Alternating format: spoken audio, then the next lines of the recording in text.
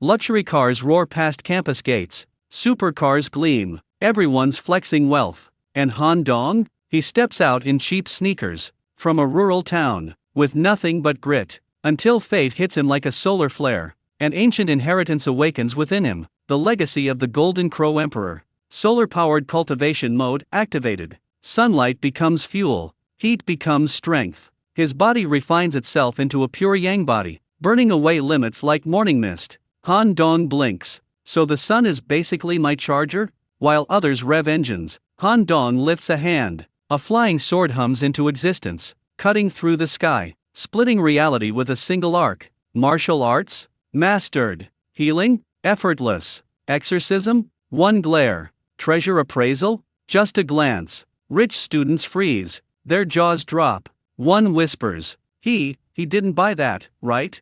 From campus streets to the hidden world beneath the city, Han Dong walks the path of an immortal, powered by sunlight, guided by ancient will. Everyone flexed cars. He learned to fly a sword and broke reality. Only on Manhwa Recap Haven, where modern cities meet immortal legends. Bishuiyuan residential area, Zhangzhou City. Han Dong stood at the door of room 602 in building 8 and rang the doorbell, but no one answered. He turned the doorknob and actually opened the door. The door wasn't locked, so someone must be home. Brother, sister-in-law, it's me, Dongzi. Han Dong pushed open the door and peeked into the living room. There were indeed people in the living room. She is an extremely beautiful young woman. Even though she was wearing loose sportswear, it couldn't hide her incredibly beautiful figure. Wearing stylish in-ear headphones and playing music loudly, it's no wonder she couldn't hear the doorbell. At that moment, she was dancing gracefully to the music. To describe her as graceful would be inappropriate, madness would be a more fitting description. In Han Dong's eyes, her dance resembled the movements of that unscrupulous Taoist priest performing his rituals in the mountains of his hometown. With a thud, caught off guard, Han Dong even threw away the woven bag he was carrying. Girls in big cities are indeed beautiful, but they're also a bit scary. The woven bag made a loud noise when it hit the ground, and the woman instinctively looked in the direction of the sound. The two stared at each other wide-eyed, and time seemed to stand still for a moment. Han Dong felt that some women were simply God's favorites. For example, the one currently in the picture. Not only was her figure criminally perfect, but her features were also stunningly beautiful. Calling her a goddess wouldn't be an exaggeration. After exercising, her cheeks were rosy, with occasional beads of sweat sliding down her cheeks, making her look like a lotus emerging from water. This beautiful sight made him instantly forget the woman's fierce and aggressive appearance. In the eyes of the young woman, it wasn't so wonderful. This kid had messy hair, and he was wearing a t-shirt and baggy shorts, which looked like cheap street vendor clothes. He looked really unsophisticated. The key question is, how did he get into his own house? What do you want? What do you want? Seeing the woman's cold eyes and murderous aura, Han Dong crossed his arms and instinctively took several steps back. The girl was almost taken away by his crazy antics. You bastard, you came to my house and asked me what I wanted? You're going to make me furious. Get out of here. In a fit of rage, the woman grabbed a cup from the coffee table and threw it at Han Dong's face. While Han Dong was still in a daze, something suddenly flew over and hit him squarely on the bridge of his nose. Ouch, FAI. My nose felt sore and painful, and I instinctively rubbed it with my left hand. Damn, I had a nosebleed. Blood accidentally stained the black jade ring on her ring finger and was instantly absorbed. Han Dong was completely unaware. I don't care who you are, get out of here right now, or I'll call the police right now. The woman made a gesture as if to take out her phone. Han Dong picked up the woven bag from the ground, covered his nose with one hand, and ran away like a rabbit that had been shot by an arrow. The young woman breathed a sigh of relief, then ran to the door like a whirlwind and locked it from the inside. Woo you! The young woman cried out in grief and indignation. What's wrong? What's wrong? A slightly plump woman came out of the bedroom, still crunching something in her mouth. You idiot, why didn't you lock the door when you got home?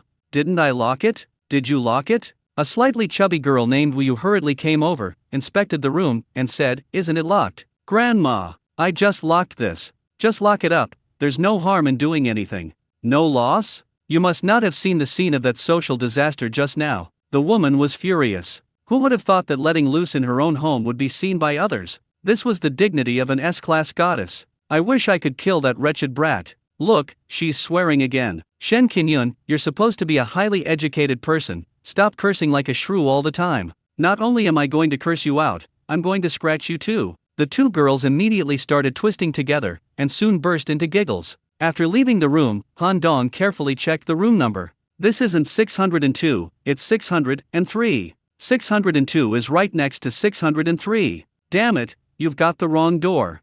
Han Dong was speechless. I hurriedly pressed the doorbell of apartment 602. Who is it? Came the voice of my cousin Han Shan through the building intercom. Brother Shan, it's me, Dongzi. Han Dong replied respectfully. The door suddenly opened, and Han Shan came out with a smile. Dongzi, come in quickly. Brother Shan, these are some local products I brought from home, for you. After entering the room, Han Dong placed the large woven bag on the ground. We're family, why would we need to bring anything? These are all local specialties from my hometown. My mom says you can't buy them in the city. Han Dong opened the woven bag, inside which was a basket of homemade salted duck eggs, dried tofu, fermented soybeans, chili peppers, and pickled garlic. There were also 2 slaughtered pheasants and a piece of wild boar meat. Auntie is right. These are treasures that money can't buy for me. It must have been so hard for you to come all this way. It's okay, I can carry it. Han Dong grinned. Han Shan was about to say something when his wife, Ruan Danking, came out of the study and said calmly, Dongzi is here. This was the first time Han Dong had met his cousin-in-law. They did go back to their hometown once before getting married, but Han Dong was studying away from home at the time and missed it. I never expected my cousin to marry such a beautiful wife. She was at least 1.7 meters tall, with well-defined, shapely breasts and a flawless figure. Dressed in loungewear, her long hair casually draped over her shoulders, she exuded a sexy aura, like a Persian cat. The key point is that, despite her stunning looks, she exudes a scholarly air, appearing elegant and timeless, definitely not the kind of pretty face with no substance. She exuded a subtle fragrance, like orchids and musk, making one's heart flutter. This fair-skinned, tall, voluptuous, and elegant cousin-in-law truly amazed Han Dong. No wonder everyone in the village says that Brother Shan is so lucky to have married a fairy. It seems that what was said was true. Dongzi, this is your sister-in-law, say hello. Han Shan gently nudged Han Dong. Sister-in-law, hello. Han Dong came back to his senses and said awkwardly, okay, I'll cook right away. We'll stay home for dinner tonight.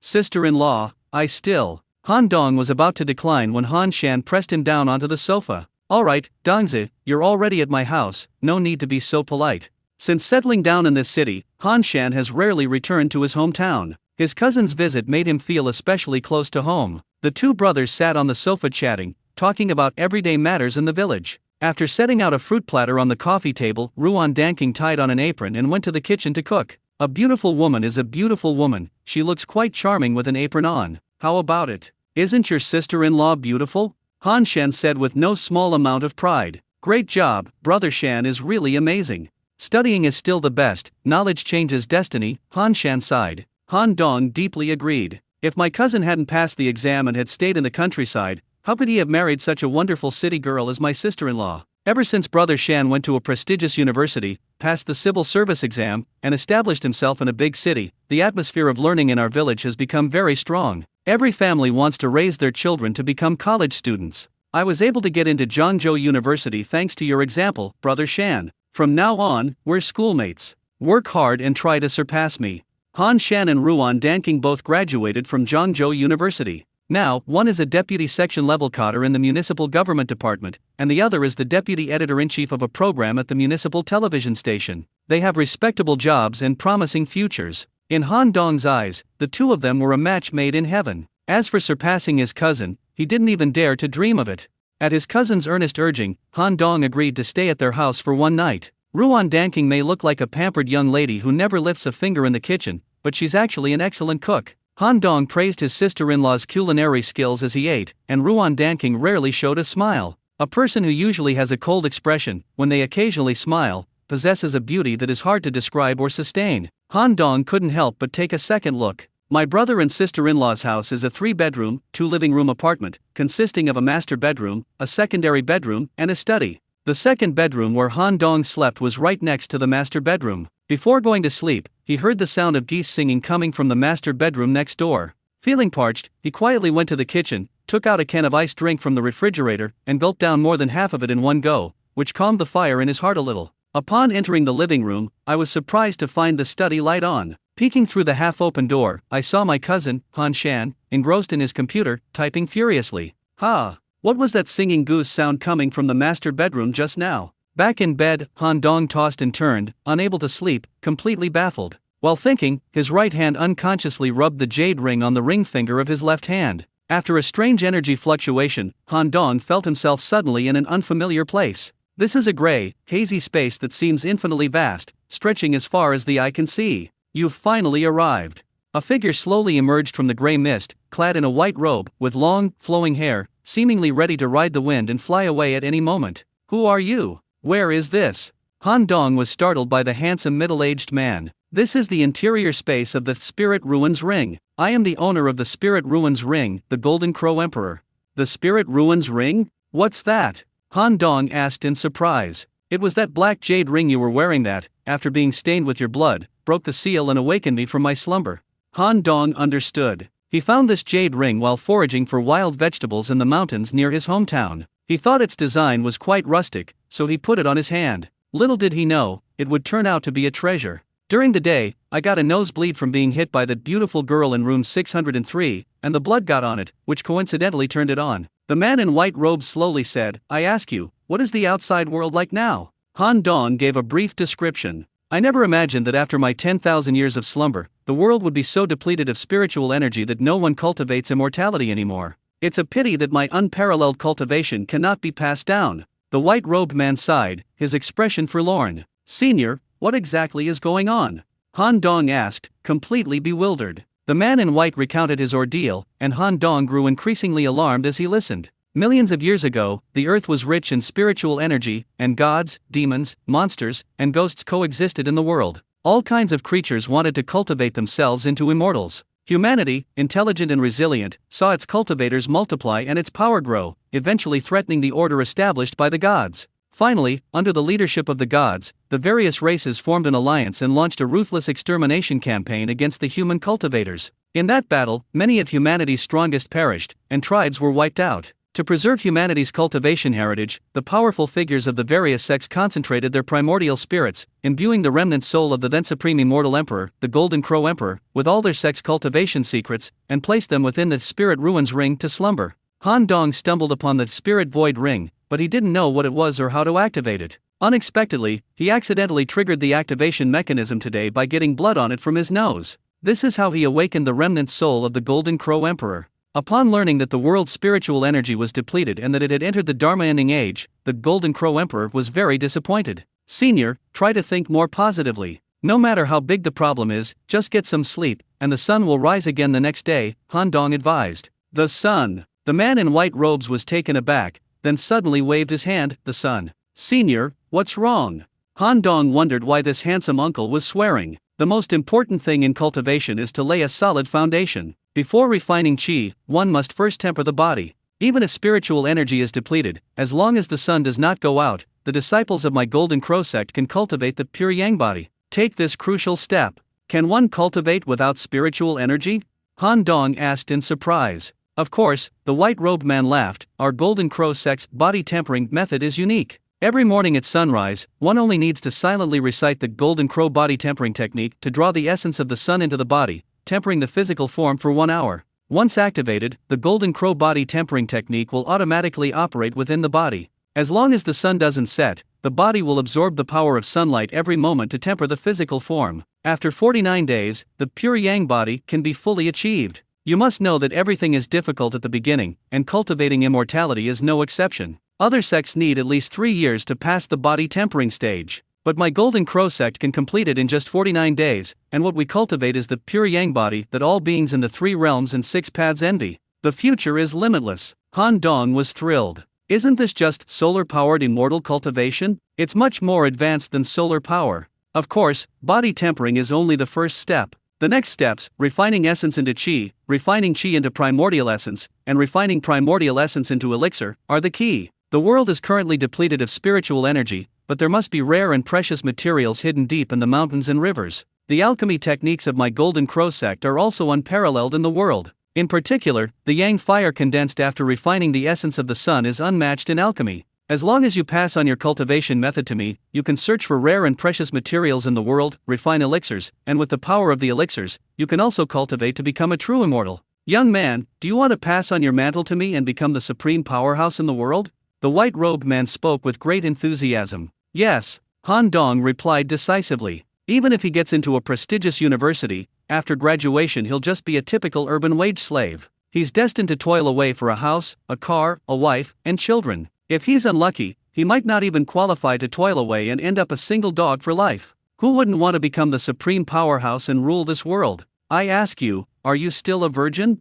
Yes or no? Why not answer? Yes. Han Dong wiped the sweat from his forehead. Why ask someone such a question? It's so embarrassing. Thank goodness, the Golden Crow Emperor wiped the sweat from his brow. If I hadn't tempered my body as a virgin, I wouldn't have been able to cultivate the pure yang body, which would have limited my future development and made it difficult to comprehend the supreme Dao. Han Dong nodded. Indeed, lust is a dangerous thing. Luckily, he had remained chaste and hadn't even touched his own genitals. Ha ha ha, the white-robed man laughed. Since you found the spirit void ring and awakened me, then we are naturally destined to meet. From today onwards, you are my Golden Crow Emperor's last disciple, and the future leader of the Golden Crow sect. Yes, master. Han Dong hurriedly knelt down, kowtowed 9 times, and acknowledged his master. This remnant of my soul will disappear after you receive the inheritance. Before I pass on the skills, you must promise me, on the day I achieve mastery of the Yang Dan, I will establish my own sect. I hope you will recruit many disciples and bring glory to my Golden Crow sect. Your disciple will obey your orders. Han Dong bowed respectfully, his face solemn. Very good. The Golden Crow Emperor smiled with satisfaction and said, you are still a mortal body, and your mind cannot bear the complex content of the cultivation inheritance. I will use my endless divine sense to help you open up your brain and strengthen your soul, otherwise your brain will be burst. Han Dong understood immediately. In other words, he's just a mortal with insufficient brain capacity to store so many high-end items, so the handsome older man needs to help him expand his memory. Then, the Golden Crow Emperor invaded his mind with his divine sense, using boundless spiritual power to forcibly expand his brain to its limit. After absorbing his master's divine sense, Han Dong's soul was also nourished and rapidly grew stronger in a short period of time. Even before he started cultivating, Han Dong's soul was already much stronger than that of ordinary cultivators. Such an opportunity was truly a once-in-a-century occurrence. Once everything was ready, the Golden Crow Emperor condensed his primordial spirit and transmitted the inheritance into Han Dong's mind. Han Dong felt a sudden numbness in his head, as if he had been struck by an electric current.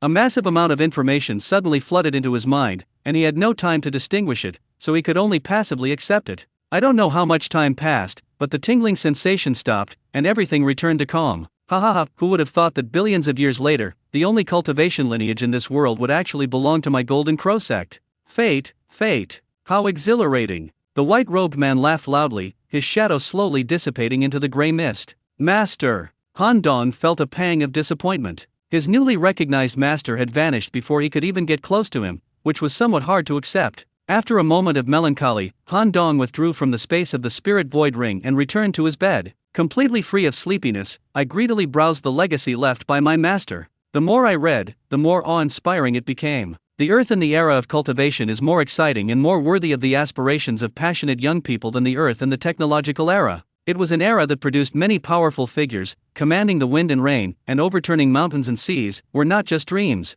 Unfortunately, the subsequent war of slaying immortals was too brutal, not only exhausting the spiritual energy of heaven and earth, but also causing the fall of human powerhouses, the decline of their lineage, and the direct destruction of the cultivation civilization. What he carried in his mind was the entire cultivation heritage of the human race. For example, the fighting techniques of the true martial sect, the sword control techniques of the Shu Mountain sect, the immortal medical techniques of the heavenly medicine sect, the soul sword techniques of the soul separation sword sect, as well as weapon crafting, talisman making, puppetry, beast taming, yin-yang techniques, exorcism techniques, and so on. Because the Golden Crow Emperor used the immortal empowerment technique inheritance, this massive amount of information, combined with the understanding of the various sect leaders, meant that Han Dong was essentially standing on the shoulders of giants, eliminating the need for further research. Instead, it directly became knowledge in his mind, and he would never forget it. The spirit void ring left behind by the Golden Crow Emperor is also a treasure. It can be divided into multiple functional areas inside by divine sense, which can not only absorb and nourish souls, but also be used as storage space. Han Dong conducted a special experiment for this purpose, putting the objects in his bedroom into the spirit void ring and then taking them out, repeating the process. He could do this with just a thought. It would be so convenient to use in daily life. I tossed and turned all night, unable to sleep because of my excitement. The next morning, just as dawn was breaking, Han Dong climbed to the rooftop, sat cross-legged facing the rising sun, formed a mudra with his hands, and faced the sky. The Golden Crow Emperor's cultivation methods are mainly recorded in the Golden Crow True Scripture. According to the Golden Crow True Scripture, cultivation is divided into 10 realms: body tempering, chi refining, foundation establishment, core formation, nas and soul, spirit transformation, dharma aspect, deo integration, freedom, and tribulation transcending. The golden core cultivated by the disciples of the Golden Crow sect is called the Yang core. To condense the Yang core, 4 steps are required. The Golden Crow tempers the body, refines essence into chi, refines chi into primordial essence, and refines primordial essence into elixir. These correspond to the 4 realms of body tempering, chi refining, foundation building, and elixir formation, respectively. The physical body is the foundation of cultivation. With the physique of an ordinary person, it is impossible to withstand the destructive energy of Yang fire. Therefore, the first step is to absorb the essence of the sun and temper the physical body. After 7 days, the pure Yang body can be partially completed, and after 49 days, the pure Yang body can be fully completed. Fortunately, Han Dong is still a virgin. If he weren't, the process of tempering his body would have taken a year, and he wouldn't have been able to cultivate the pure Yang body. Although he could continue to the second stage of cultivation, his potential would be greatly reduced. The Golden Crow Scripture is truly the most advanced cultivation technique in the world of immortality. Because it directly absorbs the energy of the sun, progress in the early stages is extremely rapid. A virgin can complete the body tempering process in just 49 days. It should be noted that the body tempering stage of other sects takes at least 3 years, and some sects may even require 10 years. Han Dong silently recited the incantation, drawing the essence of the sun into his body. He felt a slight warmth in his 5 centers, and 5 streams of energy continuously entered his body, flowing along the meridians to his limbs and bones. The essence of the sun was indeed domineering. Once inside his body, it raged like an out-of-control flame, and Han Dong felt as if his body was about to be scorched. He gritted his teeth and struggled on, trying again and again to control these unruly energies with his willpower. Fortunately, the Golden Crow Emperor's teachings also incorporated his own understanding, so Han Dong essentially possessed the Golden Crow Emperor's cultivation experience, which gave him a relatively stable mindset. Without guidance, even if he obtained the Golden Crow True Scripture and cultivated accordingly, he probably wouldn't have been able to pass the first hurdle and would have been burned to nothingness by the out-of-control heat. Following the secrets from the Golden Crow Emperor's memory, Han Dong quickly passed through the danger period, using his mind to guide the essence of the sun to operate in an orderly manner according to the meridian routes recorded in the True Scripture. The essence of the sun gradually seeped into Han Dong's muscles, bones, blood, and internal organs, like a high-pressure water gun washing away impurities and toxins, improving his physique bit by bit. An hour later, the essence of the sun circulated 49 times within Han Dong's body, permeating every part of his body, and every cell underwent a visible change. Han Dong leaped up and actually jumped more than a meter high, as if the Earth's gravity had become lighter. Upon landing, his bones cracked and popped, and he was pulled upwards by a forceful force. The Golden Crow body tempering technique transforms one's bones and marrow, resulting in a complete metamorphosis. After just one practice, it altered the shape of his bones, causing him to grow 2 centimeters taller out of thin air. This was definitely an unexpected surprise. Under the transformation of the essence of the sun, impurities and toxins in the body were expelled through the sweat pores, leaving a sticky and uncomfortable feeling. The t-shirt on my body was also soaked with sweat, as if it had been washed. Left with no other choice, Han Dong had to take off his shirt, leaving his chest bare. Fearing he might run into someone in the elevator, Han Dong went down the stairs to the 6th floor. Despite walking so many flights of stairs, he didn't feel tired at all. He felt light as a feather and full of energy. Han Dong was very satisfied with the power he had achieved on the first day of training.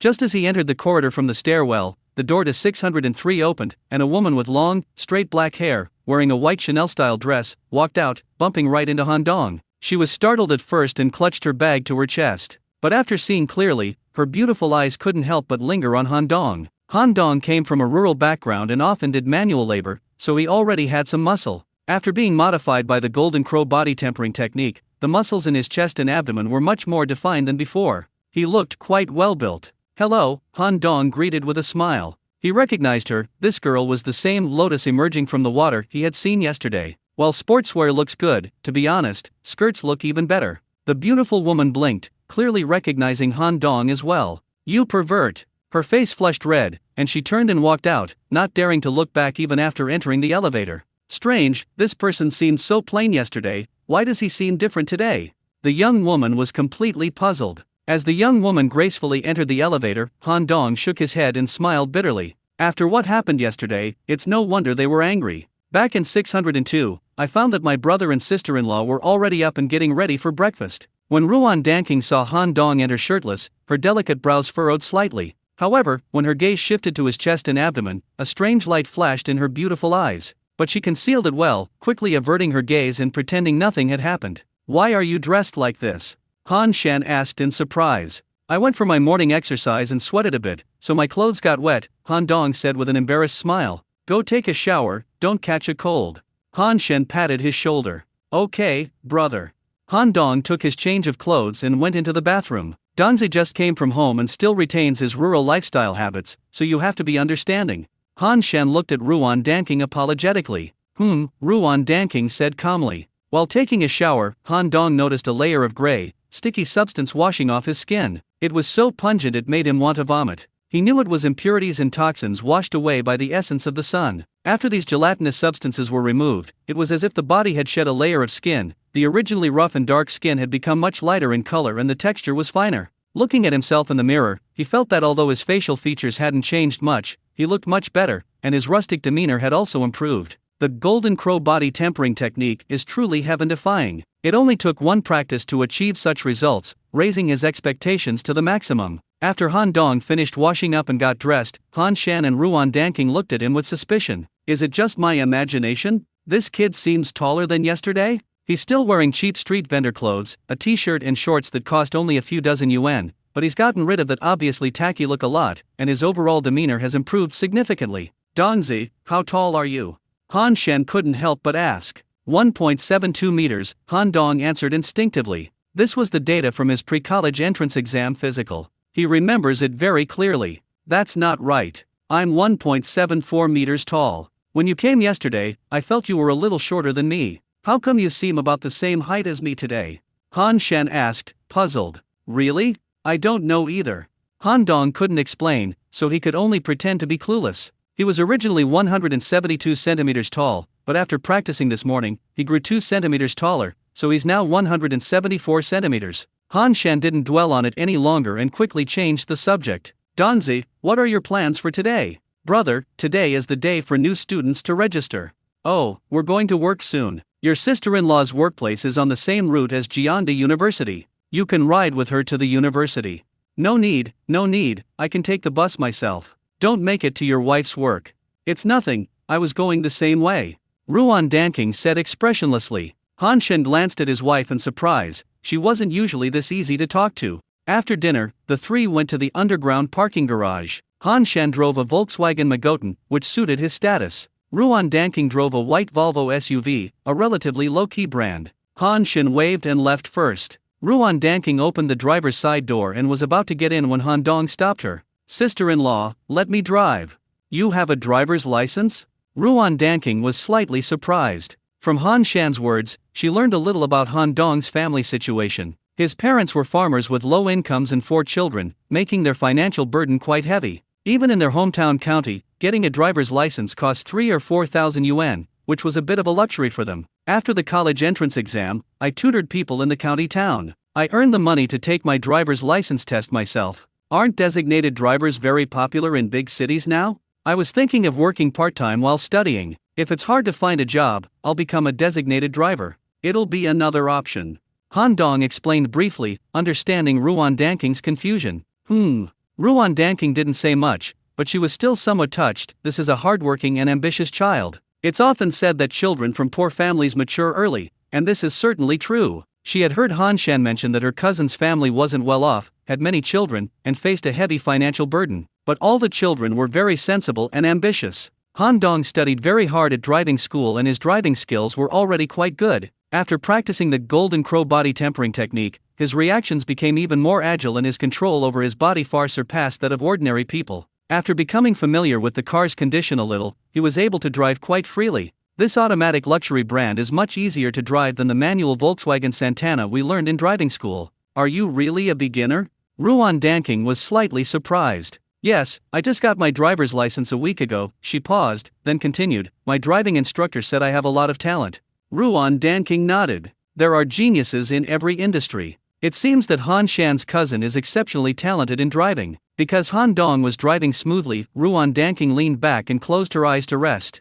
Bishui Yuan is only about 10 kilometers away from Jianda University. It takes about 20 minutes to get there by taking the city expressway. Today is the first day of school for new students, and the area in front of the school gate is bustling with traffic, stretching for more than a kilometer. Han Dong pulled over and took his bag from the trunk. At that moment, Ruan Danking got out of the back seat and came to Han Dong. She took out a stack of 100 yuan bills from her wallet, handed them to him, and said calmly, "Take this and buy yourself something good to eat. Don't deprive yourself.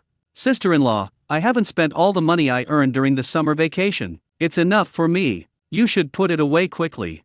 This is a token of our appreciation from your brother and me. We're family, so don't be shy." Without waiting for a reply, Ruan Danking stuffed the stack of banknotes into her bag. Before Han Dong could decline, a figure suddenly jumped out and slapped him on the shoulder. "Dongzi, you're here too." Looking back, he saw a handsome young man with a mohawk hairstyle smiling at him. However, it was Zhang Zikai, a high school classmate. There were 2 girls and 1 boy next to them, all of whom were classmates from Yahe County No. 1 Middle School, but in different classes. This year, 5 students from their school were admitted to Zhangzhou University, and they all got in here. "Hello." Han Dong greeted his classmates. "Dongzi, who is this big aluminum?" Zhang Zikai looked at Ruan Danking and winked at Han Dong. "My sister-in-law." Han Dong replied curtly, though he was displeased. Zhang Zikai, relying on his good looks and family wealth, can't help but flaunt his genitals whenever he sees a pretty girl, which is really annoying. "I'm going to work. Remember to come home for dinner when you have some free time." Ruan Danking ignored Zhang Zikai and turned to get into the driver's seat. "I understand, sister-in-law." Ruan Danking waved through the car window, started the car, and drove into the heavy traffic. "Wow, your sister-in-law is amazing. What does your brother do? I've never heard you mention him before." Zhang Zikai stared at the Volvo's taillights, his eyes shining. "Let's go in, it's time to register."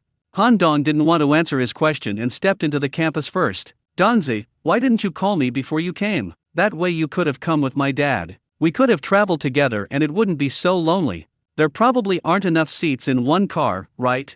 Han Dong glanced at the other 3 classmates, who must have come by car from the Zhang family. "A 7-seater van is more than enough." Zhang Zikai said with a hint of reproach. "Dongzi, I'm not trying to criticize you, but you're just too unsociable. It's just a phone call, why waste the money on a train ticket? When you enter society, connections are very important. Once you're in college, don't be as aloof as you were in high school."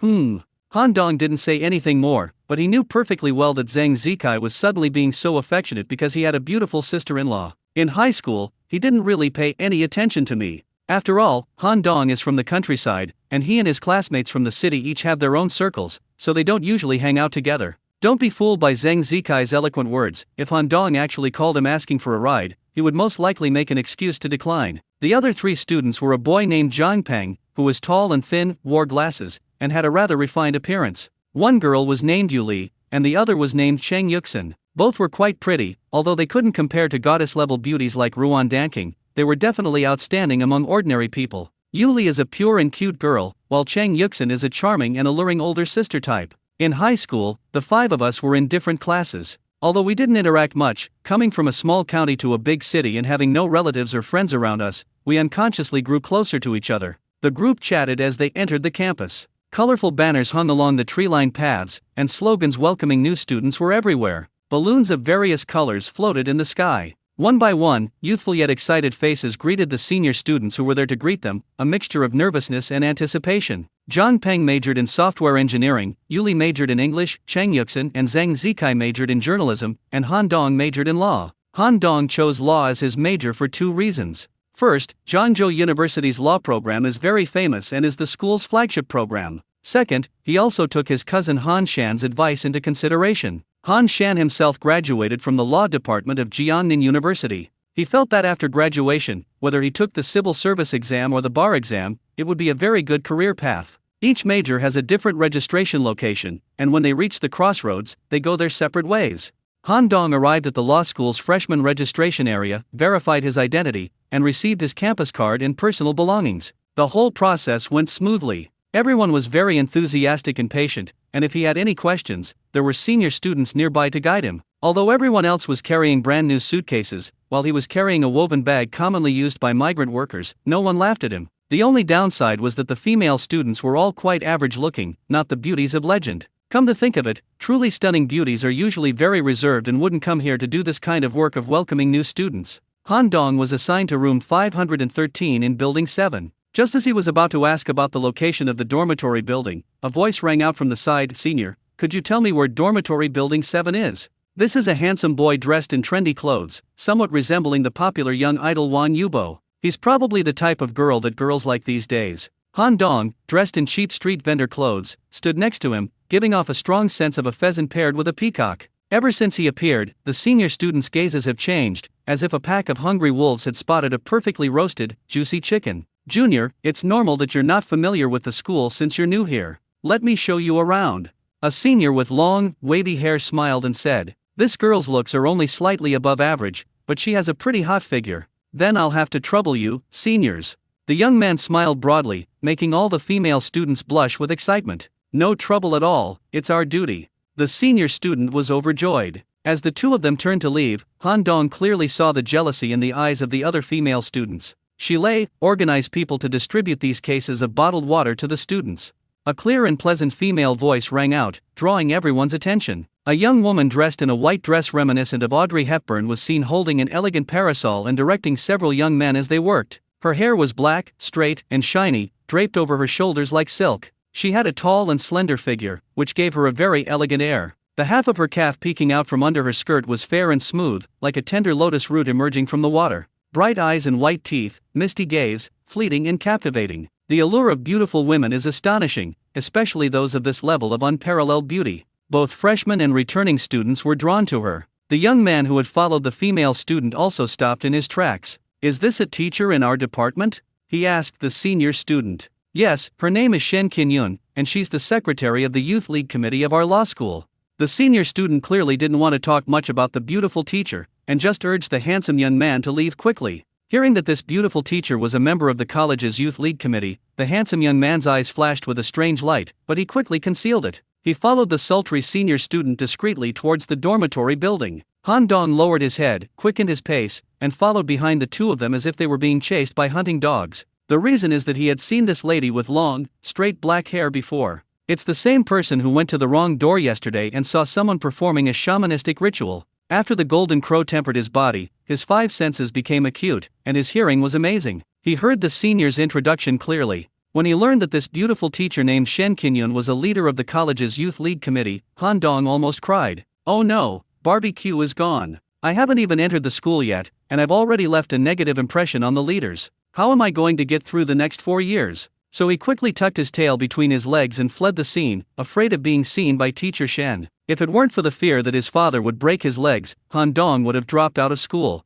Sooner or later, we'll all have to go through a social breakdown. The senior student escorted them to dormitory building number 7, exchanged WeChat IDs with the handsome young man, and then reluctantly left. Han Dong had no such constraints and went into dormitory 513 first, where 2 classmates had already arrived. One of them was a fat man with a large face, but his features were squeezed together, making him look somewhat comical. The other one was a quiet type, always looking down and playing mobile games. "Dude, are you Han Dong or Si Ying-chun?" The fat man blinked his small eyes. "Han Dong, then you can stay in the bunk above me. Let's get to know each other. My name is Wu Yuanda, you can call me Fatty Wu." "Hello, Ada. You're not playing by the rules, but I like it." "And this is?" "Hong Tao, we have a new partner. At least fart a little." Wu Yuanda kicked the bed next to him. "Puffed." Hong Tao lifted his buttocks and let out a fart. "WTF, is this considered poisoning?" Wu Yuanda was stunned. Hong Tao fell silent again. "That's how he greets people," Wu Yuanda said, shrugging. He.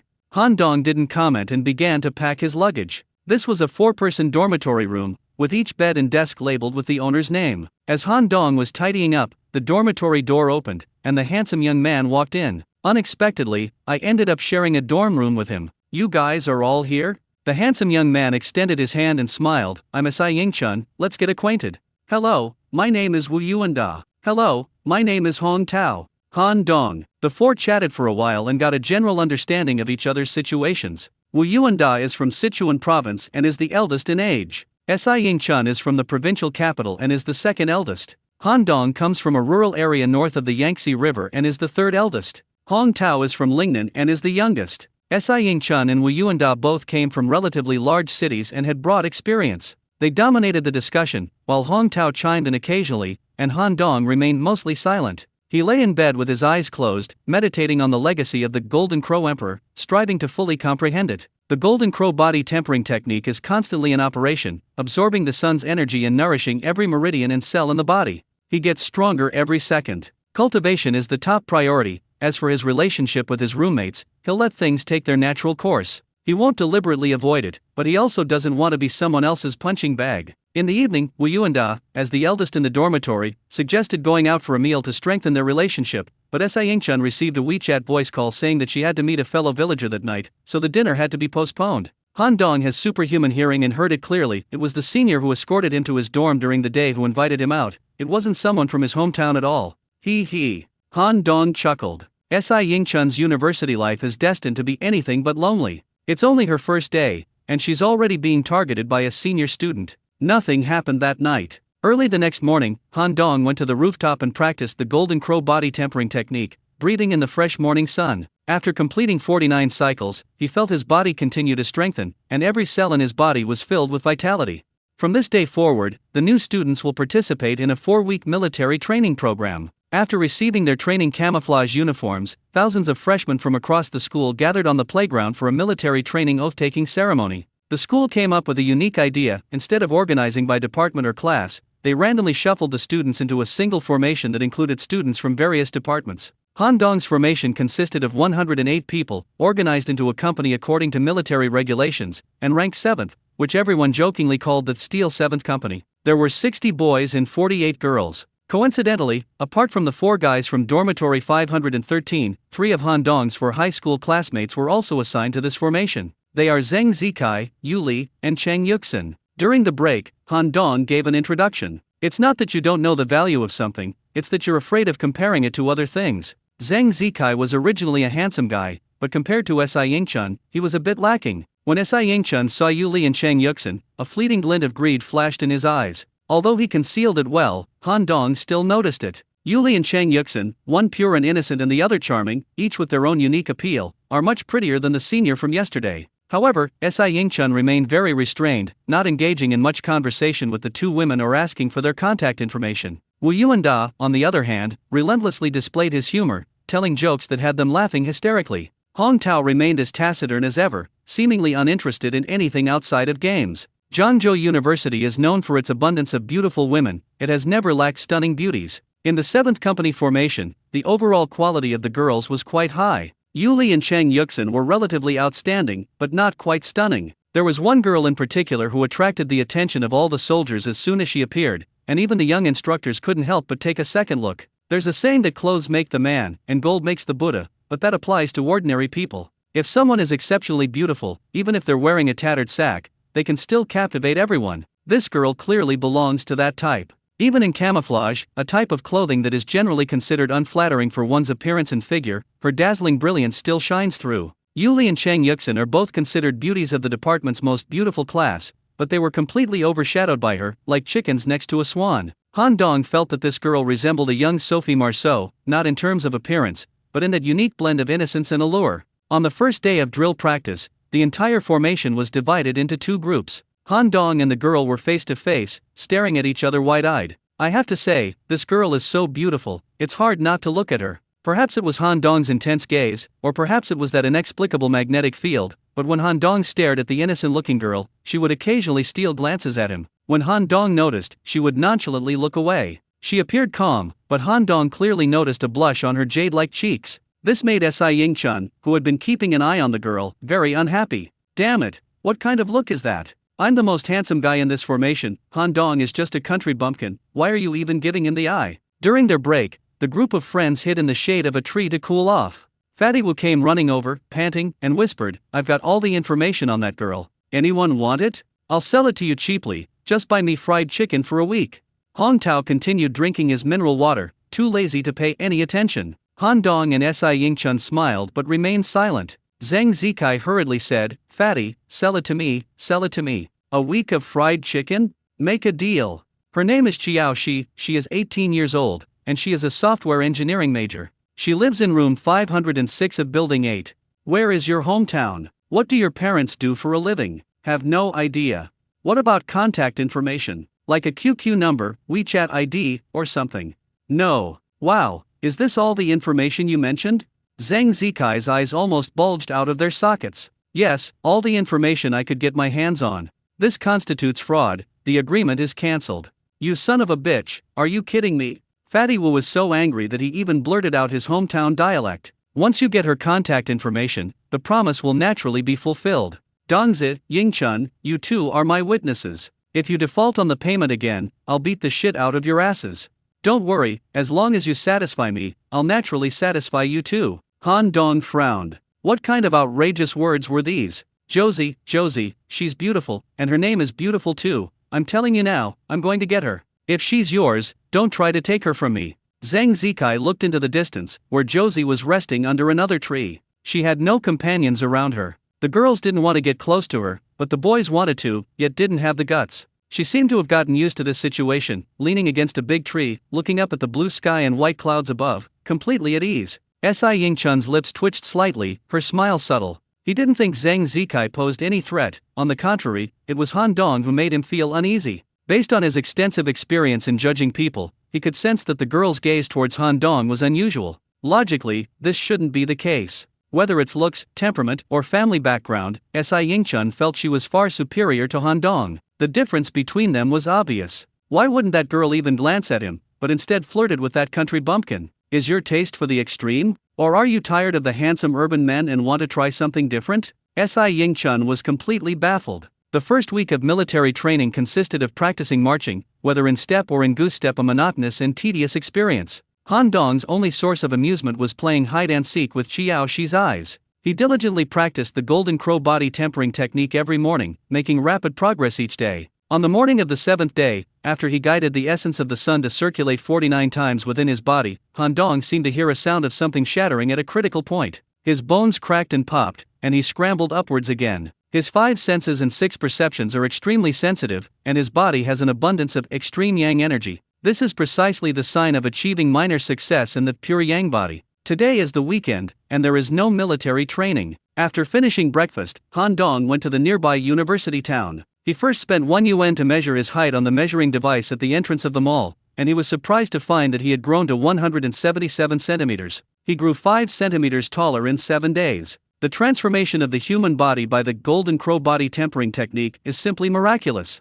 I found a reliable hair salon nearby and spent 50 yuan to get a stylish and dynamic medium-length layered haircut. It's a hairstyle where the sides are shaved very short, the top is thinned out and layered, and bangs stick out from the forehead. This slightly chubby hairstylist, Tony, has amazing skills. After he finished cutting my hair, all the customers around me said it was a fantastic job. Looking in the mirror, Han Dong was overwhelmed by his own handsomeness. By absorbing the essence of the sun every day to temper his body, Han Dong underwent a tremendous transformation. The face is still the same, but the feeling it gives is completely different. Every cell in his body was filled with pure yang energy, making him energetic and full of youthful vigor. That earthy, dark-skinned quality from the countryside has vanished without a trace.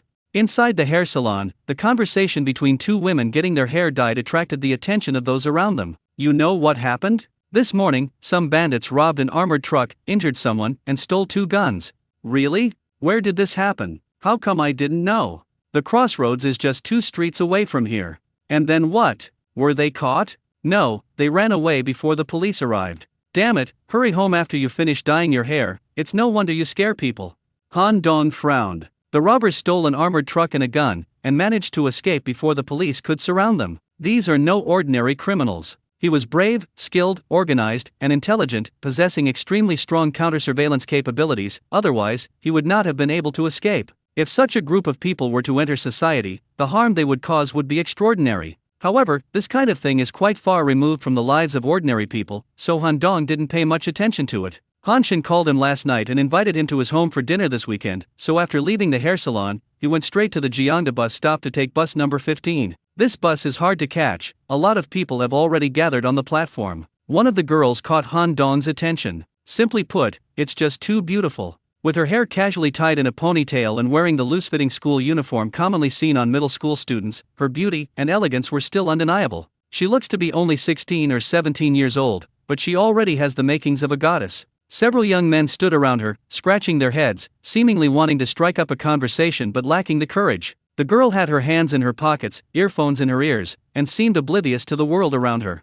When Han Dong came over, the girl couldn't help but glance at him. When she realized that Han Dong was also looking at her, her pretty face turned slightly red, and she quickly looked away. A body with pure yang energy has an indescribable attraction for women of any age. At that moment, a white Bentley sports car pulled up to the side of the road. A woman in her 30s, looking slightly unwell, got out of the driver's seat and walked to the platform to make a phone call. The car broke down and is stopped at the Gyeongda bus stop. You need to come and fix it right away. Bus number 15 is coming soon. I'll take the bus. It's hard to get a taxi at this time. Okay, that's all. After hanging up the phone, the beautiful woman joined the crowd waiting for the bus. If the young girl was like a lotus bud about to bloom, then the young woman was like a peony, possessing unparalleled beauty and fragrance. She wore a dark green silk dress with a light green light jacket and a silk scarf swaying in the wind around her neck, a perfect finishing touch. Although there were no obvious designer logos on her clothes, the workmanship and materials were extremely exquisite, exuding an air of luxury.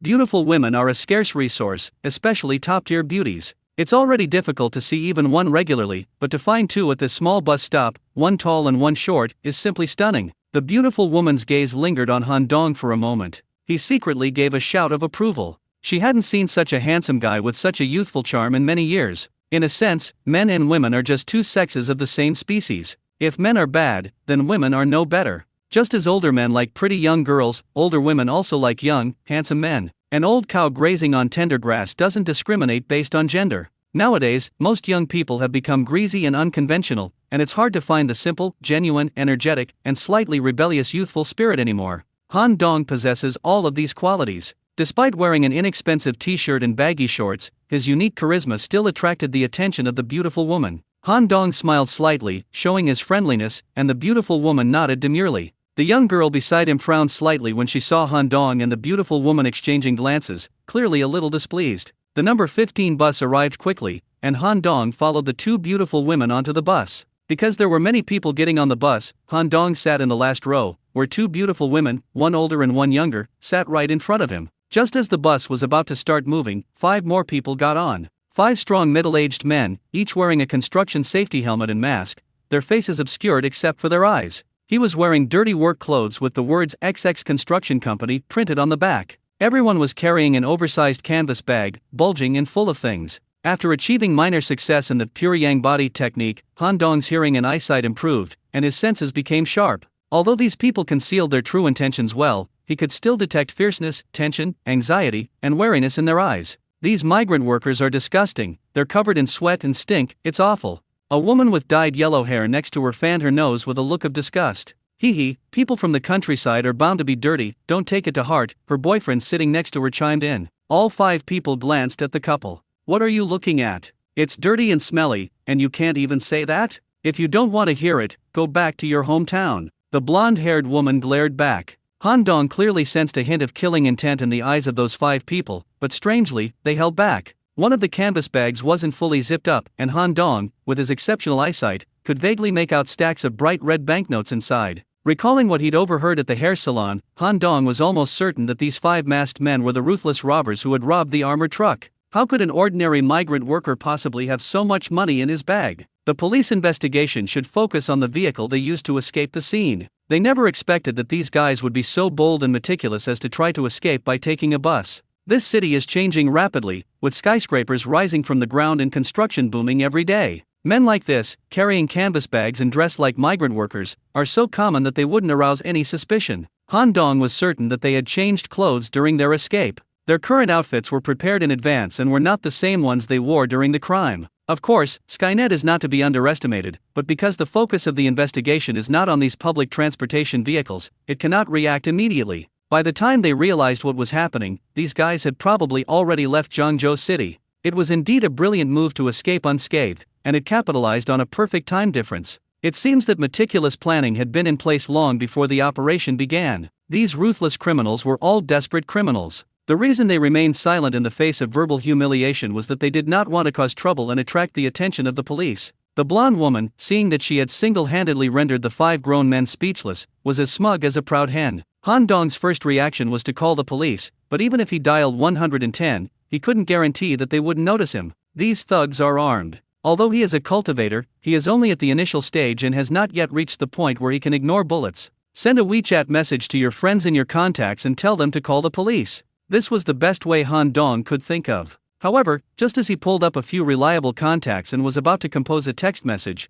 the bus quickly arrived at the next stop. There were quite a few people at this station, with a dozen or so young men craning their necks on the platform. Just as bus driver Lao Wang was about to stop the bus, he heard a low shout in his ear. "Keep driving, don't stop. Otherwise, I'll shoot you dead." The dark muzzle of the gun was pressed against his right temple, carrying a cold, deathly aura. Old Wang was so frightened that he pulled the car back, his heart pounding like a drum. The one who brandished the gun and threatened Lao Wang was one of the 5 migrant workers. At this moment, his face was fierce and he was full of murderous aura. He was no longer the honest man he used to be.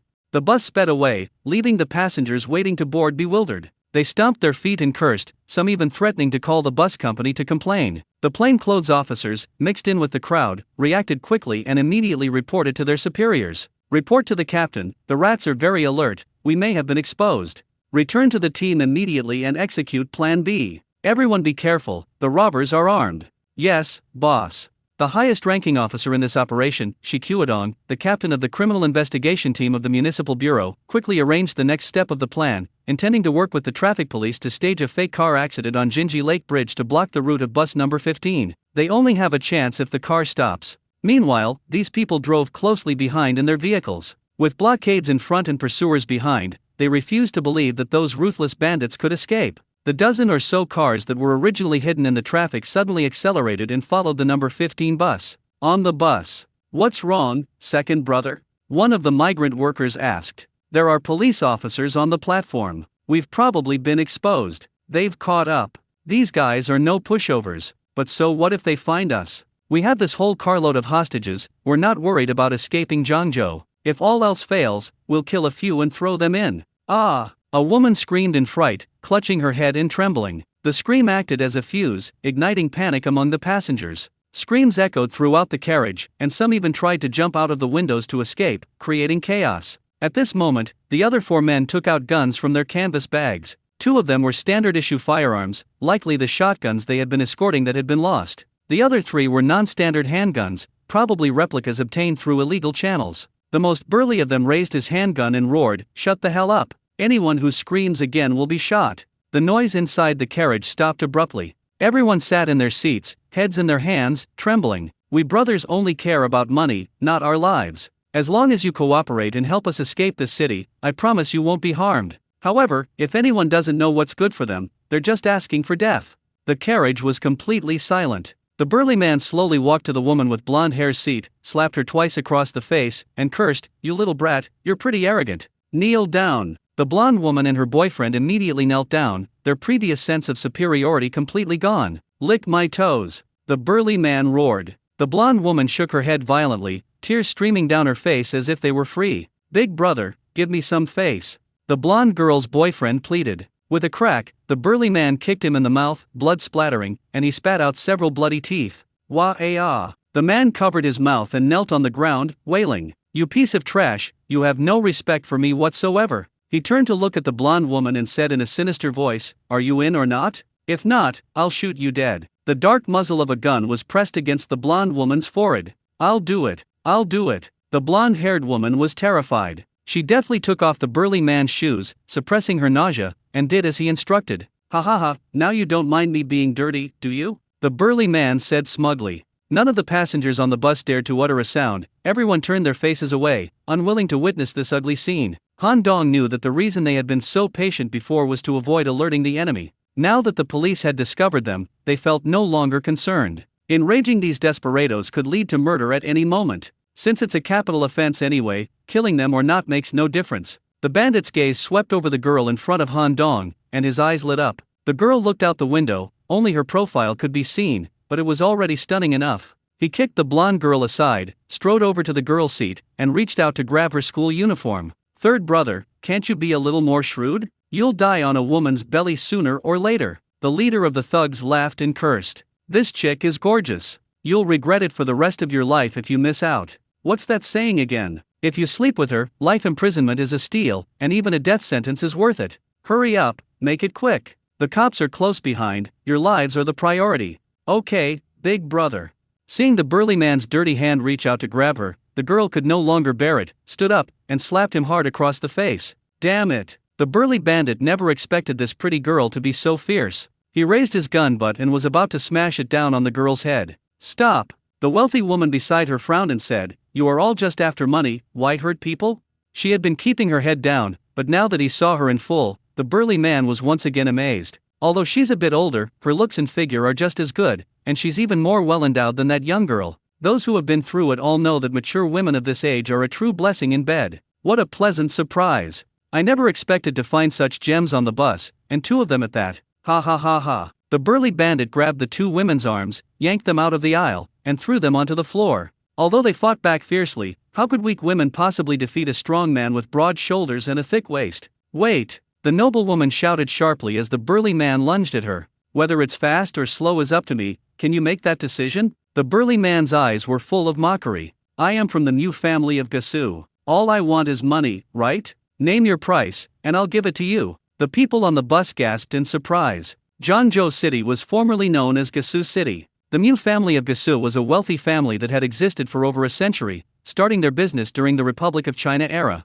After the liberation, they went overseas for various reasons, but returned to China after the reform and opening up. They benefited from the reform for 30 years and once again became a well-known wealthy family in Jiangnan, with businesses spanning more than a dozen industries across the country. Gasu City served as their headquarters, where they thrived. In Zhangzhou, even a 3-year-old knows about the Mu family of Gasu. These ordinary people never imagined that they would have the opportunity to ride a bus with the Mu family. In his novel Demigods and Semi-Devils, Jin Yong vividly depicted the national and personal feuds of the Murong clan of Gasu. What he didn't know was that the Murong of Gasu actually existed in reality, but it didn't refer to the Murong clan, descendants of the great Yan royal family. Rather, it encompassed two major families, the Mu family and the Rong family. These two families have been locked in a power struggle for over a century, their strengths are evenly matched, and neither can gain the upper hand. The Mu and Rong families can shake the city of Suzhou with a stomp of their feet, which shows their influence in this ancient city with a history of thousands of years. I don't care if you're from the Mu family or the Tai family.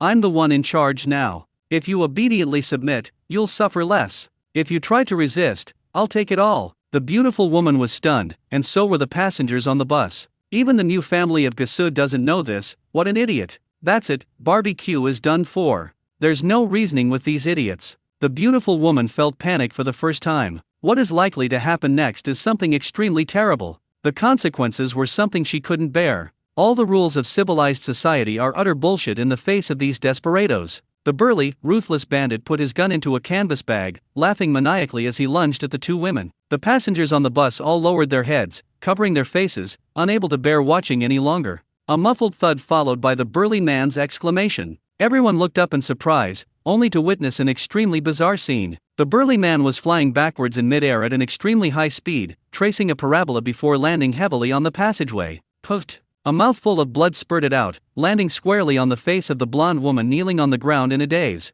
"Ah!" The blonde-haired woman screamed hysterically, rubbing her face vigorously with both hands. "Who is it? Show yourself!" The gang leader warily raised his shotgun, his eyes scanning the faces of the passengers in the back row. The two women hurriedly got up from the aisle and sat back in their seats. "Third brother, do you know who it is?" the bandit leader asked in a deep voice. I didn't see it clearly, it was too fast." The burly man coughed up another mouthful of blood, unable to even lift his arm. It was clear that he was seriously injured. The bandit leader noticed a clear footprint on the burly man's chest. It looked like he'd been kicked. "Damn it, can I really be this unlucky? I just randomly got on a bus and ran into a master?" A burly man, 1.9 meters tall and weighing 200 kilograms, was kicked from the back of a bus to the front. How much strength must that have taken? Being hit by a speeding truck is nothing more than that, right? Fortunately, no matter how skilled you are in kung fu, you're still afraid of a kitchen knife. What's more, they have guns. The bandit leader, guns in both hands, quickly moved to the back row and shouted, "Who is it? Step forward now, or I won't hesitate to execute you all." Under the threat of gunfire, the bus driver floored the accelerator, overtaking other vehicles as he desperately fled out of the city. The atmosphere inside the car was extremely tense, like a powder keg about to ignite. Even the slightest spark could trigger a disaster. "You won't admit it, huh?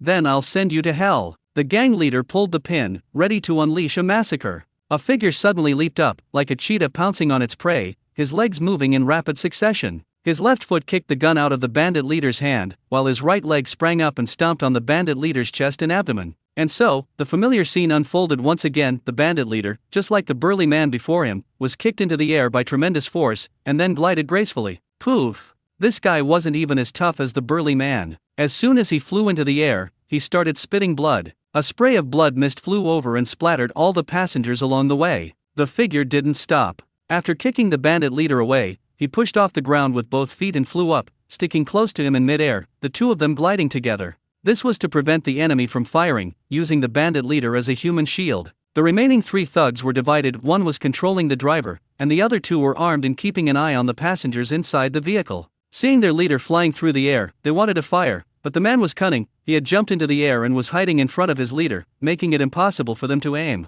Everything happened too fast. In the blink of an eye, the bandit leader landed, and his figure flashed in like lightning, so fast that only a blur could be seen. Before the 2 thugs could react, their guns were already in each other's hands. Then they felt as if their cheeks had been hit by a sledgehammer weighing hundreds of pounds. With tremendous inertia, the 2 men flew towards the car window, one on the left and one on the right. With 2 crisp bangs, they smashed the glass and flew out. At this moment, the bus had already reached the Jinji Lake Bridge, and the drivers in the traffic saw this bizarre scene. On the bus in front, 2 figures flew out of the windows on the left and right, gliding through the air at high speed in extremely ugly and clumsy postures, actually flying over the bridge, and finally screaming as they fell into the lake water. The police officers who were chasing them were also stunned, and for a moment they couldn't tell whether the people who flew out of the car were robbers or ordinary passengers. Immediately contact the nearby port and send the marine police to salvage the vessel. Whether it's a passenger or a robber, make sure everyone is safe. Captain Shikuadon gave the order to his team members via walkie-talkie. Yes, boss. The police car continued to follow the bus closely in order to respond promptly to any unexpected situations. Inside the train carriage. After taking down the 2 thugs, the figure continued moving, executing a 360-degree spinning side kick, his right foot slamming heavily into the neck of the last thug. The man didn't even utter a sound, his head went limp, and he collapsed onto the coin box. This set of movements is as swift as a rabbit leaping and a falcon swooping, as fast as lightning. By the time everyone could see clearly, all 5 ruthless bandits had already been dealt with. 2 people were thrown out of the window and fell into Jinji Lake, 1 person collapsed on the front of the car and his fate was unknown, and 2 people lay in the aisle, completely incapacitated. Only then did everyone see the person's face clearly. He was actually a student-looking boy. It was Han Dong. Although he was already a cultivator who had achieved the minor completion of the pure yang body, his cultivation time was still short, and he hadn't completely shaken off the characteristics of an ordinary person. At first, like everyone else, he simply wanted to play it safe. After all 5 of the opponents had guns, and he wasn't entirely confident in his ability to win. Han Dong held back when the burly bandit humiliated the blonde-haired woman. Although it was a bit excessive, the previous remarks made by the blonde woman and her boyfriend were indeed disgusting. The punishment they received was not fatal, so Han Dong did not intend to take action. However, when the burly bandit became lustful and tried to take advantage of the girl, he was already prepared to retaliate. After all, the girl was just a middle school student, and if she were violated by the bandit, her life might be ruined. He couldn't bear to watch something beautiful be destroyed before his eyes. Unexpectedly, the wealthy woman had a strong sense of justice and actually stood up for the girl. At that moment, he felt immense respect for her. In this situation, she was still able to stand up for a complete stranger, which not only demonstrates her commendable courage but also her exceptional character. Don't forget, she's a rich woman. Most rich people feel their lives are more precious than others. He had only been in Zhangzhou for a short time and naturally knew nothing about the new family of Gasu. When the ruthless bandits extended their clutches to these 2 beautiful women, Han Dong could no longer tolerate it. He hadn't expected that his combat strength would be so high. After kicking the burly thug away, his confidence was completely boosted. To him, these people moved as slowly as an 80-year-old woman. He soon realized that it wasn't that others were slow, but that he was too fast. He can end the fight before the opponent has a chance to react. Of all martial arts techniques in the world, none are invincible except for speed. After the Golden Crow tempered his body, his speed and strength far surpassed those of ordinary people. These 2 qualities alone were enough to instantly kill these ruthless bandits. Moreover, his current physical condition is fully capable of supporting him to complete the actions he wants to do. Sure enough, after a series of lightning-fast and skillful maneuvers, these 5 people were taken down. This battle completely solidified Han Dong's confidence. He has only cultivated for 7 days and he is already so powerful. If he cultivates to the later stage, wouldn't that be defying the heavens? The legacy of the Golden Crow Emperor is indeed domineering. Han Dong was grinning from ear to ear. Everyone stared blankly at Han Dong, completely dumbfounded. It took a full minute for anyone to react. "Young man, you're amazing." A middle-aged man beamed and clapped his hands loudly. Then everyone in the carriage started to applaud enthusiastically. "I used to only see heroes in movies, I never thought I would meet one in real life. 1 against 5, knocked down in an instant. Man, that's amazing. You're such a manly guy. Can I add you on WeChat? Uncle, are you a kung fu hero? The passengers chattered excitedly, showering Han Dong with praise that made him feel a little embarrassed. The thunderous applause and cheers gave him goosebumps. He realized how wonderful it felt to help others and be respected and admired. At this moment, the beautiful woman walked over with a smile and said softly, "Young man, you must be a student at John University?" "Yes." Han Dong glanced at the noble woman. Her smile was truly beautiful. "I can't thank you enough. Let's exchange contact information. I'll definitely repay you properly when I have the chance. I'm glad you're all right." "It's nothing, just a small favor." Han Dong gave her his phone number, and the lady entered it into her phone, smiling as she asked, "And your name?" "Han Dong." The lady saved the number in her phone book, dialed it immediately, and smiled, saying, "I'll remember you. My name is Mu Wanzi." Han Dong also saved the lady's name and phone number into his phone book. The girl's lips moved slightly, but she didn't say anything in the end. However, she silently memorized Han Dong's name and phone number. The driver quickly pulled the bus over to the side of the road, and soon after, the police rushed up. He immediately opened the canvas bag inside the car, and found bundles and bundles of cash inside. Seeing that no one in the car was injured and that the perpetrators had been brought under control, they breathed a sigh of relief, but were also deeply shocked. How did a group of unarmed civilians manage to subdue 5 armed robbers? When they asked, everyone pointed to Han Dong. "It was him, this young man saved us." The detectives looked at each other, somewhat incredulous. As a result, everyone on the bus was taken to the police station to give a statement. When the police heard that Han Dong had single-handedly taken down 5 armed thugs, they were all incredulous. It sounds like bragging. Until they retrieved the surveillance footage from the car. The boy in the video was like a cheetah, like a soaring eagle, lightning fast and swift, taking down 5 ruthless bandits in one go. The enemy clearly had a gun, but he moved too fast, so fast that the opponent didn't even have time to pull the trigger. "Is this even human? What kind of kung fu do you use?" asked Chi Kuodong, the captain of the criminal investigation team. "I don't know which school it is. I learned it from an old Taoist priest at a Taoist temple near my hometown when I was a child, and I've been practicing it for many years." Han Dong could only shift the blame to the slovenly Taoist priest who lived in the mountains near his hometown. The old man goes around telling people about feng shui and performing exorcisms to swindle money, only heaven knows whether it works or not. In Han Dong's mind, he was just an old liar. That old swindler passed away last year. We can shift the blame to him now that he's dead and there's no way to prove it. The police officers taking statements nodded to each other. This was the only reasonable explanation. The land of China is full of hidden talents, and people still believe that there are reclusive masters hidden among the famous mountains and rivers. Even if you don't want to believe it, the facts are right in front of you. Han Dong's skills are indeed far beyond what ordinary people can imagine. Thus, the armored truck robbery that had shocked the police station was officially solved, taking only 3 hours in total, with no casualties. All 5 ruthless criminals were apprehended, and all the stolen money was recovered. The stolen guns were also recovered. "You can go back now. We'll contact you again if there are any problems." After taking the statement, Captain Shi gave Han Dong a thumbs up. "Good job, young man. I had just stepped out of the city bureau when my cousin called. Dongzi, why aren't you home yet? I ran into some trouble and just came out of the police station." "Ha!" Han Shin seemed to turn his head and say something to his wife, and soon Ruan Danking took the phone. "Dongzi, are you in trouble?" Han Dong felt a warmth in his heart. Although his cousin-in-law usually had a cold face, she actually cared about him a lot. So he recounted the situation. There was a few seconds of silence on the other end. "Send me your location on WeChat, stay there, I'll come pick you up right away." Ruan Danking hung up the phone after she finished speaking. Han Dong sent his location, and about 20 minutes later, Ruan Danking's Volvo arrived. She was stunned the moment she saw Han Dong. "What happened? It's only been 7 days, how come this kid has changed so much? He seems to have grown taller and even more handsome. What's going on?" However, there was no time to investigate these matters for the moment. She told Han Dong, "You wait in the car first. I'm going to the police station to find out what's going on."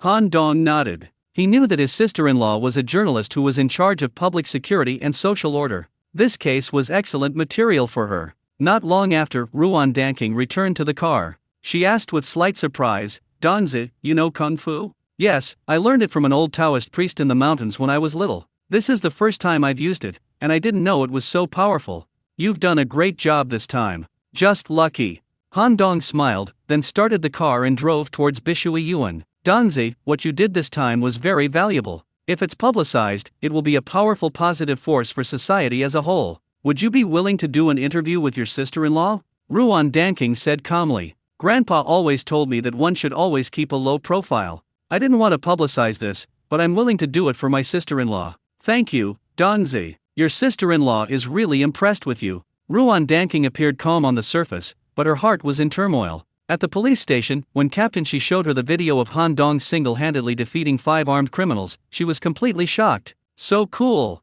I never imagined that kid from the mountain village would be such a hidden master. Recalling his simple and honest appearance when we first met, it's really hard to connect him with the hero who moves like lightning. The municipal bureau isn't far from home, I'll arrive quickly. When Han Shan first saw Han Dong, his surprise was the same as his wife's. Dongzi, did you eat a ginseng fruit? You've changed so much. This morning I opened up my Ren and Du meridians, transformed my marrow and bones, and was reborn, Han Dong casually made up. Since it's already a consensus that he's a martial arts master, let's just put everything on that front.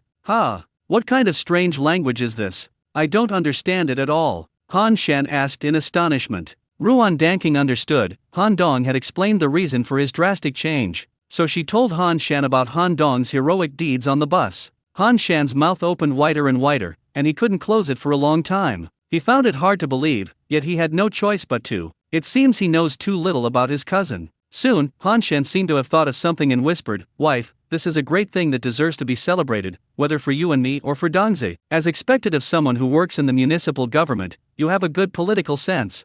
Ruan Danking nodded. To put it bluntly, Han Dong single-handedly captured 5 desperate criminals, saving the country from huge losses and the lives of everyone on the bus. This is no ordinary act of bravery. It is foreseeable that they will soon be recognized by the city government, and gaining both fame and fortune is inevitable. As the elder brother and sister-in-law of the great hero, Han Shan and Ruan Danking will definitely benefit from this. A promotion and a raise may not be far off. In the evening, Ruan Danking cooked a large meal and opened 2 bottles of red wine. Congratulations, Dongzi, on becoming a city hero. Your brother and sister-in-law are so proud of you. Mr. and Mrs. Han raised their glasses and clinked them together with Han Dong. Thank you, Brother Shan, thank you, sister-in-law. Han Dong was embarrassed by the praise. This was his first time drinking alcohol, and also the first time he understood what it meant to be slightly tipsy. Slightly drunk, Ruan Danking's face was flushed, her eyes sparkling, and she was breathtakingly beautiful. Han Dong, the young virgin, secretly glanced at her countless times throughout the night.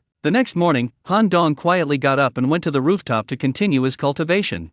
Han Dong opened his eyes and found the sun was already high in the sky. He had been cultivating for so long that he lost track of time, and 2 hours had passed without him even realizing it. He jumped up, intending to turn around and go downstairs, but then noticed someone staring at him from a distance. This person was none other than Shen Qinyun, the beautiful teacher from room 603 next door. With her long hair flowing over her shoulders, wearing a long loungewear dress and flip-flops that revealed her fair and delicate little feet, she looked absolutely beautiful. She was also carrying a silk quilt, probably because she had come up to the rooftop to air it out. "Excuse me, what were you doing just now?" the girl asked, her face full of curiosity. "It's nothing, just sunbathing." Han Dong knew her identity, so he didn't dare to make things up. "But your posture is so strange, it's like you're practicing martial arts, like the kind described in martial arts novels." "Well, you can think of it as a breathing technique, but it's not as exaggerated as it's described in novels. My master said it can strengthen muscles and bones." "You're practicing martial arts, so why did you say you were sunbathing?" Shen Qinyun glared at him. Han Dong was rebuffed and didn't dare to talk back. Women are always someone you shouldn't mess with. He didn't want to get entangled with teacher Shen any longer, so he lowered his head and walked towards the stairs. "Hey, haven't we met somewhere before?"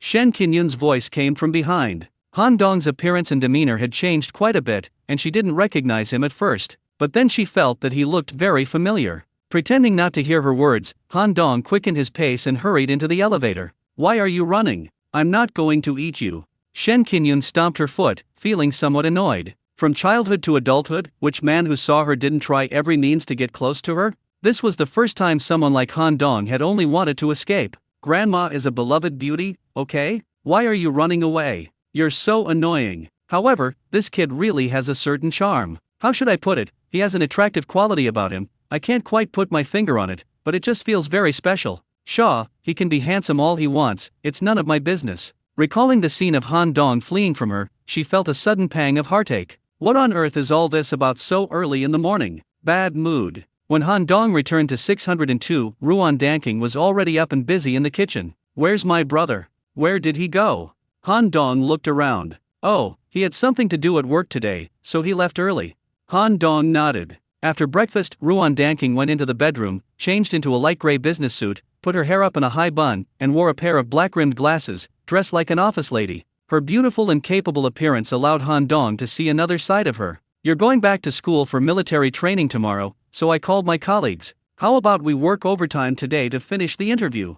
I'll listen to my sister-in-law," Han Dong said with a smile. After getting into the car, Ruan Danking did not sit in the back as usual, but instead sat in the front passenger seat. Han Dong could clearly sense that his cold and aloof sister-in-law had become closer to him from the bottom of her heart. He started the car and drove towards the city television station according to the navigation route. As they passed a shopping mall in the city, Ruan Danking said, "Let's turn in." "Aren't we going to work?" Han Dong asked, puzzled. "I'll get you some new clothes, you don't look good in photos dressed like this." He. Han Dong looked at his cheap t-shirt, baggy shorts, and plastic-looking sandals, and laughed self-deprecatingly. Ruan Danking's statement that he doesn't look good on camera was already very considerate of his self-esteem. In reality, it's just too outdated and too low-class. The two entered the mall, and Ruan Danking led him to visit several men's clothing brand stores. None of them are world-class brands, but the workmanship and design are very sophisticated, understated yet of high quality. Although Ruan Danking had never bought men's clothing before, her aesthetic sense was clearly top-notch. The clothes and shoes she picked out for Han Dong were extremely suitable. In addition, Han Dong's physique, which had been transformed by the essence of the sun, made him a walking clothes rack, and he looked good in everything. A beige lightweight sweatshirt paired with gunmetal gray sweatpants and gray and white color-blocked AJ1 reverse swoosh shoes, a simple outfit that exudes youthful energy and vitality, showcasing a cool and stylish look. "This is what I imagine college students to be like. Beautiful lady, your boyfriend is so handsome." The sales assistant looked at her with a love-struck expression. Han Dong awkwardly dug a 3-bedroom apartment out of the ground with his toes, and hurriedly looked at Ruan Danking. Fortunately, she appeared normal and there was nothing unusual about her. "He is my younger brother," Ruan Danking said calmly. "I'm sorry, I shouldn't have said that," the sales assistant hurriedly said, "but you two don't look like siblings, you look more like lovers. You're a perfect match." Ruan Danking stopped explaining, swiped her card to pay, and then, pulling Han Dong along, went to other stores to pick out a few more outfits. "Wear this for now, and I'll buy you another one when the season changes," Ruan Danking said casually. "This is enough. We can't let my sister-in-law spend any more money." Han Dong scratched the back of his head awkwardly. "It feels like he's being kept by a rich woman. I'm your sister-in-law, what's wrong with buying you a few outfits?" Ruan Danking said expressionlessly. "You still have car loans and mortgages to pay, so the pressure is quite high." "It won't affect anything, we still have money to buy clothes." Ruan Danking glanced at him. Let's go to work." "Okay." Han Dong grinned, started the car, and drove towards the TV station. The city television station was a 16-story building right next to the street. The sister-in-law's editorial office was on the 3rd floor. When they entered, they found all the other staff members were already there. "Sister Ruan, is this the young man who did the heroic deed? He's so handsome." Several young female editors gathered around Han Dong as soon as they saw him. "Hello everyone, I'm Han Dong." Han Dong greeted everyone with a smile. "Wow, she even has dimples when she smiles, so sweet," the girls exclaimed excitedly. "Hey bro, let's exchange contact information." A bold girl proactively opened her WeChat QR code. "No problem." Han Dong readily took out his phone. The girls swarmed around Han Dong and added him on WeChat. Ruan Danking frowned slightly, feeling a pang of unease. "For the first time, I felt that the girls under my command were incredibly shameless. Why would someone ask for a boy's contact information on the first date? What are they trying to do?" "Stop joking around, we're here to work," Ruan Danking said coldly. The girls quickly dispersed and returned to their posts. One of them, being mischievous, stuck her tongue out at Han Dong. Once they got to work, these seemingly infatuated girls immediately demonstrated their professionalism, each working quickly and efficiently with a professional expression, as if they were completely different people from before. The interview was conducted by Ruan Danking, whose eloquence and responsiveness were remarkable. Every topic, seemingly casual, was actually full of rhythm and logic, guiding Han Dong step by step to reveal what the audience most wanted to know. This greatly impressed Han Dong. At home, she is a virtuous and capable homemaker, skilled in the kitchen and elegant in the living room. At work, she displays the talent of a top journalism student, speaking eloquently and clearly, her words as refreshing as a gentle breeze, making the interviewee extremely comfortable. Ruan Danking's multifaceted charm won Han Dong's heart and soul. The interview was completed in just 40 minutes. After loading the footage into the computer, the girls typed furiously on their keyboards, some editing text and others cutting videos. In about an hour, a feature article with video was completed. Ruan Danking carefully reviewed and proofread the article, confirming there were no problems. The editors then published the interview on the television station's online platform. The title was, "Does This Era Really Need Knights Errant?" In today's mobile internet era, few people watch the news on television anymore. The online platform created by Ruan Danking, named Gasu Video, connects multiple devices such as televisions, tablets, and mobile phones. Its stylish, concise, and down-to-earth features have made it very popular among young people. You can go home now.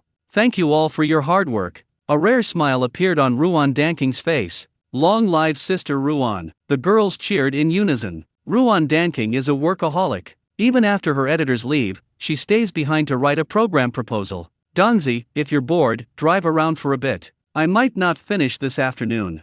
It's alright, sister-in-law, you're busy. I'll just go to the nearby park for a while. Okay, I'll call you when it's over. The People's Park is right next to the TV station. Today is Sunday, the weather is sunny, and people are coming to the park to relax in an endless stream. Han Dong arrived at the lawn by the artificial river, picked out a set of immortal martial arts techniques from the legacy of the Golden Crow Emperor, and began to practice them. He actually had no martial arts background whatsoever. In the bus robbery, he relied entirely on his pure yang body instincts to subdue the thugs, using speed and strength to overcome them. This might be enough to deal with ordinary people, but it wouldn't be sufficient against a true martial arts master. Therefore, it is still necessary to learn a set of martial arts skills for protection. Of course, his current cultivation level is not high. He is only in the initial stage of body tempering and can only practice the most basic immortal martial arts techniques. For example, this set of True Martial Divine Fist is the introductory skill of the ancient immortal sect True Martial Sect. The True Martial Emperor of yesteryear attained enlightenment through martial arts, cultivating a supreme immortal body. He then founded his own sect, the True Martial Sect, which flourished and became renowned.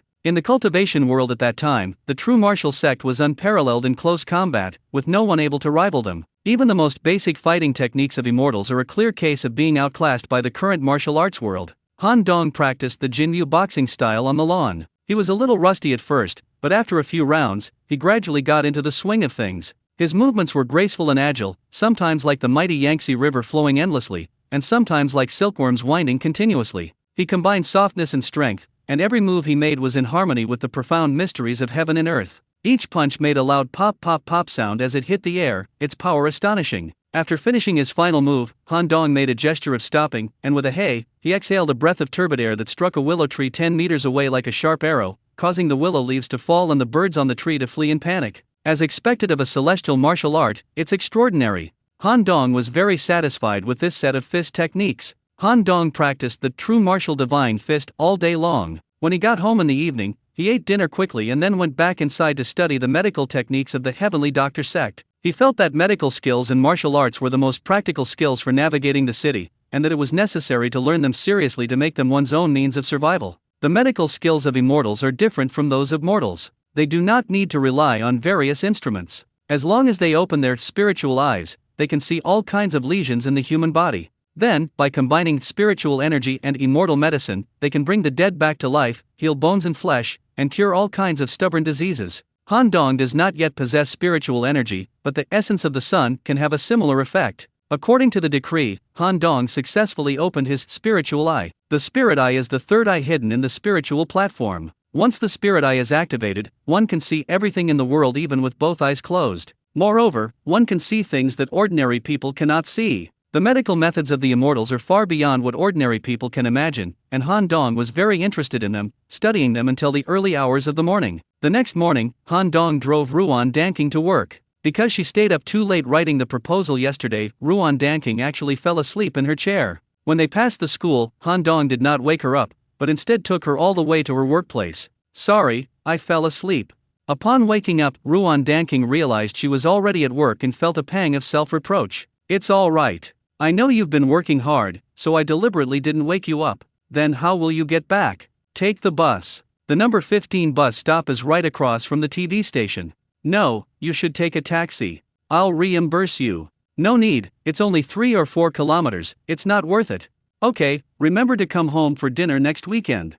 "No." Han Dong parked his car, waved goodbye to Ruan Danking, his back view arrogant and upright. Seeing his energetic demeanor, Ruan Danking smiled. She then quickly entered her workplace. Han Dong didn't take the bus. It was rush hour, and the buses would definitely be packed. It was only 2 stops away, and he figured he might as well run back than brave the crowds. After leaving the TV station, he swung his long legs and ran freely on the sidewalk. Supported by the essence of the sun within his body, this level of exercise is easy and enjoyable for him, without even requiring him to sweat. Jianda Affiliated High School is right next to Zhangzhou University. When Han Dong passed by the entrance of the school, he had to slow down because of the endless stream of students entering the school. "Hey beautiful, why don't you skip class today? It's my birthday, let's go out and have some fun." A roguish voice caught Han Dong's attention. Looking in the direction of the sound, they saw several strangely dressed scumbags blocking a girl on the roadside, harassing and pestering her. Seeing this, the students passing by all kept their distance and slipped past.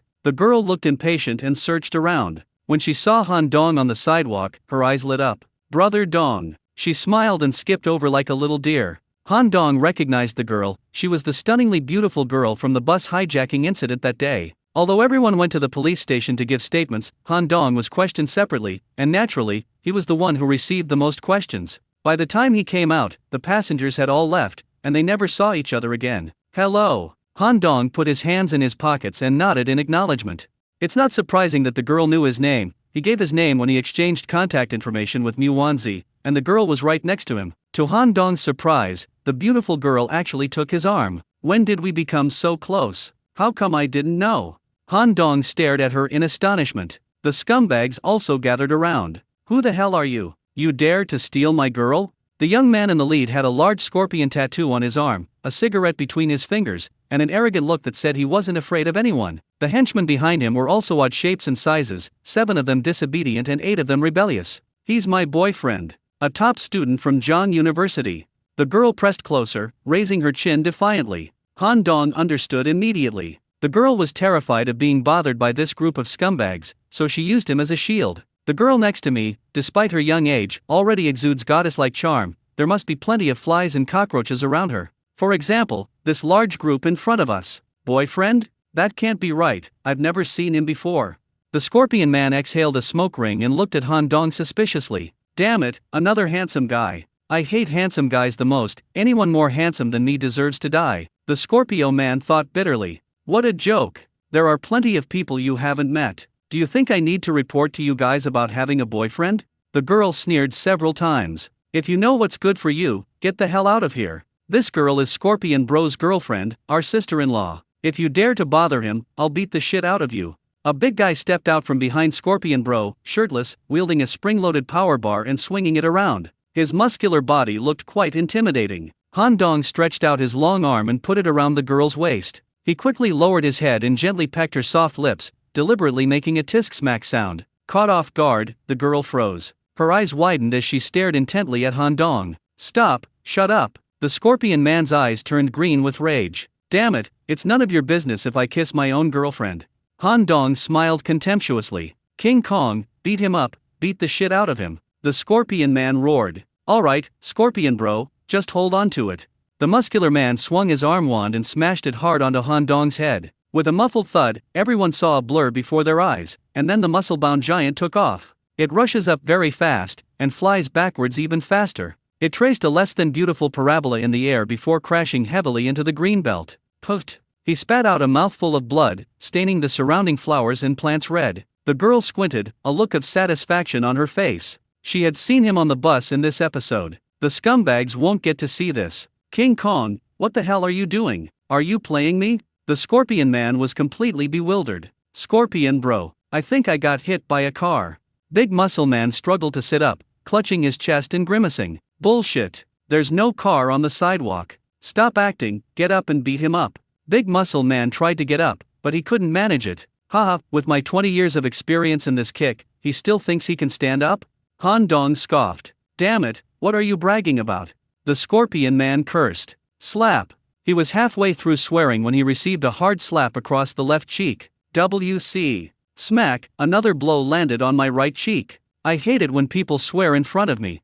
Han Dong raised his hand and wiped it on the girl's school uniform, as if it had some dirt on it. Sigh. "Hey, school uniforms cost money too." The girl pouted. The scorpion man, used to running rampant on this street, was humiliated after being slapped twice across the face. "I'll cripple you." The guy pulled out a folding knife from his waist and lunged at him menacingly. Bang! Everyone's vision blurred, and then they saw the scorpion man howl and fly backward, crashing next to the muscle man. "Let's go together and take him down." The other scumbags shouted, preparing to gang up on Han Dong. Bang bang bang bang. The same actions, the same plot. The students watching saw these guys fly upside down in the air, yelling and scrambling around, before finally crashing into the green belt and rolling around in a heap. Well done. Let's see if you dare to bother me again. The girl stood with her hands on her hips, her face cold. Han Dong strolled over slowly, hands in his pockets, looking down at them with a mocking expression. Weren't you going to beat the crap out of me? Come on, keep going. If a Scorpio man still can't understand this, then he's wasted over 20 years of his life. It's obvious that this kid is a kung fu master. Even if you tie them all together, they wouldn't be enough for someone to hit with one hand. Boss, I admit defeat. The Scorpion man was quite straightforward, knowing that the gap between them was too great, and that making threats would only get him beaten more severely. If I see you guys bothering my girlfriend again, it won't be as simple as just beating you up, Han Dong said coldly. Don't worry, it definitely won't happen again. The Scorpion man asked reluctantly, may I know your name? You want revenge against me? I wouldn't dare. With your combat strength, I could train for 10 lifetimes and still not get revenge. I just want to know who I lost to. J University Han Dong. The Scorpion man nodded and, with a few of his men, limped away. Han Dong turned around and looked at the girl. Why did you kiss me without my permission? The girl asked coldly. Did you ask for my permission before using me as a shield? This is because I'm capable of fighting. If I were just an ordinary person, wouldn't I have been tricked by you? I only contacted you because I knew you were good at fighting. I won't cheat anyone. The girl looked at him stubbornly. My ability to fight is my business, and whether or not I need help is my own decision. Passively accepting help is not my style. But, that was my first kiss. The girl's pretty face flushed slightly. May I have your name? Lin Rong. Lin Rong, it was just a light touch, how can that be considered a first kiss? Anyway, I have military training later, I'm going to be late. Bye bye. The girl was stunned by the scolding, and by the time she realized what was happening, Han Dong had already run far away. Puffed. The girl chuckled as she watched Han Dong's retreating figure. He looks quite dashing when he runs, but he won't get away so easily after taking advantage of me. She took out her phone, opened WeChat's friend request function, found Han Dong's phone number in her contacts, and sent a friend request to his WeChat account. After tilting her head and thinking for a moment, she changed her WeChat profile picture to a photo of a beautiful woman working out, scantily clad and with a hot body. I don't believe you won't add me. The girl looked at the profile picture and a mischievous smile appeared on her lips. Han Dong looked back to make sure the girl wasn't chasing after him, then breathed a sigh of relief and quickly entered the campus. Military training was supposed to start at 8 a.m., but when I checked the time, it was already 8:11. I was delayed by that girl and ended up being late. His camouflage uniform was stored in his Spirit Ruins ring. He was just looking for a quiet place to change when his phone suddenly rang. The screen displayed Wu Yuanda's large face, and Han Dong immediately answered the call. Fatty, what do you want? Dongzi, where did you run off to? The teachers in the neighborhood are looking for you. Which teacher? I saw her on the day of freshman registration. She was an absolute stunner. Could it be that her name is Shen Qinyun? Han Dong's heart skipped a beat. Has the truth come out? Yes, it's her. How did you know? Han Dong's first reaction was to run away. Teacher Shen was the big boss of the college's youth league committee. Dealing with a freshman like him would be a piece of cake. The key issue was that he had indeed seen something he shouldn't have. Brother Duh, could you help me ask for leave? I have something to do, so I won't be going today. The phone suddenly went silent for a few seconds before a pleasant female voice came through. Han Dong? It's me, you are, Teacher Shen? Shen Qinyun paused. I heard you want to take leave? What's the reason? Teacher Shen, is there something you need from me? Han Dong thought to himself, whether or not I need to ask for leave depends on what you need me for. It's not me looking for you, it's the school, Shen Qinyun said, her voice slightly agitated. Unless it's something important, please don't ask for leave. You can't be absent from this occasion. Okay, Teacher Shen, I'll change into my training clothes and be there soon. No need to change your clothes, hurry up, everyone's waiting for you. Understood, Teacher Shen. He was now certain that Teacher Shen had not sought him out for matters related to shamanistic rituals. Then there's nothing to be afraid of. After hanging up the phone, Han Dong quickened his pace and arrived at the playground. The situation today is a bit unusual. Thousands of freshmen, divided into several squares, sat on the green lawn, whispering to each other and making a buzzing sound. The stage was packed with people, including school leaders, several unfamiliar faces, and even police officers. Below the stage, a large number of reporters had gathered, carrying cameras and long lenses, all aimed at the podium. Han Dong was surprised to find that Ruan Danking was also among them. He understood, this was an upcoming commendation ceremony for acts of bravery. No wonder teacher Shen had been searching for him everywhere. This occasion couldn't be held without him. After Han Dong appeared, everyone's eyes were immediately focused on him. Bathed in the morning sunlight, every strand of his hair shimmered. When Ruan Danking saw Han Dong striding towards her, she felt her heart suddenly race. "What's wrong with me?" she wondered anxiously. Upon seeing this, Shen Qinyun, who was waiting below the stage, hurriedly went to greet her. "It's you." She was slightly taken aback when she saw Han Dong's face. Isn't that the handsome guy who was meditating and practicing martial arts on the rooftop of her apartment complex? He's actually a student at John University? "Good morning, Teacher Shen." Han Dong grinned, revealing 8 small white teeth. "Let's go quickly, the leaders are waiting," Shen Qinyun whispered. Han Dong nodded and followed closely behind her. When Han Dong stepped onto the platform, the formation of the 7th company stirred with excitement. Why did Dongzi go up there too? Zhang Zikai craned his neck. "I don't know. City leaders are here, police officers are here, TV reporters are here, they've made such a big fuss. But what does this have to do with Dongzi?" Fatty Wu looked even more puzzled. "Is it because we made a mistake and we're going to have a public reprimand?" Zhang Zikai pursed his lips. "We'll see when we get there," Wu Yuanda said in a low voice. Si Yingchun frowned as she looked at Han Dong on the stage, sensing that this guy was clearly different. Wearing a white, fitted short-sleeved t-shirt, blue-gray jeans, and Yeezy sneakers, he managed to create the illusion of a male model with his simple attire. The fitted t-shirt subtly revealed his muscle definition, creating a beautiful and streamlined silhouette. The face is still the same, but the overall feeling is completely different. With a new hairstyle and a different outfit, this kid is actually so handsome. Si Yingchun, who has always been very confident in her looks, felt threatened by those around her for the first time. He knew that Han Dong's change was not just due to his hairstyle and clothing, but he didn't know the specific reason. University certainly helps people grow. It's common for many kids from rural areas to transform into stylish young men and women after studying in big cities for a few years. But a change in temperament doesn't happen overnight. Less than 10 days into the semester, Han Dong has completely shed his rustic image and instantly become a handsome guy. This special brew is just too unscientific. Out of the corner of her eye, Si Yingchun glanced at Xiao Qian not far away and saw that she was also staring intently at Han Dong on the stage. Si Yingchun's mood worsened. "Damn, have you guys noticed? Dongzi seems to have gotten taller and more handsome. Am I the only one who thinks so?" Wu Yuanda whispered. "I noticed that too," Hong Tao said in a muffled voice. Si Yingchun glared at the two idiots. "Damn it, even a blind person could see that, you guys didn't remind me." After Han Dong went on stage, Shen Qinyun led him to a seat on the side. Jiangda President Zhong Yuisong spoke first. Upon receiving notification from the Municipal Police Bureau, Han Dong, a freshman in our School of Law, bravely stepped forward during the 9.10 armored truck robbery, when the lives of the people were threatened. He assisted the police in subduing 5 criminals, saving the lives of everyone on the truck and preventing tens of millions of yuan in losses to the state. Therefore, the university has decided to hold this commendation meeting, together with leaders from the municipal government and the Municipal Police Bureau, to commend Han Dong for his courageous act.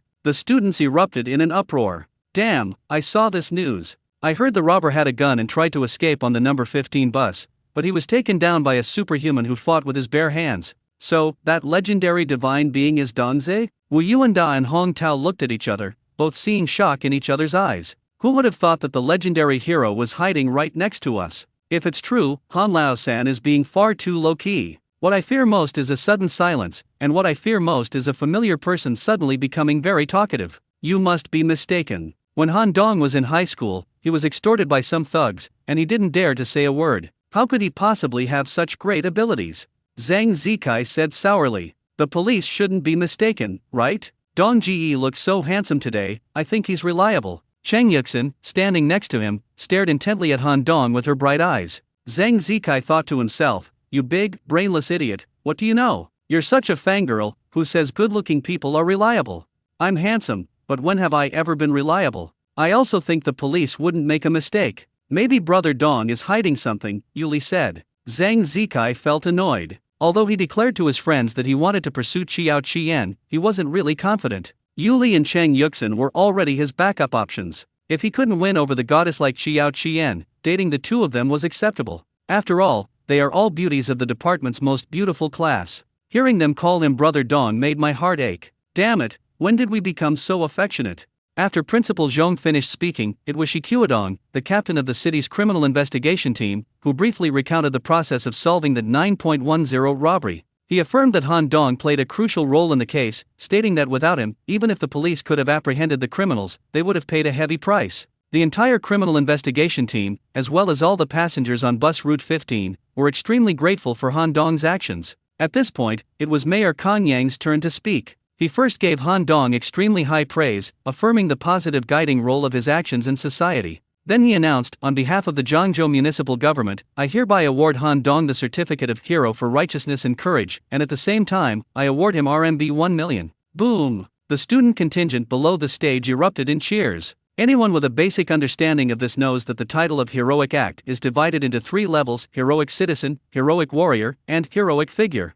Han Dong was awarded the highest level of honor, which requires approval from the provincial government. Obtaining this certificate comes with some unspoken benefits. For example, Han Dong can apply for residency in the city at any time, and he will receive priority in civil service examinations after graduation. As for the reward, the regulations vary from city to city, mainly depending on the local tax revenue level. Zhangzhou City, as the 5th largest city in terms of GDP after Beijing, Shanghai, Guangzhou, and Shenzhen, has a developed economy, so it is not stingy with rewards for acts of bravery. Depending on the size of the contribution, the reward ranges from 30,000 to 1 million yuan. A reward of 1 million yuan is definitely the maximum possible reward. Moreover, this type of bonus is exempt from personal income tax. This means that Han Dong will receive the full amount. Mayor Kang Yang personally and solemnly handed the Hero of Righteousness and Courage certificate to Han Dong. The huge check for 1 million yuan was presented by Captain Shi of the criminal investigation team. Han Dong held a certificate in his left hand and a check in his right, with the mayor and the criminal police captain standing on either side. He grinned, his small white teeth gleaming. Crackling sounds, bright lights flashed wildly as reporters captured this precious moment with their cameras.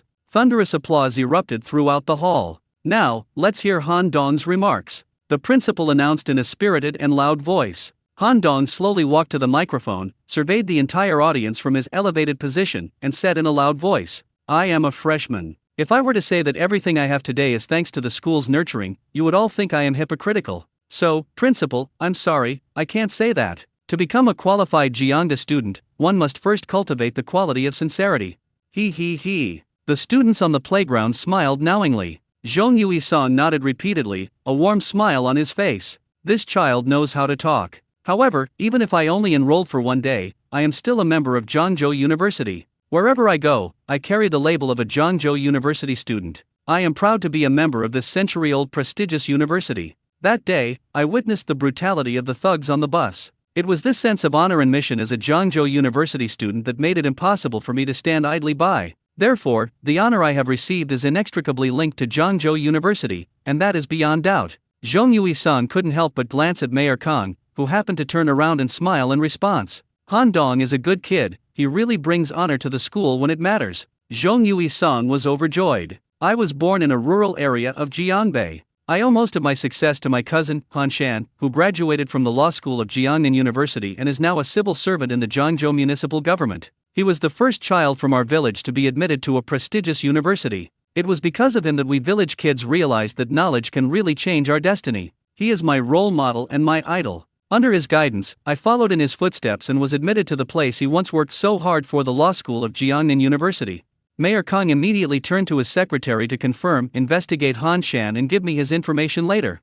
Yes, boss, the secretary hurriedly replied. He knew perfectly well that because of Han Dong's words, Han Shan had caught the mayor's eye and his future career should be promising. The secretary squinted, carefully observing Han Dong as he spoke eloquently. This kid, was he doing this intentionally? If it was deliberate, that would be terrifying. My brother Han Shan and sister-in-law Ruan Danking are both top students who graduated from Jiangnan University. Although they are not my blood relatives, they have been incredibly kind to me. They have been a great help to me when I came to this big city to study, far from my hometown. I've often heard people say that city dwellers look down on us rural folks, but I haven't felt any alienation or discrimination at my brother and sister-in-law's house. Because I feel love and warmth from them, I'm willing to help others in their time of need. I think kindness and love are truly contagious. I hope that those who receive my help on the bus will also pass on this kindness and lend a helping hand when others are in trouble. If this can really happen, then what I'm doing will have some meaning. Han Dong's words were simple and sincere, and everyone was deeply moved. The TV station's leaders exchanged a few words in hushed tones, their gazes toward Ruan Danking carrying a meaningful undertone. Ruan Danking's eyes welled up with tears. As intelligent as she was, how could she not understand Han Dong's true intention in bringing up her and Han Shan on this occasion? He wanted his brother and sister-in-law to benefit from the situation and gain some political capital. Ruan Danking knew that Han Dong was very outstanding, but she did not expect him to be able to handle himself so well in such a situation. Logically speaking, children from rural areas would be a bit reserved in big occasions. But look at Han Dong's performance. He seems clumsy but is actually skillful, simple, and sincere yet shrewd. The people he wanted to promote were all implied in his words. Even if you suspect he did it intentionally, it's hard to believe. After all, he's just too young. I will cherish the certificate of honor, and I will accept the 1 million yuan prize. Although I would very much like to donate the money, as I said before, sincerity should be the most important quality of a Zhang University student. My family has 4 children, so my parents are under a lot of financial pressure. I intend to give this money to them as a family education fund. So, I'm sorry, Mayor Kong, I really cannot return the prize money. Ha ha ha ha. The audience burst into laughter. Mayor Kong picked up the microphone and smiled, saying, Han Dong, this bonus is well deserved. Your righteous act protected the safety of the country and the people's lives and property. Every Zhangzhou resident should take their hat off to you. Our gratitude to you is real and substantial. This bonus is entirely at your disposal. No one will morally blackmail you, and no one will ask you to return it. The crowd applauded enthusiastically. Principal Zhong pressed his hands down to calm the noise, then announced loudly, after deliberation, the school has decided to waive Han Dong's tuition, fees, and accommodation fees during his time at the university, and appoint him as the deputy secretary of the Youth League Committee of the law school. Han Dong is a hero of the entire Zhangzhou city and a hero of our Jiande University. We hope that he can continue his efforts and create a new chapter in his new position. Thank you again. Han Dong bowed and left the stage. The audience erupted in thunderous applause that lasted for a long time. The commendation of Han Dong has concluded, but the conference is not over.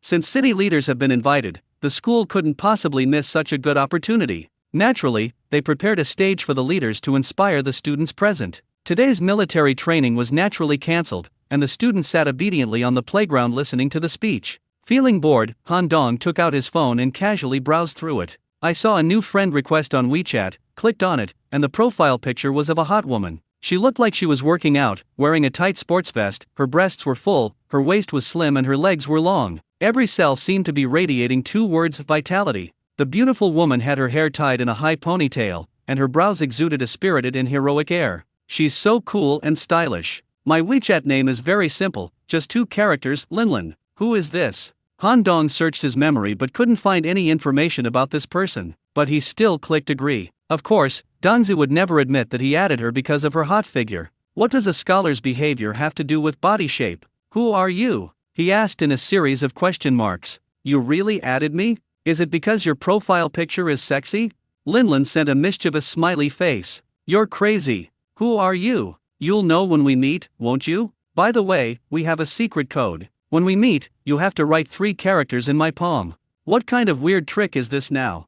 Han Dong frowned. I have to go to class now. Linlin quickly logged off. A class? What kind of class? A fitness class? Han Dong guessed. What are you doing? Shen Qinyun, who was sitting next to me, leaned closer. Han Dong really wanted to say do it, but he didn't dare. The principal just appointed him as the deputy secretary of the college's youth league committee, while teacher Shen is the secretary of the college's youth league committee, who happens to be his direct superior. They will be dealing with each other frequently in the future, so he can't be too presumptuous. Nothing. Han Dong put his phone away. Ruan Danking is your sister-in-law. Shen Qinyun's expression was ambiguous, as if she were smiling but not smiling. Yes, does teacher Shen know my sister-in-law? We live next door, what do you think? If you know someone, you know them, why are you arguing with them? That day, you must have gone to the wrong door, right?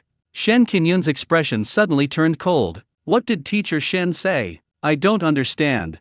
Han Dong could only pretend to be stupid. Alright, stop pretending, I recognize you. Shen Qinyun subtly pinched the soft flesh on Han Dong's side and twisted it hard. Ouch. Teacher Shen, be gentle. I didn't mean to peek. Who knew you were doing shamanistic rituals at home? Do you want to die? Keep your voice down. Shen Qinyun was mortified. She pinched his soft flesh and twisted it halfway around, gritting her teeth as she said, if you dare to mention that matter to anyone else, I'll kill you. Don't worry, I will never tell anyone. Some things are only meant to be savored by oneself. Only an idiot would share them with others. You. Shen Qinyun's pretty face flushed red, and she said angrily, don't reminisce, forget about it right now. Okay, I've already forgotten. Han Dong replied casually. Forget it? Don't be ridiculous. I'm asking you, why did you run away in such a hurry when you saw me on the rooftop last time? Am I that scary? Shen Qinyun said sternly. Please, I already knew you were a teacher in our department back then. If I didn't run away, did I expect you to recognize me and beat me up? That's more like it. Shen Qinyun seemed quite satisfied with the answer, and her expression softened considerably. You really defeated 5 armed thugs all by yourself? It's fake. I don't have that ability. It's all thanks to the police officer's flattery. TCH, who do you think you are? Do you think the leaders of the municipal bureau would fabricate evidence for you? With your intelligence, it's hard for me to fool you. See, I told you were practicing martial arts on the rooftop, but you wouldn't admit it. You're clearly a martial arts master, but you insist on pretending to be low-key with me. You're not being honest. This beautiful woman's thought process is full of pitfalls. Han Dong had no choice but to keep quiet. Give me your phone. Shen Qinyun reached out her hand. What are you doing? Stop arguing, give it to me. Han Dong had no choice but to hand over his phone. After a series of actions by Shen Qinyun, they added each other on WeChat and saved each other's phone numbers. Now that you're also a member of the Youth League Committee, we'll inevitably have to interact with each other in the future. Let's exchange contact information so we can find you in the future. Understood. Han Dong took the phone and said calmly. After finally making it to the end of the speaker's presentations, it was time for lunch. As the main figure at this commendation ceremony, Han Dong was pulled by Principal Zhong to see off the leaders. Shi Qiudong was among the last to leave. When he came over to shake hands, he was accompanied by a beautiful woman in a police uniform. Even the crisp uniform couldn't hide her stunning figure. 1 bar and 3 stars, commonly known as 1 cent and 3, he's already a first-class police superintendent at such a young age. Han Dong was stunned. He recognized the beautiful woman, especially her striking and spirited features. It's that hot girl who added him on WeChat earlier. The only difference is that her profile picture shows her wearing rather revealing clothing, which is a bit different from her current appearance in her police uniform. Han Dong, she's my colleague. She was out of town on a case when the 9.10 robbery happened and wasn't involved. After she came back, she watched the video of you subduing the criminal and was very impressed with your skills, so she came along this time to get to know you, Shi Qiudong introduced. Hello, this is Lin Fu from the Municipal Criminal Investigation Team. The beautiful police superintendent smiled and extended her hand. Hello. Han Dong gently shook her hand. Her name is Lin Fu? Her WeChat nickname is Linlin, so it must be her. Remembering what she said on WeChat that he should write the number 3 on her palm as a secret code when they met, he thought to himself that Officer Lin, despite his righteous demeanor, had a mischievous side. So he did as she said and wrote the number 3 on her palm with his finger. What are you doing? Lin Fu's face turned cold, and she immediately shook off his hand. You said it yourself, Han Dong said calmly. Let's go. Lin Fu said sternly, turning and leaving. Sigh, what's wrong? Shi Qiudong had no choice but to say goodbye and then followed. Lin Fu, didn't you want to get to know this great hero? Why are you leaving all of a sudden? Humph, what great hero? Just a lecherous scoundrel. Lin Fu sneered. No way, I think this kid is quite upright, Shi Qiudong said doubtfully. You've been deceived by him. Lin Fu frowned. If this guy hadn't done the police a huge favor, she would have slapped him across the face long ago. How dare you flirt with me, your auntie? You're asking for trouble. Watching the 2 policemen walk away, Principal Zhong patted Han Dong on the shoulder and smiled meaningfully. You're still young, don't be in such a hurry. Ha, what do you mean by this, sir? Did you see through my little trick? Principal, it's not what you think, it's her. Alright, no need to explain. I was young once too, how could I not understand what you're thinking at your age? You've done a great job this time, so keep working hard and your future will be bright. You can't just take a girl like Officer Lin for granted. If you want to pursue her, you need to become strong first. Understand? Oh, I didn't expect you to be so knowledgeable, Principal. Nonsense, even if you haven't eaten pork, you've seen pigs run, right? Don't do those kinds of little tricks again. They might work on most girls, but they'll only backfire on her. Also, if you encounter any difficulties at school in the future, just call me. Principal Zhong handed him his business card. Han Dong took the business card and was about to say something when Zhong Yuisong turned and left. Hey, Principal, listen to me, it's not what you think. WC, heartless. Can't you just listen to a proper explanation? She was the one who seduced me first. As expected, older men are very stubborn. Han Dong opened WeChat and angrily sent a message to Linlin. What do you mean? What's wrong? Unexpectedly, Linlin replied instantly. You were the one who asked for some kind of secret code, so why are you giving me this attitude now? No way? You met with the little tiger? Linlin sent a horrified emoji. Little tiger? Han Dong was taken aback. You mean Lin Fu? Yeah, she's cute but fierce, doesn't she look like a little tiger?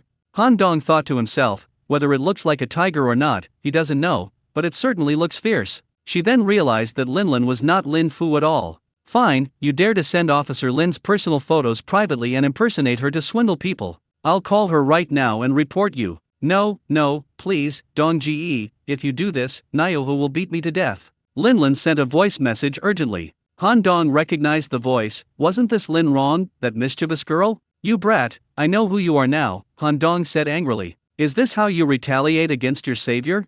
How can this be called revenge? This is giving out benefits, Lin explained. You've really screwed me over. Officer Lin will definitely think I'm a pervert. Aren't you the same? If I didn't post such sexy female profile pictures, would you have added me? The conversation couldn't continue. I'm blocking you right now, Han Dong said, enraged. If you dare to block me, I'll tell the tiger cub that you forcibly kissed me. Damn it. You're threatening me. I'm stating the facts. I just gave you a light peck to teach you a lesson. How did that turn into a forced kiss? Come to think of it, I've saved you twice already, so I'm practically your benefactor, right? Is this how you repay a debt of gratitude? Don't block me. I promise I'll repay you in the future. I'll keep your number under observation and see how you perform in the future, Han Dong said calmly. Besides, we've already met several times, why are we still using secret codes? How childish. Twice is fine, but the third time is when we meet again, so I'm having you write the character 3. Don't you think that's romantic? Romantic my foot. Does this girl have some kind of misunderstanding about romance? Han Dong initially suspected Lin Rong, but her insistence on a secret code disrupted his thinking. They had already met before, so why would she need a secret code? That's something only strangers need when meeting. Lin Fu and Lin Rong, like lotuses emerging from water, are they sisters?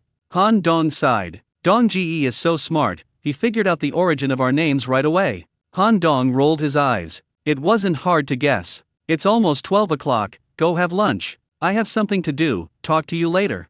Okay, brother Han Dong, bye. Han Dong breathed a sigh of relief after exiting the chat interface. These two sisters are no pushovers, but they are undeniably beautiful. Lin Fu is dashing and has a hot figure, while Lin Rong has bright eyes and white teeth, and is extremely fair-skinned, young and slender. Let's keep them in the fish pond for now.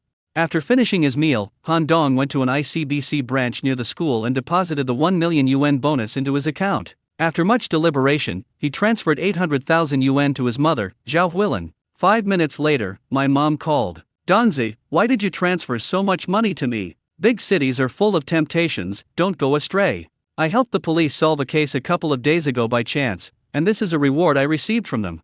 Really? There shouldn't be this much money rewarded for an act of bravery. If you don't believe me, call Brother Shan and ask. He knows about this. Wait a minute, I need to ask Dasan. It's not that I don't trust you, son, I'm just afraid you'll be scammed. Zhao Huilin hung up the phone, and soon after, she called back. Dongzi, is it true? I heard it from Dasan. Would I lie to you about something this important?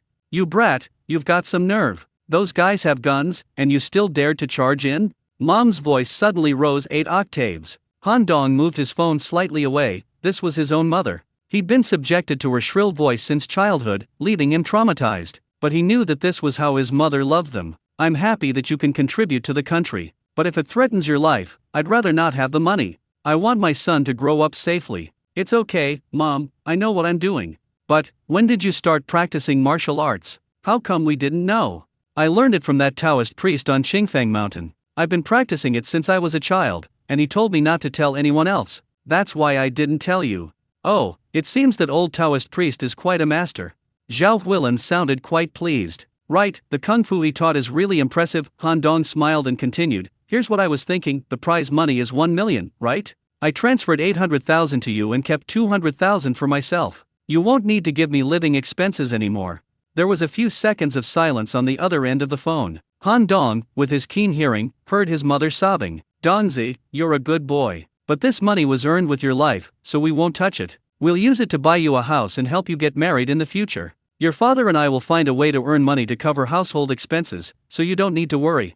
No need, Mom, you don't need to worry about buying a house or getting married. You've already exceeded your expectations by supporting me through university. Now it's up to your son. You can use this money however you like. Trust me, I can earn even more money.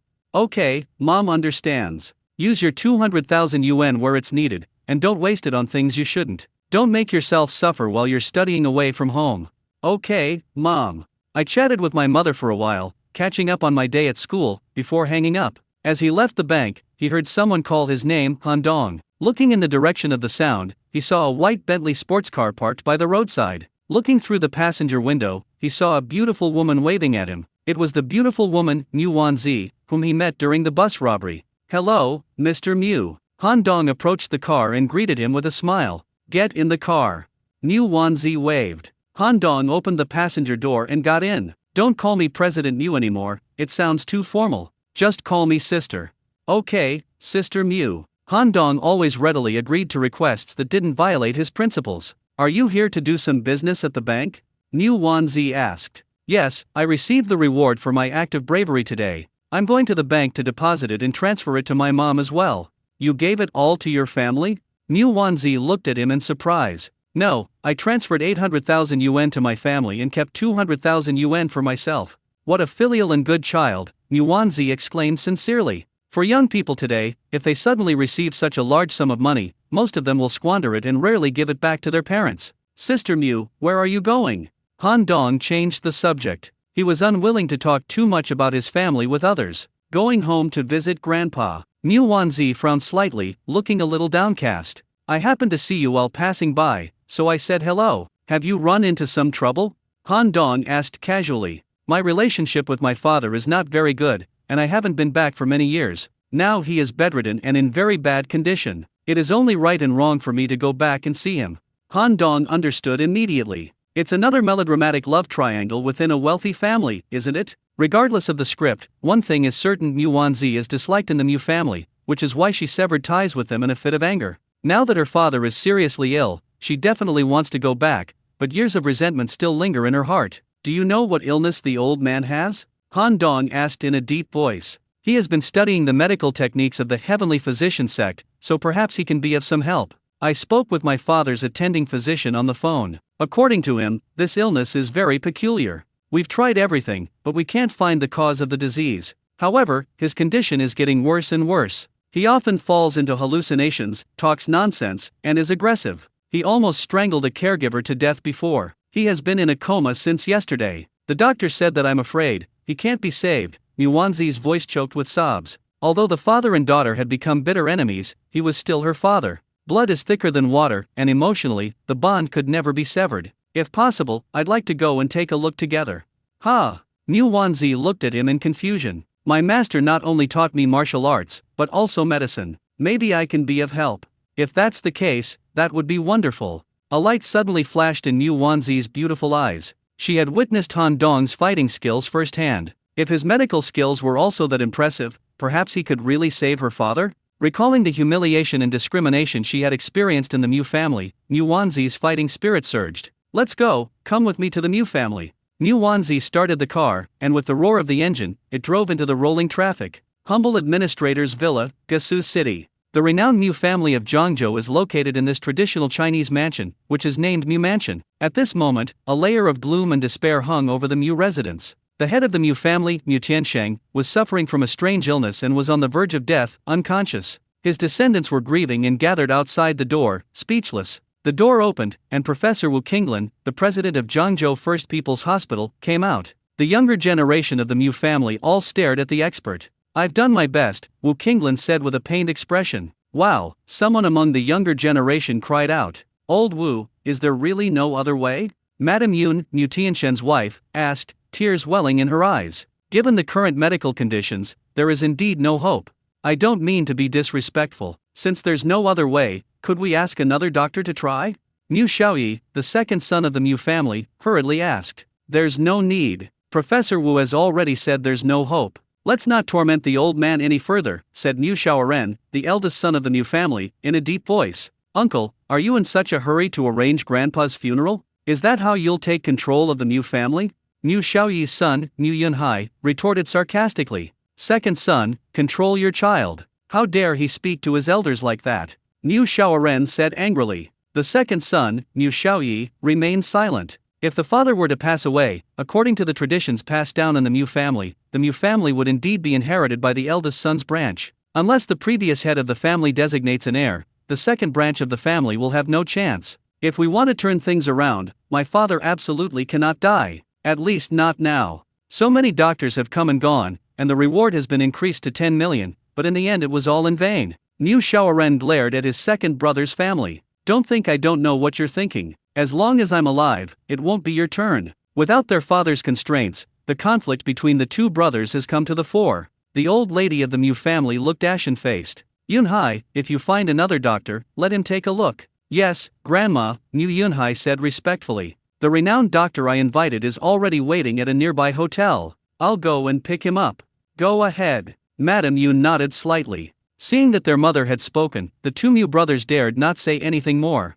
When Mu Wanzi and Han Dong arrived at the Mu residence by car, Mu Yunhai happened to be returning with someone. The two cars met when they were parked in front of the gate. Mu Yunhai's car was a brand new Porsche Panamera Turbo S, the top-of-the-line version. The color scheme was the manufacturer's signature cement gray, which shimmered with a sophisticated sheen under the sunlight. Red waistlines adorned the sides of the car, simple yet elegant, like the finishing touch on a masterpiece, highlighting the car's sporty character. At this moment, the three-section rear wing slowly retracted, giving it a truly Autobot-like feel. The quad exhaust pipes, each large enough to fit an adult's fist, showcased its powerful performance. The red calipers, harmonizing with the waistline color, become an eye-catching accent on the cool gray body. The car had a temporary license plate, indicating that it had just been picked up and hadn't been registered yet. This car is the dream car of most men, and Han Dong is no exception. So he couldn't help but take a few more glances. Mu Wanzi got out of the car after watching Mu Yunhai and a middle-aged man in a tang suit go inside. Who is he? Han Dong asked.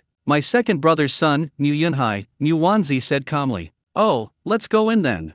Mu Wanzi nodded and followed Mu Yunhai into the house. When the Mu family saw Mu Yunhai bring in a doctor, they exchanged a few pleasantries, but then they saw Mu Wanzi bring in a handsome young man who looked like a college student, and their expressions all changed. Mu Wanzi, what do you mean? The family is already in such a state, and you still bring this young man back to make things worse? Niu Shaoren's wife couldn't help but scold. Mu Wanzi kept her eyes straight ahead, not bothering to talk to this woman at all. Oh, so this daughter who hasn't visited in over a decade is finally showing up. Is she back to fight for the inheritance now that the old man is about to pass away? Said the second son's wife in a sarcastic tone. Alright, that's enough, old Mrs. Mu said, her wrist trembling slightly as she looked at her daughter. Wanzi, your father, might not make it.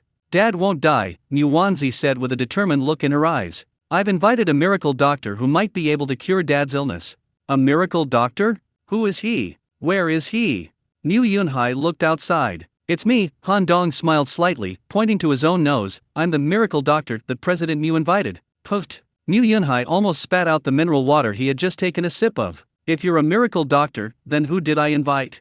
Mu Yunhai pointed to the middle-aged man in a tang suit beside him. This pretty boy, with a pig's nose sticking out like an elephant, is trying to pass himself off as one. He looks no more than 20 years old, yet he dares to impersonate a miracle doctor? The man was slightly overweight, with a dignified expression, and indeed possessed a certain air of refinement. I don't know him, Han Dong said calmly. You bumpkin. This is Lin Zhongchun, the most expensive doctor in Lingnan. Mu Yunhai ignored Han Dong and went straight to his aunt, Mu Wanzi. What are you trying to do? Are you trying to cause trouble at home? How dare you? Who taught you to yell at your elders like that? No wonder the Mu family has been overtaken by the wrong family all these years. It turns out there's a problem with your upbringing. Mu Wanzi said angrily. How is my son ill-mannered? At least he hasn't caused any scandals outside and brought shame to the family, said the second daughter-in-law of the Mu family, pursing her lips. I don't know if he's been cheating, but it's a fact that you've been cheating on me. Should I expose that gigolo's name? You're spouting nonsense. Although Madame Mu's voice was stern, her momentum had clearly weakened. Mu Xiaoyi glared at her fiercely, which frightened her so much that she dared not speak again. Mu Wanzi, you are still Grandpa's own daughter. I have no reason to stop you from seeing him off on his deathbed. But what is this nobody? What right does he have to meddle in our family affairs? If you know what's good for you, get out of here right now. Mu Yunhai, unable to vent his anger, pointed at Han Dong and cursed him. With a sharp smack, everyone's vision blurred for a moment, and when they looked again, they saw Mu Yunhai clutching his left cheek, half of his face instantly swollen. This slap tells you that no one dares to speak disrespectfully to me. Han Dong narrowed his eyes, his aura as a cultivator emanating from him. Everyone felt a sense of oppression, as if they were standing on a mountain. Even with Mu Yunhai's fiery temper, he didn't dare to lash out. Han Dong is here to treat Dad's illness, you'd better show some respect. Mu Wanzi looked at her family members, who were itching to make a move, with disdain. Professor Wu said the old man is beyond saving. What right does a mere young man have to save my father? Mu Shaoran's wife questioned loudly. If he can save Grandpa, the Mu family will give him 20 million. Mu Yunhai scoffed. The original reward was 10 million, by saying that, he's doubled it. Do you keep your word? Han Dong's eyes narrowed. Of course, we Mu family members are trustworthy, and we keep our word. I don't believe it, Han Dong said calmly. Sister Mu is certainly a person of her word, but it's hard to say about you, Han Dong said in a deep voice. The old man hasn't even passed away yet, and you're already pulling these dirty tricks to fight for the inheritance. A person of integrity wouldn't do that. So, write down what you just promised, in black and white, so that I have proof if you try to renege on your promise in the future. Okay, I'll write it for you, but what will you say if you can't save Grandpa? Mu Yunhai had just been slapped in front of everyone and didn't know how to retaliate. Do whatever you want with it, Han Dong said with a slight smile. That's good. Mu Yunhai found paper and pen and wrote down the promise he had just made. Plus the car in front of your door, Han Dong said casually. Okay, no problem. Mu Yunhai wrote another stroke on the paper. The gist of it is that if Han Dong can cure his grandfather, he is willing to pay 20 million yuan in medical fees, plus a brand new Porsche Panamera. Finally, sign your name. Young man, do you really have a way to save old Mu? Wu Qinglin asked curiously. It should be fine, Han Dong said with a faint smile. Mu Yunhai scoffed. Will you go first, or shall I, Lin, go first? Lin Zhongchun looked at Han Dong with disdain. A young man with no beard is unreliable. With your immature appearance, how dare you try to steal my food? I'm a very rule-abiding person. Since you arrived a moment earlier than me, you naturally go first, Han Dong said calmly. If I make a move, you won't have a chance. That's not necessarily true. Han Dong grinned. Lin Zhongchun snorted coldly, picked up his medicine box, and entered old Master Mu's ward first. The others followed. Upon entering, Han Dong felt the room was extremely cold and damp. The temperature difference between indoors and outdoors was extreme, as if he had suddenly gone from summer to winter. Moreover, this cold was unusual, sending chills down his spine. Han Dong was protected by pure yang energy and was completely unaffected. But the others suffered, they all shivered as soon as they entered the room. It's getting colder and colder in Grandpa's hospital room. It's freezing. Mu Yunhai couldn't help but complain. Han Dong frowned, his gaze sweeping across the room. Finally, it settled on a jade beast ornament on the bedside table. Grandpa Mu lay supine on the hospital bed, barely breathing, his life sustained only by a ventilator. The electrocardiogram on the screen showed extremely weak fluctuations, as if it could stop at any moment. His face was deathly pale, his lips bluish-purple, and he appeared almost lifeless. Han Dong activated his spiritual eyes and examined old Master Mu's body, immediately recognizing the root of the problem. A smile involuntarily crept onto his lips.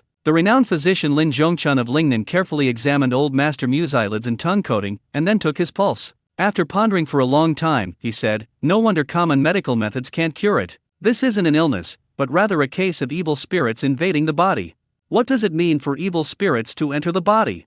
Wu Qinglin asked. When evil spirits enter the body, it is commonly known as being possessed by a ghost, which means being possessed by a ghost. He. Wu Qinglin's laugh was perfunctory. Clearly, he didn't believe in such superstitious and supernatural things. The entire Mu family turned to look at Mu Yunhai. Had he hired a doctor or a charlatan? Was he reliable? Lin Zhongchun knew that no one believed him, so he didn't explain further. He took out a dozen silver needles from his medicine box and began to treat the patient. When Lin Zhongchun inserted 13 silver needles into the ghost gate acupoints of old Master Mu, Wu Qinglin exclaimed in surprise, "You're doing 13 ghost gate needles?" Wu Qinglin studied Western medicine, but he was very knowledgeable and had seen a master of traditional Chinese medicine perform the 13 ghost needles, so he was deeply impressed. Indeed, Professor Wu has a good eye, Lin Zhongchun nodded reservedly. I sealed the 13 ghost points with silver needles, but left the life gate at the acupoint under the tongue. With my unique technique, the evil spirits will escape through the life gate. The patient will then be fine. Han Dong nodded slightly. It must be said that this legendary doctor from Lingnan is quite skilled. Among ordinary people, his medical expertise is quite good. His approach to treatment is at least closer to the truth than others. But it's only close. A slight difference can lead to a huge error. The Golden Crow Emperor's legacy naturally didn't include mortal medical techniques like the 13 ghost needles, and Han Dong wouldn't use them either. But he was certain that no matter how skilled Lin Zhongchun was with his needles, he couldn't cure old Master Mu. Sure enough, after Lin Zhongchun struggled for a long time, old Master Mu remained motionless. This evil spirit is too powerful, I am powerless to help it. You should seek help from someone more capable, the renowned physician from Lingnan sighed dejectedly. Earning 10 million is no easy feat. Seeing that even the renowned doctor he had invited couldn't solve the problem, Mu Yunhai lost even more face. This miracle doctor, it's your turn, please. He glared at Han Dong with annoyance. Mu Wanzi's beautiful eyes lingered on Han Dong. She was also eager to know just how good Han Dong's medical skills were. 20 million for one car. No cheating later, okay? Han Dong held up 3 fingers and grinned. Don't worry, as long as you cure my grandfather, I'll hand over the money and the car with both hands. Mu Yunhai curled his lip in disdain. That's good. Han Dong came to the bedside, placed his right palm on Mu Tianquan's head, and used the immortal medical techniques he learned from the Tianyi sect to channel a stream of pure yang qi into the patient's Beihui acupoint. This yang energy originates from the essence of the sun and is refined through the secret techniques of the heavenly medicine sect, transforming into the ever-renewing pure yang energy. This is one of the wonderful uses of the pure yang body. If Han Dong did not possess the pure yang body, he would not be able to generate pure yang qi within his body. Although his pure yang body is only at a minor level of mastery, it is still more than enough to expel a small amount of yin qi from the bodies of ordinary people. This yang energy, carrying intense heat, circulated within Mu Tianquan's body. No one could see the reason behind it, but they could see a blush gradually creeping up on old Master Mu's face, and then this blush spread rapidly to the side like a snowball. His pale complexion gradually returned to normal, and the bruises on his lips slowly disappeared. 10 minutes later, Han Dong suddenly withdrew his hand, his fingers like knives, and swiftly stabbed old Master Mu several times in the shoulder, waist, and leg. He then removed his breathing device. Hey! Old Master Mu suddenly sat up in bed, his eyes wide open, and he spat out a lump of black blood, which had actually frozen and was still emitting wisps of cold air. Everyone was so frightened that they all took a few steps back. What are you all doing in my room? Old Master Mu asked, his face full of confusion. Tian Sheng, you're all better. Old Madame Mu leaned closer excitedly. Good? Of course it's good. I've never felt so relaxed before. Old Master Mu stretched his limbs, his face beaming with joy. Wu Qinglan quickly bent down and examined him, then exclaimed with delight, your temperature is normal, your heart rate is normal, old Mu has really recovered. Professor Wu's words carried authority, and the crowd began to feel a sense of reality. Incredible skill, absolutely incredible skill. Young man, Mr. Han, how did you do that? Wu Qinglan could hardly contain his excitement. Lin Zhongchun also opened his eyes wide and stared intently at Han Dong. Dr. Lin has actually noticed some clues. However, old Master Mu is not possessed by a ghost, but rather he has been corrupted by the extremely yin and cold corpse energy, which is why he has lost his life force, Han Dong explained. Corpse aura? Wu Qinglan asked in confusion, how could old Mu be infected with corpse aura? That's it, Han Dong pointed to the strangely shaped jade beast ornament on the bedside table. If I'm not mistaken, this jade beast should be a burial object, and that tomb happens to be located in an extremely yin and cold place. Because the tomb is filled with yin and cold energy, the body of the tomb owner has not decomposed for many years, and over time, it has developed a corpse aura. All the antiques and jade artifacts in the tomb have been tainted by the corpse aura for a long time, and have slowly turned into evil objects. How these burial objects were unearthed is unknown, but if ordinary people are in close contact with it day and night, they will be tainted by this extremely yin and cold corpse aura and gradually lose their vitality. This is not the most terrifying thing. Han Dong paused for a moment, and everyone looked at him expectantly, hoping he would give an answer quickly. What's even more terrifying? Mu Wanzi asked first. Everyone breathed a sigh of relief, and she asked the question that everyone wanted to know. Even if a person dies, there is a high possibility that they will become a zombie. Moreover, after becoming a zombie, they will only remember their closest relatives. If that really happens, the Mu family mansion will become a living hell. He will slaughter everyone in his memory. The ward was completely silent. There are indeed historical records of zombies massacring villages. If what Han Dong said is true, the consequences would be unimaginable. The Mu family members, including Mu Tiansheng, were instantly drenched in cold sweat. But, how did you get rid of the corpse energy in Mr. Mu's body? Wu Qinglan asked in confusion. The universe is nothing more than two sides, yin and yang. No matter how terrifying a zombie is, it will fear sunlight. I am a martial artist, and I cultivate pure yang energy, which is the nemesis of the cold and yin corpse energy. You just covered the patient's head with your hand. Were you channeling pure yang energy into the patient's body? Wu Qinglan's eyes widened. That's right. When the cold, yin energy of the corpse meets the pure yang energy, it's like ice and snow meeting the blazing sun, it melts away very quickly. Finally, I poked him a few times to use my chi to unblock his joints and muscles, which had become numb from lying down for so long, so he sat up instantly.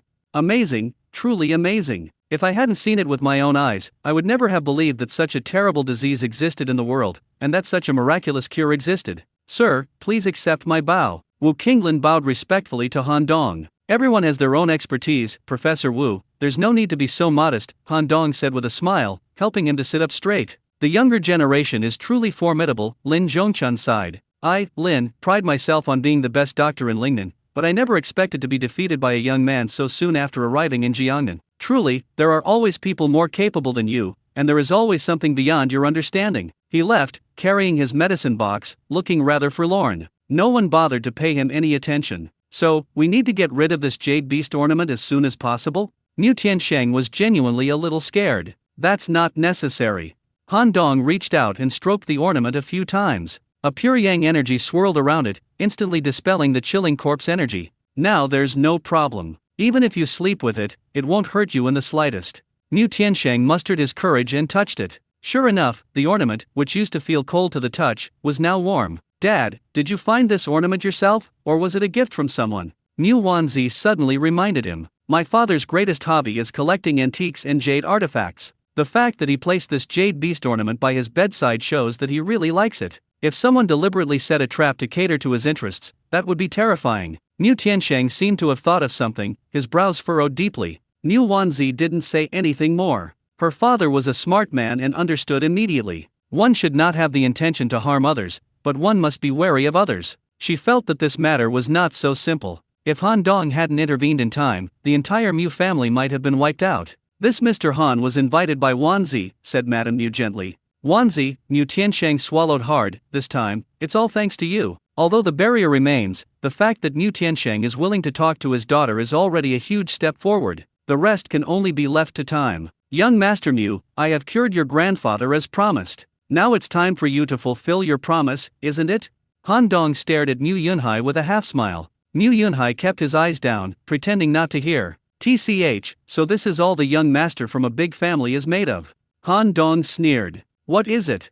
Old Master Mu asked hurriedly. So Mu Wanzi showed her father the letter of commitment written by Mu Yunhai. She also briefly explained the bet between Han Dong and Mu Yunhai. Grandpa Mu immediately knew what was going on. This brat initially thought Han Dong was just bragging, which is why he dared to make the bet. Now that he sees Han Dong has actually done it, he's trying to renege on his promise. On his deathbed, Old Master Mu had a brief moment of lucidity, and his senses were exceptionally sharp. He overheard the conversation of these unfilial descendants and was immediately enraged. "You beast! I'm not even dead yet, and you're already in such a hurry to take over? If the Mu family falls into your hands, the foundation I've worked so hard to build will soon be devoured without a trace. Don't you know your own limitations?" Mu Shaoren and the others lowered their heads, not daring to utter a sound, after being sprayed with insults. "We can't break our promises to strangers, let alone to our benefactors. Since Yunhai made a promise, he must keep it. Get this done as soon as possible. 20 million, 10 million each from your two families, is there a problem?" Mu Tiansheng glared at his unfilial descendants. "Yes, father," Mu Shaoren and Mu Shaoyi admitted, pinching their noses. "And you, Mu Yunhai, a man cannot stand without integrity. As a male member of the Mu family, you must make keeping your word the first ironclad rule. If you're willing to gamble, you must be prepared to accept the consequences. You dare to place heavy bets just because you think you can win, but then you feel bad when you lose and try to renege on your debt. With such gambling character, who will dare to play with you in the future? If a man wants to do great things, he must learn to be willing to give up. With such a narrow mindset, how can we entrust the Mu family to you in the future?" "Grandpa, I know I was wrong." Mu Yunhai lowered his head, his face full of shame. "You're still young, it's not too late for you to admit your mistakes and correct them," Mu Tiansheng sighed. Mu Yunhai immediately took out the car keys, handed them to Han Dong, and said in a deep voice, "From now on, that car is yours."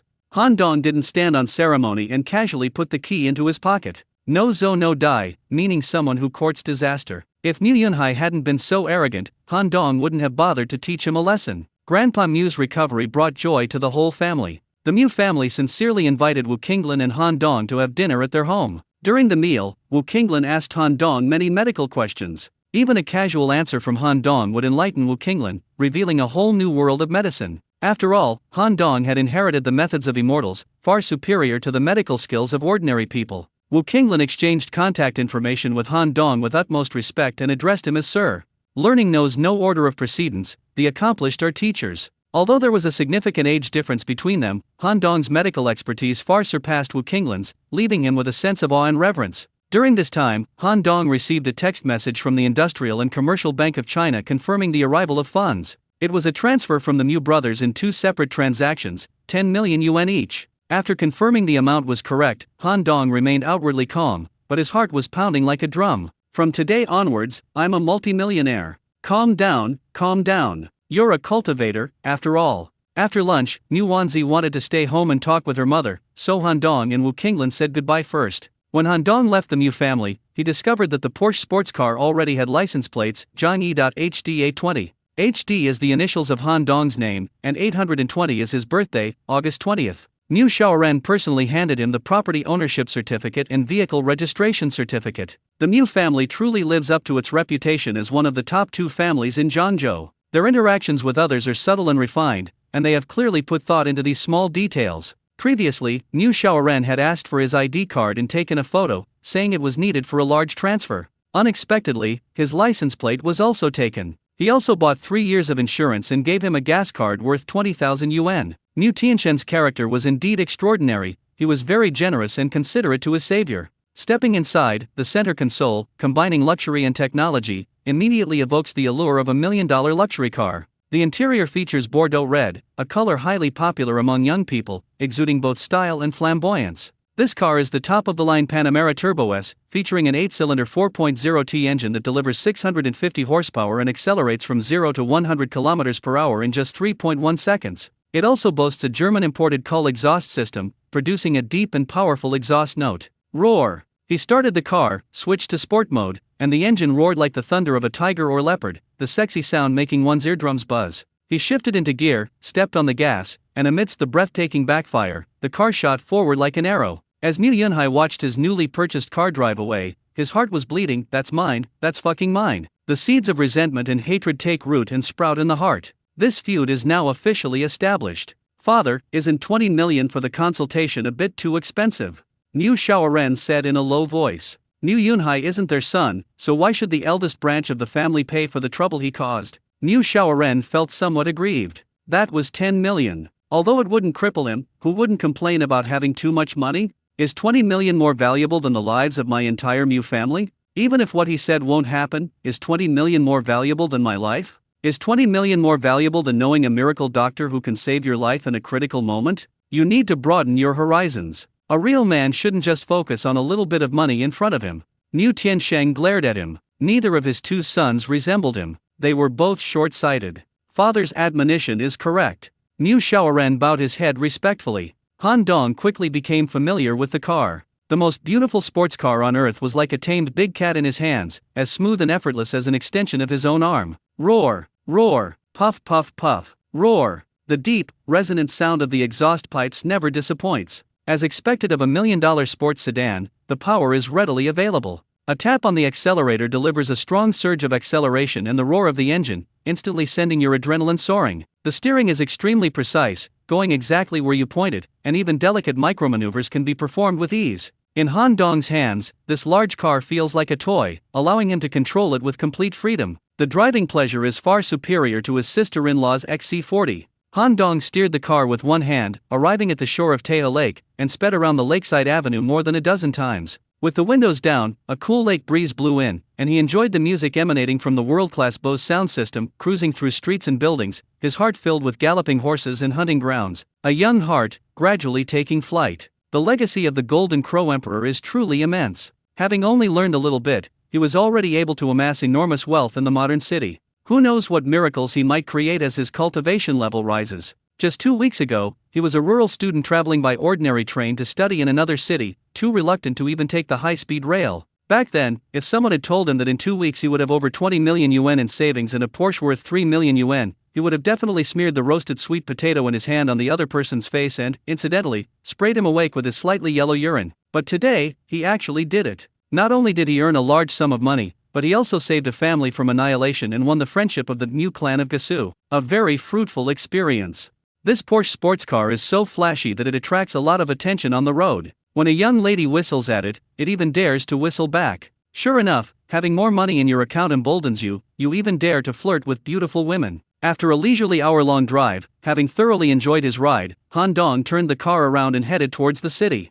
First, I went to the Huawei flagship store in the university town and traded my used Android phone for a Huawei Mate series Porsche design model. I also bought a tablet, a laptop, and the latest Huawei foldable screen phone as a backup. Boys often have a peculiar obsession with cars and electronics, and Han Dong was no exception. It's just that he was always short of money before and couldn't afford them. Now that he has more money, of course he wants to satisfy his materialistic desires. I was planning to transfer another sum of money to my mother, but I've decided to postpone it for now. 800,000 yuan is a huge sum of money for a rural family, enough for them to live on for a long time. There are many things that are hard to explain over the phone. Let's talk about them when I go home for the holidays. When driving back to school, Han Dong applied for a parking space for future convenience. Zhangzhou University is located in the affluent Jiangnan region, and many freshmen drive their own cars to school. However, Han Dong's Porsche is undoubtedly the most eye-catching. During the registration process, several security guards circled around the car, almost drooling. I paid 3,600 yuan a year to rent a fixed parking space not far from the teaching building.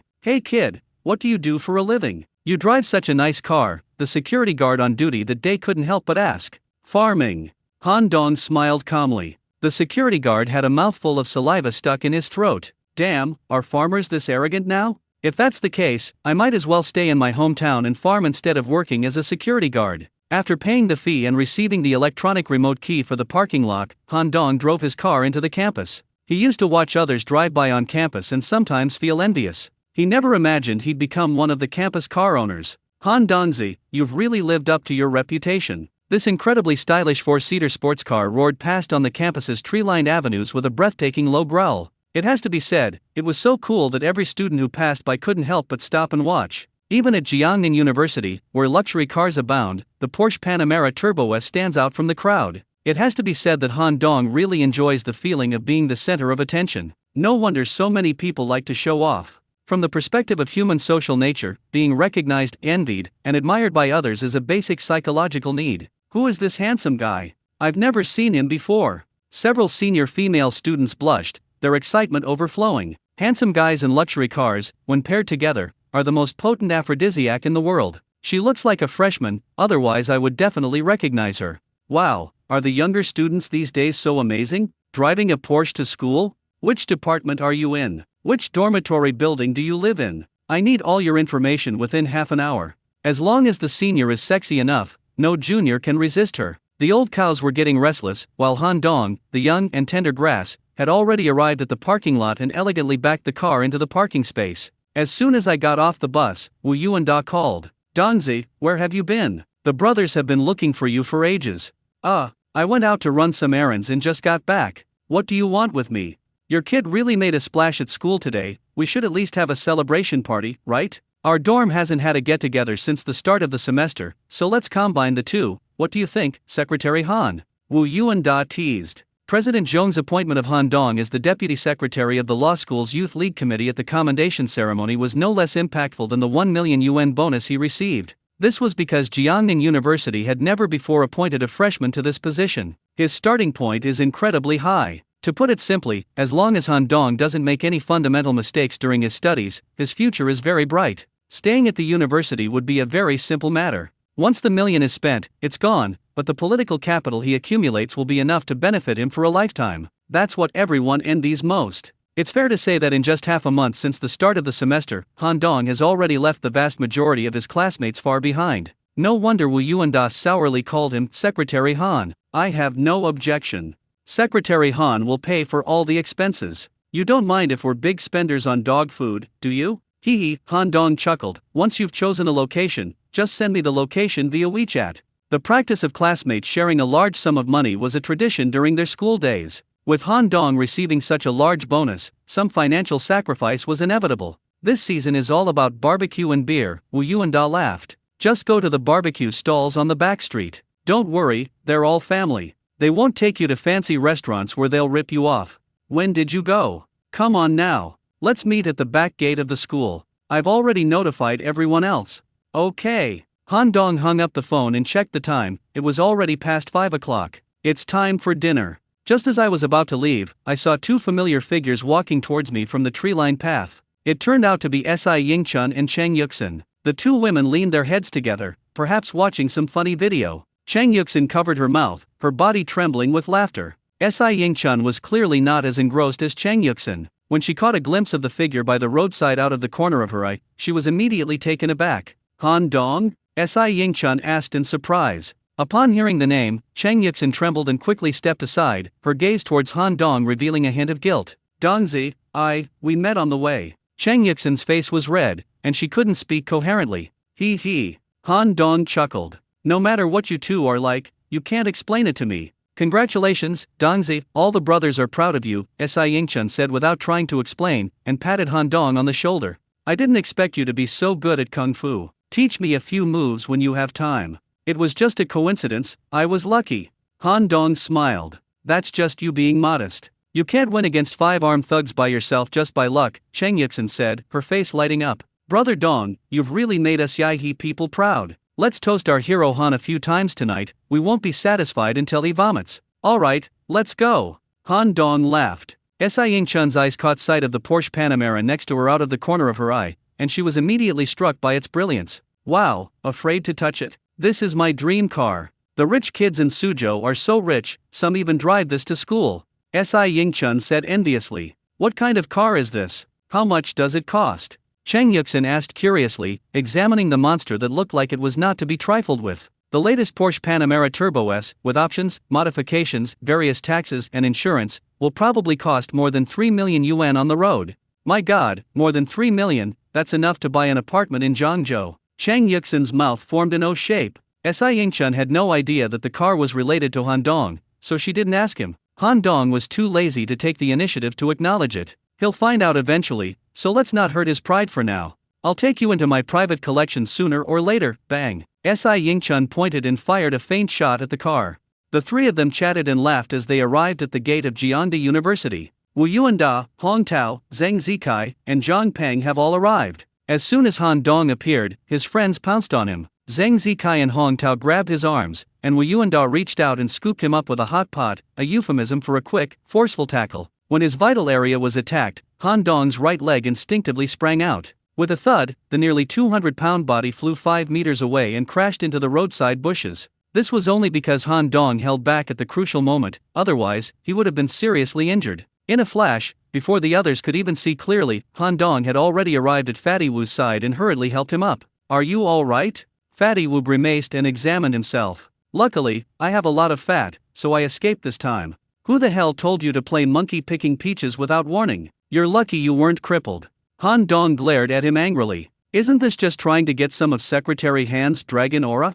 Fatty Wu's small eyes were squeezed into slits. So what the police officer said was true, Brother Dong really is a martial arts master. Hong Tao exclaimed in amazement. Hearing is unreliable, seeing is believing. I never got to see Han Dong take on 5 thugs, but I accidentally witnessed him kick a 200-pound fat man flying. That kick must have had the force of hundreds of kilograms. Nonsense, why would the police need to fabricate anything? Wu Yuanda rolled his eyes at him. The way the group looked at Han Dong became increasingly complicated. Zheng Zikai was clearly a little jealous. He used to look down on Han Dong, this country boy. Throughout high school, Zheng Zikai was the most outstanding. He had good grades, was handsome, and came from the city with a wealthy family. Han Dong, apart from his good grades, was unremarkable in other aspects. He was basically invisible in the class. Unexpectedly, not long after entering university, Han Dong became the most dazzling one. This made Zheng Zikai feel extremely unbalanced. Especially Chang Yuxin's infatuated expression made Zheng Zikai feel a little disgusted.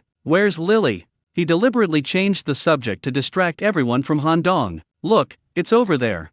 Zhang Peng pointed in the direction of the school gate. Yuli and another girl were standing not far away, watching them. To everyone's surprise, the girl who came with her was none other than the goddess in the hearts of the brothers Josie. After taking off her camouflage uniform, the girl wore a white chiffon blouse, peacock blue wide-leg pants, and white sneakers. Her hair was casually tied in a high ponytail. Standing alone, she looked so unique and unconventional. The girl had her hands in her pockets, and as she looked around, it seemed as if starlight was shimmering in her eyes. Wearing a floral dress, Yuli is a pure and cute girl. Standing next to her, she looks like a little follower. Oh my god, am I hallucinating? Fatty Wu pinched his thigh. Zheng Zikai and the others were also surprised, but more than that, they were pleasantly surprised. This girl usually acts like she doesn't want to be approached. We've been doing military training together for so long, and I haven't even spoken to her yet, let alone asked her out. Seeing everyone's eyes focused on her, Xiao Qian smiled faintly. Yuli said that Han Dong invited me to your celebration banquet, but I know it wasn't his idea. His expression just now confirmed that. Han Dong touched his nose and gave an awkward smile. He couldn't respond to that. But I still came, because I really admire Han Dong. What he did deserves a big toast. Even though I know you didn't invite me, I'm willing to attend your victory celebration because you're a hero, and I admire you. That's basically what Josie meant. Han Dong was surprised to find that this seemingly gentle and delicate girl actually spoke with a touch of boldness. Worth a big toast. This was not the usual style of a girl. Just as he was about to speak, another stunningly beautiful woman strode out of the school gate. It was Shen Qinyun, a beautiful professor from the law school.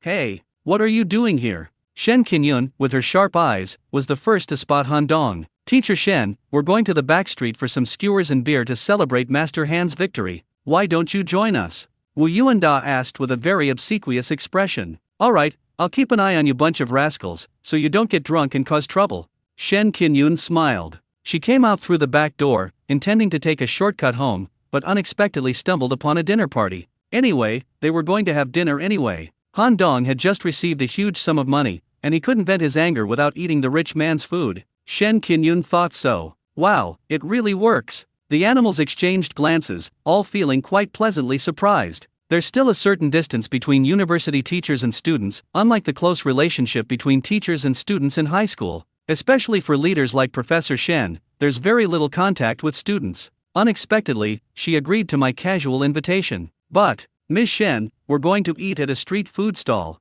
It's not appropriate for you to be dressed like this, is it?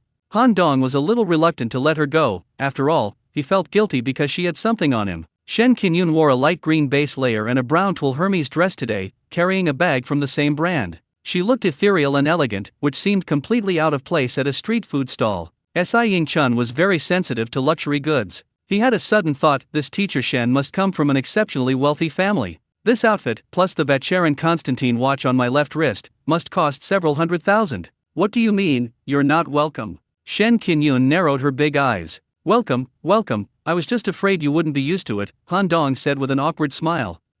That's more like it. Shen Qinyun gave him a disapproving look. Si Ying-chun's gaze darted back and forth between Han Dong and Shen Qinyun. Based on his extensive experience with relationships between men and women, he felt that the relationship between the two was not so simple. I can't quite put my finger on what it is, but it feels a bit ambiguous and hard to define. Thinking of this, Si Ying-chun felt as if a bottle of Shangzi aged vinegar had been spilled, sour beyond belief. Teacher Shen Qinyun, she's practically his ideal type. Being a few years older isn't a problem. The key is that her appearance, temperament, and family background perfectly match Si Ying-chun's needs. How did such a rare gem of a person come to have any connection with Han Dongzi, a village boy? What a waste! What a waste! Just outside the school's back gate is a famous food street, known locally as Back Street.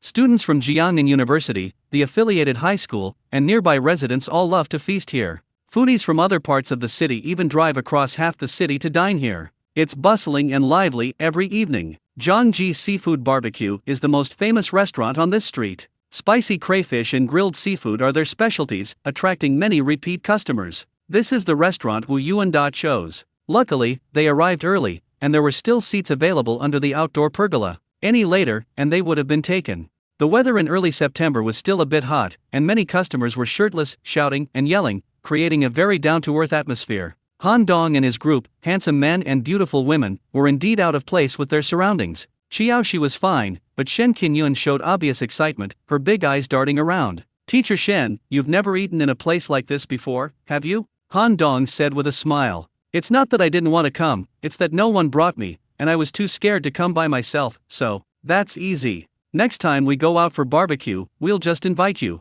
Wu Yuanda said with a beaming smile. Look, you said it, I wrote it down in my notebook. Shen Qinyun pointed at Fatty Wu and laughed. You're a leader of the college's youth league committee, spending all your time hanging out with us freshmen, isn't that a bit inappropriate?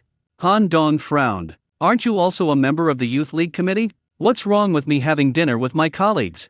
Shen Qinyun gave him a disapproving look. Yes, Dongzi, Teacher Shen is absolutely right, Wu Yuanda said with a grin. No problem. Zhang Zikai grinned strangely. Han Dong is such a fool. Nobody would complain about having beautiful women around them, naturally, the more the merrier. The group consisted of 10 people, including 4 beautiful women, 2 of whom were stunningly beautiful goddesses. This attracted the attention of customers around them, making the young man's vanity swell. Zheng Zikai enjoyed this sense of vanity and didn't understand why Han Dong kept pushing away the beautiful female teacher. Si Yingchun became increasingly certain that something unspeakable must have happened between Han Dong and this beautiful teacher. Their behavior was somewhat abnormal. This is so frustrating. Their group was quite large, and the boss brought over a large round table, as the original square table was simply not big enough for them. Originally, Han Dong was the main character of the dinner, but because teacher Shen was present, the seating arrangement was naturally centered around her. Shen Qinyan sat in the middle, with Han Dong sitting to her left, and below her in order were Yuli, Xiao Qian, Hong Tao, Zhang Peng, Wu Yuanda, Zheng Zikai, Si Yingchun, and Cheng Yuxin. Everyone else was fine, but Zheng Zikai was not happy. There were 4 beautiful women at the table, but he didn't get to sit next to any of them. He was a popular figure in high school, and his classmates basically followed his lead. Unexpectedly, in college, he was completely outshone by Han Dongzi, a country bumpkin. Zheng Zikai felt very indignant, but for the time being, he didn't have any good solutions. Everyone took the menu and started ordering. Wu Yuanda and a few other guys ordered 2 large bowls of spicy crayfish, grilled oysters, scallops, sori, prawns, and other seafood. Lamb skewers were of course indispensable, and Zheng Zikai even ordered a few grilled lamb kidneys. The girl, who prefers lighter flavors, ordered grilled eggplant, grilled enoki mushrooms, and other vegetarian dishes. We also ordered 2 large cans of chilled draft beer. Hong Tao, the youngest member, poured a glass of wine for everyone. "Thank you, but I don't drink." She smiled and politely declined when the glass was pushed towards Josie. Tonight is Dongzi's victory celebration banquet. While everyone is in a good mood, it won't hurt to have a little drink, Zheng Zikai tried to persuade. "I'm still a minor," Josie said calmly. Everyone then learned that Josie had enrolled in school early and was not yet 18 years old. "Let's get her a different drink," Han Dong asked. "What flavor does she like?" "Orange juice, please," Josie said. Wu Yuanda called the waiter and brought her a bottle of orange juice with pulp. The dishes were being served one after another. Wu Yuanda raised his glass, beaming with enthusiasm. "Tonight, thanks to Han Dongzi, all my good friends are gathered here. Let's toast to Brother Dongzi for receiving the honor of Hero of Righteousness and Courage. I wish him a bright future and a wide path ahead. Cheers! Congratulations to Han Dong, cheers!" Everyone picked up their beer glasses and drank them down in one gulp. "This chilled draft beer is quite delicious," Shen Qinyan said with a smile. "Teacher Shen, you've never had this before?" Wu Yuanda asked. "No," Shen Qinyan shook her head, "I've only ever drunk red wine, just a little bit." "That's true. Who would dare to take a goddess like Teacher Shen to a barbecue stand for draft beer?" "What goddess? I'm just an ordinary teacher," Shen Qinyan said with a smile. "If you're just ordinary, then there are no outstanding people in this world," the crowd thought to themselves. The group shared a drink, chatted, and seemed to be in good spirits. "Brother Dong," a pleasant female voice suddenly rang out. The crowd looked in the direction of the sound and saw 2 girls wearing the uniforms of Jiangda-affiliated high school standing not far away, looking in their direction. The girl on the left is very beautiful, even the oversized school uniform can't hide her refined and elegant demeanor. The girl on the right is also cute, but her looks can't compare to those of her companions. "Lin Rong?" Han Dong was taken aback. "What are you doing in the backstreet at this hour?" "Let's eat," Lin Rong smiled. "If you're tired of the food in the cafeteria, come to the backstreet for a change of pace." "Dongzi, who's this? Introduce her to us guys." Zheng Zikai couldn't resist showing off his flirtatious side when he saw the pretty girl. "I'm Han Dong's girlfriend, Lin Rong. You can call me Linlin." Lin Rong walked over and took Han Dong's arm generously. The cute girl next to her almost popped her eyes out of their sockets. "Yo, whoosh." Several animals started to jeer. "Dongzi, I never would have guessed. You actually betrayed the organization and secretly got a girlfriend," Wu Yuanda said with a resentful look. All eyes were on Han Dong's face. Shen Qinyan smiled enigmatically, Xiao Qian seemed lost in thought, and Yu Li and Cheng Yuxin both appeared somewhat jealous. Si Yingchun remained expressionless, while Zheng Zikai was clearly a little displeased. "Damn it, how come every pretty girl I pass by is connected to this country bumpkin? When I was a big shot at Yaihe No. 1 middle school, he was probably hiding behind someone else eating farts." Hong Tao and Zhang Peng were just bystanders and had no particular thoughts. "Lin Rong, if you keep talking nonsense, I'm really going to block you." Han Dong glared at her, annoyed. "Just kidding, why are you taking it so seriously?" Lin Rong grabbed his arm and shook it. "Stop messing around, I'll treat you to dinner. Just sit there and eat properly." "Thank you, Brother Dong. You're the best to me." Lin Rong nodded like a chick pecking at rice and kissed him on the cheek. "Hey, you shameless girl," Cheng Yuxin couldn't help but tease. "Han Dong kissed me like that too, is there a problem?" Lin Rong asked innocently. Where did he kiss you? Yuli asked. Of course, it's the lips. Lin Rong sat down next to Han Dong without any hesitation, pushing Yuli to the side. Puffed. Wu Yuanda almost spat out the water he had just taken a sip of. Han Dong picked up a string of enoki mushrooms and stuffed it into Lin Rong's mouth. Eat yours and don't say anything. Lin Rong nodded like a chick pecking at rice, chewing obediently. Hey classmate, come join us. Han Dong waved to the cute girl. Hong Tao added a stool next to her and invited the girl to sit down. My name is Wang Keilang, you can call me Keek. The girl, who seemed to have grown up eating cute things, smiled and said, I'm Linlin's deskmate and best friend. Hello Coco, my name is Han Dong. I'm Linlin's friend. I know, Linlin has been talking about you every day lately, I'm so tired of hearing it. Wang Keilang wrinkled her nose. I didn't. Lin Rong hurriedly cried out in protest. Shut up, even delicious food can't shut you up. Han Dong glared at her. Lin Rong's shoulders, which had just straightened up, slumped instantly, and she shut her mouth, not daring to utter a sound. Little beauty, tell us how you met Han Dong. Wu Yuanda asked like a cunning and persuasive wolf. He wouldn't let me speak, Lin Rong said, pointing at Han Dong. I know, Wang Keilang raised her hand and said, on the day of the bus robbery, Linlin was on bus number 15, and it was brother Han Dong who saved her. Oh, everyone sighed in relief, as if they had just realized something. The hero rescuing the damsel in distress is a timeless fairy tale. Although the plot is a bit cliché, girls still love it. That's not all. This morning at the school gate, I was harassed by a group of hooligans. It was brother Han Dong who pretended to be my boyfriend and chased them away. Lin Rong couldn't help but interject. What do you mean I'm pretending to be your boyfriend? You're the one who came up to me and pretended to be my girlfriend, okay? Han Dong glared at him and said, wait, did I ask you to speak? Lin Rong made a zipper-locking motion over her mouth and then fell silent. Although it wasn't explained in detail, everyone here is smart enough to understand the entanglement between the two. The women all breathed a sigh of relief. It seems that Han Dong and she had nothing between them at all, he just happened to save her twice. At this age, a girl's heart is just beginning to stir with romantic feelings, and she must be developing vague emotions for Han Dong. But Han Dong doesn't seem to have those feelings for her.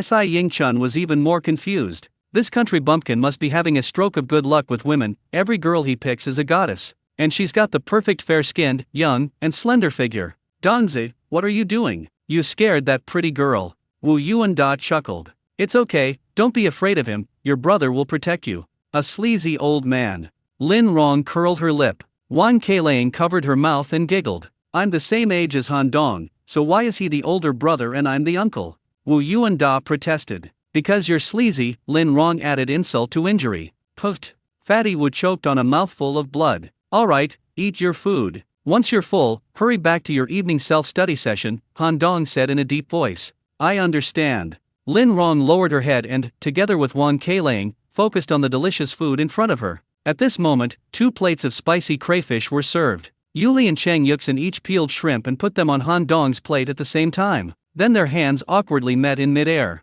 Yuli and Chang Yuxin exchanged a glance, and both of them were stunned. Thank you, sister. Lin Rong calmly accepted the peeled shrimp from the 2 people and gave one to Wang Keilang. Oh, you're welcome, Yuli and Chang Yuxin said in unison. Everyone here is very intelligent, so you can naturally see what's going on. Han Dong was so embarrassed that he could carve out a 3-bedroom, 2-living-room apartment from the ground. Yuli is one thing, but what about Chang Yuxin? Isn't she getting along really well with Si Ying-chun? Why is she publicly showing affection in this kind of setting? Shen Qingyun squinted, staring at Han Dong expressionlessly. Josie smiled gently, her lips curving slightly. Wu Yuanda and Hong Tao were selfless. Although they were surprised by how popular the third son was with women, they didn't have any other thoughts. The inner thoughts of Si Ying-chun, Zheng Zikai, and Zhang Peng were rather complicated. Although Zheng Zikai fell for Qiao Qian at first sight, he didn't give up on Yuli and Chang Yuxin. His original intention was to keep them as backup options. However, what he had just witnessed suddenly made him feel a sense of crisis.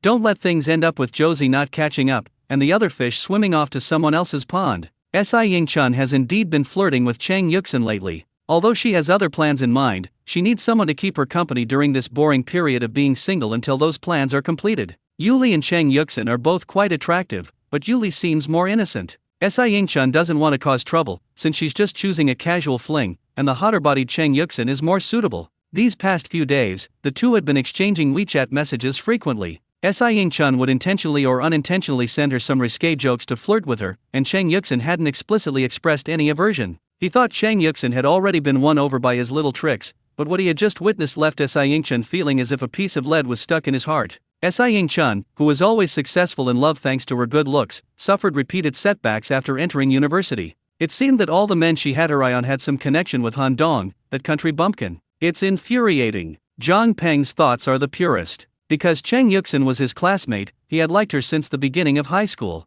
Cheng Yuxin is charming and sexy, with the potential to become a goddess to male otaku. Zhang Peng happens to be a programmer otaku, so he naturally falls for her at first sight. Seeing his crush of 3 years openly fawning over another guy, the otaku's fragile heart shattered into a million pieces. A simple act of peeling a shrimp stirred up a storm, with everyone present harboring their own secrets. Seeing that the atmosphere was awkward, Wu Yuanda offered 2 more glasses of wine, which slightly eased the embarrassment. Lin Rong and Wang Keilang had a heavy workload and would be attending evening self-study later. So, after finishing their meal, they said goodbye as soon as possible. As soon as they left, Han Dong received a WeChat message. Linlin, you've become Tang Monk's flesh. Han Dong, what do you mean? Linlin, there are 4 devils on the table, all lusting after your body. Han Dong, go away. What do you know, you little brat? Linlin, those 2 peeling shrimp for you, their intentions are obvious. The other 2 are hiding in the shadows, and the way they're looking at you is definitely not ordinary. Han Dong, instead of studying properly, you spend all your time thinking about these useless things.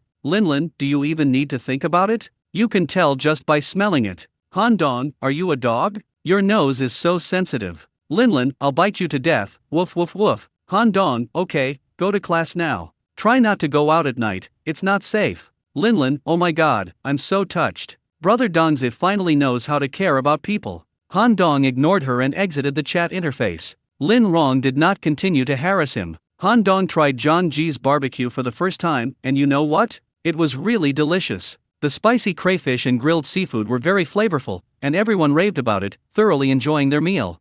This was Shen Qinyun's first time eating at a street food stall. Compared to elegant upscale restaurants, it had a unique charm. The people around her were laughing and shouting, with alcohol and sweat flying everywhere. This kind of life of drinking and eating heartily felt novel to Shen Qinyun, and it had a special sense of everyday life. As always, Josie remained reserved. She didn't drink alcohol and didn't fully immerse herself in the lively atmosphere, but she didn't deliberately reject it either. She was extremely quiet and rarely spoke, but when she occasionally smiled, she could attract the attention of all the boys. Even with a stunning beauty like Shen Qinyun in the audience, it's hard to overshadow her brilliance. Just then, a little girl carrying a basket of roses walked by, repeatedly saying, "Sir, buy a flower for your loved one." "How much is one?" Zhang Zikai's eyes lit up. 10 yuan. "Give me 2. Thank you, sir." The girl accepted the 20 yuan bill from Zhang Zikai and gave him 2 red roses. With one flower in his mouth, Zhang Zikai approached Xiao Qian, knelt on one knee, and raised another flower with both hands.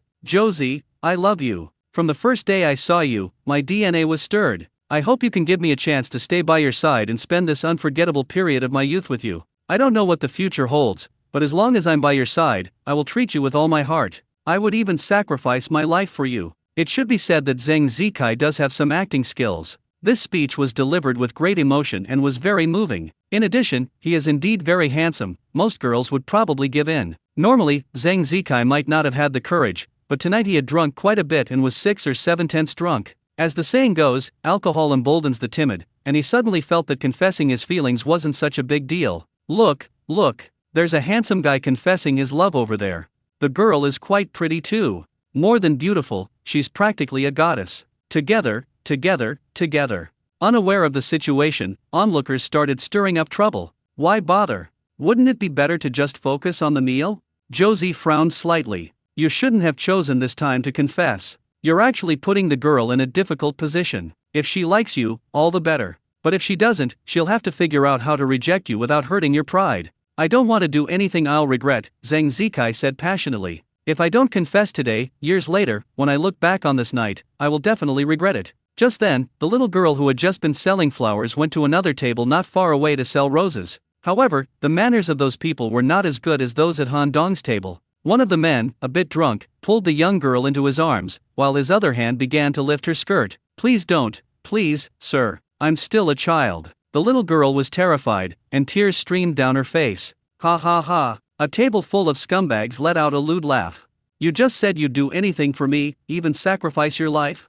Josie looked at Zhang Zikai with a mocking expression. "Yes, I swear." "Okay, Josie suddenly stood up, walked quickly to the table where the sleazy man was, picked up a bottle of beer, and smashed it hard on his head. With a crisp bang, the wine splashed everywhere. The sleazy man covered his head and tried to stand up, but felt a sudden dizziness. After spinning around twice, his eyes rolled back and he collapsed to the ground. The little girl stared blankly at the sleazy man who had collapsed, forgetting even to cry. The scum at the table jumped to their feet when they saw their companion's head had been cracked open. There were 7 or 8 thugs, all shirtless and covered in dragon and tiger tattoos. They were clearly not good people. "You bitch, you're asking for it. I'll gang rape you right here on this table, you believe me?"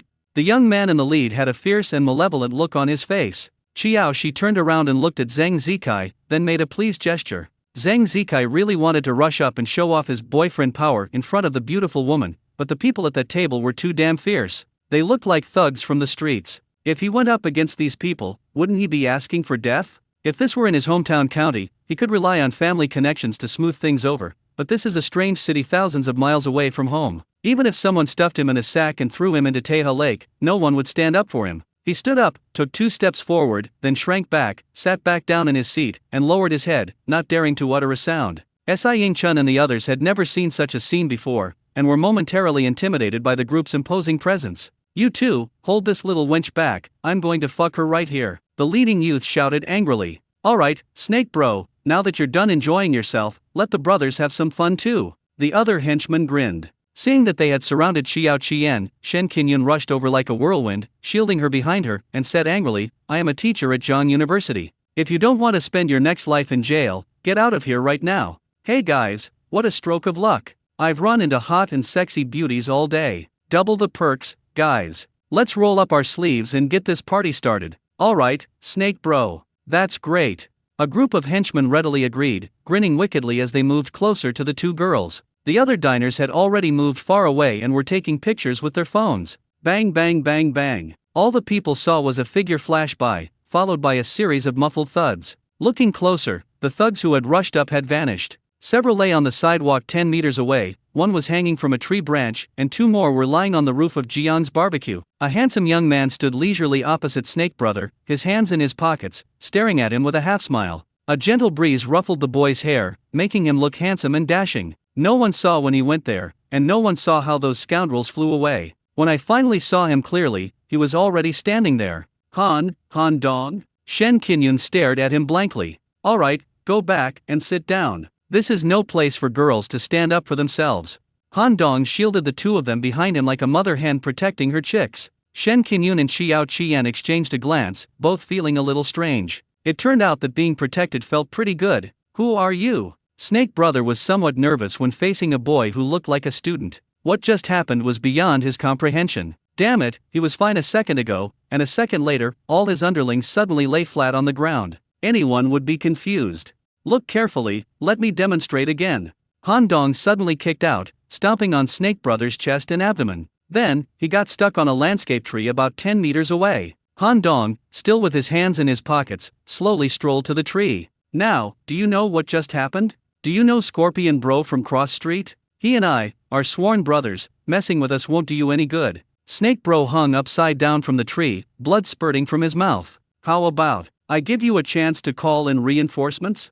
Han Dong said calmly. Snake Bro didn't stand on ceremony. He slowly climbed down from the tree, walked to the side, and made a phone call. About 10 minutes later, a Jinbei van sped up and stopped next to Jiang's barbecue. A dozen or so scumbags got off the vehicle, each carrying a baton, a watermelon knife wrapped in newspaper, and other weapons. The leader was wearing a sleeveless vest, revealing a large red scorpion tattoo on his arm. He had a cigarette dangling from his lips, looking like he was the best in the world. "Who dares to mess with my brother Scorpion? Are you tired of living?" Scorpion Man shouted fiercely. "It's me." Han Dong grinned. The Scorpion Man's fierce expression froze the moment he saw his face clearly. "Sir, hello." The Scorpion Man forced a smile that looked more like a grimace. They'd just gotten a beating from Han Dong that morning, and they hadn't even recovered from the damage. And now they'd run into him again tonight. "Snakeskin, you had no choice but to mess with this jinx. The person he shook in, is that you?" Han Dong chuckled. One of the hot-tempered henchmen hadn't been involved in the morning's events and didn't recognize Han Dong. Seeing the guy's arrogant attitude, he brandished his baton and was about to charge when the Scorpion Man grabbed him and slapped him hard across the face. "Boss, why did you hit me?" The underling was stunned by the slap. "Am I going to hit you?" I'm just showing my love for you. The Scorpion Man had a string of spittle stuck in his throat. If you rush up there, you'll be in even worse shape than those two guys lying on the roof. Sir, I don't know how my brother Snakeskin offended you. If the situation isn't too bad, I hope you can be lenient and let him go. I, Scorpion, will be grateful for your favor and will definitely repay you in the future. It was that guy. Snakeskin pointed to the sleazy man lying on the ground. He was drunk and peed his pants, and he harassed that little flower girl. He got his head smashed by Mr. Hand's friend. That's why we took action. He's not actually one of our people, just a client. This is the first time we've met him. The Scorpio Man breathed a sigh of relief. It seemed the situation wasn't too bad after all. Sir, you see, the scorpion-faced man looked at Han Dong respectfully. I have a few conditions. First, wake that scumbag up and make him apologize to the flower girl. Second, compensate her for her emotional distress. You can decide the amount yourselves. Third, as long as she sells flowers on this street, you must guarantee her safety. Anyone who dares to bully her again will face more than just a kick. No problem, Mr. Han, the Scorpion Man readily agreed. Someone brought over half a basin of cold water, poured it on the lewd man to wake him up, and whispered something in his ear. When that scumbag heard how powerful Han Dong was, he was so frightened that he knelt down in front of the young girl and slapped himself hard across the face. I'm sorry, I drank too much cat piss, I hope you can forgive me. The little girl was terrified and didn't know what to do. Han Dong asked softly, are you willing to forgive him? If not, let's call the police and take him to the police station. I don't want to go to the police station. The little girl shook her head. Grandma is sick, and I want to sell more flowers so I can earn enough money to pay for her medical treatment. At this point, Scorpion Man and Snakeskin rallied a group of henchmen, pooling all the money they had on them, plus the 10,000 yuan in the sleazy man's wallet, for a total of more than 30,000 yuan. Sir, this is all we have. The Scorpion Man scratched his head. Han Dong handed the large stack of coins to the little girl and said gently, take this money back to treat your grandmother's illness. The little girl stared at Han Dong with wide, puzzled eyes, not understanding why he was giving her so much money. This is their compensation. Don't worry, you deserve it, Han Dong said with a smile. Thank you, big brother. The little girl's eyes welled up with tears. She put the thick stack of yuanzi into her handbag. Then go home early. Don't come out to sell flowers at night anymore. Study hard and try to get into a good university in the future. I understand, big brother. The little girl smiled through her tears and waved goodbye to them. Sir, thank you for your leniency. Scorpion will remember it. Scorpion Man said respectfully. Let's go. Even thieves have their code of honor, and scoundrels have many ways of doing things. Don't do those despicable things again. If I run into you again, I won't be so lenient with you. The teacher's words are correct, we will change. Snakeskin and his gang of henchmen limped away from the scene. Scorpion Man and his brothers got into a jinbei van and drove off even faster than they had come, as if they were being chased by hyenas. Well done, young man. Thunderous applause erupted from all around. Qiao Shi looked at Zhang Zikai and slowly said, now, do you still dare to say you love me? Zhang Zikai's head was practically tucked into his crotch. 1 second they were confidently saying they would give their lives for someone, but the next second, when that person needed protection, they hid away out of cowardice. He's contradicting himself. Zhang Zikai knew that he would never be able to win Qiao Qian's heart in this lifetime. The others finally understood why Han Dong was able to take down those 5 robbers and win the $1 million reward. They had witnessed his extraordinary skills firsthand. Si Yingchun felt a little heavy-hearted. After all, when teacher Shen Qinyun and Qiao Qian stepped forward, he had also backed down because of his cowardice. Wu Yuanda and his ilk were no better off. They usually think of themselves as someone important, but seeing those ruthless gangsters makes them realize they're actually quite cowardly. It turns out they really can do the embarrassing thing of just watching a woman suffer without daring to intervene. This feeling is absolutely awful. In contrast, Han Dong not only dared to step forward, but also had the ability to handle the situation, beating those arrogant thugs to a pulp and making them willingly admit defeat. They will never have this ability in their lifetime. They've only just started college, and the gap between them is already so big. The boys felt very awkward and fell silent. There's no need to continue the drinking party at this point. Han Dong paid the bill, and everyone said goodbye at the school gate. You guys go back to your dorms first, I'll take teacher Shen home, Han Dong said calmly. No need, I can take a taxi back myself. Shen Qinyun's face was flushed, and she looked quite drunk. You're so drunk, aren't you afraid someone will pick you up while you're drunk? Han Dong said in a deep voice. Shen Qinyun fell silent. I didn't feel anything at first, but now that the wind is blowing, my head feels even more dizzy. It's hard to say what might happen if someone falls asleep in the car. One should not have the intention to harm others, but one must be wary of others. They said goodnight to each other and parted ways at the door.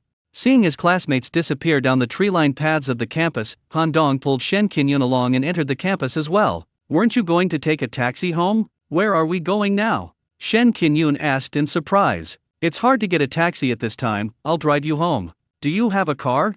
Yes, park it over by the teaching building. No, you've had quite a bit to drink tonight, how can you drive? Don't forget, I'm a martial arts master. This little bit of alcohol was already expelled from my body by my internal energy. Han Dong wasn't bragging, he simply circulated his pure yang energy and evaporated the alcohol from his body. Shen Qinyun had no choice but to obediently follow behind him. She tried to ignore the hand that Han Dong was holding. Yeah, he's just my student. It's perfectly reasonable that he held my hand because I was drunk. But, why are his palms so hot? It's unsettling. I must be drunk. It's the effect of alcohol, not some other emotion. Yes, that must be it. Han Dong led her to the parking lot. He opened the back door and shoved Shen Qinyun inside. Wow, a Panamera. Shen Qinyun comes from a wealthy family, so she must recognize a Porsche. Okay. Han Dong got into the driver's seat, started the car, and drove off immediately. As far as I know, this car costs close to 2 million, right? Where did you get so much money? Did you buy it with the reward money for your act of bravery? Shen Qinyun frowned slightly. If that was the case, she would have to criticize him a bit. What are you thinking? I've already transferred the bonus home. Han Dong rolled his eyes. I earned the car through my own hard work. Ha! How did you earn it? Shen Qinyun immediately became interested. That takes a lot of skill to earn $1 million luxury car in such a short time. So Han Dong briefly recounted what had happened at the Mu family's residence. No way, you really cured Mu Tiansheng's strange illness? Shen Qinyun was shocked. You know Mu Tiansheng? Han Dong had only mentioned Old Master Mu, not Mu Tiansheng's name, so he was somewhat surprised when Shen Qinyun mentioned Old Master Mu's name. Yes, our family has business dealings with the Mu family, and we've met a few times. No wonder.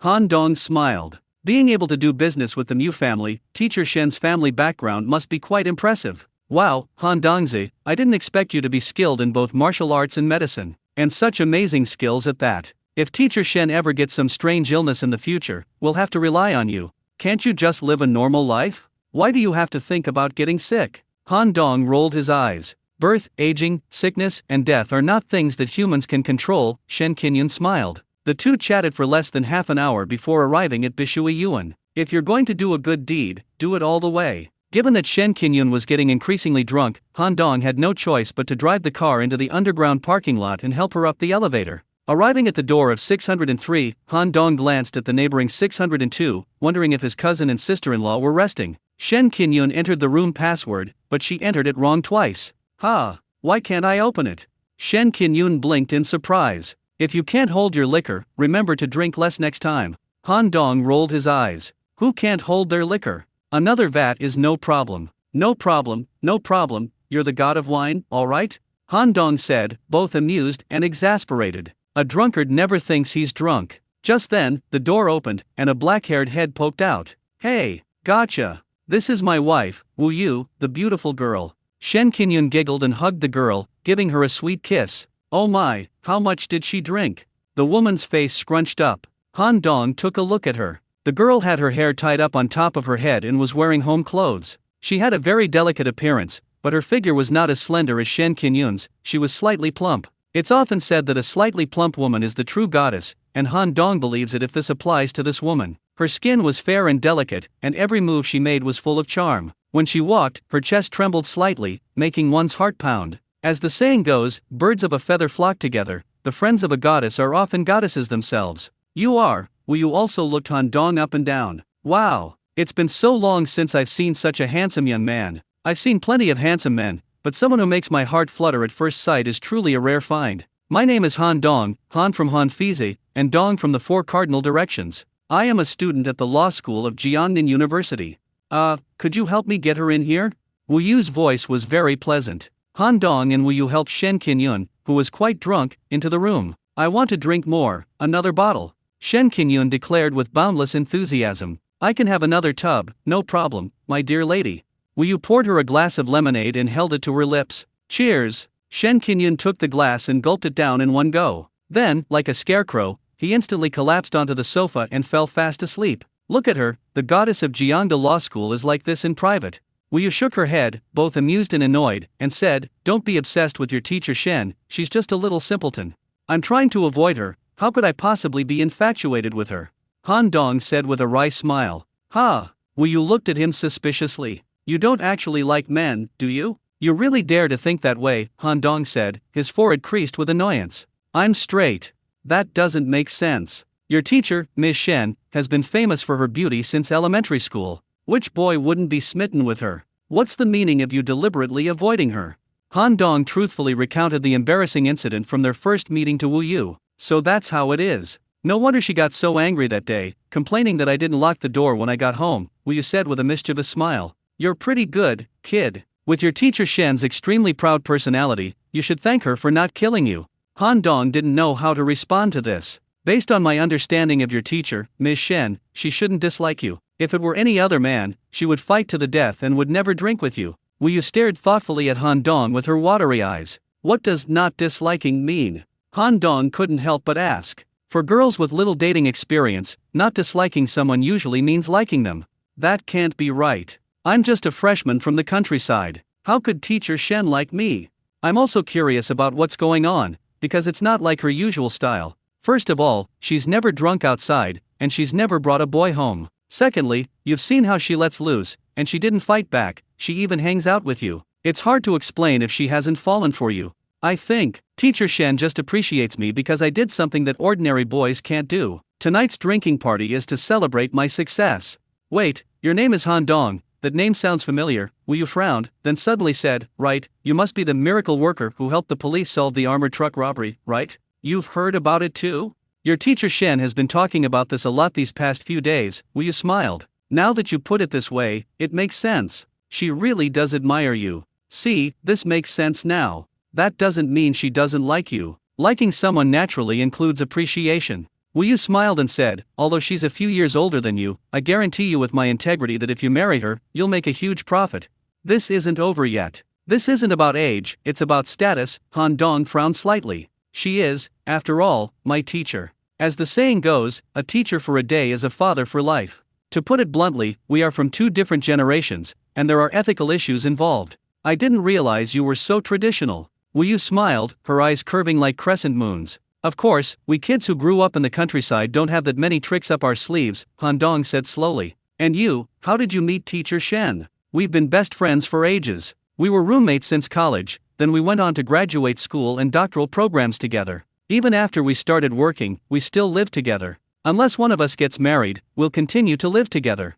From an outsider's perspective, you might very well think you're a couple. Do you think nobody says that? Quite a few classmates even say it. But only we know that our friendship is purely platonic. It's certain that both you, teacher Shen, and I like men." Wu Yu poured Han Dong a glass of water, brought it over, and smiled. "Have some water before you go. Thank you for tonight." Just as Han Dong was about to take it, a strange thing happened. Shen Qinyun muttered to herself, wondering who she was fighting in her dream, and then kicked Wu Yu in the butt with her long leg. "Emma!" Wu Yu exclaimed, her body uncontrollably falling forward, spilling the cup of boiling water in her hand all over Han Dong's pants. "Ouch!" Han Dong cried out in pain as he was burned. I'm so sorry, I'm so sorry." Wu Yu was terrified and quickly got up, saying in a trembling voice, "Quickly, take off your clothes to prevent boiling water from seeping into your clothes and spreading the burn area." Han Dong hurriedly pulled down his jeans and grabbed the hem of his t-shirt with both hands to cover his private parts. Wu Yu took a medical kit from the storage cabinet and came to Han Dong. "Alright, what are you hiding at a time like this? Let me take care of it for you." Wu Yu frowned, looking serious. You, help me handle this." Han Dong was startled and stammered. "I'm a professional doctor, what's the problem?" Wu Yu took out a bottle of burn ointment, raised her chin, and gestured for Han Dong to lift up the hem of his t-shirt. "Are you a doctor?" "Forensic pathologist," Wu Yu said calmly. "Aren't forensic doctors supposed to handle corpses? This is a living, breathing person." Han Dong choked on his own words. But he still lifted his t-shirt. This area couldn't be overlooked and needed to be dealt with promptly to avoid any long-term consequences, which would be a lifelong regret. Hiss. After seeing it clearly, Wu Yu gasped. I am a doctor, I am a doctor." Wu Yu silently recited the four-word mantra to calm her restless DNA. Taking a deep breath, Wu Yu's wildly beating heart calmed down a little. She carefully examined the burn wound and thankfully, it was only slightly red and there was no peeling or ulceration. At this moment, Wu Yu was squatting in front of Han Dong, pretending to calmly treat his burn wound. Because she was wearing loose pajamas, the view from her neckline was so alluring that it made one want to swear. How could a hot-blooded young man possibly defend himself like that? What are you doing? Shen Qinyun, who had been fast asleep on the sofa, suddenly sat up, her eyes glazed over with drunkenness, staring blankly at the two of them. Like a rabbit struck by an arrow, Han Dong suddenly leaped up, turned around, and rushed out of 603. Wu Yu hurriedly put down the medical kit and went over to comfort her best friend. After feeding her a few sips of lemon water, the girl fell into a deep sleep again. Looking towards the gate, Wu Yu covered her burning cheeks and murmured, "What a tragedy." Han Dong came out of room 603, went to the stairwell, took out a pair of shorts from his spirit void ring, and hurriedly put them on. Looking at the time, it was almost 10 o'clock. Not wanting to disturb his brother and sister-in-law, he immediately took the elevator to the parking lot, drove his car, and sped back to the school. After parking the car, Han Dong went to the playground, strolled along the track, and felt the breeze, trying to extinguish that burning desire. "Dongzi?" A girl suddenly called out as they passed the stands. "It's so late, why haven't you gone back to the dorm yet?" Han Dong looked closely and saw Chang Yuxin. She was resting her chin on her hands, looking at him with a face full of surprise. "I don't want to go back." Chang Yuxin frowned. "Why? Is someone in the dorm bullying you?" "No, we have a very good relationship," Chang Yuxin murmured. I have something on my mind." "You can tell Si Ying-chun," Han Dong said with a smile. No, Dongzi, Si Ying-chun and I are nothing." Chang Yuxin hurriedly explained, "He has been flirting with me lately, but I know he just wants to hook up with me. He really likes Chiao Chien. So, we are just friends right now, there is no ambiguous relationship between us." "Chang Yuxin, you don't need to explain your relationship with him to me. We're just from the same hometown, and we weren't actually that close before," Han Dong said casually. "Dongzi." Chang Yuxin sensed Han Dong's coldness and aloofness, and said urgently, I like you. I had a little feeling for you the first time we met, and as time went by, I found myself falling deeper and deeper. Especially on the day of the awards ceremony for acts of bravery, when you were speaking on stage, you were shining, and I fell for you right then and there." "Ha!" Han Dong was a little stunned. "Have you been attracting a lot of romantic attention lately?" "This." Han Dong hesitated, trying to find the right words to refuse. Chang Yuxin had the looks of a goddess to many men, so Han Dong naturally didn't dislike her. However, his standards had definitely changed. Compared to beauties like Chiao Chien and Shen Qinyun, she did seem somewhat overshadowed. I know. Chang Yuxin said apologetically, "I know I'm not good enough for you. Only a goddess like Chiao Chien could catch your eye. I just want to give myself to you, otherwise I'll regret it." "What do you mean?" Han Dong raised an eyebrow. "Please believe me, I'm still a virgin," Chang Yuxin said sincerely. "I want to give my first time to the boy I love, and I swear I won't use it to bother him in the future. I will date other boys, so you don't have to worry about any trouble." "Why are you doing this? You're making yourself suffer too much." Han Dong looked Chang Yuxin up and down. Tonight she was wearing a chiffon blouse and a short skirt, revealing her two long, fair legs. "Judging by her figure alone, this girl is as beautiful as any other woman I've ever seen. I only had this thought in mind, but I never expected to meet you on the playground. I think this must be fate." Chang Yuxin steeled her heart, hugged Han Dong tightly around the waist, and buried her head in his chest. Thump, thump. In the still night, their hearts pounded like drums. Previously at teacher Shen's house, Han Dong was already flirting with Wu Yu, the slightly chubby goddess, and was like a powder keg about to be ignited. Now, with a warm and soft beauty in his arms, the powder keg almost exploded. Any normal man would find it hard to resist. Han Dong's large hands stealthily moved towards her waist. "Before you have mastered the pure yang body, you must never get close to women." My mentor's admonition rang in my ears at just the right time, like a bucket of cold water being poured over my head. "I'm not that kind of person." Han Dong gently pushed her away, his face full of righteousness. Tears streamed down my face. "I'm sorry, Dong Ge." Chang Yuxin pouted, on the verge of tears. The girl felt her self-esteem was shattered when she tried to seduce him. "I think, we can't be so hasty about this, it's better to proceed step by step." Han Dong forcibly suppressed the turmoil of his hormones, his voice trembling with tears. "Who the hell invented the term, gradual progress? Get rid of it. Isn't it better to be hasty?" "Ha!" Chang Yuxin's eyes lit up. "Brother Dong, you mean, I'll still have a chance in the future? We don't know each other very well, so we need to spend some time together, right? So it's better to start as friends." Han Dong hunched over, gritting his teeth. "Okay, whatever Dong Ge says, moi." Chang Yuxin smiled broadly and quickly gave Han Dong a kiss on the cheek. "Is it worth it?" Han Dong looked at her. "In matters between men and women, there is no question of whether it is worth it or not, only whether one is willing or not," Chang Yuxin said slowly. As long as I am willing, no one in the world can interfere. Okay, I understand. I'll go back tonight and we'll talk about it another day. Okay, Dong Ge. I'll go first, wait a while before you leave. I'm afraid if others see us, it will have a bad impact on you. I never expected Chang Yuxin to be so understanding, I never realized it before. Chang Yuxin looked around and, finding no one there, hurriedly left. About 5 minutes later, Han Dong also emerged from the shadows and headed towards the dormitory. A figure darted out from not far away and arrived at the crime scene. That girl was clearly Chang Yuxin. I didn't expect her to be so proactive. The man spat angrily. But who was that guy? He was walking too fast, so I couldn't see his face clearly. I could only tell he was quite tall, at least 180 centimeters. The person looked around but didn't see anyone, then walked towards the dormitory building. When Han Dong returned to room 513, he found that only Fatty Wu was there, lying on his bed playing PUBG. Where are the other two? Han Dong asked in surprise. Si Lao-san is probably out on a date. Hong Tao said he went to the track for a run, but he hasn't come back yet. Fatty Wu was engrossed in his game and didn't even look up. A few minutes later, Hong Tao pushed open the door and came in, leaning over with a mysterious look on his face. He whispered, "I've discovered a secret." Not interested. Fatty Wu ignored him. Han Dong smiled but didn't respond. Just now, Chang Yuxin was hugging and being affectionate with her boyfriend on the playground. Hong Tao emphasized.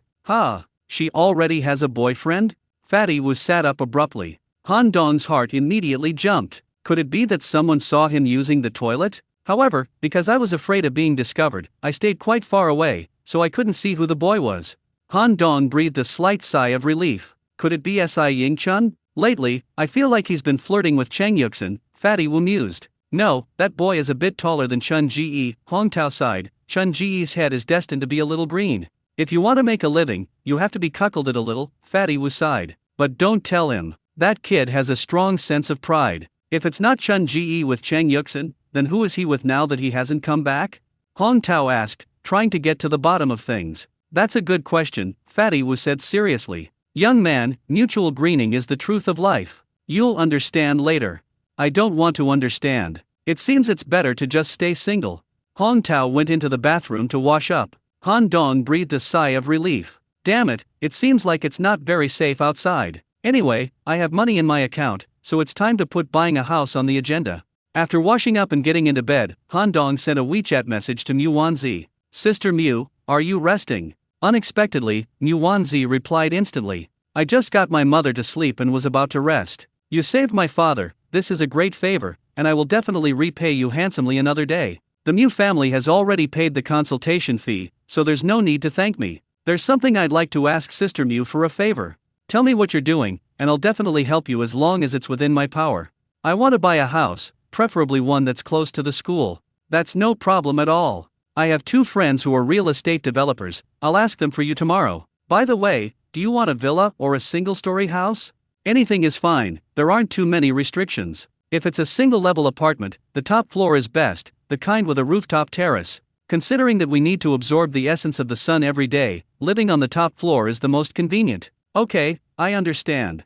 Thank you, sister. You should get some rest. Good night. After exiting the chat interface, Han Dong washed up and went to bed. Today was indeed a very eventful day for him. It was arguably the most eventful day of his life. Originally, he thought winning $1 million prize was already a lot of money, but unexpectedly, he made a net profit of $20 million and won a luxury car by relying on the medical skills passed down by the Golden Crow Emperor. Since receiving the inheritance, his speed of transformation has been astonishing. He is very much looking forward to a happy life in the future. Nothing happened that night. The next morning, I went to the rooftop to temper my body as usual. Make a little progress every day, accumulate quantitative changes, and when a qualitative change occurs, your level will be elevated dramatically. Back in the dormitory, after eating and changing clothes, we continued our military training on the playground. Because of yesterday's award ceremony, Han Dong became an overnight sensation and a celebrity among the freshmen. Wherever he went, girls would stare at him and even whisper about him to their friends. That's him, he's good looking and has a great personality.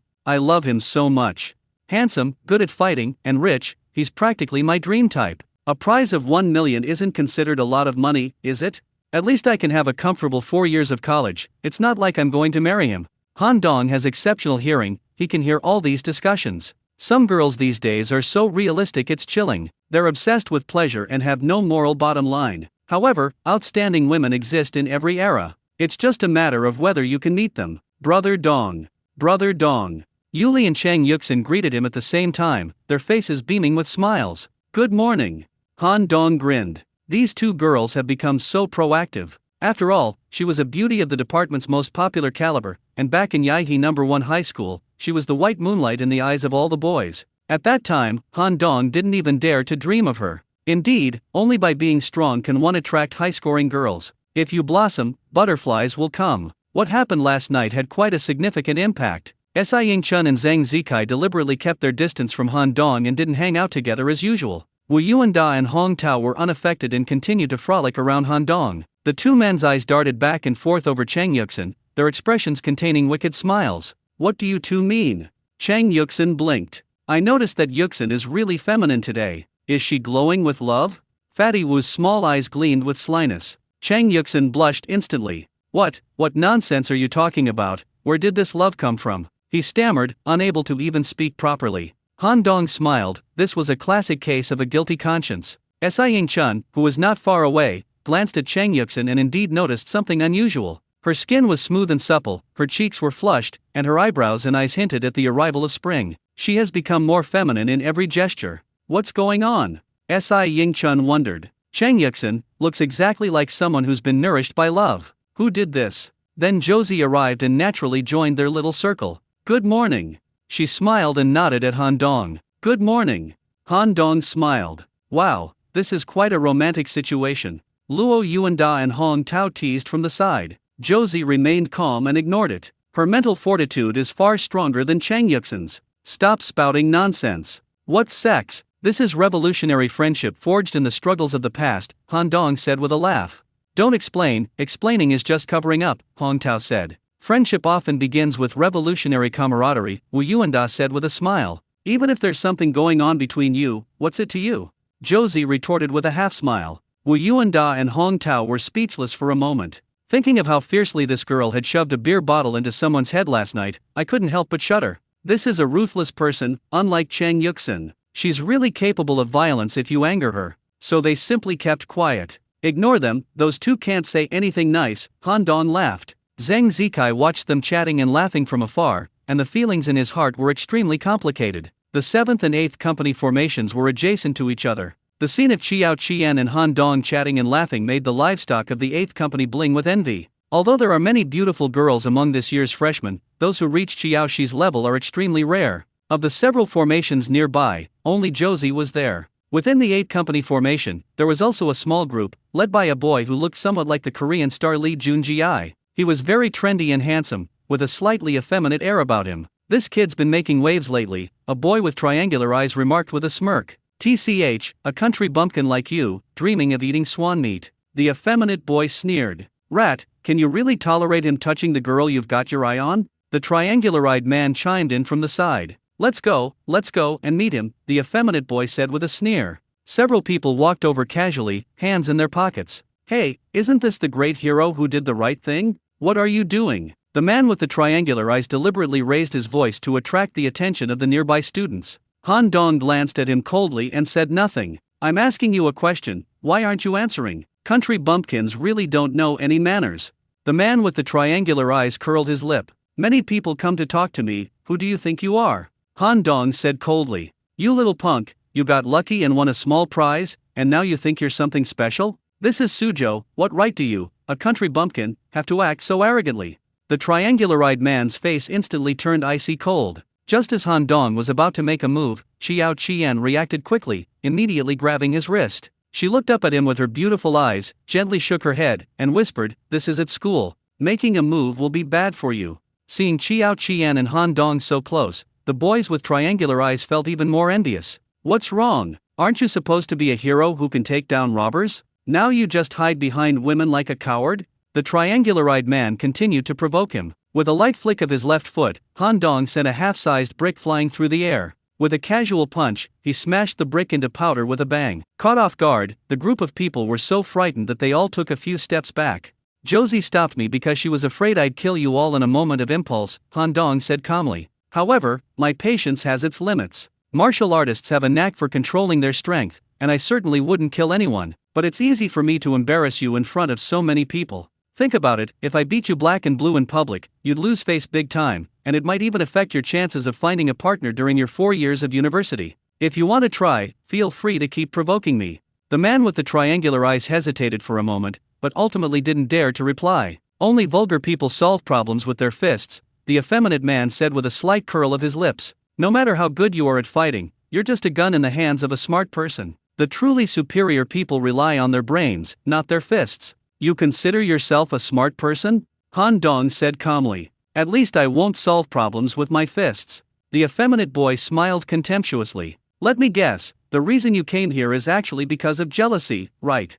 Han Dong chuckled. "On one hand, it's because I received a bravery award and stole your thunder. On the other hand, you're so close to the goddess Qiao Qian, how can you not tolerate this? For you bunch of spoiled brats who've been pampered by your parents since childhood, all the limelight and all the beautiful women have to be yours. As for me, a nobody from the countryside, I can't even win at mahjong. Winning is a cardinal sin. Is that right? Who the hell are you calling a giant baby?" The triangular-eyed boy snapped. "Watch your mouth. I told you, my patience is limited. I might slap you across the face any second now. If all your teeth are broken, you'll have to spend money to get them fixed, which is quite a pain." Han Dong glanced at him indifferently. His triangular eyes and lips trembled, and he didn't dare to continue. Han Dong's ability to shatter a brick with a single punch is still something to be wary of. "You continue." Han Dong looked at the effeminate boy. "Kid, don't think you're so great just because you have some kung fu skills," the effeminate boy said, squinting. "If you keep acting so arrogantly, someone can easily kill you." "Don't talk about others, talk about you," Han Dong said with a slight smirk. "Aren't you saying you have countless ways to kill me? Tell me, how do you want to play me? Let's see if I'll die. Are you sure you want to go against me?" The effeminate boy's face turned cold. "You're crazy. I'm standing right here, and you're the ones who have to come over and start nagging. Who's going against whom?" Han Dong said irritably. "Okay, you really are," the effeminate boy laughed in exasperation. "All the greenhorns who haven't experienced the harsh realities of society are like this. Then I'll ask you to represent society and beat me up. Can you do that? If you can, then go ahead. If you can't, then get lost. You want to play? Fine, I'll play with you then." The effeminate boy sneered. "You know what the second week of military training includes, right? Target practice is part of it, isn't it? So what if I know? How about we have a match during the grand competition? Do you dare? Okay, how do you want to compete? Best of 3. If you lose, get out of here and stay away from Josie. What if I win? You can't win. That's not necessarily true. If you're afraid of losing, then just pretend I didn't say anything. If you win, I, Kui Hao, will follow your lead from this day forward. So your name is Kui Hao. Is it the Hao with the water radical or the Ritien Hao? The sun. Alright, just wait until you kneel down and call me dad." Kui Hao's face turned green. "If I wasn't worried that I couldn't beat him, I would have slapped him long ago." Kui Hao's father, Kui Hongji, is a well-known real estate developer in the Jiangnan region. He has money and connections. He truly has countless ways to deal with Han Dong. However, he still hoped to defeat Han Dong head-on through his own abilities, in order to gain points in front of Qiao Qian. Otherwise, I wouldn't bother playing games with him. See you at the firing range. Kui Hao felt that if he said a few more words to him, he might get a heart attack from anger. So he simply stopped talking. A few people came with their hands in their pockets, looking all cocky, and left just as cocky. "Did you use me as a bet with my consent?"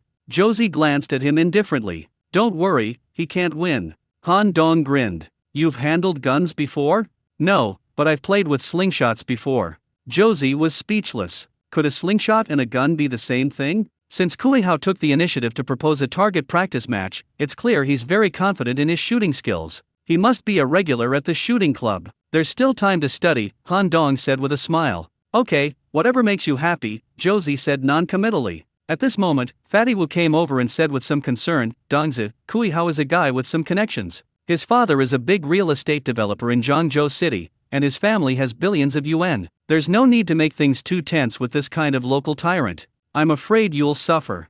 You saw it yourself, he provoked me, not me provoking him," Han Dong said with a smile. Fatty Wu shook his head, unsure of what to say. "A tree that stands out in the forest will surely be felled by the wind." Han Dong has indeed been in the limelight a lot lately. Zheng Zikai and Si Yingchun watched coldly, but felt a strange sense of satisfaction. "You're an outsider from the countryside, how dare you go head-to-head with a local rich kid? They'll probably ruin you." They desperately wanted Kui Hao to teach Han Dong a lesson, to humiliate him, and to crush his spirit. It would be best to recognize one's own status and behave modestly from now on. After the military training began, today's main training subject was, as expected, target practice. Zhangzhou University is quite willing to invest in military training. Although the training period is only 1 month, it includes all the necessary activities, unlike some schools that just practice marching and stepping to get by. Everyone traveled by car to a nearby military camp, entered the firing range, and practiced with live ammunition. The rifles used for practice were Type 95 automatic rifles. The instructors first taught everyone how to familiarize themselves with the rifle's components, how to load bullets, insert magazines, how to push and pull the safety, how to aim, and how to fire. Before the actual shooting, they learned how to disassemble the rifle. Han Dong is a cultivator, and his memory, physical coordination, and reaction speed far surpass those of ordinary people. This kind of thing is easy and enjoyable for him. The instructor demonstrated it only once, and he learned it. Moreover, he disassembled and reassembled it in one go, even setting a record for the fastest disassembly and reassembly in the military. You have handled guns before? The instructor was dumbfounded. No, it's my first time playing, Han Dong said calmly. The instructor looked him over carefully and asked, "What's your name?" Han Dong, from the law school. Then come over here and fire a few shots. The instructor led him to the target. Following the instructor's instructions, Han Dong aimed at the bullseye and then pulled the trigger. Bang bang bang. 3 shots in quick succession. All hits the bullseye. As a cultivator in the body tempering stage, Han Dong's eyesight, mental perception, physical coordination, and nerve reaction ability are several times greater than those of ordinary people. With a little guidance, he can become a top expert in shooting. Is this really your first time handling a gun? The instructor asked cautiously. Of course, we're from the countryside, so we never had the chance to do this before. I did play with slingshots, though. The instructor froze instantly. Instructor, what's wrong, instructor? Oh, it's nothing, I was just too shocked. The instructor regained his composure and said eagerly, "Do you want to join the army? If you come to the army, you will definitely become the best sniper." "I'm sorry, instructor, I have no plans to join the army," Han Dong said with a smile. "That's a pity." The instructor looked Han Dong up and down a few more times, with a regretful expression. "Instructor, may I practice pistol shooting at the same time? If others can't, you can." The instructor clearly admired his shooting talent and went to ask his superiors for permission to practice with pistols. This was a Type 64 domestically produced standard pistol. Under the instructor's guidance, Han Dong quickly became familiar with the gun, disassembling and assembling it with great skill. Then, he raised his hand and fired several shots, all hitting the bullseye. A genius. Such talent is 1 in a million. If he joined the army, he could be trained into a top soldier in a year. The instructor muttered to himself, feeling that it was a waste of Han Dong's talent not to join the army. Han Dong ignored him, saying that as a cultivator, he had many important things to do outside, so why waste his time joining the army? "Instructor, this is something only you should know. Don't tell everyone yet. I'm afraid it will dampen the students' enthusiasm." Han Dong didn't actually want Kui Hao to know how capable he was, lest he cause any more trouble. "Okay, I won't tell anyone for now. You can make a splash when the final results are announced." That would be perfect. While other students were still learning to disassemble firearms, Han Dong had already begun practicing target shooting. In just 1 day, he achieved perfect harmony between himself and the gun, as if it were an extension of his own body. The instructors looked at him as if he were an alien. Achieving perfect harmony between man and gun, that's a very high level of skill. Even top marksmen need years to cultivate that feeling, but this freshman named Han Dong achieved it in just 1 day. This is absolutely genius among geniuses. The instructor couldn't help but swear. After the military training ended, Muwanzi called and said she had found him a house and that if he was interested, he could go and take a look at it in person. Han Dong agreed, and then Muwanzi sent him her location on WeChat. It's a place called Dongyuan, about 5 kilometers away from Zhangzhou University. After politely declining Fatty Wu's invitation to have dinner together, Han Dong drove to Dongyuan. Dongyuan is not located in a villa area, but rather a garden-style courtyard. Together with the surrounding Chinese-style courtyards, it forms a classical architectural complex on this street, rich in cultural heritage. There was a small square in front of the gate, so Han Dong parked his car there. Muwanzi and a refined middle-aged man in his 40s were already waiting at the door. "Han Dong, let me introduce you. This is my friend, Mr. Kui Hongji, the CEO of Hongji Real Estate. Hongji, this is the miracle doctor I told you about, his name is Han Dong. He's a top student from the law school of Zhangzhou University." Muwanzi smiled gently. "Mr. Han, it's a pleasure to meet you." Kui Hongji was very polite, smiling as he shook hands with Han Dong. Mr. Kui, it's a pleasure to meet you. Han Dong smiled. The real estate boss, surnamed Kui, I wonder what his relationship is with that pimp Kui Hao. Mr. Han is so young, yet his medical skills are so superb. He is much better than my son who only knows how to have fun. Oh, he is also a freshman in the Department of Economics and Management at John University. Kui Hao. Yes, how did you know? Oh, he's quite famous among the freshmen. I'm afraid it's not a good reputation either, Kui Hongji said, clearly knowing his son well. Let's not talk about him for now, Mr. Han, let's take a look at this house first. Good. Kui Hongji led the way, and the three of them arrived in front of the East Garden. There were 5 steps at the entrance, symbolizing rising step by step. After going up, there was a stone drum on each side. Above the General's Gate, the plaque was inlaid with large traditional Chinese characters, East Garden. Pushing open the mahogany gate, you are greeted by a screen wall with a circular framed window in the center, showing the welcoming pine tree inside. Walking along the covered walkway, you enter the courtyard. The entire courtyard covers 10 acres, which is quite luxurious in the old city where land is extremely valuable, Kui Hongji said with a smile. This house was built for my own residence, so I put a lot of effort into its decoration and furnishing. The main building has 5 floors, 3 above ground and 2 below, covering a considerable area. There are 4 two-story buildings on each side, which, together with the main building, form a 9 palaces pattern, displaying a magnificent and imposing presence. The house is divided into a front yard and a backyard, both of which are quite large. The entire house features black tiles and white walls, with upturned eaves, a typical Suzhou classical style. The courtyard is dotted with artificial mountains and waterfalls, small bridges, and flowing water, pavilions and terraces, and winding paths leading to secluded spots, making it a typical Jiangnan garden. The interior decoration and furnishings are extremely exquisite, featuring a large amount of mahogany furniture and all household items are fully provided. You can move in immediately with just your suitcase. Mr. Han, what do you think of this house? Kui Hongji asked after the tour. A Chinese-style garden mansion like this must be very expensive, right?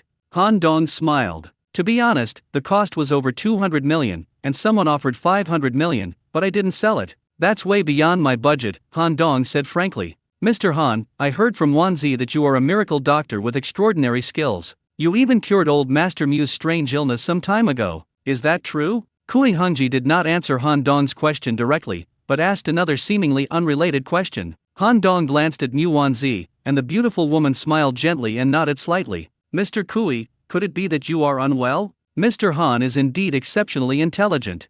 Kui Hongji gave him a thumbs up. Han Dong activated his spiritual eyes and examined Kui Hongji's body. He discovered a wisp of black energy at the very bottom of his abdomen. Breakthrough cancer? He raised an eyebrow. Mr. Han, you truly are a miracle doctor. You knew the location of the lesion with just one glance. If I had some doubts before, I'm starting to believe it now. Only he knew that he had colon cancer. Mu Wanzi only knew that he had a health problem, but she didn't tell her the specifics of the problem. Mu Wanzi stared at him in surprise. Hongji, you have colon cancer?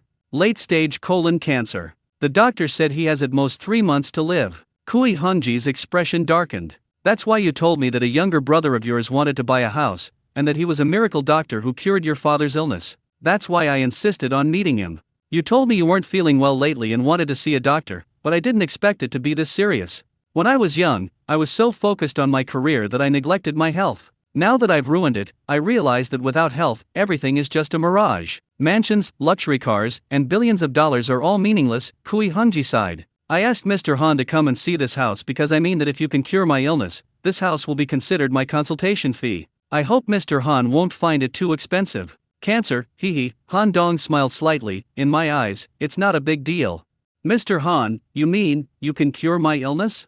Choi Hong Ki's eyes almost popped out of their sockets. He was trembling with excitement. Even ants try to survive, let alone a tycoon like him who has everything he wants. Of course, Han Dong nodded slightly, but it will consume some yang energy. For the immortal techniques of the heavenly medicine sect, cancer is not difficult to treat. It only depletes the pure yang energy he has painstakingly accumulated within his body. Without a sufficient reason, he is unwilling to act rashly. After all, cultivation requires effort and time. However, if this house is offered as payment, then of course there's no hesitation. Yang energy? Mu Wanzi and Kui Hongji asked in unison. It's internal energy, the chi I've accumulated through years of arduous training. Han Dong deliberately exaggerated, hoping Kui Hongji would cherish it more. Otherwise, how could he exchange it for a grand Chinese-style mansion? If Mr. Han can cure my illness, in addition to this house, I, Kui, will offer him a great reward. Kui Hongji was so excited that he could not contain himself. Han Dong stopped speaking and directly grasped Kui Hongji's wrist. A warm current flowed through Kui Hongji's meridians and into his body. Guided by his will, it quickly enveloped the dark energy below his lower abdomen. A cultivator's spiritual eyes are more precise than a surgeon's microscope, easily locating the lesion. Yang energy tightly enveloped the black mist, beginning its relentless strangulation. Although the black mist was extremely cunning and stubborn, it was utterly powerless against the yang energy refined from the essence of the sun. In just a few minutes, the black energy was completely eliminated. The yang energy flowed like water, cleansing Kui Hongji's intestines. Soon, the tissues that had been devoured and died by cancer cells regenerated like bamboo shoots after a spring rain. This is the magical power of yang energy. In particular, the qi refined from the essence of the sun is more conducive to the growth of all things. In just 15 minutes, Han Dong completely eradicated the cancer cells that had been tormenting Kui Hongji to the point of near death. He also managed to restore Kui's damaged organs. Kui Hongji was completely unaware of all this, thinking that Han Dong was just taking his pulse. However, because Han Dong's cultivation time is still short, and he is only in the body tempering stage, he has not accumulated any original energy in his body. The qi he uses to treat illnesses is pure yang qi refined by the heavenly medicine sex techniques, which is vastly inferior to the original energy in the body of a qi refining stage cultivator. Therefore, the process of killing cancer cells was quite strenuous for Han Dong, leaving him drenched in sweat. If you cultivate to the qi refining stage, using primordial energy to heal will not be so difficult. How is it, Mr. Han? Kui Hongji asked hurriedly as Han Dong's hand left his wrist. He's cured. Han Dong wiped the sweat from his forehead. Ha! Choi Hong Ki was a little confused. Your colon cancer is cured. You can go to the hospital for a checkup when you have time. I'll prescribe some medicine for you later. After a few courses of treatment, I guarantee you'll never have a recurrence, Han Dong said calmly. Really? Mr. Han, you can't joke about something like this. Choi Hong Ki's breathing became rapid. A terminal illness that the world's top doctors couldn't cure, he cured by simply touching his wrist? Nobody would believe it. Do I look like I'm joking? Han Dong asked solemnly. Choi Hong Ki was stunned for a full minute. Wanzi, Mr. Han, this matter is too important to me, so I must go to the hospital to confirm it in person. Don't worry, my promise is absolutely true. Go ahead, we'll contact you again, Han Dong said calmly. The three of them left. Dong Yuan and Kui Hongji left in a hurry. You can really cure cancer? Mu Wanzi blinked her big eyes. Han Dong nodded slightly. What merit do I, Mu Wanzi, have to know such a remarkable person as you? It's just a trivial skill, not worthy of serious consideration. If it can even cure cancer that has baffled the world, how can this be considered a trivial skill? Han Dong thought to himself that this was just a trivial skill for cultivators. However, he was too lazy to explain further. Where do we go next? I'll take you to see another house, I'm sure you'll like it. Mu Wanzi smiled gently. Still looking at houses? This is a house that your sister helped you choose. Please do me the honor of taking a look, Mu Wanzi said with a smile. Have you ever heard of fifth-generation housing? I've seen it online. Then let's go and see for ourselves. The two got into their car and drove out of the square, one in front of the other. The place Mu Wanzi mentioned is not far from Jiangda University, at most 3 kilometers away, and is called Sky Garden. The community boasts exceptional landscaping, with residential buildings rising one after another, each surrounded by lush greenery. Each apartment has its own private rooftop garden, allowing you to enjoy villa-like space while living in an apartment building. Cars can be driven directly to your doorstep via a spiral driveway and parked right in front. The house they wanted to see was on the 28th floor of Building 8. Mu Wanzi's car was in front, and Han Dong followed behind. The two cars entered the spiral driveway one after the other and drove all the way to the top floor. Each floor of this building has only one household. The two cars were parked side by side in front of the gate, with plenty of room. Mu Wanzi entered the password and opened the futuristic silver gray door. After entering, Han Dong only took one look around before falling in love with the house. The house is a top-floor duplex with 6 bedrooms and 2 living rooms. There is a courtyard on the first floor, about 100 square meters, filled with greenery and flowers, as well as hammocks, lounge chairs, a gazebo, and a koi pond, making it a wonderful relaxation area. The most amazing thing is the rooftop. Stepping out from the second floor, the entire rooftop is vast and boundless. In the center, there's a standard 25-meter-long swimming pool. Surrounding it are lawns, tables, chairs, parasols, and other recreational facilities. The residential area is built right next to a beautiful lake. Standing on the rooftop, you can see the entire lake view, with its vast expanse of water and breathtaking beauty. Do you like it? Mu Wanzi smiled sweetly. I really like it. Han Dong made no attempt to hide his affection for the house. would you like to be Sister Mu's neighbor? Ha! Han Dong was taken aback. I bought 2 apartments here because I like them. I occasionally stay on the 27th floor. If you'd like to be neighbors with Sister Mu, I can transfer the top floor apartment to you. Although it's secondhand, no one has ever lived in it since it was renovated, so it's practically brand new. No problem, Sister Mu, Han Dong grinned. It's great to be your neighbor. Since you're willing, then there's no problem, Mu Wanzi said with a smile. Starting tonight, you can stay here. I'll have someone else handle the paperwork. The property certificate will be in your hands within half a month at the latest. How much is it, Sister Mu? I'll transfer it to you, Han Dong said. If you consider me your sister, then don't talk about money, Mu Wanzi said earnestly. You saved my life on the bus, and later cured my father, saving the entire Mu family. Isn't it only natural for me to give you a house? The Mu family has already paid the consultation fee, so please don't bring that up. They only paid for my father's medical treatment, but what about the money you paid to save my life? Doesn't that count? Didn't I also receive an award for bravery? That was given to you by the country, and this is my personal sentiment. There's no conflict, Mu Wanzi said softly. Han Dong, just accept it. Don't feel burdened. Who can guarantee they'll be free from illness and disaster in this life? Just consider it an advance payment for your medical treatment. If I get any serious illness in the future, I'll have to rely on you to save my life.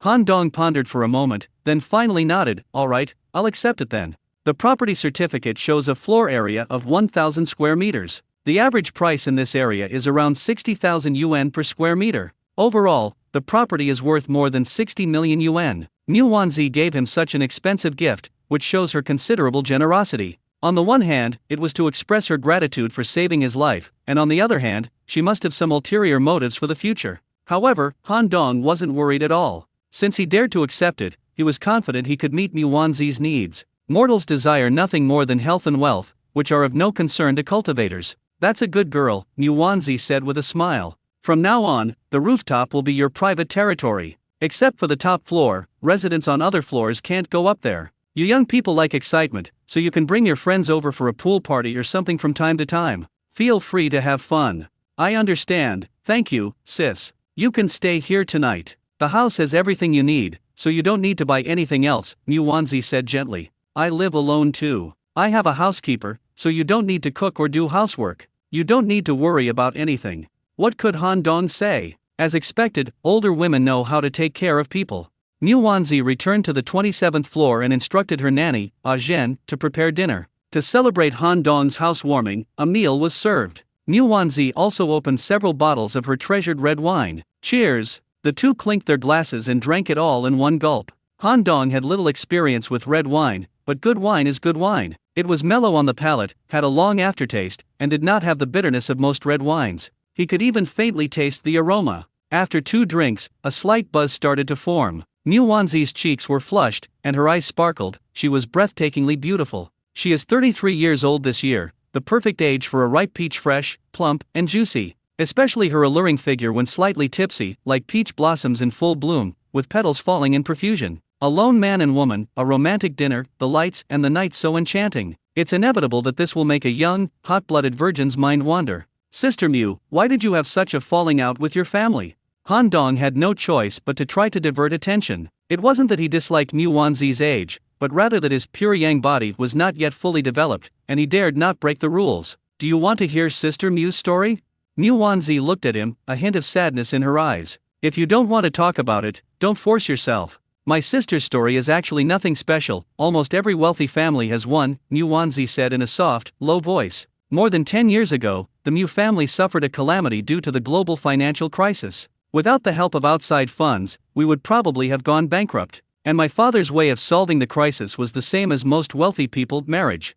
Han Dong nodded. It seemed that the script of high society was pretty much the same as what was portrayed in movies and TV dramas. You must think that I was the one being arranged to marry, but that's not the case. I was not yet 20 years old at the time and was still studying at university in England. My sister, on the other hand, was in her prime and was very famous in the wealthy circles of the entire Jiangnan region. So my father wanted her to marry the second son of the Zhao family in the provincial capital in order to secure a $1 billion grant from them. But my sister, she already has a boyfriend, her college classmate, a very outstanding guy. Although he comes from an ordinary family, he's very smart and ambitious. After graduation, he worked at a biopharmaceutical company for 3 years, and through his courage and talent, he rose to the position of vice president. Then, he started his own business. He and his like-minded classmates developed several new drugs, filling gaps in domestic and international markets. They became instant hits as soon as they hit the market. His relationship with his sister was also very stable, and they were full of hope for the future. However, for the sake of the family line, my father tried to force the couple apart. My sister has a strong personality and refused to break up no matter what, so my father turned his attention to her boyfriend. At first, they tried to bribe him, offering him 10 million yuan to leave Zhangzhou and cut off all contact with my sister, but he refused. Then they tried coercion, using the Mu family's power to suppress him, but he still didn't yield. Later, my father set a trap, making the boy sleep with a married woman and taking photos as evidence. The woman's husband brought people to catch him in the act, broke both his legs on the spot, and threw sulfuric acid all over his face. He became lame, disfigured, and completely lost his will to live. He handed the company over to his partner and left Zhangzhou overnight, never to be heard from again. My sister, seeing those so-called evidence, was heartbroken and desperate, and could only marry the second son of the Zhao family under our father's arrangement. The Mu family received assistance from the Zhao family and finally weathered the crisis. But my sister became depressed and eventually fell ill, passing away 6 months later. My sister and I were very close. Her death was a huge blow to me. I learned the whole story from my mother, and I had a fierce argument with my father. I called him a monster obsessed with profit, a murderer who killed his own daughter. In his rage, he threatened to sever our father-daughter relationship and kick me out of the Mu family. That's how I left the Mu family. After graduating from university, I joined the company founded by my sister's boyfriend, and I've been working there ever since. Han Dong sighed. This was yet another tragedy of a wealthy family. He couldn't judge who was wrong. From their respective perspectives, neither of them was wrong. Mu Tiansheng did it to save his entire family, while the poor couple did it to defend their love. What position does Sister Mu hold in the company? Han Dong asked casually. I'm the president of the company now, Mu Wanzi said quietly. The partners left behind by my sister's boyfriend are all tech geeks who aren't good at business management. I just happened to inherit my father's genes in this area, so after working my way up from the bottom for a few years, I finally got to this position. This company carries their dreams and has witnessed my sister's love. No matter how difficult it gets, I can't let it fall. Is the company in trouble? Han Dong keenly caught the information in Mu Wanzi's words. Mu Wanzi glanced at Han Dong in surprise. This child is really smart. The company's development has indeed reached a bottleneck. It was alright in previous years, but in the last 2 years we haven't developed any new blockbuster products. In addition, the industry is becoming increasingly competitive, and our market share is gradually being eroded. We are starting to lose momentum, Mu Wanzi sighed. Han Dong's heart skipped a beat. The Heavenly Physician sect possesses countless miraculous medicinal formulas. Any one of them could drive the modern medical community into a frenzy. Sister Mu has impeccable character and treats him well. Even just considering the luxury how she gifted him, it's worth helping her out. Of course, the most important thing is that he also needs a way to make money. Making money by treating the wealthy is unstable and unsustainable. He would then offer several rare medicinal formulas as investment, using his expertise to acquire a portion of Mu Ji's company's shares, allowing them to manage it while he simply waited to receive his share. However, this matter requires careful consideration. His current strength is insufficient. He should wait until he has mastered the pure yang body and possesses the ability to protect himself. After all, any prescription from immortals can be astonishing, and if it attracts the covetous eyes of those powerful figures, their influence is far beyond his current capabilities. If you're not strong enough, it's best not to possess a treasure that invites trouble. I'm researching a few beneficial prescriptions. If they work out, I can hand them over to you, Sister Mu, to manage. Wouldn't that solve our current predicament?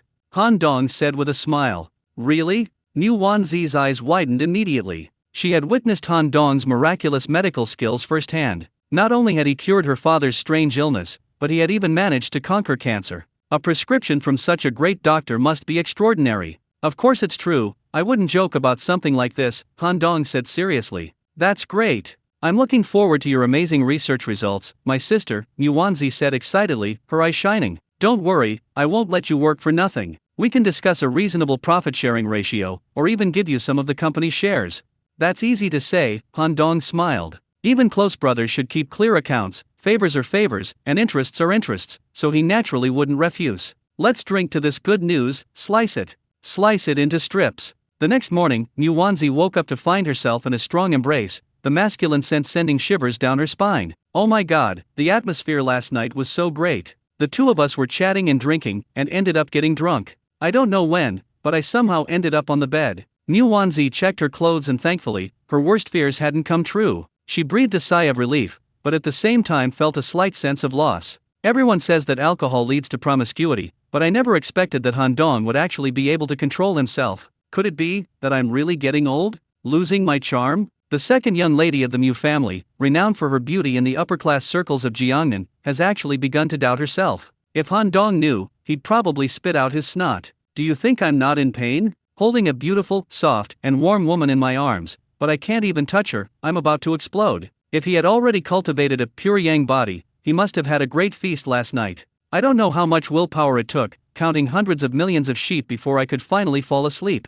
Because Han Dong possessed a pure yang constitution, Nuanzi was fascinated by his aura. She felt that she didn't want to go to work anymore, she just wanted to lie in his arms and be completely immersed in his embrace. But she can't do that. If Han Dong wakes up, how awkward it will be for the two of them. A massive suicide scene on a sheer cliff. With strong willpower, Nuanzi got out of bed. She opened the door and slipped back to the 27th floor as if being chased by hyenas. Even though she knew no one was watching, she still felt like a thief. To make matters worse, after opening the door, he made eye contact with his own nanny, Ah Zhen. President Mu, what is this?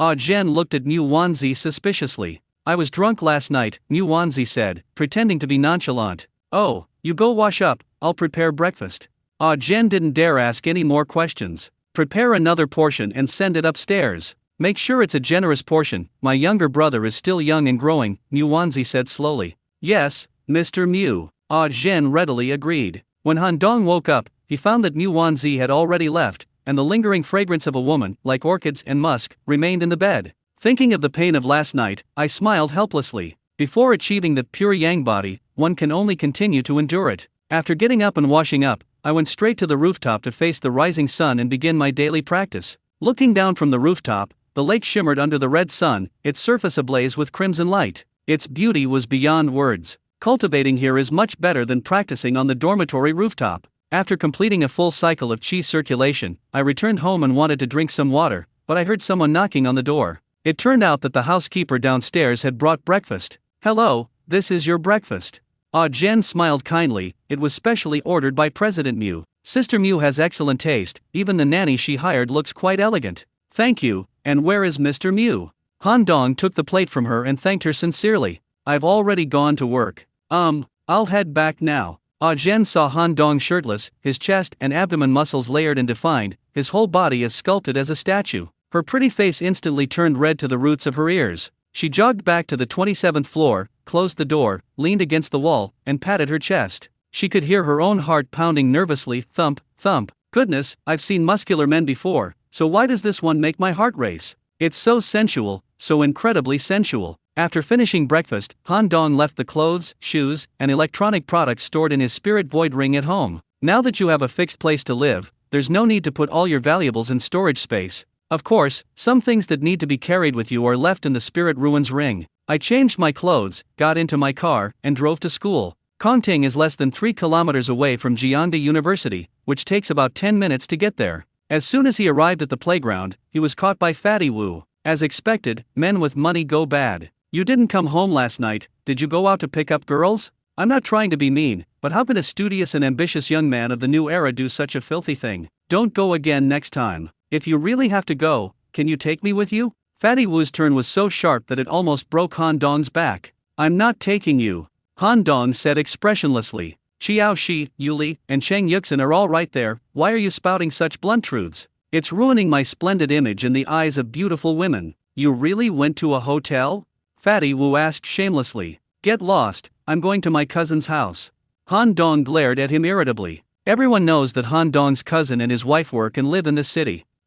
It's a misunderstanding, Fatty Wu said with a grin. Everyone gathered together again, chatting and laughing. Today's military training consisted of the same activities as usual, target practice. After the other students became familiar with the firearms, they began formal shooting lessons. Han Dong, however, continued to enjoy the special extra instruction from the instructors, as his skill level was far ahead of the others. He hit every target with both long and short guns, and stationary targets no longer posed much of a challenge, so the instructors began teaching him how to shoot while moving. He had thought the training would present a challenge, but after a few practice sessions, he was able to hit the target every time. No matter how tricky the angle or force the instructor used to throw the moving target, Han Dong could hit it accurately. Damn, if this were born during wartime, it would definitely be a terrifying weapon on the battlefield. He was eager to learn from Han Dong's talent, so he wrote a report on Han Dong's performance in target practice and submitted it to his superiors. A sliver of hope lingered in his heart. He yearned for his superiors to use their connections to recruit Han Dong into the army.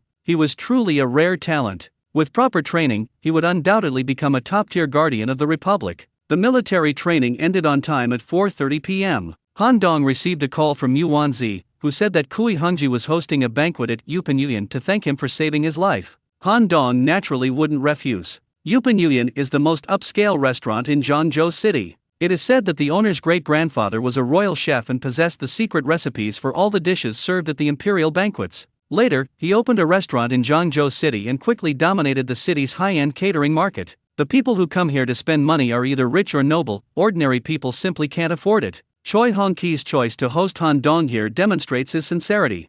Yupan is also located in the Old City, about 15 kilometers from Jiangda University. Han Dong followed the map and turned on the navigation. As the car approached the intersection of Shizija and Renmin Road and waited at the red light, an orange Lamborghini EVO convertible pulled up beside it. The driver was a girl with pink hair and heavy makeup. He looked young, with an arrogant expression, and was chewing gum. Han Dong had the car window open, so the girl could see him as soon as she turned her head. Squeak! After seeing Han Dong's face clearly, the girl whistled a lewd whistle. Han Dong felt a deep-seated disgust for this kind of arrogant rich kid, so he only glanced at her and then ignored her. Handsome guy, nice car, wanna race for a bit?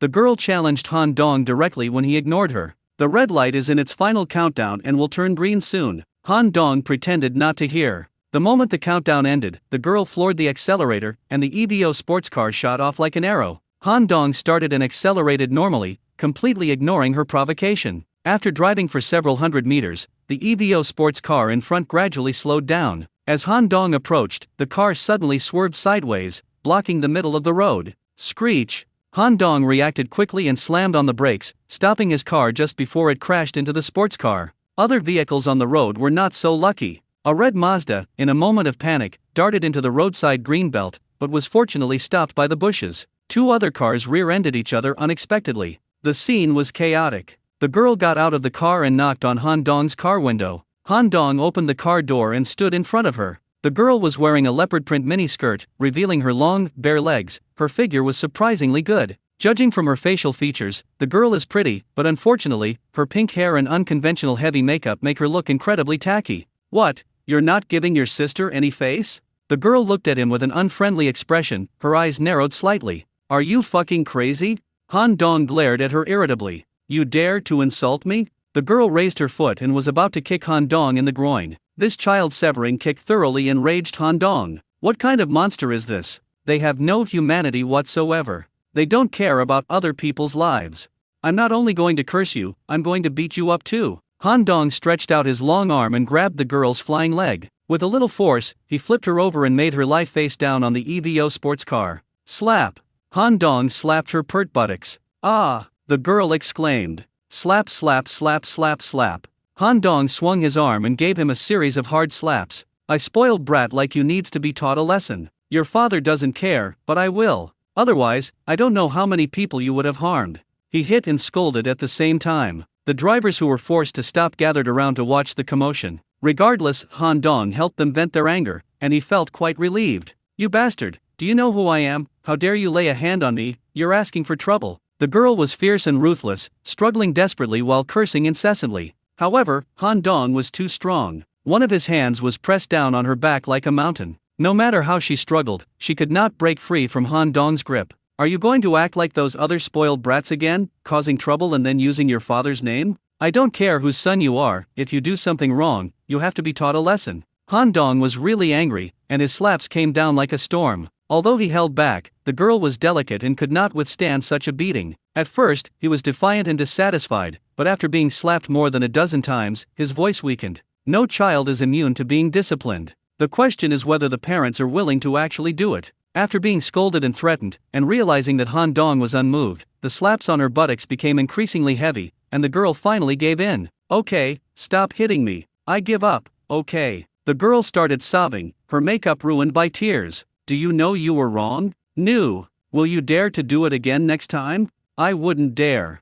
Seeing that the girl admitted her mistake, Han Dong immediately stopped and took her out of the car. I don't care about your background or how powerful your family is, but the road isn't yours to own. You can't be so reckless. So many vehicles are on the road, and behind each one is a family. If you act so recklessly, you could easily cause a serious accident. If a driver loses their life because of you, you'll be destroying a family. Do you understand that's a sin? Han Dong was furious at her appearance and couldn't help but scold her again. The girl glanced at him with a wronged look on her face, but didn't dare to say anything back. Well said, young man. The drivers who were watching applauded Han Dong. Someone had already called the police, and at that moment a police motorcycle roared up and stopped on the side. The traffic police officer came over, inquired about the situation, and gave the girl a stern lecture. She was also given the appropriate punishment, with points deducted and a fine imposed. As for the cars involved in the minor collisions, the girl's car insurance company will cover the costs. After handling the situation, Han Dong started his car and left the scene. The girl wanted to call out to Han Dong, her lips moved, but she ultimately didn't say it.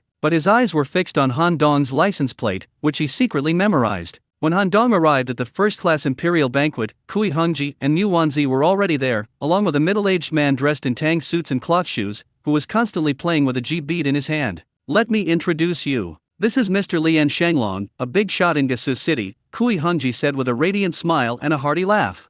Shanglong, this is the folk healer I told you about, Mr. Han Dong. Brother Han is young and promising, Lian Shanglong said with a forced smile. Heh, Mr. Lian, you flatter me. Han Dong's lips curled slightly as he chuckled. Mu Wanzi frowned slightly. I don't know what Choi Hong Ki meant by calling Lin Xun Ryong over. As a native of Zhangzhou, she naturally knew Lian Shenglong's identity. He was a gangster boss who made his fortune by taking advantage of the booming real estate market and demolishing properties. However, Lian Shenglong was very shrewd and did quite well, becoming the underground kingpin of Zhangzhou City. Arcades, discos, nightclubs, internet cafes, cinemas, even bathhouses, clubs, KTVs. He's involved in almost every entertainment-related industry. Lian Shenglong was ruthless in his early years, and it said he had many lives on his hands. However, after achieving success, he laundered his money and transformed into a company owner. But everyone in Zhangzhou knows his true nature perfectly well. Why would Choi Hong Ki invite a gangster boss to an event like this? The group drank and ate, exchanging polite but meaningless remarks.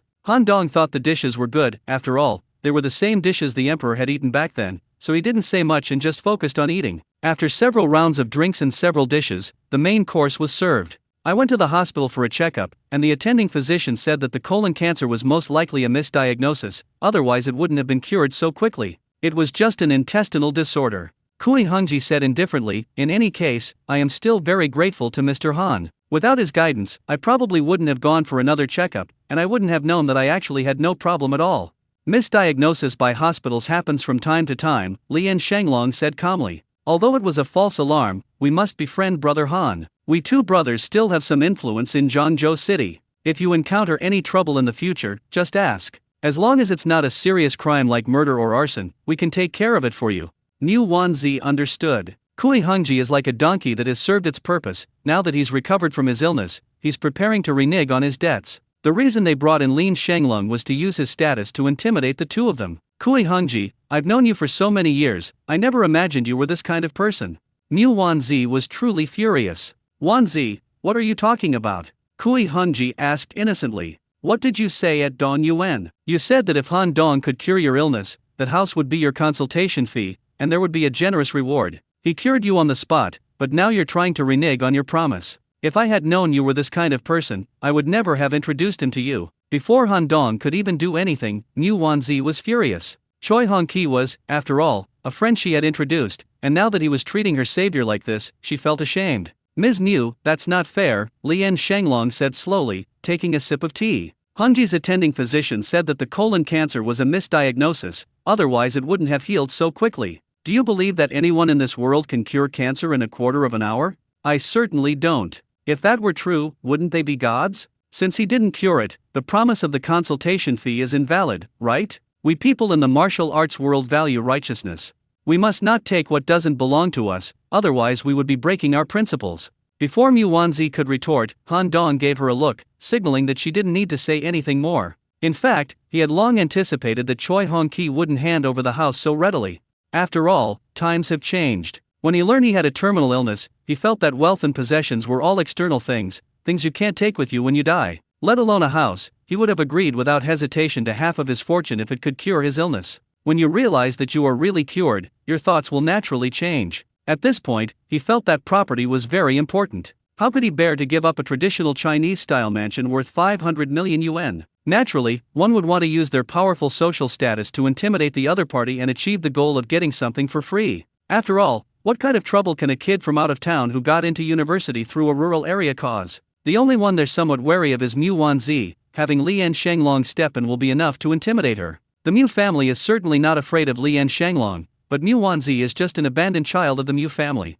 She has not had any contact with the family for many years. All that remains is the little bit of blood relation with the Mu family. Although Han Dong was young, his mind contained the memories of the Golden Crow Emperor's entire life, giving him a far deeper understanding of human nature than ordinary people. Therefore, he had long ago prepared a backup plan. Since Mr. Kui believes that I didn't cure your illness, then it wasn't me, Han Dong smiled. But if any problems arise in the future, please be firm and don't come begging to me. Shouldn't I be the one saying that?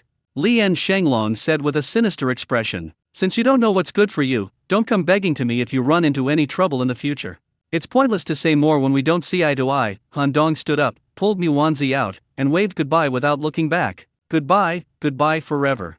After the two men disappeared outside the door, Choi Hong-ki and Yeon Seung-ryong exchanged a smile. A mere student, still wet behind the ears, and a woman who had lost power in her family. A little intimidation was enough to silence them. Stepping out of the Imperial Banquet Restaurant, Mu Wanzi said angrily, I never thought Kui Hungji was this kind of person. I was blind back then. How could I have made friends with him? What kind of friends are you? Han Dong asked. Mu Wanzi looked up at him. What are you thinking? I only have some business dealings with him, there's absolutely nothing else going on. Mu Wanzi blushed. This little rascal, does he think she's that easy? That's for the best, Han Dong said coldly, so I can mess with him without any scruples. Do you have a way? Mu Wanzi asked doubtfully. I knew he would do this, so I held back during the treatment. Don't worry, it won't be long before he comes back begging for my help. At that point, it won't be as simple as just a house.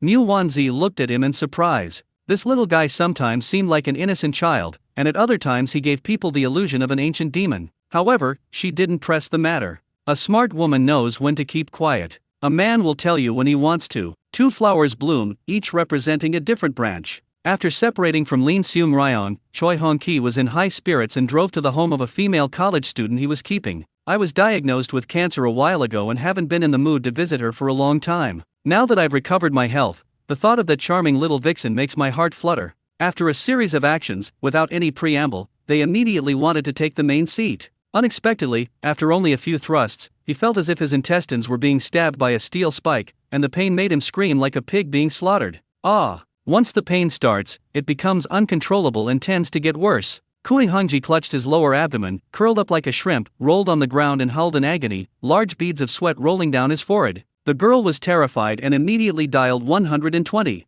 Soon, an ambulance arrived with sirens blaring and took Choi Hong-ki back to the hospital. After a thorough examination, it was surprisingly discovered that the area of pain was not diseased. In other words, Choi Hong-ki was healthy. But Choi Hong-ki was still in unbearable pain. His screams were heart-wrenching. The doctor had no choice but to give him some painkillers. After the medication took effect, I finally felt no pain. But once the medication wore off, the excruciating pain of a steel spike piercing my internal organs returned. So I had to keep getting 4 fluids and painkillers. Choi Hong-ki had a vague feeling that perhaps only Han Dong could save him, but he had previously teamed up with Lian Shanglong to trick them, and he couldn't bring himself to beg them. Originally, Mu Wanzi could have acted as a mediator, but he ended up offending this friend as well. Therefore, Kui Hungji made a reluctant decision to transfer to another hospital. If this hospital can't cure me, then I'll go to a better one. Since the cancer is cured anyway, I refuse to believe that no one can cure this inexplicable pain. If Zhangzhou can't cure it, then go to Shanghai next door.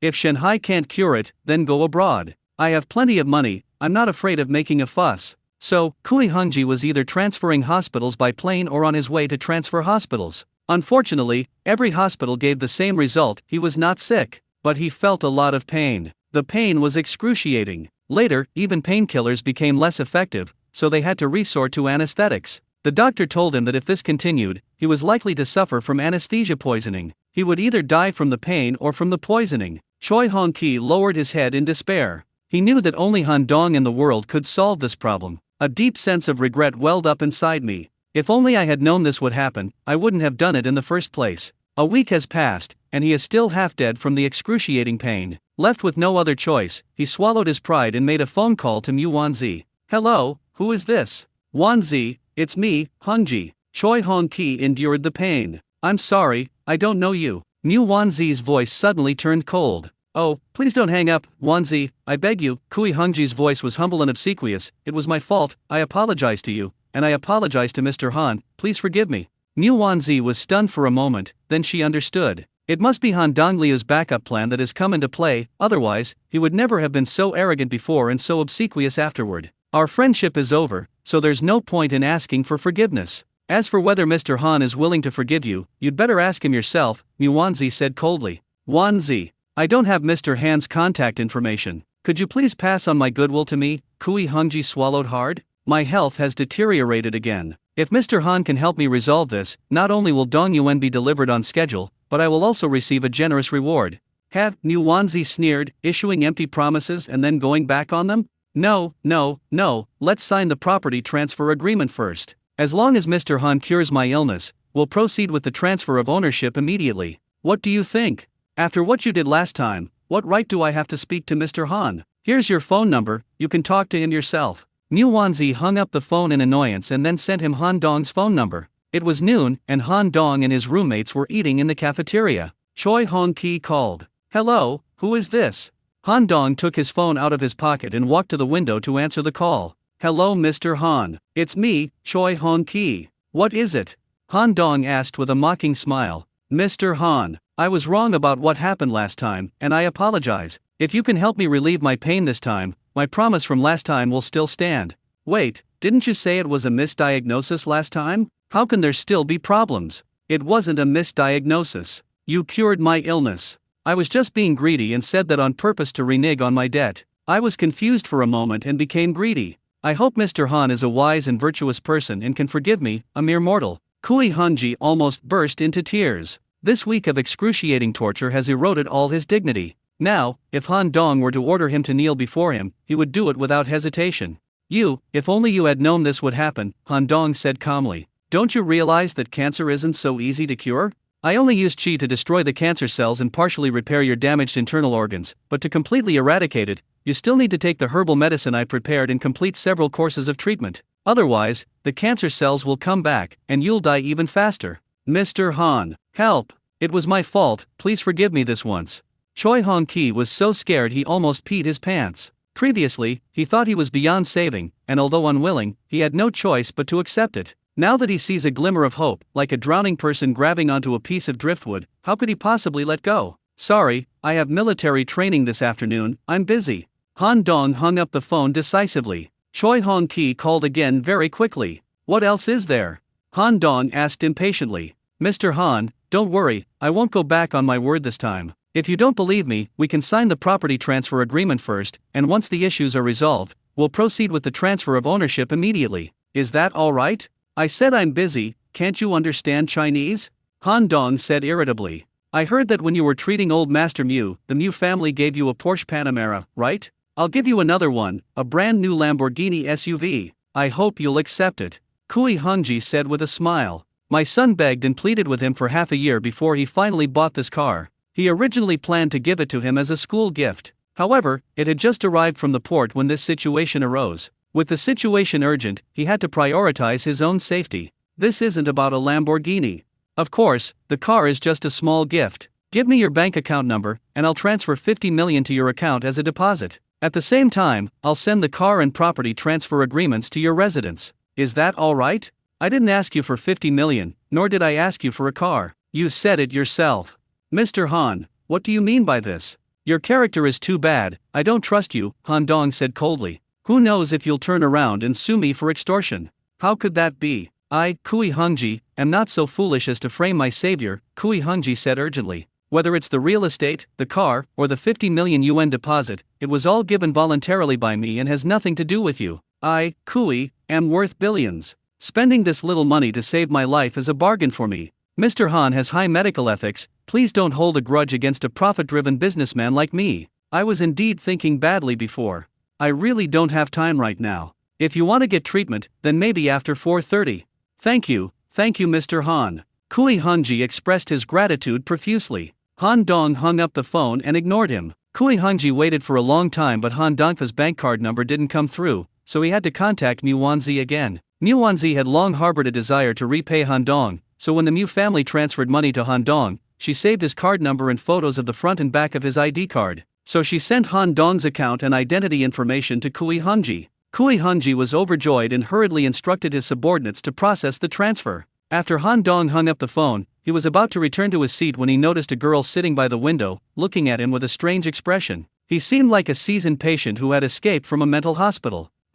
This girl is really hot. Judging by her height, she must be at least 170 centimeters tall. Just sitting there, she's half a head taller than the other girls. Her hair was jet black and shiny, and incredibly thick. She wore an orange sports headband, tucking her long hair behind her ears and revealing her fair and smooth forehead. The girl's eyes were very large, larger than the average girl's, but it didn't look out of place at all. On the contrary, it left a very deep impression. These beautiful big eyes, combined with her delicate features, made her look like a heroine who had stepped out of a manga. Wearing an orange short-sleeved t-shirt and white denim shorts, revealing a pair of long, shapely, snow-white legs that almost reached under the chair opposite her. Her figure wasn't as full and voluptuous as mature women like Ruan Danking and Mu Wanzi, but it was curvaceous, graceful, and full of youthful vitality. With her face full of collagen and her bright, lively eyes, this girl looks like a freshly picked orange, fresh and juicy. Fresh and vibrant, this was the word that instantly came to Han Dong's mind, a perfect description of the girl. "Hey classmate, what's wrong? Do I have roses on my face?" Han Dong asked with a smile. "A freshman?" The girl replied, seemingly unrelated to the question. "Yes, I'm from the law school, my name is Han Dong. And you, senior? How did you know I was a senior student? If there were any freshmen this pretty, I would have gotten to know them already." That statement reveals at least one thing: you're a pervert. The girl glanced at him sideways. "Senior, you're mistaken. Confucius said, food and sex are human nature. Even sages felt this way, let alone us ordinary mortals. At our age, it's only natural that we pay more attention to attractive members of the opposite sex. If everyone stopped being attracted to good-looking people, how would humanity reproduce and thrive? Don't you think so?" "What you said makes some sense," the girl said with a smile. "At least you're honest." "My greatest strength is that I'm not hypocritical," Han Dong said with a smile. "Let's not beat around the bush. I think you'd be a good match for me, senior. Of course, if you can't wait, we can get married first." He recalled an actor in the Hong Kong entertainment industry named Elvis Sui, who, upon first meeting his current wife on the street, went straight up to her and asked if she would be his wife. And it actually happened. Most people approach dating gradually and subtly. This girl is so pretty, she's probably tried all sorts of tricks. Why not try Su Jinjiang's approach? Go all out and make a big splash. At least you'll leave her with a different impression. Humans are inherently a bit perverse. The more respectful and serious you are towards her, the less she'll likely respect you. A more relaxed, slightly nonchalant approach will actually ignite her competitive spirit. Puffed. The girl almost spat out the orange juice she had just drunk. "You want to marry me?" The girl pointed incredulously at herself. "What, is that not allowed? You're only a freshman in college, can you afford to support me? I think it should be possible. Do you have a room?" "Yes, there is. It's right next door in the Sky Garden, the legendary fifth-generation housing, a 1,000 square meter penthouse duplex. There's also a garden-style mansion covering 10 acres on Gasu Street. Do you have a car?" "There's a Porsche Coupe, and a Lamborghini SUV. They should arrive this afternoon." "What about the savings?" "We have 20 million now, and if nothing unexpected happens, it will become 70 million this afternoon." "Senior, what's wrong? Why are you looking at me like that? Go away, I'm not good enough for you." The girl was defeated. The reason she had looked at Han Dong with a strange expression was because he had been talking about Lamborghinis and 50 million on the phone, making him sound like a mental patient talking to himself. Her first thought was that this guy was pretending to be rich to get close to her again. It's no wonder she had this idea, because there were many people who had done this before. "Whether she's good enough or not is up to me to decide," Han Dong said with a smile. "Can we stop bragging? I have no problem with rich kids, but pretending to be rich in front of girls is just annoying." "I'm not a rich kid," Han Dong said innocently. "Then you are." "I'm a self-made man," Han Dong grinned. "All my money was earned through my own hard work." The girl held her forehead inside. She initially thought this freshman was quite attractive, very different from those so-called pretty boys who lacked masculinity, and at least had something that appealed to her. She never expected him to be so vain and prone to lying. He thought this would increase his chances of attracting women, but little did he know that what girls hate most is a guy who lies all the time and loves to show off. Seeing her expression, Han Dong immediately understood. This girl probably thought he was some kind of idiot who deliberately came up next to her to make a phone call, bragging and showing off his wealth in order to get her attention. It was a really ugly misunderstanding. You think I deliberately used this method to get close to you? Han Dong said calmly. Isn't that right? The girl rolled her eyes at him. You're beautiful and have many suitors, but that's no reason for you to look down on all men, Han Dong said calmly. This was the first time I met you, and I found you quite pleasing to the eye. You'd be a good girlfriend. But that's all. You're not at the level that would make me rack my brains to get close to you, and I wouldn't do that for any woman. Because I never treat women like goddesses, so you don't need to be so narcissistic. At least not in front of me. The girl glanced at him with a hint of surprise. She could sense the arrogance emanating from this boy. It couldn't be faked. Could it be that I really misunderstood him? The girl wondered. But, a freshman boy saying he has over 70 million yuan in savings, a luxury car, and a mansion, and that he earned it all himself, sounds like the ramblings of a mentally ill person, doesn't it? My name is Han Dong, Han from Han Fizi, and Dong from East, West, South, and North. I'm a freshman in the law school. You'll hear this name sooner or later. Han Dong said no more, turned and left, leaving her with a dashing back view. Weirdo. The girl rolled her eyes, then focused on the plate in front of her. Han Dong returned to his seat, and Hong Tao saw the phone in his hand, as if he were Columbus discovering a new continent. Brother Dong, is that Huai's super expensive foldable screen? Hong Tao's eyes lit up, and he snatched it away. With such a big screen when it's unfolded, playing games must be amazing, right? You've never seen the world, Fatty Wu tapped him on the head. Dongzi got a 1,000,000 yuan bonus, so getting a 10,000 yuan phone is nothing to him. He also has a Porsche mate, I found out a long time ago. Hong Tao was overjoyed and started eating the chicken with a big grin. He couldn't be bothered with Fatty Wu anymore. Dongzi, what were you talking about with Senior Wei just now? Did you fail to pick her up? Fatty Wu blinked his small eyes, revealing a mischievous smile. Senior Wei? You know her? Nonsense, who doesn't know the campus beauties on Zhang University's 5 greatest list? There's such a list? Han Dong asked curiously. Look, you've been staying out all night lately, not hanging out with the guys, you're out of touch, aren't you? Fatty Wu gave him a smug look. The 5 beauties list was chosen by a bunch of bastards on the campus network. The 5 most beautiful girls on the list are the most stunning beauties at Jiangda University. The girl I just chatted up is one of the 5 beauties. Her name is Wei Shuking, she's 175 centimeters tall, and she's the ace of Jiangda's women's basketball team. With her graceful, butterfly-like basketball skills and manga-style beauty, she earned the nickname Jiangda Akagi Haruko. She ranks among the top 3 on the campus beauty list, alongside Song Xingchen and Rong Yufei. How about that? Hard to get, isn't she? That's fine then, Han Dong smiled. Actually, the hardest part about winning over Senior Kingsley is getting past the beasts from the sports academy, Wu Yu and side. Wei Shuking is the ace of the women's basketball team and the most beautiful girl in the sports academy. Everyone who practices sports is tall and strong, and they stick together. How could they allow boys from other departments to have designs on their goddess? Many boys pursued Wei Shuking, but in the end, they were all beaten up by the boys from the sports academy in various ways. The boys from other departments were so frightened that they dared not approach Wei Shuking. They're just a bunch of paper tigers, nothing to be afraid of. Han Dong curled his lip. Wu Yuanda recalled Han Dong's heroic figure that night, single-handedly taking down a group of thugs, and said no more. After finishing his meal, Han Dong heard a text message notification sound and took out his other Porsche phone to check it. Yes, the 50 million yuan deposit that Choi Hong-ki promised has arrived.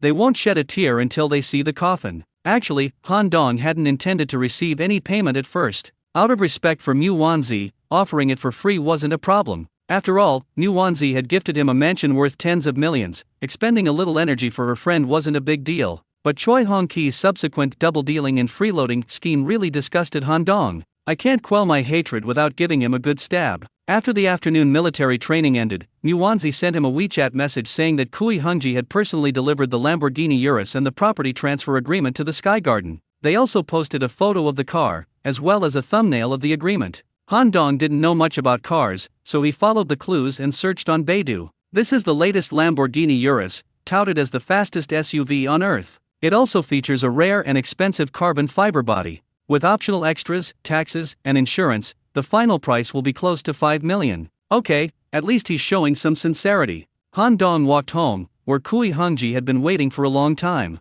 Mr. Han, you see. His smile was full of flattery. Originally, Choi Hong-ki was quite plump, with a slightly protruding belly. But in just 1 week, he lost a lot of weight, like a punctured bladder, the swelling subsiding and the gas escaping. Seeing his unshaven, haggard appearance, Han Dong barely managed to suppress a laugh.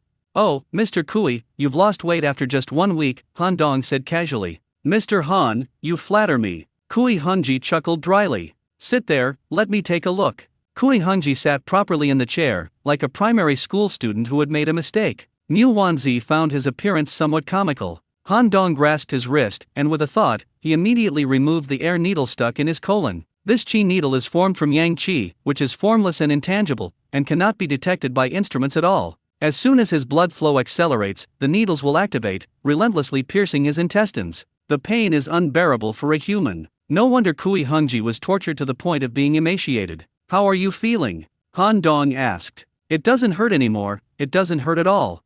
Choi Hong Ki was overjoyed. Although he had been given anesthesia, he could still vaguely feel the pricking discomfort. But when Han Dong touched his wrist, the discomfort disappeared, and he felt incredibly relaxed. Cancer is not so easy to cure. The pain is gone for now, but if you want to cure it completely, you will need to take several courses of herbal medicine. Actually, it has been completely cured. Han Dong deliberately exaggerated the story so that the patient wouldn't think the treatment process was simple. Thank you, Mr. Han." Kui Hunji was extremely grateful. "That herbal medicine. Give me an address, and once I've prepared it, I'll have the logistics company deliver it to you." No need. Just let me know when you've prepared it, and I'll come pick it up myself." Kui Hunji dared not hand the medicine over to anyone else, it was a matter of his life. "Sure, as long as you don't mind the trouble," Han Dong said casually. "Mr. Han, I've prepared a banquet at first-class imperial banquet. Would you and Wanzi do me the honor of joining us for dinner?" Kui Hunji asked earnestly. "No need, we've already had the thank you banquet, there's no need to come again." Han Dong waved his hand. "I see," Kui Hunji said, clearly prepared. He then took out 2 black cards from his pocket and said with a smile, "One of these cards is the first-class Royal Banquet Diamond VIP card. You can go anytime and there will always be a table available. No need to make a reservation in advance, and all expenses will be automatically charged to my account." The other card was given to me by Lian Shenglong. "As long as you spend money at any of the Longsheng entertainment stores, you will receive a 50% discount and enjoy the service of a complimentary VIP private room. This is a small token of my appreciation. I hope Mr. Han will accept it. You've already paid for the consultation, so you don't need to do any of this," Han Dong said casually. "It's just a small gift, nothing special, Mr. Han, please don't stand on ceremony." Kui Hunji was genuinely afraid this time, terrified that he might offend Han Dong. "Since he's so sincere, you should accept it," Mu Wanzi said softly. Han Dong nodded. Seeing Han Dong's approval, Kui Hunji breathed a sigh of relief. He was tactful and didn't bother him any longer. After exchanging a few more pleasantries, he quickly took his leave. The next day, Han Dong casually prepared a health-preserving prescription, went to a Chinese medicine shop, bought a large number of cheap medicinal herbs, ground them into powder, mixed them together, packaged them into many small packets, and called Kui Hunji to come and pick them up. The first time, I only gave him 7 packets, 1 packet a day, enough for a week. I told him that he would get another course of treatment after a week. Choi Hong Ki was overjoyed and left, expressing his deepest gratitude. He dared not cause any more trouble and, in accordance with the agreement, found someone to go to the Housing Management Bureau to complete the transfer procedures for Dong Yuan. This garden-style mansion, with the character Dong in its name, seems destined to belong to Han Dong. Mu Tianshen's treatment cost only over 20 million, while Kui Hunji spent over 500 million. They brought this upon themselves, they deserve to suffer the consequences. By the end of the month, the property certificates for Sky Garden and East Garden had been issued. Looking at his name on them, Han Dong felt as if he had lived through a different era. Just a month ago, he was a poor kid from the countryside who came to the city to study, and now he was a wealthy man with 2 luxury homes, 2 luxury cars, and hundreds of millions in savings. Where the hell can I go to reason with this? The military training is nearing its end, and it's time to assess the results. On this day, school leaders and military leaders gathered together, sat on the rostrum, and conducted a routine inspection. One by one, the formations marched along the track, their movements perfectly synchronized at the instructor's commands, each face radiating youthful energy. Forward march, goose step. With each command, the students executed the movements meticulously, displaying a remarkable air of military bearing. In the drill competition, Han Dong's company, the 7th company, achieved a commendable 3rd place, which is quite good. The real highlight is the upcoming grand competition. Due to limited military training time, wilderness survival and 5-kilometer cross-country training were cancelled, and only obstacle course and shooting were retained. Han Dong absorbed the essence of the sun daily to temper his body, making him incredibly strong. In the individual obstacle course event, he easily won 1st place. This was even after he deliberately slowed down to avoid making a splash. Even so, his achievement broke the record previously held by the Army's elite soldier. The key is that his movements are as fast as lightning and as agile as a cheetah. Whether walking on a single log, crawling through barbed wire, crossing a 5-meter-high wall, or doing things like hanging rings or crawling, he does it all in an instant, completing each task in one go. His movements are smooth, elegant, and highly entertaining. When he overcame all the obstacles and reached the finish line, the cheers from the entire stadium almost pierced the sky. The military leader leaned close to Principal Zhongzir and whispered, "This kid has good qualities, it's a pity he's not in the army. He's practiced martial arts since he was a child, so he has a good foundation. He even helped the police catch a few armed robbers recently." Principal Zhong smiled like an ant the whole time. Han Dong is a good kid, he can really make you look good in crucial moments. But joining the army is out of the question. This is the school's precious student, they can't just let people go like that. The final shooting competition was attended by everyone. In the end, only Kui Hao and Han Dong remained, everyone else was eliminated. "I didn't expect you to last this long." Kui Hao looked at Han Dong, his eyes brimming with strong confidence. The fact that the instructors were giving Han Dong extra lessons was not leaked to outsiders, so few people knew Han Dong's true strength. "There are many things you can't imagine," Han Dong said with a calm smile. "I've made your dad shit his pants, can you believe it? Seriously, hitting stationary targets is no fun. Let's have a competition to shoot moving targets. Do you dare?" Kui Hao challenged. "Come on, who's afraid of who?" Hearing that the two little ones were going to shoot at moving targets, the leaders on the podium also found it very interesting, so they were assigned the kind of moving target shooting exercise that special forces often train with. Within a set time, they had to shoot at 100 moving targets coming from all angles and directions. Following the order of drawing lots, Kui Hao went first. He charged rapidly into the arena, rifle in hand. Bang! He hit a human-shaped target that emerged from behind a broken wall. After a few more steps, he hit a dog-shaped target that crawled out from underground. His movements were indeed swift and agile, clearly indicating he had played plenty of live-action CS. All moving targets were hit in 7 minutes and 18 seconds, with 87 targets hit. This is a very good result. When the referee announced the results, the entire stadium erupted in applause. "So, do you still want to compete?" Kui Hao held up his gun and looked at Han Dong confidently. "That's it." Han Dong smiled contemptuously, picked up his gun, and rushed into the field. Bang! One human target is taken down. Then, a serpentine attack takes down another human target. His movements were noticeably faster than Kui Hao's, and clean, efficient, and effortlessly graceful. Bang bang bang bang. The crisp gunshots rang out continuously. Amidst the billowing smoke, targets fell one by one. No matter how tricky the angle or how abnormal the speed, he could hit them accurately. His shooting movements were fluid and elegant, much better than Kui Hao's. After all the targets were completed, the instructor checked the timer, which took 3 minutes and 17 seconds. The most astonishing thing is that Han Dong hit all 100 targets, and every shot hit the bullseye. Where the hell did this pervert come from? The referee's jaw nearly dropped. Overwhelmed with excitement, he stammered when announcing the results. Number 73, Han Dong, completed all targets in 3 minutes and 17 seconds, hit all 100 targets, and every shot hit the bullseye. 100 points. That's impossible. Kui Hao's face turned green as he loudly questioned. "What, can't accept defeat?"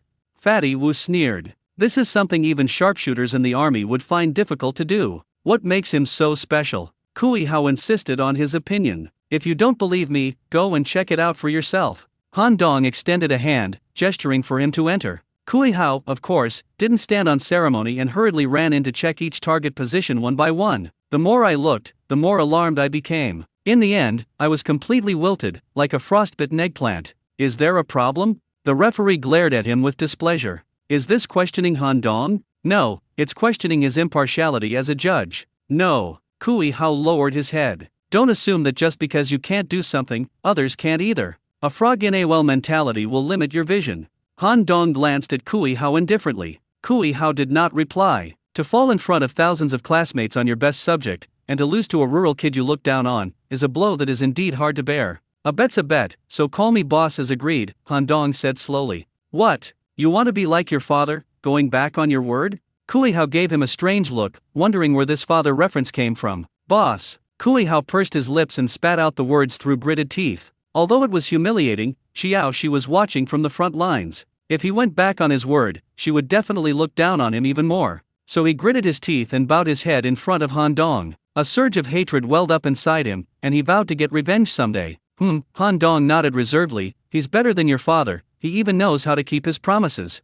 Filled with resentment, Kui Hao didn't notice Han Dong's words and returned to his own formation in a huff. Han Dong gave a smart military salute to the podium. The entire audience erupted in applause, cheers, and shouts that seemed to pierce the sky. He's so handsome. The girl's eyes sparkled. Josie smiled and clapped along with everyone else. Han Dong is indeed different from other boys. He looks really handsome when he's focused on his work. Yuli and Cheng Yuxin were both moved to tears. Who would have thought that this child, who came from the same small county town as them, would be so outstanding? Zhang Zikai and Si Yingchun grew increasingly jealous. They had deliberately distanced themselves from Han Dong during this time, but they never expected that this guy would become stronger and more dazzling, completely overwhelming them. All the girls' eyes were focused on him, and they had no time to pay attention to anyone else. With this pervert around, it'll be hard to pick up girls in the future. After the military training ended, Han Dong received the Military Training Model Award from Jiangda University and was once again commended by the military and the university. The military commander asked him on the spot if he was willing to join the military family and serve the country. Han Dong pondered for a moment, then replied neither humbly nor arrogantly, "If it were wartime, I would be more than willing to take up a gun, drive away the wolves, and defend my country. I would gladly die on the battlefield. But now it is a time of peace, and I think it is more suitable for me to stay on the university campus and learn skills for the time being. I don't know if I will join the army in the future, but I have more important things to do now, so I can only disappoint the commander's high expectations." Good boy, this is the spirit of contemporary college students. Principal Zhong, you have recruited another promising student, the military leader praised. Principal Zhong beamed with joy and led the applause. Clap, clap, clap, clap. The audience erupted in applause once again. The 4-week military training has ended, and the freshmen have successfully completed their tasks. Both the school and the military are very satisfied with the results of the assessment. The school dispatched dozens of buses to bring all the new students back to the school from the military camp. Today is the last day of September, and the National Day holiday is just around the corner. After having lunch in the cafeteria, Han Dong was pondering where to go on vacation when Shen Qinyun called. "Where is Han Dong?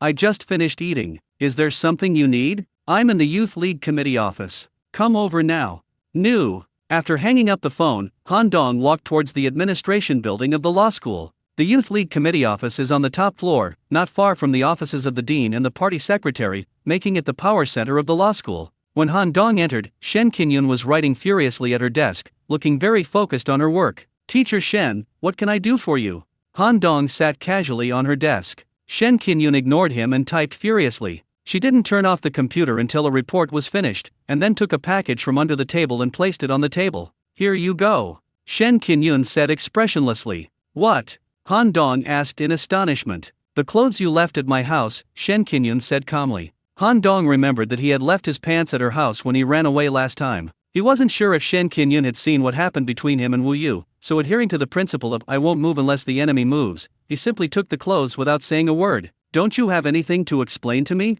Shen Qinyun asked sternly. "What needs to be explained?" Han Dong said calmly. "Why did your pants end up in my house?" Shen Qinyun asked, her expression unfriendly. "Then I'll have to ask you." Han Dong roared. "You can't drink, so what were you doing showing off? You were like a drunkard. I took you home, and you were fast asleep on the sofa. Sister Wu Yu offered me a glass of water, and then, for some reason, you suddenly kicked her. She was caught off guard, and the whole glass of water spilled down my crotch. If Sister Wu Yu hadn't dealt with it in time, our Han family line would have ended, you know that? So, you took off your clothes in front of the two of us girls? Otherwise what? The water was so hot that if you didn't take it off, the burn area would continue to expand. Did Wu Yu handle it for you?" Han Dong was slightly taken aback, not knowing what Wu Yu had said to her. "Why aren't you saying anything? She's a doctor, saving lives is her duty. There's nothing wrong with that, is there? A forensic pathologist isn't a doctor," Shen Qinyun pouted slightly. After all, the injury was to a rather sensitive area, something just didn't feel right with her. Han Dong had no answer to that. But why does Ms. Shen seem a little off? Could it be she's jealous? This is really a bit unexpected for Han Dong. Could it be that Sister Wu Yu's analysis is true, and Teacher Shen has feelings for her? That's really interesting. Looks like I can't drink anymore, I almost got into trouble. Seeing that Han Dong didn't respond, Shen Qinyun quickly changed the subject to ease the awkwardness. "You'd better not drink anymore, you clearly can't hold your liquor," Han Dong said slowly. "Are you all right now?" Shen Qinyun asked in a low voice, her pretty face flushed. "Ahem, it's all right now." Han Dong was still a little embarrassed. That's good, Is there anything else, Ms. Shen? If not, I'll be going now.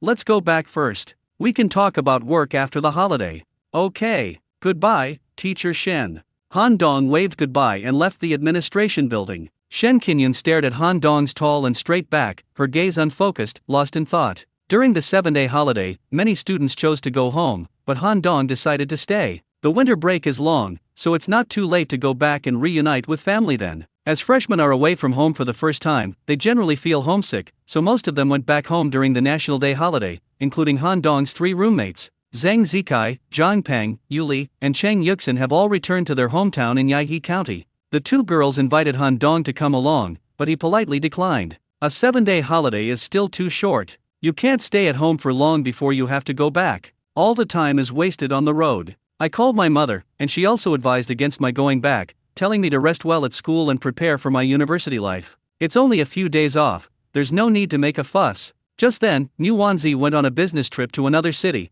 and Han Dong suddenly realized that he had become a commander without any troops. But there's nothing wrong with that, it brings peace and quiet. After leaving school, Han Dong visited Dong Yuan and was quite satisfied with the 10-acre Chinese-style mansion. Kui Hongji had been very obedient during this time, and often sent cleaners and gardeners to maintain the yard free of charge, keeping it clean inside and out. After drinking the medicinal soup prepared by Han Dong, he felt his health improving, even better than before he fell ill. He felt increasingly awe of Han Dong and dared not try anything funny again. Frankly speaking, even if you have immense power and wealth, if your life is in someone else's hands, it's like they've got your Achilles heel. What's the point of struggling? Of course, he also promoted it within his own circle. Although it was unintentional, Han Dong had already gained a certain reputation in high society by curing the 2 big shots, Mu Tiansheng and Kui Hongji. Half of the wealthy people in Suzhou know that there is a young, miraculous doctor at Zhangzhou University who can even cure cancer. The only downside is that his consultation fees are quite high. If Han Dong knew, he would definitely feel like he was a huge victim of injustice.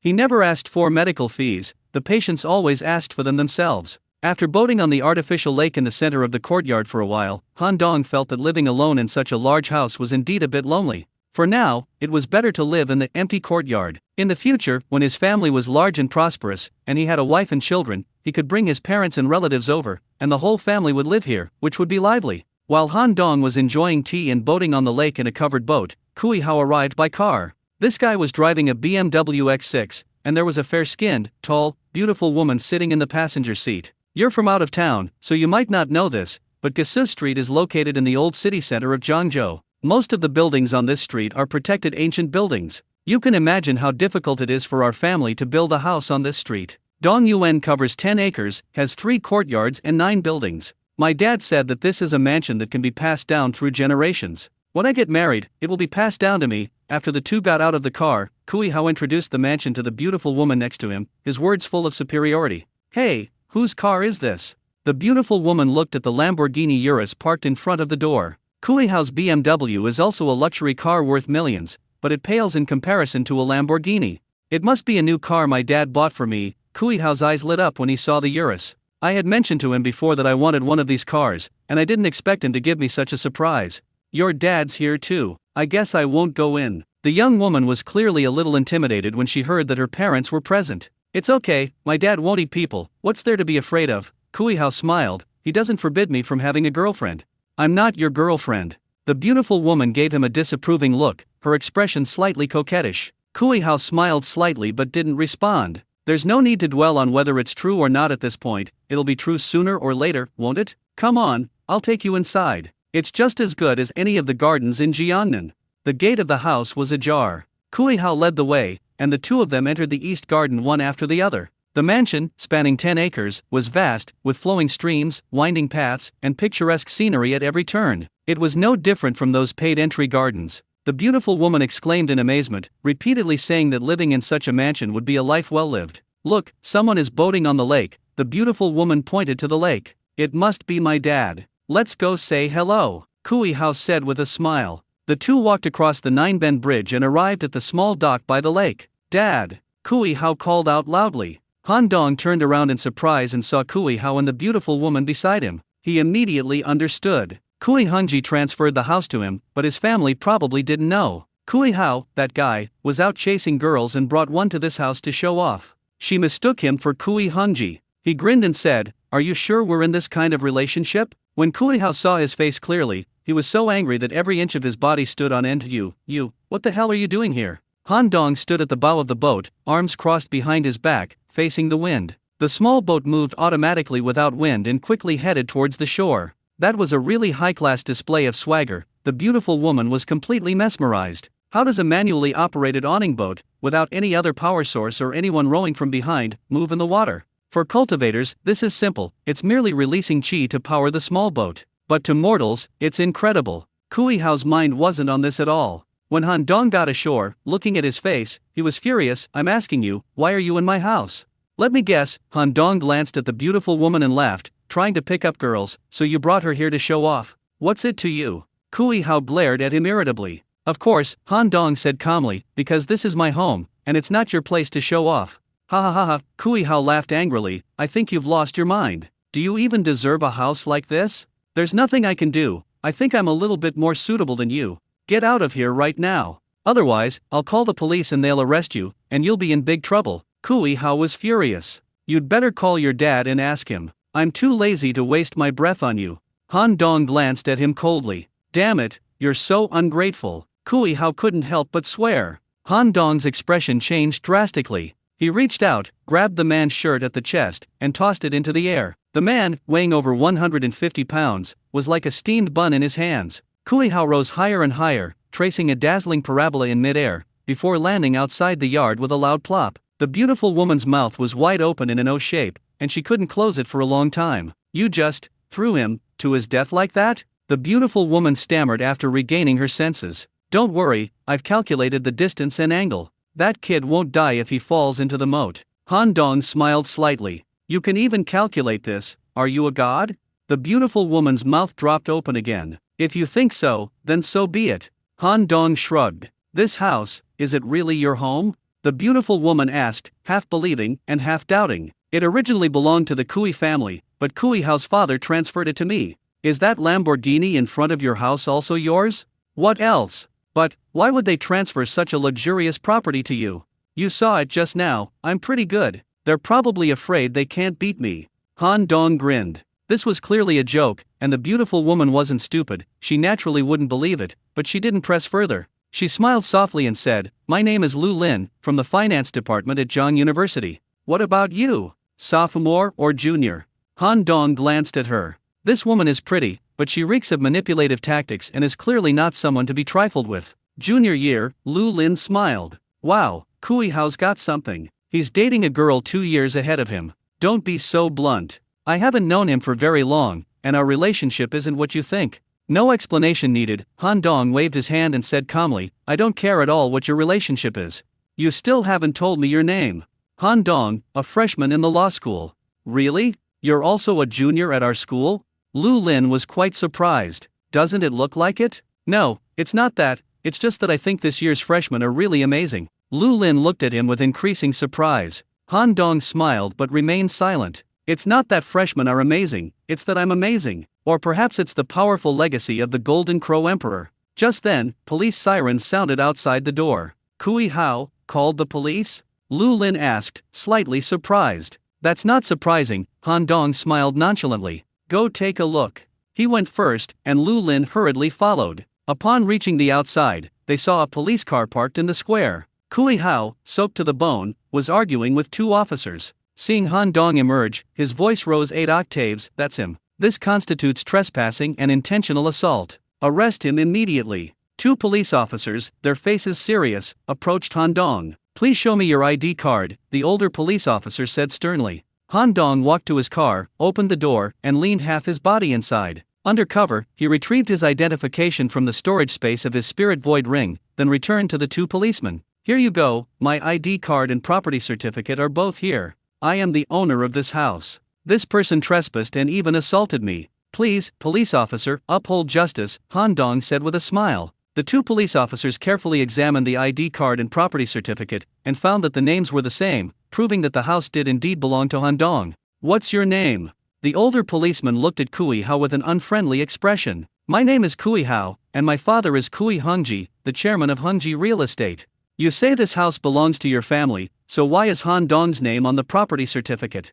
Kui Hao rushed over to check and found that what the police said was true, but he didn't believe it at all. This is impossible. Dong Yuan is clearly my family's property. How could he have a property certificate? This must be a forgery. Please arrest him and interrogate him properly. This country bumpkin has only been in Zhangzhou for a month. How could he afford a mansion worth hundreds of millions? Just think about it and you'll know there's something wrong. Kui Hao's face turned ashen, and he spat all over the police officer's face. Are you saying we're brainless? The older policeman asked in a hostile tone. No, that's not what I meant. Kui Hao was so excited that he could barely speak. Whether it's true or not, just call your dad and you'll know, Han Dong said calmly. Kui Hao glared at him fiercely, then walked aside to make a phone call. Choi Hong-ki was with his mistress when the jarring ring of the phone annoyed him. Seeing his son's image on the screen only fueled his frustration. Why are you calling me at this hour? I'm in a meeting, Choi Hong-ki said with a gloomy face. The young lover almost couldn't hold back and burst out laughing. A meeting? You're really good at making things up.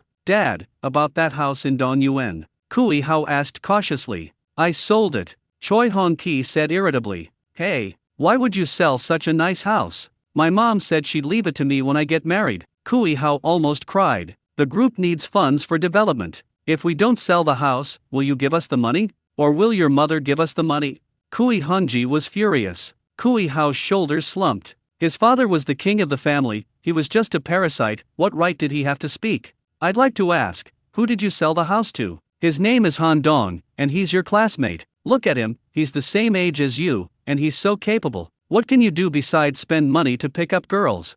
I'm hanging up now, you can continue with your work. Humph. Choi Hong-ki snorted angrily and hung up the phone first. Kui Hao completely deflated. His father had no reason to lie to him, it seemed the house really had been sold to Han Dong. He wasn't stupid, he realized at this moment that Han Dong was probably not as simple as he seemed. Damn, he's pretending to be weak to take advantage of others. So, is my property certificate fake? Han Dong asked with a smile. Kui Hao awkwardly dug out a 3-bedroom, 1 living room apartment from the ground. Tell me yourself, are we brainless or are you? You could have just made a phone call to resolve this, why did you call the police? Making a false police report will result in legal consequences, understand? The older policeman's expression was unfriendly. I'm sorry, officer. Kui Hao had no choice but to lower his head. Considering your youth and that this is your first offense, we'll give you a warning this time. If something similar happens again, you'll be detained. Do you understand? No, I didn't clarify the property ownership issue, but I didn't make a false police report. Kui Hao was still unwilling to give up. He almost killed me, shouldn't you handle that? What do you mean? The 2 policemen exchanged a glance. Kui Hao then recounted his conflict with Han Dong in detail. You mean, he threw you out of the yard? The younger policeman asked in surprise. That's right, if I hadn't been lucky enough to fall into the river, I would have definitely died. How much do you weigh? The older policeman asked. 76 kilograms. He's King Kong. How could he throw a 150-pound man this far? Please use some common sense when you're making up stories. The 2 policemen, not wanting to listen to his nonsense any longer, got into their patrol car and drove away. Ha! Kui Hao was stunned. This world is too crazy, honestly nobody believes it? Han Dong, I don't believe you can afford this house. No matter what means you used to get it, I'll make you give it back sooner or later. Since the police ignored him, Kui Hao could only vent his anger on Han Dong. Do you know why I threw you out? Because you're so foul-mouthed, Han Dong squinted. Keep talking nonsense to me, and I won't mind throwing you even further away. He made a move as if to attack, and Kui Hao was so frightened that he quickly jumped into the car and fled. He even abandoned his female companion. Lu Lin didn't seem to mind. She's now focusing all her attention on Han Dong. Junior, aren't you going to invite me over for a visit? Lu Lin put on what she thought was a very charming smile. Sorry, I have something to do, I'll be going now. Han Dong ignored her, locked the door, and got into his car. Hey, where are you going? Can I hitch a ride? Lu Lin called out. It's not on my way, you'll have to take a taxi yourself. Han Dong started the car, and with a roar of the engine, he drove away from Dongyuan. See, no man is any good. He didn't even ask me where I was going, he just said it wasn't on his way. Lu Lin kicked the curb in anger. It was obvious that this mysterious, powerful, and wealthy junior schoolmate didn't fancy her. Although not one of the top 5 beauties on the school beauty list, Lu Lin was very confident in her looks. As the saying goes, a woman can easily seduce a man, and she decided to use every trick in the book to win over this junior. If you want to be the mistress of Dong Yuan, how can you do it without working hard? Han Dong was of course not interested in Lu Linear. It's obvious she's a gold digger, the kind who wants to hook up with rich guys using her looks and figure. She only dated Kui Hao because she was after his status as the heir to Hongji real estate. Seeing Han Dong's mysterious wealth, she immediately switched targets. Her ambition and desire are written all over her head. He has no problem with gold diggers, everyone has the right to choose their own lifestyle, but he also has the right to choose to ignore them. Girls like this usually have incredibly thick skin, and once you're hooked up with them, it's hard to shake them off, so you have to cut off any of their ambitions from the very beginning. As I drove back to the Sky Garden, Choi Hong-ki called to inquire about Choi Ho. Han Dong briefly explained the situation. Mr. Han, my son is spoiled by his mother. If he has offended you in any way, please don't take it to heart. Kui Hanji was very humble. I only gave him a small lesson out of consideration for you. However, if he continues to provoke me, the consequences could be dire. You'd better make things clear to him, Han Dong said calmly. Mr. Han, you did a good job teaching him a lesson. That bastard deserves it. Don't worry, I'll deal with him when we get home, Kui Hanji said obsequiously. Mr. Han, my medicine is almost finished, you see. How are you feeling physically? Very good, I feel even younger than before I got sick. The medication can't be stopped, we need to continue to consolidate the treatment, Han Dong said with a mocking smile. In fact, Kui Hanji had already recovered from his illness. These herbal decoctions were just for tonifying the kidneys and spleen, and were merely icing on the cake. He wanted to make Kui Hanji understand that health is hard-won and cancer is not so easy to cure. Only then would he cherish it and dare not cause any more trouble.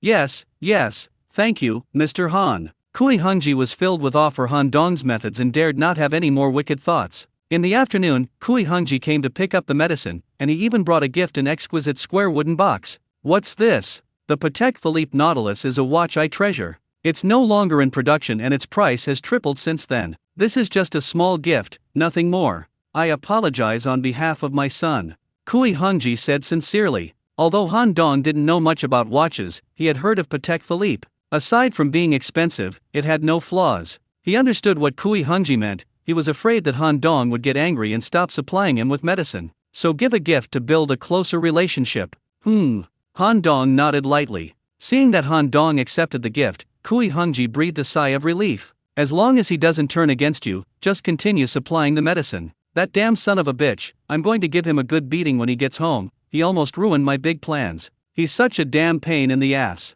Choi Hong-ki took the medicine and left, expressing his deepest gratitude. Enjoying the peace and quiet, Han Dong continued his research on the legacy left behind by the Golden Crow Emperor. As evening approached, I was wondering whether to go out for a meal when I received a WeChat message from my high school classmate, Chen Gang. Chen Gang and he had a good relationship, at least much better than Zhang Zikai. However, his grades were not as good as Han Dong's and Zhang Zikai's, so he did not get into Zhangzhou University and only attended an ordinary undergraduate institution, Zhangzhou University of Science and Technology. This is a university formed by the merger of the former Zhangzhou Teachers College and Zhangzhou Science and Technology College. It cannot be compared with Zhangzhou University, but it has some good majors and is a first-tier university. Jiangnan University's main campus is in the city center, while Jiangnan University of Science and Technology is in the suburbs. Although they are a bit far apart, they are in the same city after all, so the two of them often keep in touch. Chen Gang Danzi, how are you spending the National Day holiday? Going home or staying at school?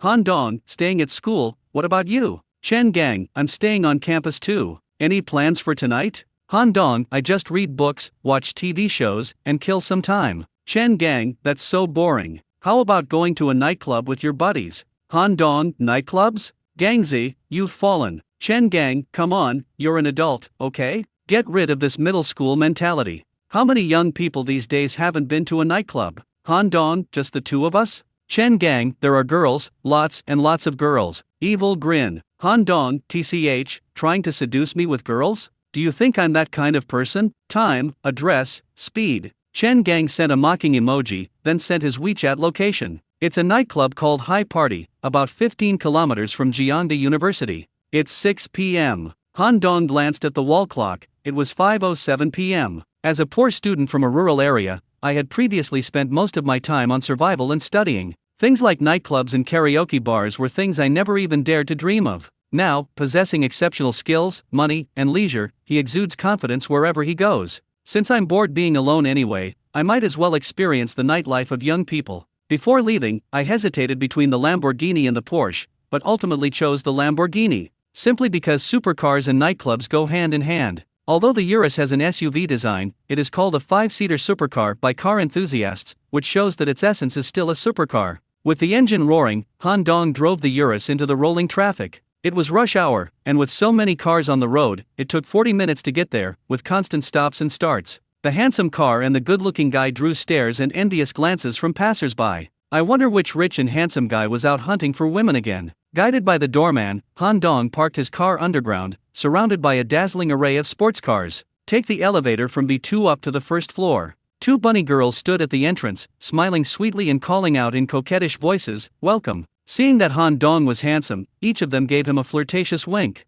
No wonder people say that the land of gentle pleasures is a den of iniquity. With this kind of allure, most men really can't resist. Han Dong noticed the Platinum Dragon logo next to High Party and realized it was exactly the same as the one on the black card Kui Hongji had given him. He immediately confirmed that the nightclub belonged to Li and Shenglong. Stepping into the hall, you're greeted by the blaring sound of heavy metal music. A group of young people are wildly dancing in the center of the dance floor, completely absorbed in the excitement. The air is thick with the sense of perfume, sweat, and an indescribable saturation of hormones, easily setting the young people's adrenaline ablaze. Chen Gang stood in the hall, constantly looking out. He didn't even notice Han Dong walking up to him. "Gangzi, what are you looking at?" Han Dong patted his shoulder. "Who the hell are you? Holy crap." Chen Gang stared at him with wide eyes, stammering, you're Dongzi? What else?" Han Dong chuckled. Chen Gang circled around him twice, his face full of disbelief. "We haven't seen each other for only a month, right? How come you've grown so fast? Did you eat dinosaur food?" Absorbing the essence of the sun daily to temper his body, Han Dong's height has been quietly increasing. He has now reached 180 centimeters. In addition to his increased height, his entire demeanor has also undergone a radical change. Chen Gang couldn't quite put his finger on it, but he felt that Han Dong was completely different from before. Han Dong is still Han Dong, but he also seems different. "Don't ask me, I don't know what happened either," Han Dong shrugged. "Maybe it's because the military training was physically demanding and the food was good, which accelerated my development. Anyway, as long as it's a good change for me, it's fine." "That's true," Chen Gang nodded in agreement and didn't dwell on it any further. "Let's go, we've been waiting for you." Chen Gang led Han Dong to a table closer to the center, where a group of young men and women, numbering more than a dozen, were seated. "Xiaoman, this is my best friend from high school, his name is Han Dong, he's from the law school of Zhang University." Chen Gang introduced Han Dong to a round-faced girl. Several girls at the table all looked over. In Han Dong's opinion, these girls were all quite good-looking, especially the one sitting in the middle, in a white dress, expressionless, with a rather aloof and elegant air. That round-faced girl named Xiaoman was quite cute with her chubby cheeks. She was exactly Chen Gang's ideal type. Even the aloof and elegant woman couldn't help but glance at Han Dong a few more times, all feeling that this guy was very charming and had an inexplicable attraction. "Hello, my name is Wang Xiaoman." The round-faced girl smiled. "Hello." Han Dong nodded slightly. Several boys glanced at him, but no one paid him any attention. The guy sitting in the middle, in particular, had his hair styled with mousse and was dressed in a rather sophisticated shirt and trousers, all designer brands. Even the direction his nostrils pointed exuded a sense of superiority. He glanced at Chen Gang and Han Dong, his face darkening. "Chen Gang, you didn't book a private room? If you want to pursue my friend, you should at least show some sincerity, right?" A girl with chestnut hair next to Wang Xiaoman pouted. "I called 3 days in advance. The private rooms at High Party are hard to book." Chen Gang rubbed his hands awkwardly. "So you're just going to let this whole bunch of us go out and have fun?" The chestnut-haired woman said coldly. "Who knew you'd bring so many people?" Chen Gang muttered. "What did you just say?" The chestnut-haired woman raised her eyebrows in displeasure. "It's nothing," Chen Gang said hastily. "Han Dong has amazing hearing and can hear everything clearly." I immediately understood what was going on. Chen Gang wanted to pursue Wang Xiaoman, so he invited her and her girlfriends to a nightclub to have some fun. Unexpectedly, these girlfriends, each with their own connections, brought along a whole bunch of other people. High Pie's prices are not low, they're clearly taking advantage of Chen Gang. Han Dong pulled Chen Gang aside and asked in a low voice, "Do you really like Wang Xiaoman that much?" "There's nothing I can do, I've met my ideal type," Chen Gang said with a wry smile. "They're treating you like a sucker, can't you tell?" Wang Xiaoman is not bad, but her roommates are a bit troublesome, especially the one with chestnut hair. Her name is Qian Dandan, she's notorious for being a green tea bitch and a gold digger. "What's the name of that guy with the icicle-like face in the middle?" Han Dong asked in a low voice. "What's wrong? You've got your eye on her?" Chen Gang grinned mischievously. "She's one of our school's newest beauties, with suitors lining up all the way to Tejo Lake." You'd better not think too much about it, or you might get hurt. Stop talking nonsense, just answer my questions. Her name is Leng Yan, a freshman in the School of Foreign Languages. I don't have her contact information, but if you want it, I can arrange it for you. The person is right across the street. Why would I need their contact information? Han Dong smiled calmly. No, you really want to do it? See that guy with his hair combed like a dog's? He's a local rich kid, his family has hundreds of millions. He's pursuing Leng Yan. Han Dong smiled, neither confirming nor denying. Even rich second-generation kids with hundreds of millions in their family are nothing compared to Kui Hao, whose family has billions, yet he still gets played by him. I'm going to the restroom. Han Dong patted Chen Gang on the shoulder. Go ahead, I won't go with you. Chen Gang's heart was entirely focused on Wang Xiaoman. Han Dong made an excuse to urinate, but actually found a waitress and showed her the supreme black card. The waitress hurriedly contacted the manager via walkie-talkie, and soon a slightly overweight young man in a suit and tie strode over to personally greet Han Dong. Hello, esteemed VIP client, I am Lu Dong, the manager of Hi-Pi, everyone calls me James. How can I help you? The slightly chubby young man smiled broadly. Can I have a private room? Han Dong asked calmly. Yes, of course, Lu Dong said with a smile. We have VIP rooms reserved for our most distinguished clients. Please follow me. Take them there, Han Dong said, pointing to Chen Gang's table, adding a special note, don't mention me. He and Chen Gang have a good relationship, so it wouldn't hurt to lend a hand, since it wouldn't cost him any money anyway. Lu Dong understood immediately. There are probably no more than 20 people in the entire Zhangzhou city who can hold the Shenglong Entertainment black card. They are all big shots among big shots. This young man, I wonder which powerful family's son he is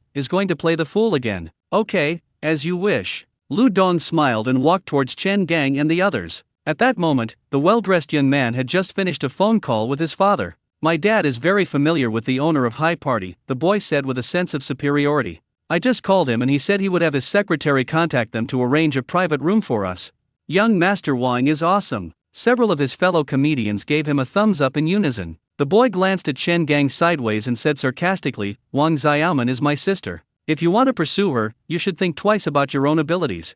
Wang Xiaoman felt very embarrassed. Aside from sharing the same surname, Wang, she had absolutely no relation to this young Master Wang. Chen Gang invited her to a nightclub during the National Day holiday. She was so happy that she told her roommates. She never expected that Qi and Dandan would organize so many people. It's alright, we can just soak up the atmosphere in the lobby, Wang Xiaoman said, speaking up for Chen Gang. At this moment, Lu Dong walked over with a smile. A gentleman has reserved a private room for you, please follow me. Wow, young Master Wang booked the private room right after making the call. That's incredibly efficient.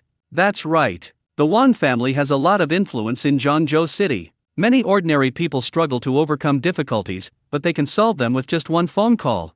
Wang Xiao's straight man promptly fulfilled his duties. Leng Yan glanced at Wang Xiao, her expression still icy. Let's go, Leng Yan, to the private room. It's too noisy here. Young Master Wang extended his hand in a very gentlemanly gesture of invitation. Before Leng Yan could respond, Qi and Dandan grabbed her and forcefully pushed her inside. The other girls followed. Wang Xiaoman glanced at Chen Gang with a slightly apologetic expression. It's okay, we're just out having fun, as long as everyone's happy. Chen Gang didn't seem to have any particular thoughts. Just then, he saw Han Dong return, and he pulled Han Dong along to follow the group. Lu Dong led them to VIP room 007, which was reserved for VIP black card customers. It not only had a good location, but also luxurious interior decoration and top-of-the-line sound equipment, so they could sing karaoke. Wang Xiao never expected that his father's secretary could book such a nice private room. Listening to his followers elaborate praise, his vanity was greatly satisfied. Sir, you are a valued customer. As this is your first time visiting, you are entitled to complimentary drinks. We hope you have a pleasant evening. Lu Dong was speaking to Han Dong, who happened to be standing behind Wang Xiao. So Wang Xiao assumed that Lu Dong was talking to him. Any kind of alcohol is fine? Young Master Wang asked in surprise. That's right, all drinks sold in our store are free. Thank you very much. You're welcome, this is a perk that our VIP clients are entitled to, Lu Dong said with a smile. Thank you very much. Young Master Wang beamed. Dad, honestly, when did you become a VIP customer of Hi-Pi without even saying a word? Lu Dong smiled and nodded at Han Dong, then left. Order like crazy. Only the most expensive, not the most suitable. Tonight's entire bill is on young Master Wang. A comedian jumped onto the table and started dancing wildly. Oh woo-woo. The boys in the private room let out a series of wolf howls. Leng Yan, see? When looking for a boyfriend, you must choose someone like Wang Xiao. Although he's not very handsome, he can handle things. Being with him will save you a lot of trouble in life, Qian Dandan whispered in Leng Yan's ear. Leng Yan smiled faintly, neither confirming nor denying. 5 bottles of royal salute, please, Wang Xiao said casually, snapping his fingers as he spoke to the waiter in the private room. Okay. The waiter smiled and left. Wow, a bottle of royal salute costs 8,888, 5 bottles would be over 40,000. Thanks to young Master Wang, we can now drink imported liquor worth tens of thousands of yuan. The lackey stepped forward again to flatter him. Wow, a royal salute. If I weren't with young Master Wang, I probably would never have had the chance to drink one in my life. Qian Dandan exclaimed excitedly. Chen Gang was originally supposed to host the dinner, but he has been automatically disqualified from being the host. He really couldn't afford to hire him, so he sat in the corner without saying a word. Wang Xiao's gaze fell on Han Dong's face. You are not my friend. Young Master Wang's expression was unfriendly. That's not true. Han Dong smiled faintly. I only treat my friends to drinks, especially such expensive ones. Are you sure? Absolutely certain and certain. Then there's nothing I can do. Han Dong stood up, a mocking smile on his lips. Have fun. Dongzi, Chen Gang looked at Han Dong apologetically. He invited his friends over to have some fun, which was a good intention, but it turned out like this. This girl is good, make the most of her. Han Dong patted him on the shoulder, have fun. After saying that, he turned and left the private room. Leng Yan glanced at Han Dong's retreating figure, wanting to say something, but ultimately remained silent. Chen Gang hesitated for a moment, then followed him out. Although he liked Wang Xiaoman very much, he cherished the bromance between himself and Han Dong even more.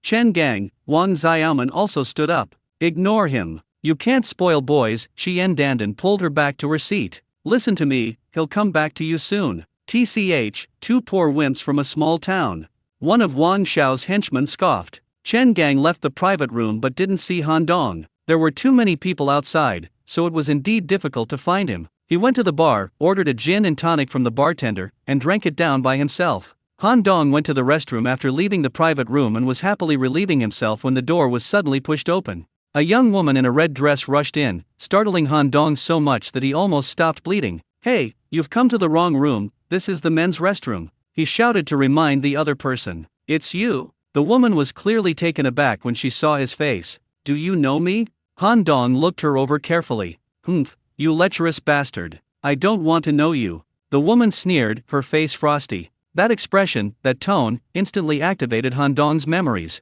This heavily made-up woman, exuding an air of worldliness, was actually the cool and capable elite police officer Lin Fu. Officer Lin, why are you dressed like this? Do you perhaps have a hidden profession? Han Dong exclaimed. Get out. Lin Fu's eyebrows shot up, and she growled in a low voice. Understood, infiltrate and investigate the case. Han Dong snapped his fingers, looked Lin Fu up and down, and had to admit that she looked quite good dressed like this, exuding charm and elegance, a far cry from her original heroic and spirited appearance, showcasing her multifaceted allure. SHH. Lin Fu held up her finger, signaling him to be quiet. What's wrong? Is someone chasing you? Han Dong subconsciously looked towards the door. Bang! The door to the men's restroom was kicked open from the outside again. In an instant, 7 or 8 burly men dressed in black short-sleeved shirts burst in, each with dragon and tiger tattoos on their arms, exuding a menacing aura. You bitch, you actually hid in the men's restroom? You think you can escape like that? The leader was a bald man who was over 1.9 meters tall, with a face full of scars and a fierce aura. You made us search all over the women's restroom. I won't be satisfied until I break your arms and legs, another thug gritted his teeth. What are you saying? You have no sense of chivalry whatsoever, the bald man sneered. Beautiful lady, if you hand over your phone and agree to be my girl, I'll have my brothers let you go. How about it? Sister-in-law. The other younger brothers called out in unison. Get out. Lin Fu's almond-shaped eyes widened, and she was about to rush forward to attack. Suddenly I felt dizzy, swayed a few times, and felt weak and about to fall to the ground. Han Dong reacted quickly and caught her immediately. You actually dared to drug me. Lin Fu immediately realized the problem. These scumbags, ostensibly thugs looking after a place, are actually drug dealers. Lin Fu had been keeping an eye on this line for a while, disguising herself as an undercover agent to get close to them, all in order to uncover their entire network of connections and obtain evidence of their crimes. Previously, she and several other princesses had accompanied this group to drink and sing karaoke. Taking advantage of their tipsy state, she stole the bald man's phone. As far as she knew, the bald man's phone contained all their transaction records, as well as contacts from upstream and downstream partners. Unexpectedly, at the crucial moment, the bald man's phone rang, and Lin Fu was exposed when the phone rang. In desperation, she fled into the men's restroom, anticipating that her pursuers would first search the women's restroom. She planned to use this brief window of opportunity to slip away through the ventilation ducts. She never expected that the person would drug her while she was drinking. Lin Fu wasn't sure if they had already discovered her identity, or if there was some other reason. "Our boss is wise and powerful, he noticed you were up to no good long ago," the henchman sneered. "Look at the other princesses, none of them are as hypocritical as you. You even hesitate to hold someone's hand. Do you think we're fools? You think you can investigate me?" The bald man sneered. "You know what we do. Now that you've been caught, don't even think about living. Guys, take her away." "And there's one more?" The younger brother next to him pointed at Han Dong. "Is this your first time doing this kind of work?" The bald man glared at him. "Do you know how to smash your head? Do you know how to make someone into a vegetable? Do you know how to fake a fall? Do you want me to teach you?" "I understand, brother." The younger brother shrank back, too scared to speak. Two men in black rushed over, intending to snatch Lin Fu from Han Dong's hands. With two muffled thuds, in the blink of an eye, the two burly men, each weighing 180 pounds, were sent flying, crashing into the opposite wall. Then, like dumplings, they slid down the wall, limp and soft like a pile of poop. "What the heck?" The thugs all took a step back, each with a confused look on their faces. "Who am I? Where am I? What happened?" A triple punch to the soul. "It's you." The bald man, true to his reputation as the head of the drug cartel, fixed his gaze on Han Dong with the sharpness of a viper. Although he didn't see Han Dong's movements clearly, he basically concluded that this guy was behind it. "You do have some discernment." Han Dong grinned, revealing 8 small white teeth, looking harmless. "This kid's got some weird tendencies. Everyone, attack him together and cripple him." The bald man decisively waved his hand. "Yes, boss." The thugs pulled out their weapons and viciously attacked Han Dong. Bang bang bang bang. The same actions, the same plot. The thugs were all tall and burly, with thick muscles, but they flew up very lightly, and the thuds when they hit the wall were quite crisp. In the end, they all turned into potstickers, lying flat as a pile of pancakes. The bald man blinked and stared directly at Han Dong, as if he had seen a ghost. "I've demonstrated it for you again, did you see it clearly?" Han Dong grinned, his smile warm and innocent. "No." The bald man shook his head, looking rather simple-minded. Han Dong's movements were too fast to see clearly, but he realized that this seemingly harmless boy was actually a super expert. He couldn't be sure if the boy and the girl were in cahoots or if they had just run into each other by chance. If they happened to run into each other, then their luck is truly terrible. "You just said you wanted them to knock me on the head and turn me into a vegetable?" Han Dong helped Lin Fu up and approached her step by step. Although he appeared relaxed, the bald man felt a powerful pressure. "Boss, I, bald wrong, was blind and didn't recognize your greatness. Please have mercy on me this time. I have money, I can give you money, boss, name your price, any amount is fine." The bald man's words were somewhat incoherent. From birth until now, the only people who have ever put this kind of pressure on him, besides the big boss, are this young man in front of him. It's understandable that a big boss, a powerful and ruthless figure, would have that kind of aura. But how did this young man in front of me manage to do it? He looks to be no more than 20 years old. Paying money to avoid disaster? That works too. I'm not greedy, give me 500 million.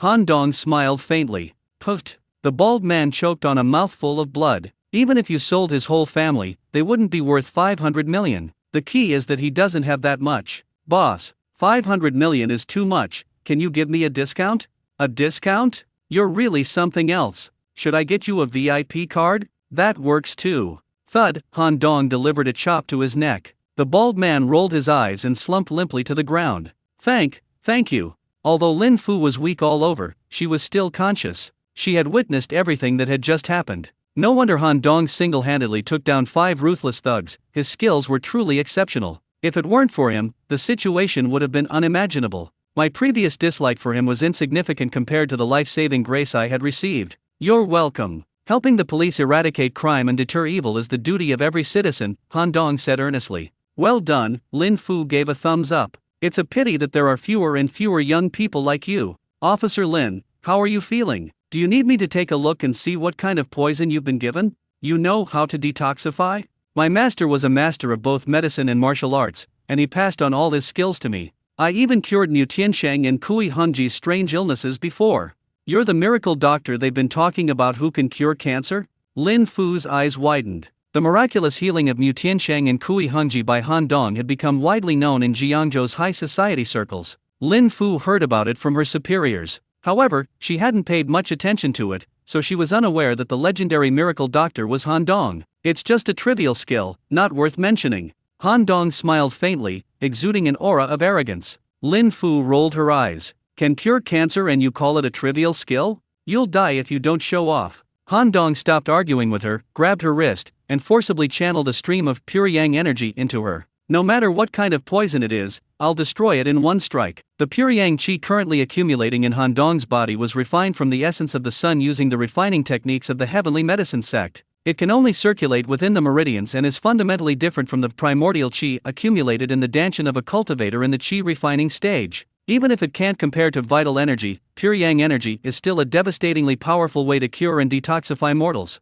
The energy flowed through Lin Fu's body for a full cycle, like a high-pressure water jet, washing away the toxins in her body. Lin Fu felt a sharp pain in her lower abdomen and rushed into the cubicle. Immediately afterward, a series of indescribable and strange noises erupted. Even though he knew it was a detoxification process, Han Dong was still forced to back away by the stench. A few minutes later, Lin Fu came out of the cubicle. Although she looked calm on the surface, the blush that stretched all the way to her ears betrayed her. It was so embarrassing, she never dreamed she would vent her emotions in front of a boy like this. This question is too difficult, she can't solve it. She was so desperate that she wanted to die together with Han Dong. Feeling better? Han Dong asked, his expression as usual. Lin Fu looked up at him, her concern in her eyes genuine. A warmth instantly filled my heart. I stretched my limbs and slowly said, that feeling of weakness is gone, so I should be better. But, I want to know, how did you do it? No medicine or injections were needed, just a touch on the wrist and it was all taken care of? I used my internal energy to detoxify you. It wasn't as simple as it seemed, Han Dong casually made up.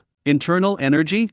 Lin Fu suddenly understood. No wonder she felt a warm current inside her body just now. It turns out that what's written in martial arts novels isn't all lies. There was a hint of awe in their eyes as they looked at Han Dong. Women admire strong men, and Lin Fu was no exception. Han Dong's mysterious methods and superb skills even made the well-informed officer Lin take notice. Now that you've recovered, you can handle the aftermath yourself. I need to go out and pick up girls. Han Dong didn't want to get entangled with her anymore. Okay, Lin Fu paused for a moment. Then I'm leaving, bye-bye. Han Dong turned and left, as if a hyena was chasing him. This kid, I'm not going to eat anyone, why is he running so fast? Lin Fu looked at his escaping figure, feeling slightly hurt. I'm a beauty in the city bureau, pursued by countless elite men. How could you leave me behind for a girl in a nightclub? I'm so angry. Despite her anger, she couldn't neglect her work, she still had to clean up this mess. Now that she had the evidence, she needed to apprehend the bald man and his gang. So she dialed her superior's number and ordered them to come and arrest them immediately.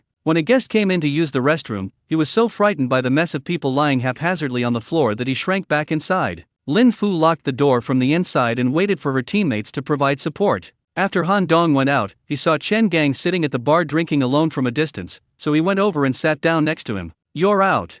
Han Dong smiled. Now that you're gone, how can I sit still? Chen Gang sighed. What would you like to drink? It's on me. I'm fine with anything, just like you. Another gin and tonic, please, Chen Gang ordered the bartender. All right. The bartender worked skillfully and quickly mixed a drink and brought it over. The two clinked glasses and chatted as they drank. Han Dong, with his sharp eyes, saw two waiters carrying several bottles of foreign liquor into the 007 private room, and a smile couldn't help but appear on his lips. You can still laugh. Chen Gang was extremely worried. Do you want to see that bastard surnamed Wang kneel down and call me dad? Han Dong's smile deepened. I want to, but how do I make it happen? An AQ mentality is no fun. Just you wait and see.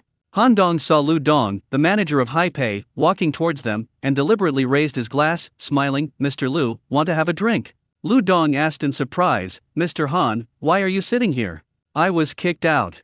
Han Dong's expression was solemn. What? Lu Dong's voice immediately rose 8 octaves. That's your private room. Who would dare kick you out? Chen Gang looked at Lu Dong with suspicion, wondering what he meant by your private room. Could it be that the private room wasn't reserved by that bastard surnamed Wang, but was for Han Dong? Han Dong smiled but remained silent. Lu Dong is a shrewd person, he immediately understood what was going on. This Mr. Han was playing dumb to fool the powerful, and those young people inside, blind to his true abilities, drove this big tiger out. Mr. Han, don't worry, I'll handle this. Lu Dong said with a gloomy face, instructing his subordinates through the walkie-talkie, "Bring me the spending records for VIP room 007. 10 minutes later, someone brought Lu Dong a long receipt. Damn, over 2 million yuan worth of liquor, they really know how to make special brews. Lu Dong spat angrily, even if it's free, they shouldn't do this. Do they think we're suckers? He waved and summoned several security personnel, then stormed into VIP room 007. Wang Xiaozheng, along with a group of followers, was having a great time with the female college students across the street, drinking bottles of foreign liquor worth tens of thousands of yuan like cola. The private room reeked of alcohol, and the air was thick with the scent of hormones. Holding a wine glass, Wang Xiao leaned close to Leng Yan, eloquently showing off his extensive knowledge. Leng Yan was indifferent, and her occasional perfunctory replies only made Wang Xiao's heart itch with desire. When Lu Dong barged in with his men, he was just about to take further action. His plan to woo the girl was interrupted, so he was naturally unhappy. "What do you mean?" Young Master Wang stood up with an unfriendly expression. "Did you order the drinks?" Lu Dong asked expressionlessly. "Yes, what's the problem? That's 2,138,700 yuan in total. Please pay the bill."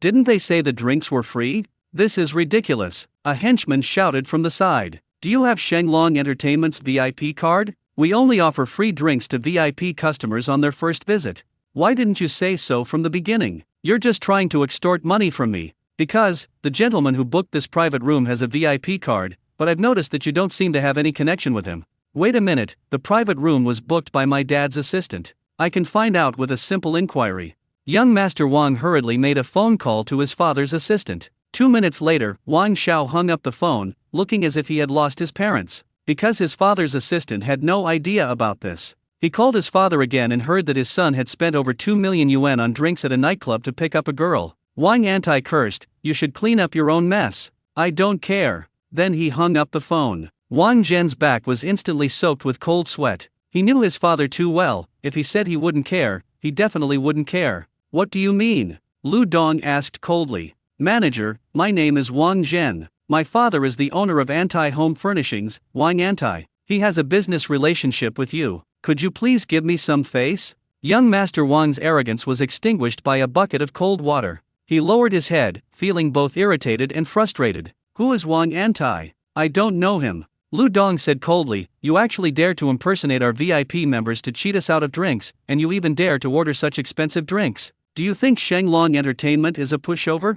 The young people in the room fell silent, truly terrified by the scene. Especially those gold-digging women led by Qian Dandan, who were drinking wildly earlier, are now terrified. They said they had never tasted such good foreign liquor before, and they persuaded Wang Zhen to order it. Slap! Wang Zhen, enraged, turned around and slapped Qian Dandan hard across the face. "Damn it, you're the one who's always shouting the loudest. You want to drink the most expensive foreign liquor? You pay the bill." "Young Master Wang, she's a girl, how can a girl pay the bill?" Qian Dandan covered her cheeks, her eyes brimming with tears. "Now that you know you're a girl, you're even more lustful than men when you're drinking. You're all a bunch of green tea bitches." Wang Zhen cursed viciously. "Hey, why are you swearing at me?" Leng Yin frowned. "You're no better. You're already out partying at a nightclub, what are you pretending to be innocent for? I'm treating you to such expensive drinks, and you won't even let me hold your hand? Do you think you're made of diamonds?" Wang Zhen glared at her. The girls looked at each other in disbelief, never expecting that this well-dressed rich young master would be so despicable. "If you want to show off, go outside and pay for the drinks first," Lu Dong said coldly. "I have no money. Do whatever you want, go ahead and call the police to arrest me." Wang Zhen simply reneged on his promise. "Heh," Lu Dong chuckled instead of getting angry, "we've seen plenty of people like you. Don't worry, Shenglong Entertainment never calls the police when dealing with people who dine and dash. Our boss, Lian Shenglong, specializes in dealing with all kinds of deadbeats." "Wait, Lian Shenglong? Isn't that the infamous underworld boss of Zhangzhou City? Legend has it that he has a lot of lives on his hands, that he once sealed a debtor in cement, and that he put a debtor in a cage and sank him into Tahoe Lake. Although it's just a rumor, it probably isn't entirely unfounded. His father once warned him that it was fine to go out and have fun, but he should never mess with Lin Shenglong." Unexpectedly, this nightclub was owned by Lin Shenglong. Wang Zhen was so scared he almost peed his pants. "Manager, we really didn't know your restaurant's rules. We only ordered because you said drinks were free. You order the most expensive thing even though it's free? Do you think we're easy targets?" The thugs guarding the place behind Lu Dong glared at him fiercely. Wang Zhen flinched in fright. "I was speaking to the owner of the private room, not to you," Lu Dong said calmly. "The owner of the private room?" Wang Zhen scratched the back of his head, a little confused. That's Mr. Han. He's a VIP customer of Shenglong Entertainment. This is his private room, where he gets free drinks on his first visit to our establishment. You mean Han Dong? Wang Xiaoman's eyes lit up. That's right, Mr. Han's name is Han Dong, Lu Dong said expressionlessly. He saw his brother sitting in the lobby, so he booked a private room for him and his friends. Unexpectedly, some people didn't understand their place and actually kicked him out. Since the owner of the private room isn't here, why should we give you a discount? Don't you think that makes sense? Wang Zhen finally understood where the problem lay. The scene flashed back, and he remembered the mocking smile on Han Dong's lips when he kicked him out. I see. Where is Mr. Han? Wang Zhen asked hurriedly. Bar counter. Let's go, I'll go talk to him. Lu Dong nodded and led his men out of the private room, with Wang Zhen and his group following behind. Han Dong and Chen Gang were still drinking at the bar when they saw a large group of people walking over. What's going on here? Chen Gang was startled. Mr. Han, right? Wang Zhen forced a fake smile. Yeah, what's up? Han Dong glanced at him sideways. It's like this. Wang Zhen swallowed hard and briefly recounted what had happened in the private room, then said, Look, we're all friends, so could Mr. Han please talk to the manager and ask them to waive our drinks? You're not my friend, why should I buy you drinks? Especially such expensive ones.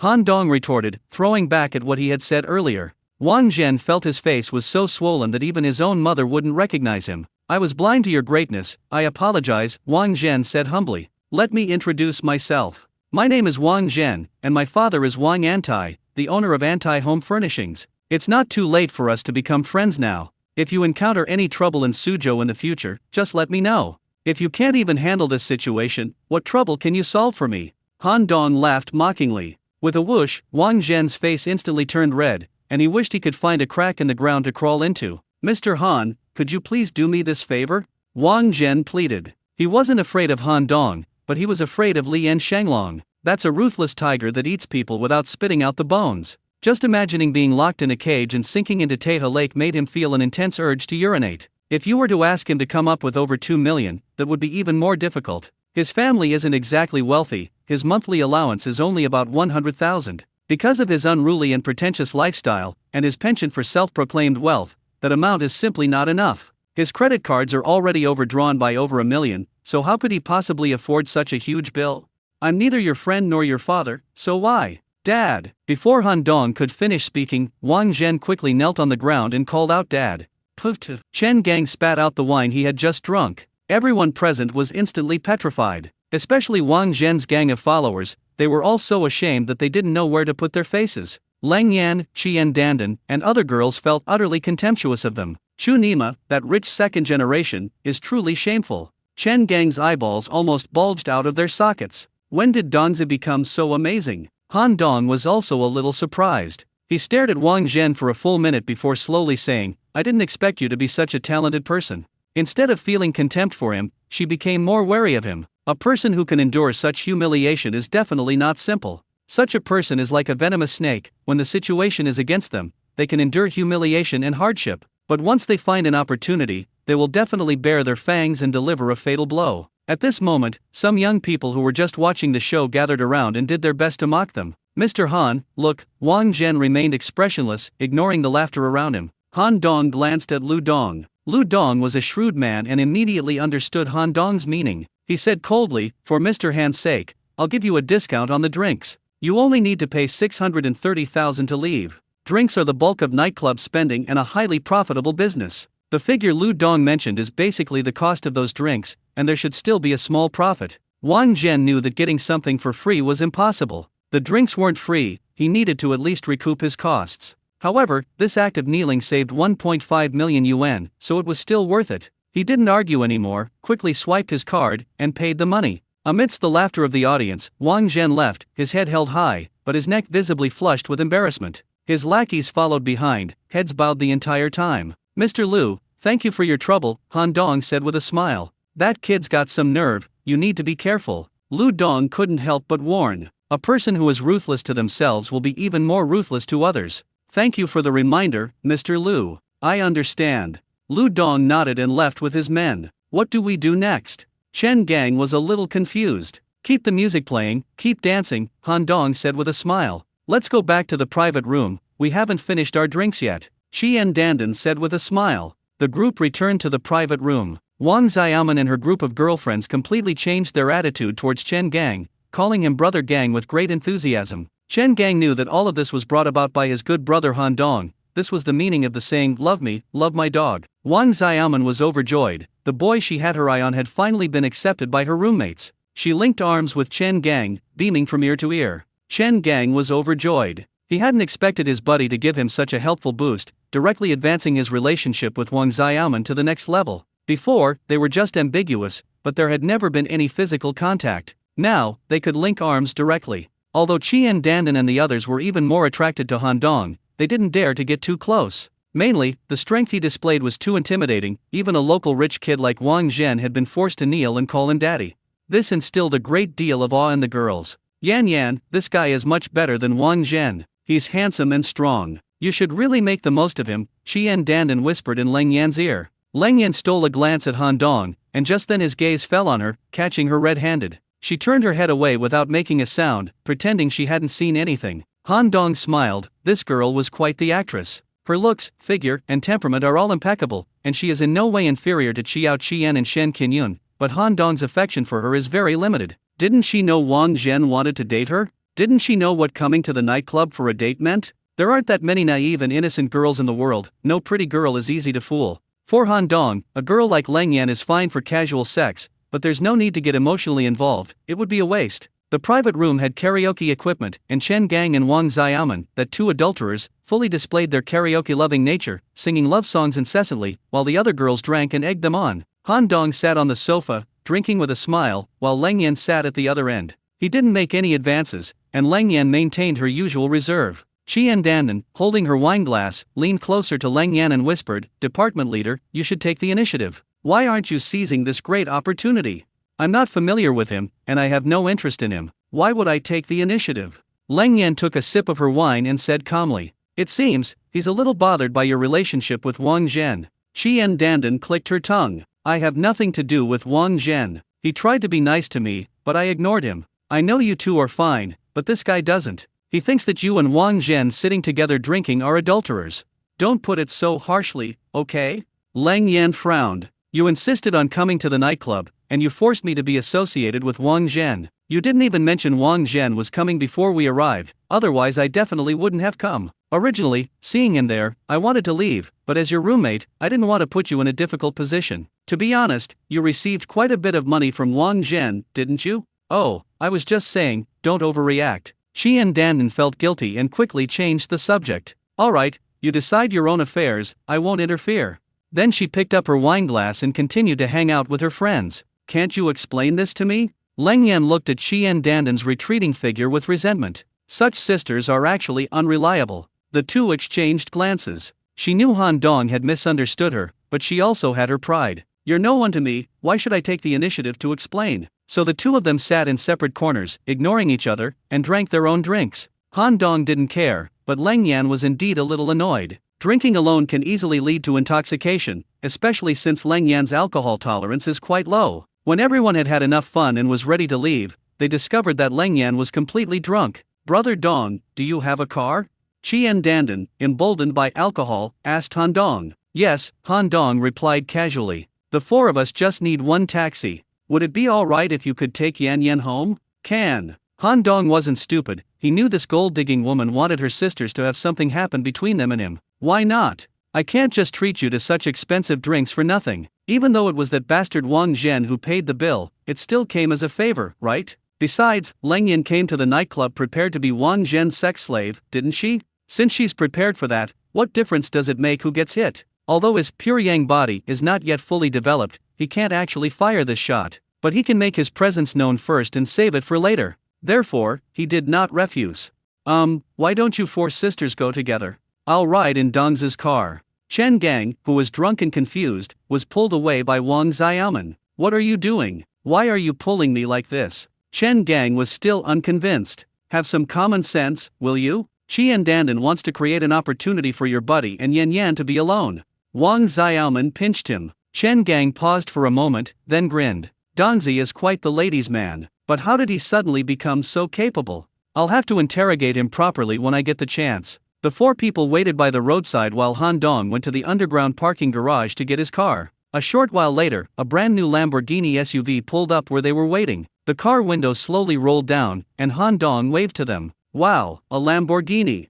Qian Dandan and several other girls' eyes lit up, and they stomped their feet excitedly. Wang Zhen, that self-proclaimed super-rich second generation, only drives a BMW X5. Han Dong, on the other hand, quietly drives a Lamborghini worth millions. Girls may not know much about cars, but they know what people who drive luxury cars possess: resources, wealth, and abilities that surpass those of most ordinary people. The room leader really snagged a rich guy this time. I'm so envious. Dongzi, this is your car? Chen Gang asked hesitantly. Han Dong said calmly. How is this possible? I mean, hey, this is fucking unscientific. Chen Gang was so excited that he was almost incoherent. He knew Han Dong's family situation well. It was, to put it mildly, very ordinary. Just a month ago, the two of them were taking a hard-seat train to school together. In such a short time, Han Dong was driving a top-of-the-line sports car and even had a premium VIP card at Haipai. Anyone would find that hard to believe. I'll tell you about that later. Let's help Lang in first, Han Dong said with a smile. Chen Gang's reaction was perfectly normal. Even he himself occasionally thinks about it and feels like he's dreaming. Oh. Several girls helped Lang Yan into the back seat. You can't park here for long, so I'll be going now. Okay, be careful. Chen Gang waved. With the engine roaring at full power, the Lamborghini Urus drove into the rolling traffic. The iconic taillights of the Bull family shine brightly in the night. Our roommate has finally met her match. He's handsome and rich, and the way he drives a supercar with one hand is so captivating. Qian Dandan exclaimed with envy. Gangzi, what's your buddy's character like? Wang Xiaoman asked, biting her lip with a worried expression. Great, how could my trusted buddy not do a good job? Chen Gang's tongue was slurred from drinking. Xiaoman, what do you mean by this? Qian Dandan asked in astonishment. Yan Yan is drunk after all. She's so pretty, I'm afraid Han Dong won't be able to control himself. What if something happens? What the hell? Qian Dandan looked at her like she was a dinosaur. Gangzi is handsome, rich, and good at settling things. If the dorm leader goes with him, she'll definitely make a profit. I actually hope something happens between them. But, they've only just met, isn't that too fast? Come on, what era are we living in? The girls are all incredibly fierce. With Han Dong's looks, if he's not quick enough, he'll be snatched up by some other vixen in no time, you believe me? It's a pity, if I had Yan Yan's looks, I would have gone for her myself, and she wouldn't have a chance. The taxi's here, let's get in. Chen Gang gestured for the girls to get in, reassuring Wang Xiaoman, don't worry, Dongzi isn't that kind of person. Chen Gang is still young. He didn't realize that men behave completely differently in front of their buddies and in front of beautiful women. There are no absolutely good people in the world. Wait a minute, Han Dong drank quite a bit too, didn't he? What if he gets caught by the traffic police? We'll be in big trouble, Wang Xiaoman said worriedly. You're overthinking it. He can even keep Wang Zhen under his thumb, so he must have a lot of influence. I bet the traffic police wouldn't even bother stopping his car, Qian Dandan scoffed. In fact, Qian Dandan misunderstood. Han Dong didn't have powerful connections, he was just fearless because he was confident in his abilities. He possessed pure yang energy within his body, which meant that if he encountered a traffic police checkpoint, he could simply expel all the alcohol from his system with a breath of fresh air. Fortunately, he didn't encounter any traffic police along the way, so he didn't bother using his special ability. With his control as a cultivator, there's no need to worry about any mishaps while driving with just this little bit of alcohol. Following the navigation, Han Dong drove all the way to the vicinity of Jiangsu University of Science and Technology and parked outside a star-rated hotel. Lang Yan's face was flushed, and her drunken state was both charming and beautiful. Her body was limp, completely leaning against Han Dong like a koala. When registering, the male receptionist saw Lang Yan's face clearly and felt a surge of jealousy. Such a pretty girl, and she's been taken by a pig again. Anyway, as long as you're not the one being manipulated, everyone else is automatically considered a pig. However, when he saw the Lamborghini key in Han Dong's hand, he could only lower his head in disappointment. The rich eventually become a couple, and the poor boy witnessed it firsthand. After completing the formalities, Han Dong helped Lang Yan into the room. The girl felt a wave of nausea and vomiting, so she covered her mouth and rushed into the bathroom, where she unleashed a series of angry roars at the toilet. Ugh! Looking at the mess in the toilet, Han Dong almost vomited as well, and hurriedly flushed away the filth. Even if he had some feelings for Lang Yan before, they have now vanished. Seeing the indistinguishable food crumbs still on the corners of her mouth made me feel nauseous. I just can't bring myself to eat it. I wiped her face with a tissue, then half carried, half lifted her to the bed. As soon as the girl's head hit the pillow, she started snoring softly and slept soundly. Her drunken state was vastly different from her aloof demeanor when sober. Alcohol is really no good. Han Dong had also drunk quite a bit of alcohol, so he decided to just sleep there for the night. My buddy paid for the room, so he has to make it back by sleeping there, or he'll be ripped off. Fortunately, it was a double room with 2 beds. Leng Yan occupied one bed, while Han Dong occupied the other, so they didn't disturb each other. After taking a shower, Han Dong lay in bed scrolling through his phone. I habitually checked WeChat. The dormitory group was very active. My 3 roommates were asking me where I was, why I wasn't coming home at night, and whether I had met the right nanny and didn't want to work hard anymore. Han Dong laughed and cursed a few times, explaining that he was at the University of Science and Technology of China, having a small get-together with his high school classmates, and wouldn't be going home tonight. Wu Yuanda immediately realized what was going on and said, "There are lots of beautiful girls at USTC. You didn't go there to pick up girls, did you?" Han Dong was shocked. How could someone like this, who was brewing a special brew, possibly guess the truth? There is indeed a girl by my side, and she's an S-class beauty. If my pure yang body hadn't been fully developed, I would have lost my virginity tonight. What a terrible thing to do. I chatted with them for a bit, then ended the group chat, turned off the lights, and went to sleep. The next morning, Leng Yan woke up with a hangover, feeling a splitting headache and her whole body aching and weak. I opened my eyes and looked around, realizing that I must have checked into a hotel. She shook her head, trying to recall everything from last night, but could only remember the first half. After leaving the nightclub, she couldn't remember anything at all. Oh no, I've blacked out. She was startled to hear someone else snoring softly. She looked in the direction of the sound and was so frightened that she almost fell off the bed. A man! There's a man in her room. She forced herself not to scream and immediately checked her body. Thank goodness, I'm dressed perfectly fine, and I don't feel anything unusual. My worst fears didn't come true. She now recognizes the boy sleeping in the bed next to her. He is Han Dong, Chen Gang's classmate. After the initial shock subsided, the hazy memories gradually became clearer. It turns out he was the one who took her to the hotel last night. She was drunk and vomited everywhere, and he even helped clean up after her. What's remarkable is that he didn't take advantage of her or try to take advantage of her. He has really good character. There aren't many guys like him in today's society. Leng Yan felt a little grateful. I wonder what she would think if she knew the truth. Leng Yan hurriedly got out of bed, thought for a moment, took out 5 100 yuan bills from her bag, placed them on Han Dong's bedside table, and then tiptoed out. Her intention was simply to share the room cost with Han Dong. She had no idea that it might cause a misunderstanding. Even though she hadn't done anything wrong, she felt inexplicably guilty. She put on a mask to cover her face and scurried along the wall like a mouse, afraid of being seen by someone she knew. It was the first time in her life that she had booked a hotel room, and with a guy she wasn't very familiar with, which made her feel quite embarrassed. Just then, my phone rang. It was Wang Xiaoman calling. "Director, where are you?" "A hotel near the school."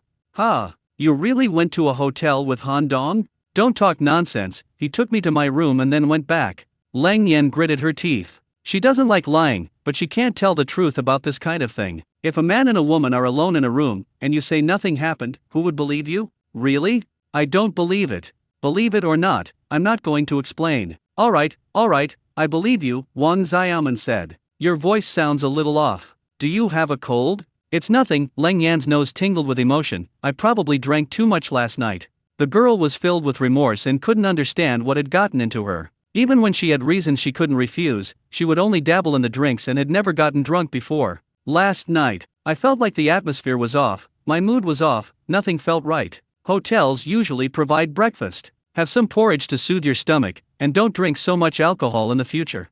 Okay, Leng Yan said, a little touched. I'll take a walk outside after breakfast and go home tonight. Okay, take care of yourself, Wang Xiaoman said before hanging up the phone. Leng Yan sighed and then quickly walked out of the hotel. Half an hour later, Han Dong woke up. The first thing I noticed was the several eye-catching Mao Zedong bills on the bedside table. He counted them, there were exactly 5. Wait, what does that girl mean? Is she leaving money for sex? Did I really get slept with? WC. His first thought was to call and ask her what she meant. If anyone's going to leave money for prostitution, it's me. It's not your turn. The difference between soliciting and being solicited is huge. When I took out my phone, I realized I didn't have their contact information at all. He wanted to call Chen Gang to ask, but he couldn't bear the embarrassment. Should I tell my buddy, I slept with so-and-so from your school one night, and she left me 500 yuan as payment? Can you ask her what she means? He'll probably be laughed at by Chen Gang for the rest of his life. What frustrated Han Dong the most was that he didn't care who went to prostitute himself first. The key issue was that he hadn't prostituted anyone at all. Even though he had the money, he still felt he had lost out. Forget it, let's not dwell on it for now. I'll find another opportunity to have Chen Gang arrange to meet her and talk things out face to face. After getting up, Han Dong had breakfast at the hotel and then drove home. A townhouse in the suburbs, living room. Wang Antai, the owner of Antai Home Furnishings, stared at his dejected son across from him with a gloomy face. Dad, I'm sorry, I was wrong. Wang Zhen didn't dare to look his father in the eye. Oh? Then tell me, what did you do wrong? I have embarrassed you. You mean the thing about kneeling down to people? Wang Zhen had already confessed everything that happened at High Party to his father. Although it's a bit embarrassing, you did a good job. After all, Lin Shenglong is someone we can't afford to offend. Your kneeling, seemingly to that kid surnamed Han, was actually a way of showing Lin Shenglong our attitude. Given his personality, if you didn't do something, he probably wouldn't let it go. Someone dares to dine and dash at his restaurant, if word gets out, where will he put his face? By kneeling like that, Lin Shenglong has saved face and dignity. At the very least, he won't cause you any more trouble in the future, and it also relieves our family of any worries, Wang Antai said in a deep voice. But this would damage the reputation of our Wang family. Head, face, Wang Antai scoffed, only kids care about this kind of thing. Adults only care about interests. Besides, our Wang family isn't powerful enough to need to worry about face. Wang Zhen understood immediately. When you become powerful, you naturally gain respect, like Lin Shenglong. But when you haven't reached that level of power, respect is the least important thing to you. I am sure I was wrong, but please tell me exactly where I went wrong, father. After this incident, Wang Zhen seemed to have matured a lot overnight. Kid, remember this, never waste too much energy and time on women, they're not worth it. It's okay to pick up girls, but be careful to control the costs. I didn't originally intend to spend that much money. Wang Zhen couldn't help but defend himself. But you still spent 630,000, Wang Antai said coldly. That price could have been used to support a female college student for a year, but what did you get in return? Wang Zhen stared at his father in astonishment. The old man was very familiar with the market. I was scammed by them. No one's trying to extort you, you just didn't understand the situation, Wang Antai said coldly. First, you didn't get any definite information from your assistant and assumed I booked the private room for you. That's one mistake. Second, even if I did book the room, they said the drinks were free, and you just ignored them and ordered the most expensive ones. That's overstepping your bounds. Free drinks are just a sign of respect for the customer. A sensible person would only offer a token gesture, leaving face for both sides. How could you treat them like a fool? That's another mistake. Finally, and this is your biggest mistake, is that you didn't even know who owned the restaurant, yet you dared to try and cheat them. You remember this, the first two mistakes aren't a big problem, they can be remedied, but the last one is fatal. In economically developed Zhangzhou, a company like ours is nothing. If we mess with the wrong people, we'll be swallowed up in no time. I told you before, it's fine to go out and have fun, but you absolutely can't mess with Lin Shenglong. But you just had to cause trouble at his business. Are you out of your mind? Luckily, you handle things fairly well afterward, kneeling down in public to apologize and paying the money you were owed. Otherwise, you might have killed me. Seeing his father's anger, Wang Zhen fell silent, not daring to utter a sound. The student you had a conflict with, his name is Han Dong, right? After venting his anger, Wang Antai's emotions calmed down considerably. Yes, from Jiangnan University's law school. Have someone investigate him and find out what his background is, Wang Antai said, his eyes narrowing. He is him, and Lin Shenglong is Lin Shenglong. If he's a real dragon, then we'll admit defeat. But if he's just using Lin Shenglong's name to bully others, well, then our Wang family won't be so easily offended. Whether or not you care about saving face depends on who you're dealing with. You can disregard face when it comes to Lin Shenglong, but you have to be respectful of both face and substance when it comes to an ordinary person. Understood, Dad. I'll make the arrangements. Wang Zhen's triangular eyes flashed with a cold light. Han Dong had no idea that he had been targeted by a venomous snake. Even if he knew, he wouldn't care too much. The next morning, Han Dong had just finished his cultivation on the rooftop when he received a call from Chen Gang, asking if he had succeeded the previous night. Han Dong replied firmly that he hadn't, and that he had only dropped Leng Yan off at the hotel before returning. This inadvertently confirmed Leng Yan's statement. Even if you say it's not true, no one will completely believe you, but suspicion is still suspicion, and there's no real evidence. Chen Gang then asked him how he had changed so much. Han Dong said that he had learned martial arts and medicine from an old Taoist priest on Qingfeng Mountain in his hometown. Some time ago, by chance, he cured a wealthy man, who, to repay his life-saving grace, gave him a house, a car, and money. It was half true and half false, that was all he could say. Chen Gang sighed, but he was genuinely happy for him. After chatting about this and that for a while, Ah Zhen from next door brought over breakfast, and Han Dong hung up the phone. After finishing their meal, just as they were wondering where to go on vacation, Shen Qingyun called.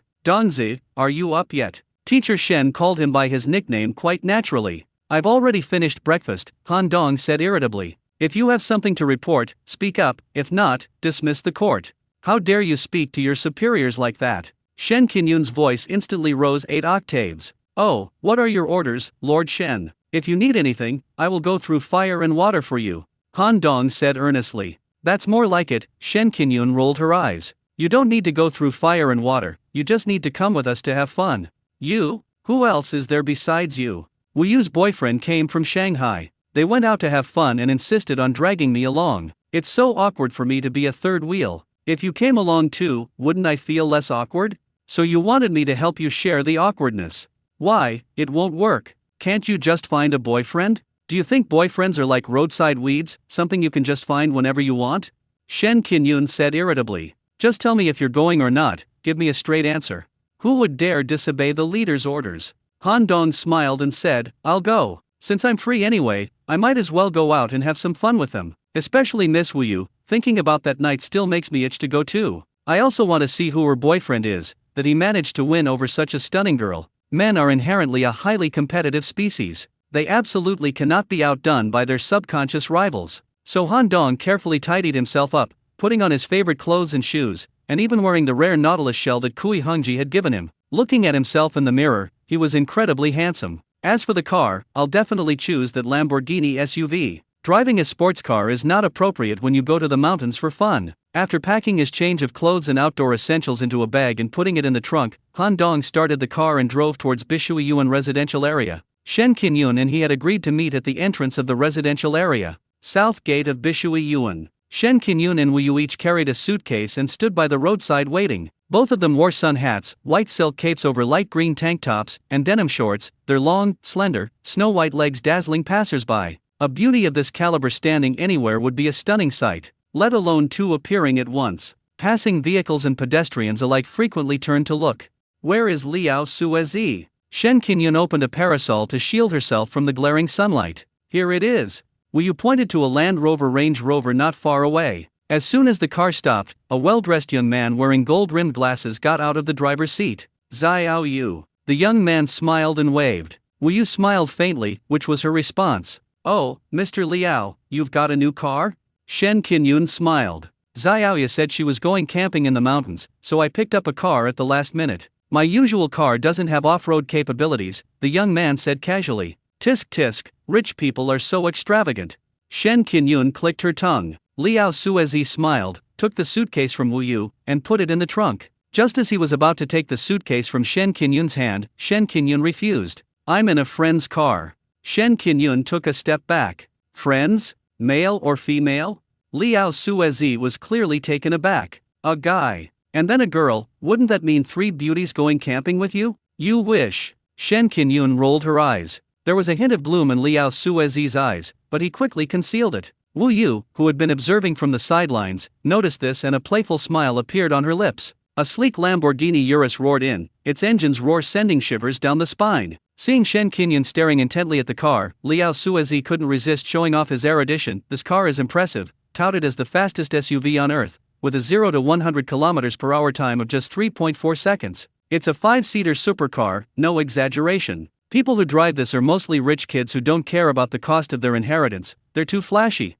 Shen Qingyun pursed her lips, as if you weren't some rich second generation who didn't care about selling off his family's land. With a screech, the car suddenly stopped beside them. A tall, slender young man stepped out of the driver's seat. He had thick black hair, handsome features with sharp, chiseled lines, and dressed simply in a t-shirt, jeans, and sneakers with a bee motif, yet he managed to exude the aura of an international male model. A pair of ice blue Gucci sunglasses with gold trim perched on her nose added a touch of style. Liao Suezi noticed that he was wearing a rare nautilus shell on his left wrist, and her heart sank. This kid, he seems to have some family wealth. This watch is not something an average nouveau riche could afford. Dongzi. Shen Qingyun waved, her face beaming with smiles. Teacher Shen, this is a public place, it's not very polite for you to call me by my nickname, Han Dong said with a wry smile. I'm your superior, calling you by your nickname is a sign of respect. You're not happy about it? Shen Qingyun's eyes widened. Fine, you win. Han Dong grinned. Wu Yu covered her mouth, her eyes curving into crescents. Hello, sister. Han Dong looked at the slightly plump goddess and felt a surge of heat in his heart. Hello, we meet again. Wu Yu looked at him with a kind of indescribable emotion in her eyes. And this is. Liao Suezi's expression was somewhat unfriendly. Damn it, I thought this trip would be all about a perfect match, but then this pretty boy showed up halfway through. It felt like I'd swallowed a fly. He didn't look in the mirror and didn't realize that he actually looked more like a gigolo. I'm from Zhang University. Han Dong was about to introduce himself when Shen Qinyun interrupted him. He was my colleague at Jiangda University, a cadre in the Youth League Committee. A colleague? He looks rather young. Liao Suezi frowned. He's got a youthful face.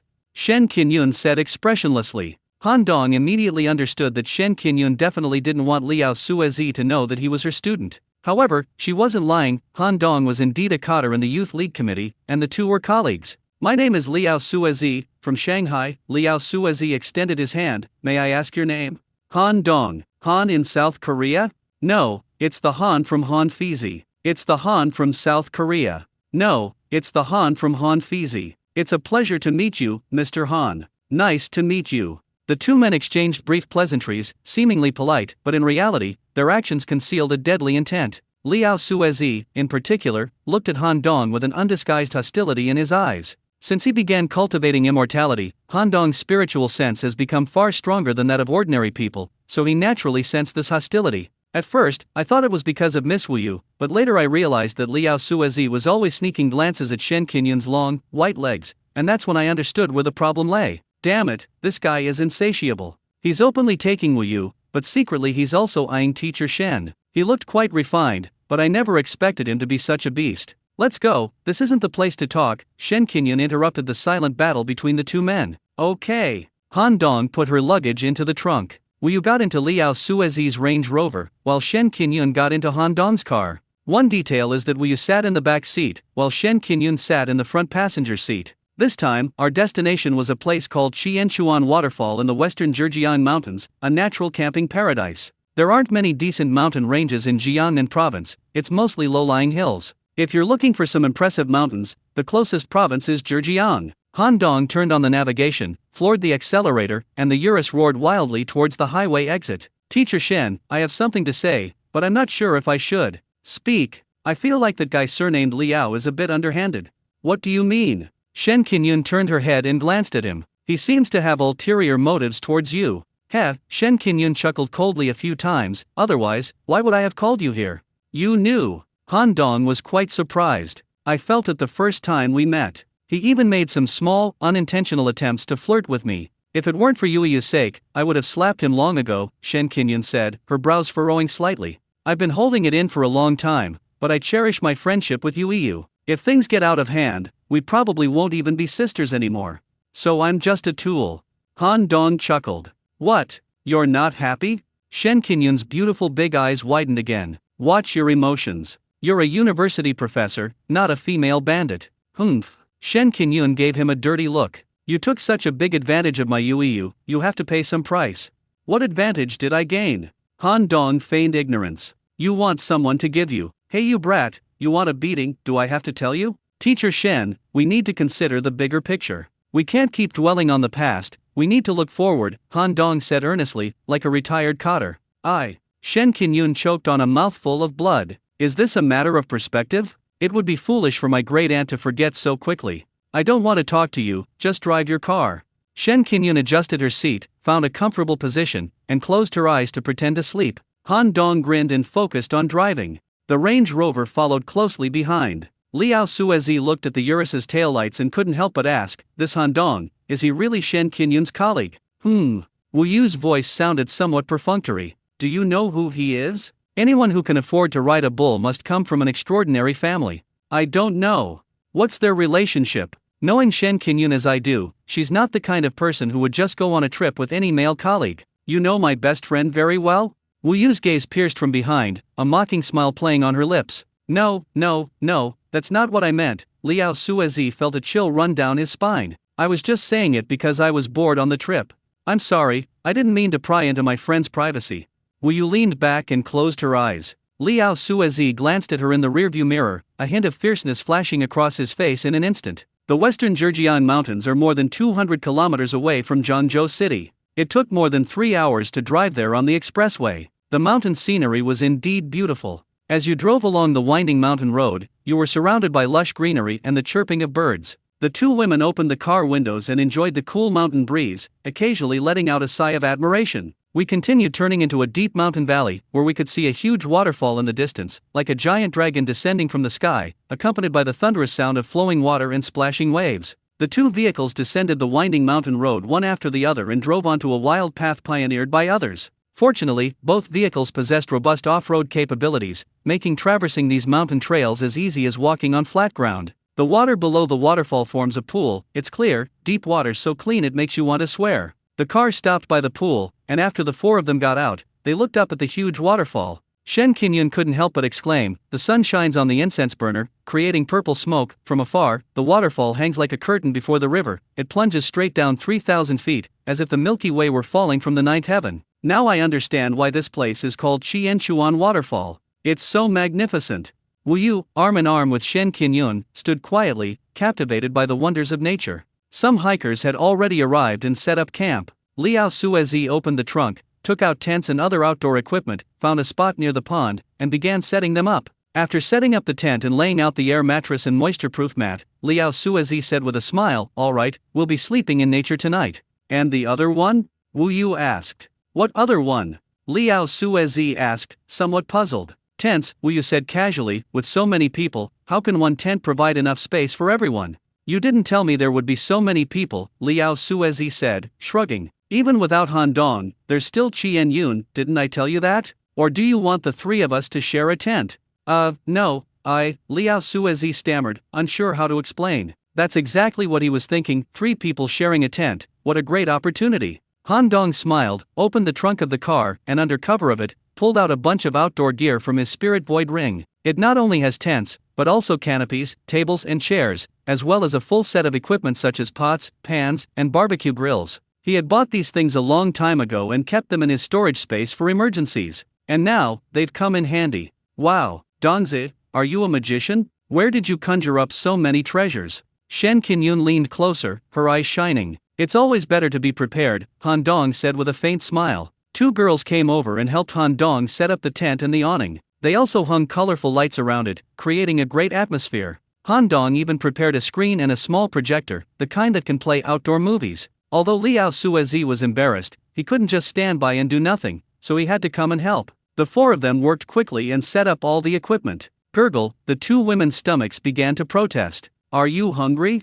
Han Dong asked with a smile. Shen Qingyun nodded like a chick pecking at rice, while Wu Yu just smiled. "I'll go to the woods over there and gather some firewood. When I come back, we'll use the earthen stove to start a fire." "I'll go too," Shen Qingyun and Wu Yu said in unison, then looked at each other, a little embarrassed. "All right, miss, when have you ever done this before?" Wu Yu affectionately ruffled her hair. "You should stay at the camp and look after the house. Han Dong and I will go." Yes, division of labor is more efficient. "Let them go, let's set up the stove first," Liao Suezi quickly chimed in. "Isn't this the opportunity he's been dreaming of?" Shen Qingyun looked at Han Dong as if pleading for help. She didn't want to be with Liao Suezi. "All right, with Sister Wu Yu's help, we can have lunch sooner." Han Dong pretended not to see and walked towards the woods first. Wu Yu followed behind at a leisurely pace. As Shen Qingyun watched their figures disappear into the woods, the scene she had witnessed that night when she was drunk involuntarily surfaced in her mind, and a strong feeling of jealousy welled up in her heart. I'm obsessed. Shen Qingyun shook her head, quickly shaking away that filthy thought. Seeing Liao Suezi approaching with a grin, Shen Qingyun quickly said, "I'm a little tired, I'll go to the tent to rest for a bit. Is it all right if you bring a stove?" No problem." What else could Liao Suezi say? Shen Qingyun slipped into Han Dong's tent with a whoosh and locked the zipper from the inside. She didn't give Liao Suezi a chance to speak at all. Liao Suezi's eyes sharpened, but he then casually squatted down to set up the stove. Han Dong and Wu Yu entered the woods, where there were scattered dry branches everywhere. They picked them up as they went, and eventually reached the depths of the woods. After hesitating for a moment, Han Dong decided to remind Wu Yu that such a nice girl shouldn't be taken advantage of by a scumbag. "That scoundrel Liao Suezi seems to have ulterior motives towards teacher Shen," Han Dong said seriously. I'm not trying to sow discord, I just feel obligated to remind my sister not to be deceived by him. So what? Hey, you're not angry? TCH, why would I be angry? Wu Yu scoffed. I don't even like him. You don't like him, yet you're still dating him? Han Dong's eyes widened. He was my mother's chosen son-in-law, Wu Yu said with a mocking smile. It's an arranged marriage, an old story, but once you're in it, it's hard to escape. How many years have you been dating? 1 year, Wu Yu said calmly. However, I've been living with Qian Yun the whole time, and I haven't seen him many times. Han Dong was taken aback. The young lady's words seemed to be a way of revealing some information to him. For example, she and Liao Suezi were only boyfriend and girlfriend in name, and there was absolutely no entanglement beyond friendship. For some reason, I felt a surge of secret joy. Actually, Ms. Shen also had a hard time holding back, because she was afraid that if she spoke out, it would affect your friendship. Did Qian Yun tell you that? I noticed it first, and I asked her when we were in the car, and that's when she told me. Silly girl, how could our relationship be ruined by that scumbag? Wu Yu smiled slightly. Let's go back, she'll get worried if we stay any longer. The two men each carried a bundle of branches and returned to their campsite. Hearing Han Dong and Wu Yu's voices, Shen Qingyun crawled out of the tent. Why did you take so long? We need to gather enough firewood for a day. Do you dare go into the woods after dark? Han Dong glared at her. Wu Yu smiled but didn't say anything. Liao Suezi had already set up the earthen stove. He simply surrounded it with a few stones to create a semi-enclosed space, and then placed the iron pot on top of it. Let's keep it simple for lunch, just some noodles. We can have a proper meal for dinner, Han Dong said with a smile. Okay, the two women said in unison. Teacher Shen, you do it. Han Dong looked at Shen Qinyun. Why me? Weren't you resting while we were gathering firewood? Now it's your turn to work. Shen Qinyun was furious, but then deflated like a punctured balloon. I can't cook. I'm not trying to be mean, but you're such a grown man, and you don't even have the most basic self-care skills. No wonder you can't find a boyfriend. Han Dong said, his hands behind his back, looking as serious as an old cotter. Han Dongzi, are you looking for a beating? Shen Qinyun's eyebrows were crooked with anger. Liao Suezi's gaze swept between the two faces, somewhat doubting his own judgment. They didn't seem to have any romantic relationship. Alright, I'll cook, Wu Yu said, looking at Han Dong with amusement. Your teacher, Mr. Shen, doesn't even know which way the kitchen door opens. Oh my, you've lived with her for so many years, that must have been so hard. It's like raising a daughter. Han Dong grinned. Shen Qinyun was on the verge of tears, feeling wronged, but she didn't know how to retaliate. Thinking about it carefully, Wu Yu did take care of her more in daily life. Alright, baby, ignore him. I'm happy to take care of you, and nobody else can tell me what to do. Wu Yu gently patted her shoulder. You're still the best to me. Han Dongzi is a bad guy. Shen Qinyun pouted. Han Dong wanted to argue, but Wu Yu glared at him. This girl is easily embarrassed. If you say anything harsh to her, she'll really cry. Han Dong smiled and said nothing more. Perhaps because of her privileged upbringing and overprotection, Miss Shen may appear like a goddess, but deep down she's a little princess who never grew up. Han Dong used some dry grass as kindling to ignite the firewood and began to light the stove. Wu Yu then began preparing the ingredients, chopping some scallions and tomatoes, and beating a few eggs to make an egg mixture. Her movements were very skillful, clearly those of an experienced cook. One of them tended the fire, the other chopped vegetables. Their division of labor was impeccable, and the scene was incredibly harmonious. Liao Suezi and Shen Qinyun wanted to help, but didn't know where to begin. Having been pampered since childhood, they were used to having everything done for them, so asking them to cook was truly a challenge. Whose idea was it to camp in the mountains? Han Dong couldn't help but ask. Me. Liao Suezi pointed to himself. If I hadn't come, how were you planning to eat? I don't see you brought any stove or cooking utensils at all. The three of them looked at each other. Didn't you bring it? Wu Yu asked Liao Suezi. No. Liao Suezi was a little flustered. I thought you would bring it. You invited us camping, and we still have to bring a pot. Wu Yu laughed angrily. What about the ingredients? Surely we have some ingredients. Shen Qinyun asked.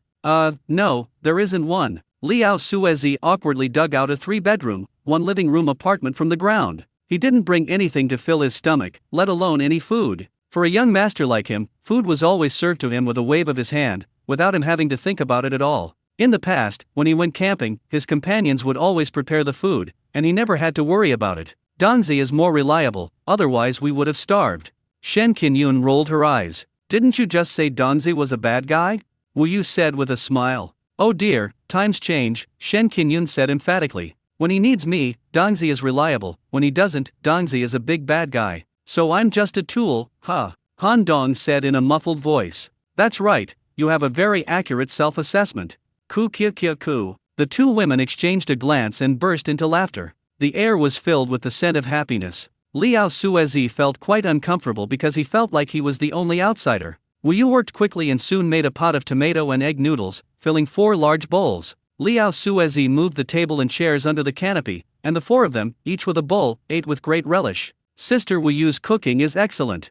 Han Dong took a bite and gave a thumbs up. Of course, my Yu is a perfect lady, a good cook, and a woman of great taste. Anyone who marries her is incredibly lucky. Shen Qinyun was indeed hungry, her mouth stuffed full. Liao Suezi didn't know how to respond, so he simply buried himself in his food. Noodles, which I usually look down on, taste surprisingly delicious when I'm hungry. My cooking skills are just so-so. You think it's delicious because you're too hungry, Wu Yuiyun said with a nonchalant smile. Don't be modest, it's delicious, it has little to do with whether you're hungry or not, Han Dong said sincerely. Eat as much as you like. Wu Yu smiled as she watched Han Dong wolf down his food. Liao Suezi was focused on the food in front of him and didn't notice Wu Yu's expression, which was clearly the tenderness between a cheating couple. After finishing a large bowl of noodles, Han Dong let out a satisfied burp. Indeed, food is essential for life, only when you're full can you have the energy to think about other things. I'm finally alive. Noodles saved my life. Shen Qinyun patted her belly and sighed contentedly. After finishing his meal, Liao Suezi put down his chopsticks and went to the side to make a phone call. You wash the pots and pans, Han Dong said, glancing at Shen Qinyun. I don't know how. Shen Qinyun's voice was as soft as a mosquito's buzz. I'll wash it. Wu Yu smiled. No way, Han Dong said sternly. You cook, I tend the fire, and they have to clean up after you. They can't just eat and leave without a care. At home you're the young master and young lady, but not here. I didn't say I wouldn't wash it, I just said I didn't know how, Shen Qinyun said, sounding a little aggrieved. If you don't know how, you can learn. You can even get a doctorate, so something as simple as washing dishes is no problem for you. Okay, I'll learn. You teach me how to do it. Shen Qinyun glared at Han Dong. After all, I'm the teacher and you're the teacher. I wonder if there's another student who would dare to be so fierce to their teacher. As Han Dong turned around, Shen Qinyun waved her little fist at his back, baring her teeth and making a fierce face. With Wu Yu's verbal guidance, Shen Qinyun quickly became familiar with the job. Han Dong was right, with such a smart brain, how could she not learn such a simple task as washing dishes? It was just a matter of whether she wanted to do it or not. Let me make this clear first, I'm not washing Liao Suezi's dishes, Shen Qinyun frowned. I'll wash, Wu Yu soothed the prickly little hedgehog. Han Dong initially wanted to stop Wu Yu and let Liao Suezi wash it himself, but then he thought it was unnecessary. After all, Wu Yu was Liao Suezi's girlfriend in name only, and he had no right to interfere in how the two of them got along. The trip was supposed to be for fun, but this has created a tense atmosphere, which will make Wu Yu feel awkward. The two girls helped each other, chatted, and quickly finished the cleanup. Shen Qinyun wasn't unhappy about doing housework, on the contrary, she felt quite accomplished. After all, it was the first time in her life she had done chores. When Liao Suezi returned after making the phone call, he didn't mention washing the dishes at all. Young Master Liao is quite busy, Shen Qinyun glanced at him with a hint of sarcasm. Next time, please wash your own dishes. You're out having fun and acting like a young master, treating us like your maids? There was an emergency call, so I'll wash everyone's dishes for the next meal, okay? Liao Suezi smiled. A man's word is his bond. I'll keep an eye on you. Absolutely. By noon, the lingering heat of late summer still lingered in the air. Many young men and women had already changed into their swimsuits and gone swimming in the pool. Startled, a large fish suddenly leaped out of the water, creating huge waves. Wow, this fish is so fat. It must weigh 5 or 6 pounds. Shen Qinyun exclaimed. The water quality here is good, so the fish must taste delicious, Wu Yu, a foodie, said with a smile. I'll go catch a few, we'll have grilled fish for dinner tonight, Han Dong said with a smile. Did you bring fishing gear? Liao Suezi asked. I didn't bring it. No fishing gear, you'll have to use your hands? What, can't I use my hands to grab it? Liao Suezi was so rebuked that he almost lost his breath. You're bragging. Trying to catch fish with your bare hands? You think you're a polar bear? Liao Suezi muttered. Han Dong was too lazy to talk to him anymore and went back to the tent to change into his swimming trunks. When they came out, Shen Qinyun and Wu Yu felt their breath catch for a few beats. His 2 pectoral muscles bulged high, and his 8 chocolate-shaped abs were clearly visible. His beautiful muscle groups were full of vitality, and he looked like a lithe leopard, exuding the ultimate masculine hormones. Having seen Han Dong's true form, Wu Yu imagined it and immediately felt a surge of heat throughout her body. This brat, just looking at his body is enough to kill someone, even if he has no thoughts, it doesn't matter. Seeing the two beautiful women staring at Han Dong's body with infatuation, Liao Suezi felt a surge of intense jealousy. He also wanted to show off his muscles, but unfortunately he didn't have theirs. Damn it, I was the one who set up this whole thing, and he got to pull the whole act off. The campsite was filled with young people, half of whom were girls. When Han Dong walked to the edge of the pool, it caused a series of screams. A few daring girls even blew lewd whistles. Holy crap, that body is so damn sexy. The aesthetic appeal of these muscles surpasses even that of Peng Yuyan. Come on, this guy is way more handsome than Peng Yuyan, okay? Chien, aren't you longing for a romantic encounter? This will definitely make you scream. The girls were pointing and whispering about Han Dong, practically drooling. Superficial. Liao Suezi scoffed. A pang of jealousy welled up inside Shen Qinyun. A bunch of infatuated girls, all they know is looks and muscles. You don't know him at all. Han Dongzi is even more outstanding than you see. Why am I thinking about all this nonsense? Whether he's outstanding or not is none of my business. Yes, he is my student. I'm just a little proud of being a teacher. That must be it. Wu Yu is not as conflicted as Shen Qinyun. Her feelings could be summed up in 2 words: secret joy. You can only see these things, but I've seen things you'll never see. Han Dong did a few warm-up exercises by the water's edge, then leaped into the pool with a graceful, fluid motion, just like a large fish, without even splashing water. The pool water is cool and refreshing. Once you enter the water, the summer heat disappears completely, and the feeling of comfort is invigorating. Han Dong dived into the deep water. The pool was clear and still, and even at this depth, he could still see everything around him clearly. After the golden crow tempering, his body was supported by pure yang energy, allowing him to maintain normal bodily functions even without breathing. He could stay underwater for several hours without any problem. Therefore, he was no different from a fish. The fish swam leisurely at the bottom of the pool, showing no sign of panic at the arrival of Han Dong, this enormous creature.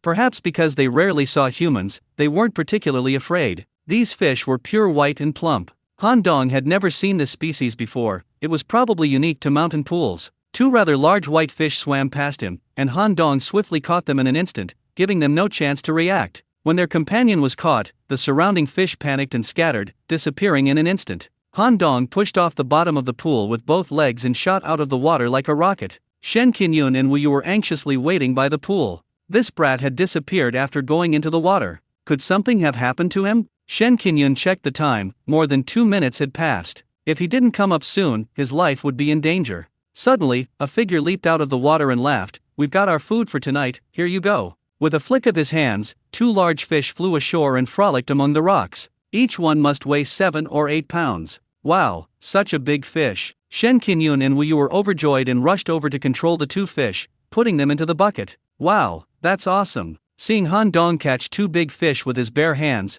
the young people around him all gathered around. As they were talking, Han Dong dived back into the water and, a moment later, brought up 2 more large white fish. He was so fast that he could catch up with the fish no matter where they fled, making the capture as easy as taking candy from a baby. Each fish weighs 7 or 8 pounds, and 4 are enough for them to eat. Liao Suezi was genuinely astonished. If they weren't deep in the mountains, he would have suspected that Han Dong had prepared a stooge beforehand. Catching such a large wild fish with bare hands? Is this even human? Hey bro, could you catch a couple for us too? I'll pay for them, okay?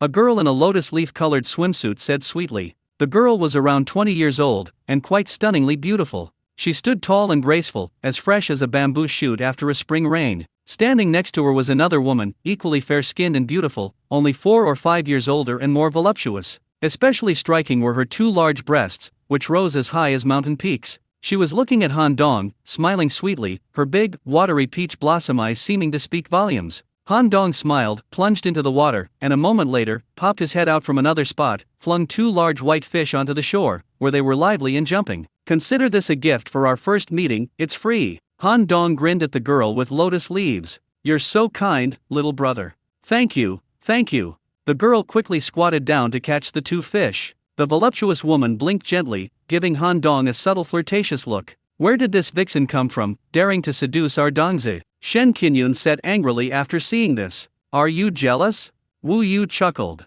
Jealous? Why would I be jealous? Shen Qinyun was taken aback. Young people are not very steady. I am a teacher and I have to keep an eye on him. He. Wu Yu laughed meaningfully. This vixen is quite fierce. Shen Qingyun looked down at her own breasts, feeling slightly inferior, and then looked back at Wu Yu's grand speech. You go, the organization is sending you to suppress her. Where should I go? Wu Yu was taken aback. Go forward and show her. Trying to win with your chest? No way. Wu Yu wiped away her cold sweat, thinking to herself, I thought you wanted me to sleep with Han Dong, and casually said, I'm not that bored. How can this be called boring? This is called protecting your food and digging. Dongzi is someone we brought out. If some other demon snatches him away, where will our face be? If you want to protect someone, go ahead and protect them. I have a boyfriend. You mean young Master Liao? Shen Qingyun glanced at Liao Suezi, who was enjoying the cool air under the canopy, and couldn't help but purse her lips. I used to think he was alright, but now compared to Dongzi, he's just a pretty face. You might as well dump him and become Dongzi's concubine.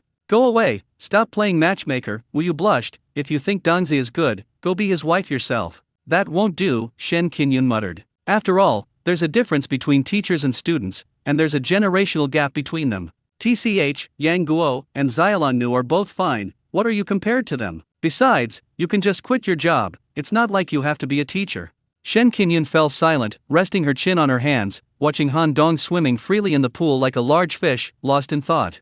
At this moment, Han Dong pulled several large fish out of the water and threw them ashore, which sparked a scramble for them, and the air was filled with a joyful atmosphere. Seeing Han Dong having so much fun in the water, the men and women at the campsite changed into their swimsuits and entered the pool to frolic. Seeing the large, fierce-looking woman swimming around Han Dong, Shen Qingyun winked at Wu Yu. Let's go down too. On the surface, Wu Yu appeared calm and collected, but in reality, she cared deeply for Han Dong. How could she tolerate another beautiful woman flirting with her own companion? She decisively followed Shen Qingyun back to the tent and changed into her swimsuit. It should be said that, in terms of appearance, figure, and temperament, Shen Qingyun and Wu Yu are in a class of their own among the campsite girls. Although their swimsuits were relatively conservative, they still attracted the attention of the vast majority of men when they came to the shore. In terms of looks alone, only those two sisters could rival her. Shen Qingyun and Wu Yu were both excellent swimmers, and they quickly swam to Han Dong's side, darting around him like two fish, intentionally or unintentionally driving away the little devils who tried to pounce on him. To be honest, Han Dong thoroughly enjoyed the scene of beautiful women vying for him,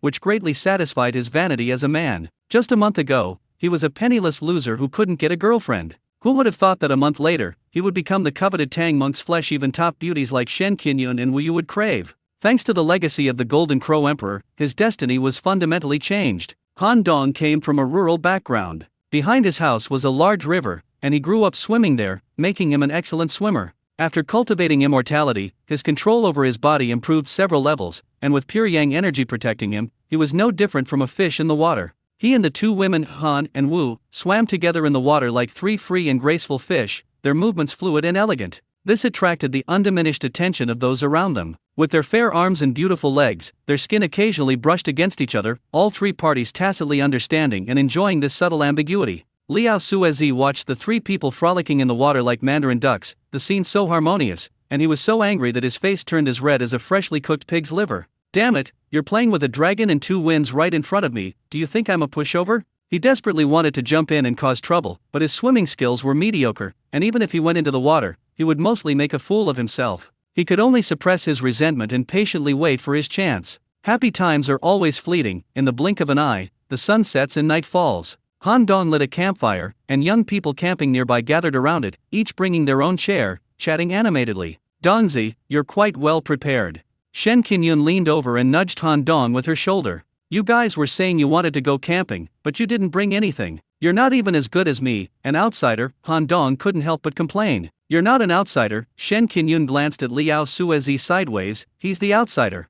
Sister Wu Yu doesn't think so. TCH, Wu Yu doesn't like him either, Shen Qingyun spat. It's an arranged marriage between families, she has no choice. With the help of the two women, Han Dong started grilling fish. As the saying goes, children from poor families learn to be independent early. Han Dong not only knows how to cook, but his culinary skills are quite good. However, he didn't learn his grilled fish technique from his family at home, he figured it out on his own while playing wildly in the wild as a child. Instead of grilling it over a fire, he hollowed out the fish's belly, stuffed it with salt, scallions, ginger, garlic, coriander, Sichuan peppercorns, chili peppers, and other seasonings, wrapped it in lotus leaves, and buried it in sand. Then he lit a fire underneath to roast the sand. About 40 minutes later, after the fire had burned out, the fish were dug out, and a rich aroma filled the entire campsite on the night breeze, making everyone's mouths water. Teacher Shen, please have a taste, Han Dong said with a smile. Okay. Shen Qinyun smiled broadly. After peeling back the lotus leaves, the whole fish was revealed. Han Dong cut off a piece of fish meat and handed it to Shen Qinyun. The fish meat was fresh, tender, and fragrant, melting in the mouth. The seasoning flavor was completely absorbed, making it so delicious that you almost wanted to swallow your tongue. Wow, this is the most delicious grilled fish I've ever eaten in my life. It's so good. Shen Qinyun's eyebrows practically flew off. This fish is for you and Sister Wu, you two eat first. Okay. Shen Qinyun nodded like a chick pecking at rice, and immediately took the grilled fish. The two of them carried their plates to the table to eat, and Wu praised the food highly. Han Dong followed the same method, grilling the other 3 fish and placing them on the table. He then took out 2 bottles of red wine from his spirit void ring and poured them into 4 glasses. Wow, Dongzi, you're so thoughtful. You even have red wine. Shen Qinyun couldn't hide the surprise in her eyes. When you're out having fun, you should enjoy yourself to the fullest, Han Dong said with a smile. Liao Suezi looked very unwell. He's clearly older and has more social experience, so why is he behaving like an idiot in front of this little kid?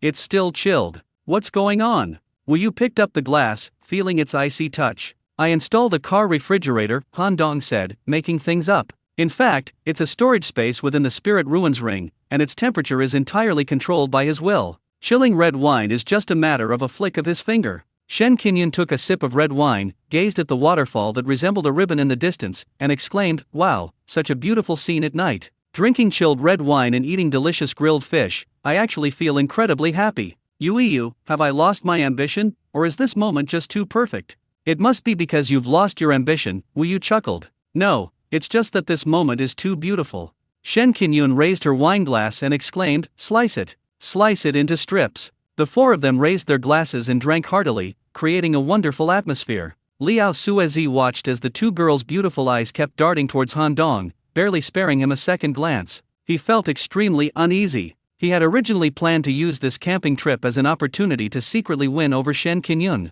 Who would have thought that a frenemy like Zhu Beiji would suddenly appear and disrupt his entire plan? Now look what's happened. Forget about winning over Shen Qinyun, even Wu's heart is about to be stolen. It's truly a case of losing both wife and army. After a satisfying meal, the feeling of being slightly tipsy is wonderful. Han Dong took a folk guitar from the trunk, sat by the campfire, and began to play and sing. The mountain breeze was wonderful, the waterfall was wonderful, and the beautiful women were absolutely wonderful, so wonderful that it made you want to burst into song. After a clear and melodious prelude, as crisp as a mountain spring, Han Dong began to sing. I once dreamed of traveling the world with a sword. Take a look at the prosperity of the world. The heart of youth is always a little impetuous. Now you make your home anywhere in the world. The girl who once broke your heart. Now it has vanished without a trace. It was Su Wei's Once Upon a Time, an old song, but Han Dong's rendition gave it a touch of romance and vitality typical of contemporary youth. Throughout his 3 years of high school, he had no other hobbies. Besides studying diligently, he would dedicate some time each day to practicing guitar on the playground, following online video tutorials.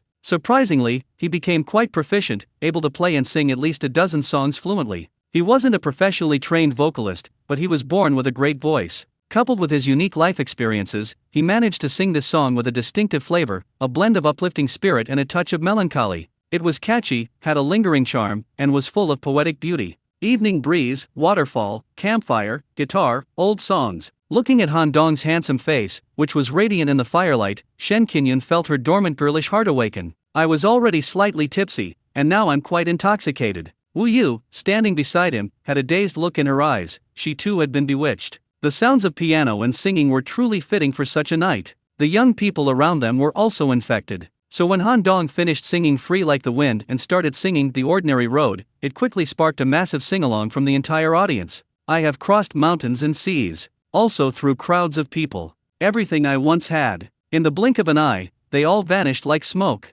I was once disappointed. Lost all direction. Until you realize that ordinariness is the only answer. The song traveled through the entire valley, pierced the clouds, and resounded throughout the heavens and earth. From the sky, a small campfire seems to hold boundless ambition. Shen Qinyun and Wu Yu were captivated, as were the Lotus Leaf Sisters. All the girls around the campfire were enchanted by the night and the songs. Some even danced gracefully by the fire. The scene was picturesque, and every young person in it felt as if they were part of the painting. Looking at Han Dong, who was being fawned over, Liao Suazi felt that this kid was like a superstar, and for the first time in his life, he felt inferior to another young man. No, that's not how it works. I come from a distinguished family, was born with a silver spoon in my mouth, graduated with a doctorate from a world-renowned university, and am top-notch in both looks and temperament. How could I possibly lose to a mere young man? He thought for a long time and came up with the term, competitive advantage bias. For example, in terms of musical talent, he can play the piano, and he plays it very well. But this is in the mountains, he can't exactly bring a piano over, can he? Playing guitar and playing piano are definitely not on the same level, both in terms of technical difficulty and artistic merit. However, in this kind of place, being able to play guitar becomes an advantage, because a guitar can be carried around and is suitable for the atmosphere of camping and campfires. Furthermore, Han Dong can catch fish with his bare hands. What kind of skill is that? Just a skill a country bumpkin uses to make a living. It's incomparable to what Liao Suazi, a top student who graduated from the finance department, possesses. If they were to compete in how to make money, Liao Suazi believes he would easily defeat Han Dong. Unfortunately, in the desolate wilderness, his abilities have nowhere to be used, while Han Dong can make a bunch of infatuated girls swoon simply by catching fish with his bare hands. Once we get back to the city, Han Dong can't even see my taillights. Liao Suazi came to this conclusion. Originally, he only needed to endure it for a while, and once he returned to the city, he could have easily crushed Han Dong. However, given Liao Suazi's vengeful nature, he simply couldn't wait. It's so good to be young. A sigh came from beside me. Liao Suazi looked in the direction of the sound and saw a young man with a backpack sitting on a rock not far away, staring at the campfire in a daze. Judging from his age and attire, he was most likely a college student traveling. The man looked somewhat familiar, but Liao Suazi was in a bad mood and didn't bother to think about it. Ignoring him, Liao Suazi turned and went back to his tent to plan some things. After the bonfire party ended, Han Dong turned on the projector and started playing a movie. Some hikers, exhausted, returned to their tents early to rest, but a group of young people remained, drinking beer, chatting, and watching an open-air movie. It was a French road comedy called Unlucky Road, a light-hearted film packed with jokes, eliciting knowing laughter from the campsite from time to time. Han Dong also noticed the college student sitting in the back. Seeing that he was all alone and far away from the crowd, he went over and greeted him. Hi, hello. Hello. The young man smiled and seemed very friendly. I didn't see you during the day, and you only arrived at night?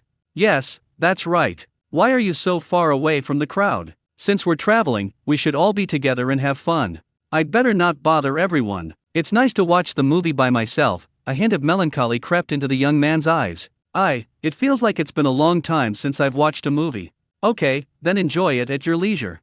Han Dong returned to the campfire, and Shen Qinyun peeled a bunch of sunflower seeds for him and handed them to him naturally. Where did you go? Shen Qinyun asked softly, spitting out 2 sunflower seed shells with practiced ease. There's a guy over there who's pretty lonely. I was going to invite him over to join me, but he seems to really enjoy that state. Where is anyone? Over there. Han Dong pointed casually, then paused for a moment. There wasn't a soul on that giant rock. They were just here a moment ago. How could they leave so quickly? You mean, there are people in that place? Shen Qinyun asked, puzzled. Yes, I just spoke to him. But, we didn't see it. You, did you see it?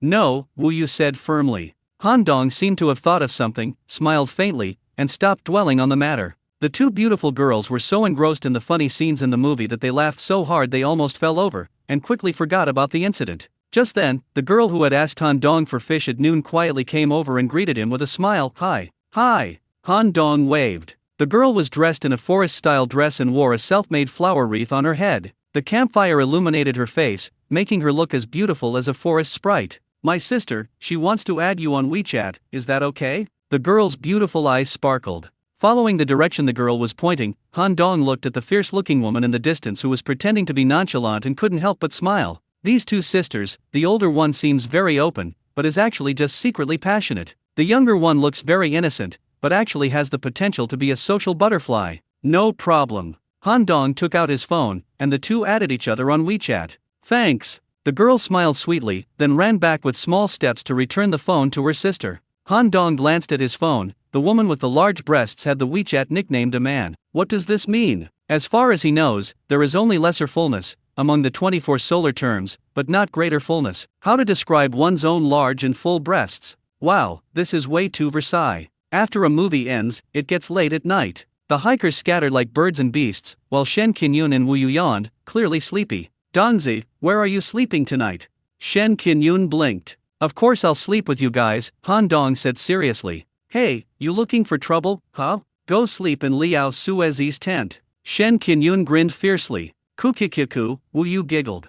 I don't have the habit of sleeping with men, Han Dong said, sticking out his neck. TCH, you still sleep with several men in the school dormitory, don't pretend. They are boys, not men, Han Dong said emphatically. Men in society are very complicated, who knows if they have bad intentions. You can sleep wherever you want, but don't even think about coming into our tent. If you dare to act like a hooligan, I'll beat you up. Shen Qinyun waved her small fist and gave him a threatening look. Then she pulled Wu Yu into the tent and locked the zipper from the inside. Han Dong smiled and didn't tease her any further. The mountains are quiet and still, with the sound of flowing water. Why not enjoy such a beautiful night? Entering Liao Suezi's tent was out of the question. He really disliked that person. It's not because he's Wu Yu's boyfriend in name only, but mainly because this guy always gives off a old coin vibe. He picked out a hammock from his spirit void ring, tied it between two trees, and leaped into it, lying down and swaying gently as he gazed at the starry night sky. Wasn't that more pleasant than sleeping in a tent? As for the night wind and dew, or even the snakes, insects, and rodents in the mountains and forests, they posed no threat whatsoever to a cultivator in the body tempering stage. About half an hour later, my phone suddenly vibrated. When I opened it, I saw that it was a WeChat message from Wu Yu. Maylight, your teacher Shen is fast asleep. Dongzi, does this mean you're inviting me to sleep in your tent? Smiling face. Maylight, I'm just worried you'll get cold outside, so don't do anything reckless. Han Dong recalled a joke circulating online. Girls are afraid of you messing around, but they're even more afraid of you not messing around. Miss Wu Yu secretly invited him to sleep in the tent. That's quite a lot of information. In particular, her nominal boyfriend, Mr. Liao, was in the tent next door. No matter how you look at it, this is a bit exciting. He was originally a bit of a moral purist and would disdain poaching someone's partner. But Liao Suezi, that old fox, was greedy and always eyeing what he didn't have, and he actually had ulterior motives towards teacher Shen, so there was no need to be polite. Han Dong exited the WeChat chat interface, jumped off the hammock, and quietly slipped into his tent. Wu Yu had already unzipped it inside. Indeed, the most vulnerable fortress was most easily breached from within. Once inside the tent, thanks to his excellent night vision, Han Dong immediately located Wu Yu and Shen Qinyun. Like an eel, he slipped into Wu Yu's bed. Han Dong gently stretched out his arm and wrapped it around her waist. They could both hear each other's rapid heartbeats, thump, thump. Wu Yu gave a token refusal twice and then stopped moving. Turning back, she frowned slightly and mouthed, I hate it.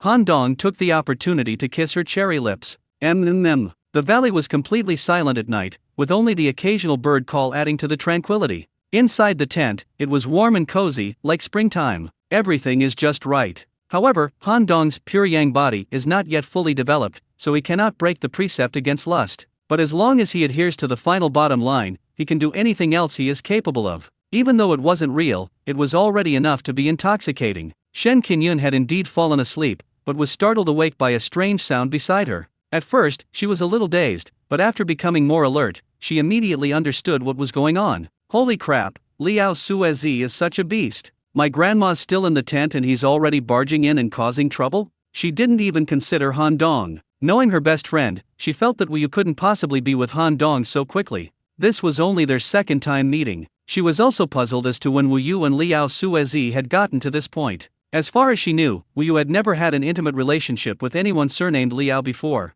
It makes sense when you think about it. They've been dating for a year, and marriage is inevitable. Maybe the atmosphere is good tonight, and they'll just go with the flow and tie the knot. Damn it, if you want to do something, go do it in Liao Suezi's tent. Why are you doing it here? Shen Qinyun really wanted to get up and go out, but if she did, everyone would be instantly scared. After much deliberation, I decided to continue pretending to be asleep. Damn it, looks like I need to find a boyfriend soon, this is too much.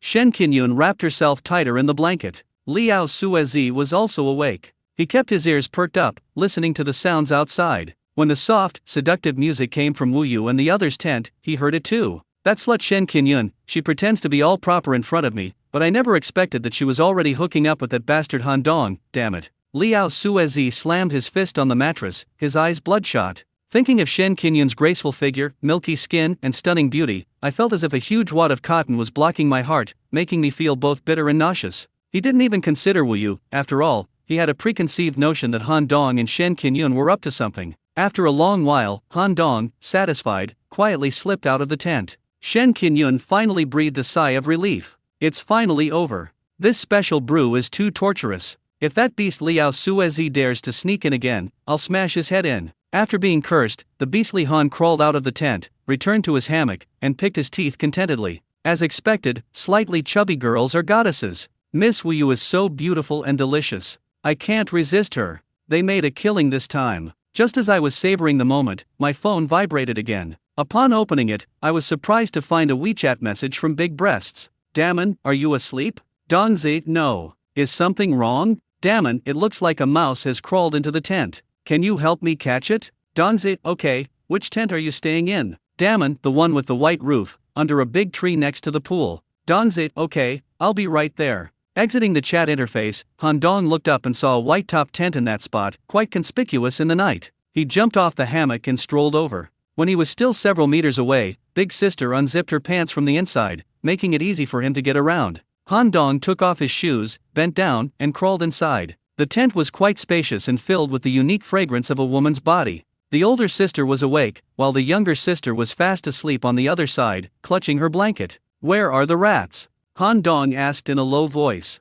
The burly woman casually pulled up the chain and chuckled, aren't you one? What's the meaning? I'm getting married soon, and the groom is someone I really hate. But for some reason, I have to marry him. So, before that, I'd like to have a wonderful evening, if you don't mind. I mind. Big-breasted sister was stunned. She hadn't expected to be rejected so openly. Could it be that she wasn't attractive enough? Are you bothered by my status as an unmarried person? No, it's mainly because we're not familiar with each other yet, Han Dong said calmly. For me, things between men and women should be done gradually, and everything should fall into place naturally. Maybe you think all men are the same, and that it's a fool not to take advantage of a good deal. But I am not that kind of person. Han Dong spoke with a straight face and an air of righteousness, almost convincing himself. In fact, he wants to do all the things bad men do. Unfortunately, his mentor's warning, like the sword of Damocles hanging over his head, kept him constantly alert. He had just been entangled with Miss Wuyu and almost got carried away. If he were to get entangled with this woman with a fantastic figure again,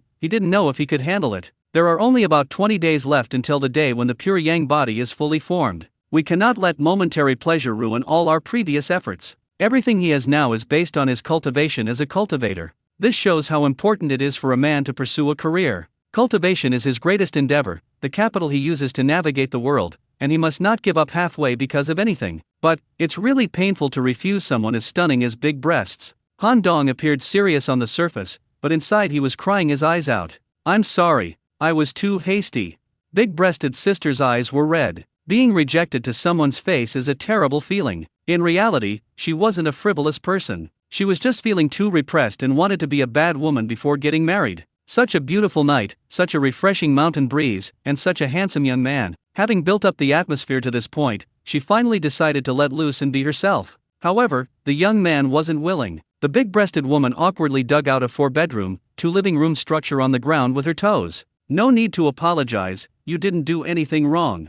Han Dong's voice softened. Please believe me, I'm not a casual person. Big-breasted sister's tears were welling up. You've been so proactive, now you're telling people you're a decent guy? Who's going to believe you? You're not a casual person, but when you're being casual, you're not human. I believe you. Han Dong nodded. Big-breasted sister's eyes widened. You really believe it?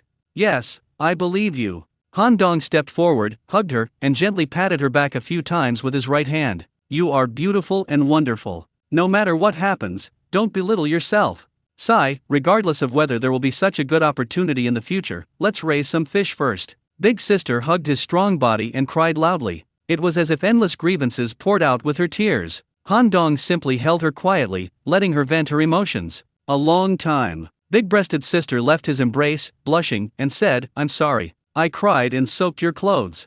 It's okay. Are you feeling better now? Han Dong smiled at her. I feel much better now. Those worries don't seem so bad anymore. Yes, in life, nothing is more important than life and death. As long as you don't give up, there are always more solutions than problems.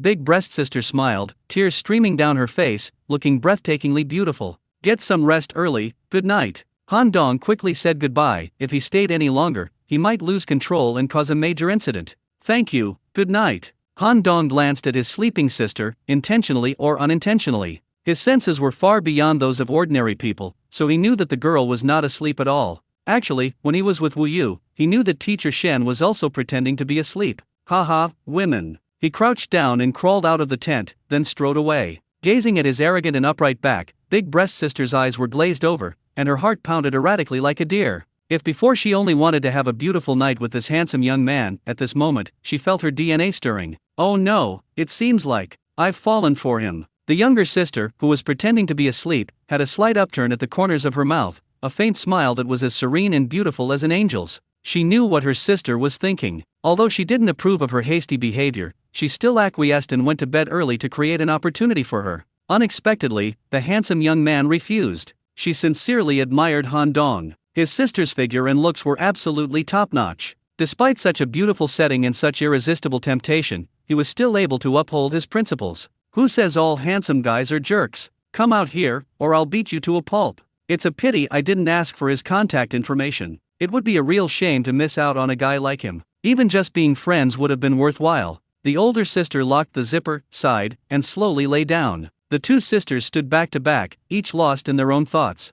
Han Dong thought he was getting away with it, but little did he know that Liao Suezi had been watching him all along. Watching him enter that white tent, Liao Suezi was consumed by jealousy, to the point that her very soul felt twisted. He was a lecherous old man, and he had noticed the two sisters since daytime. In terms of looks, they were no less beautiful than Shen Qinyun and Wu Yu. He even noticed them go into the white tent, fantasizing about what it would be like if a beautiful story could unfold between them. Unexpectedly, that bastard Han Dong actually turned his fantasy into reality. Not content with sleeping with Shen Qinyun, this guy actually sneaked into someone else's tent and slept with those two sisters. How the hell did that? He deserves to die. Liao Suezi believes that if this person were to live, he would lose 10 years of his life. Unbeknownst to me, murderous intent had already taken root in my heart. Han Dongke didn't care what Liao Suezi thought and returned to his hammock to rest. Sleep makes one oblivious to time, and soon, the first light of dawn appeared in the east. Han Dong felt a tickle in his nostrils and couldn't help but sneeze, achoo. Ku kia kia ku.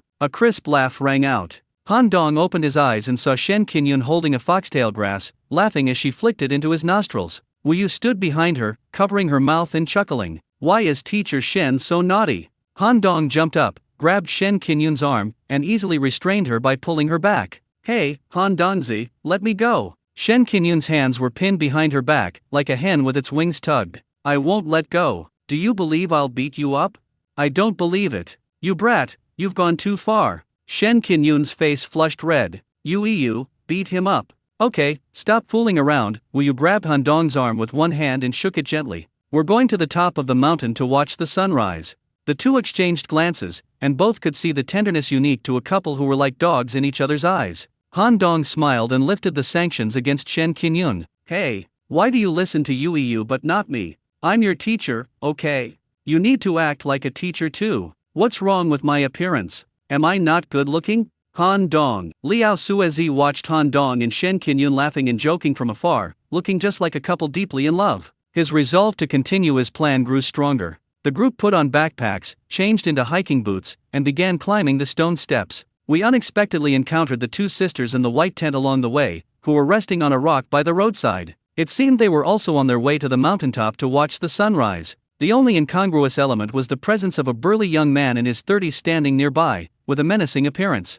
He was talking to his sister, his head bowed. Han Dong had exceptional hearing, although the man's voice was very low, he could still hear it clearly. Hearing this, he immediately became furious. I thought they were friends, but the man said, Miss, you have a great figure, how about we become friends? His sister ignored him. The man continued, it's not safe in the mountains. I'm strong, so I can carry your things and protect you. No need, we can manage on our own, the younger sister said, frowning. Don't push your luck, the burly young man said, clearly losing patience. It's your honor that I've taken a liking to you. If you don't give me face, believe me, I'll rape you and then kill you. He looked so fierce that the two sisters were clearly a little scared and moved closer to each other. Han Dong strode up and said coldly, what did you just say? Say it again.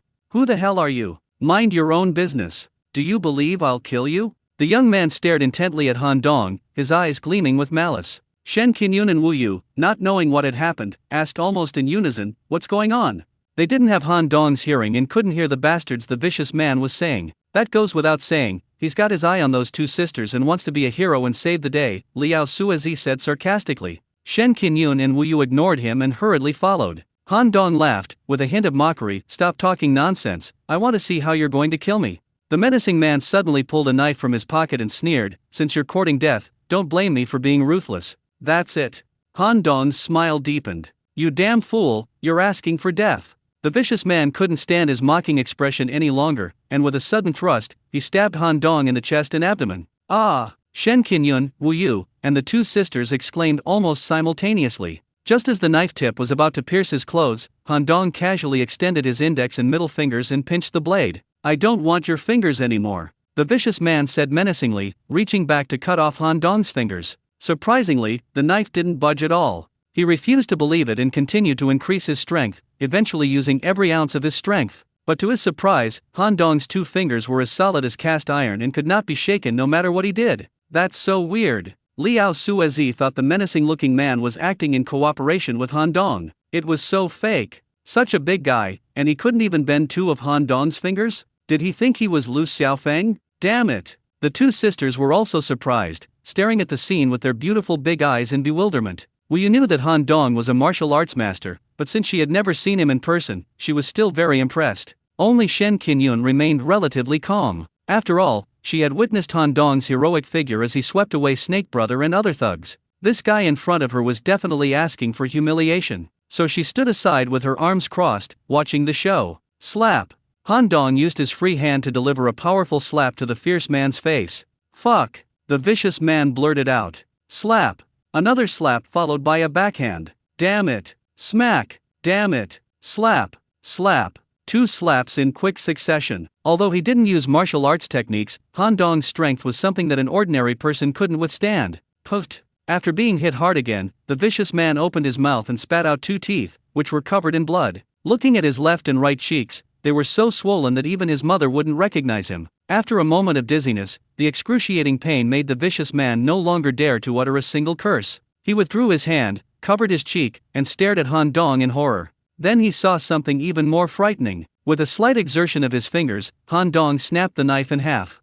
With more force, another piece broke off. He repeated this process, and in the blink of an eye, the 20-centimeter-long knife was reduced to a pile of scrap metal. Fake. So fake. It must be a prop bought online, a scam. Liao Suezi curled her lip in disdain, becoming more and more certain that this man was a shill hired by Han Dong. Only the fierce-looking man knew that his knife was a top-quality piece forged from fine steel, so his expression was as if he had seen a ghost, and he subconsciously took several steps back. Is this Wolverine? How could a human finger have that much strength? Shen Qinyun and Wu Yu exchanged bewildered glances, their eyes filled with astonishment. Han Dong's martial prowess far exceeded their expectations. The two sisters stared wide-eyed, their cherry lips slightly parted, their expressions almost identical. Didn't you want to kill me? Go ahead. Han Dong took 2 steps forward. You don't come any closer. The fierce-looking man retreated in a panic, but unexpectedly lost his footing and tumbled over the edge. He then rolled down the steps, screaming as he tumbled down dozens of steps.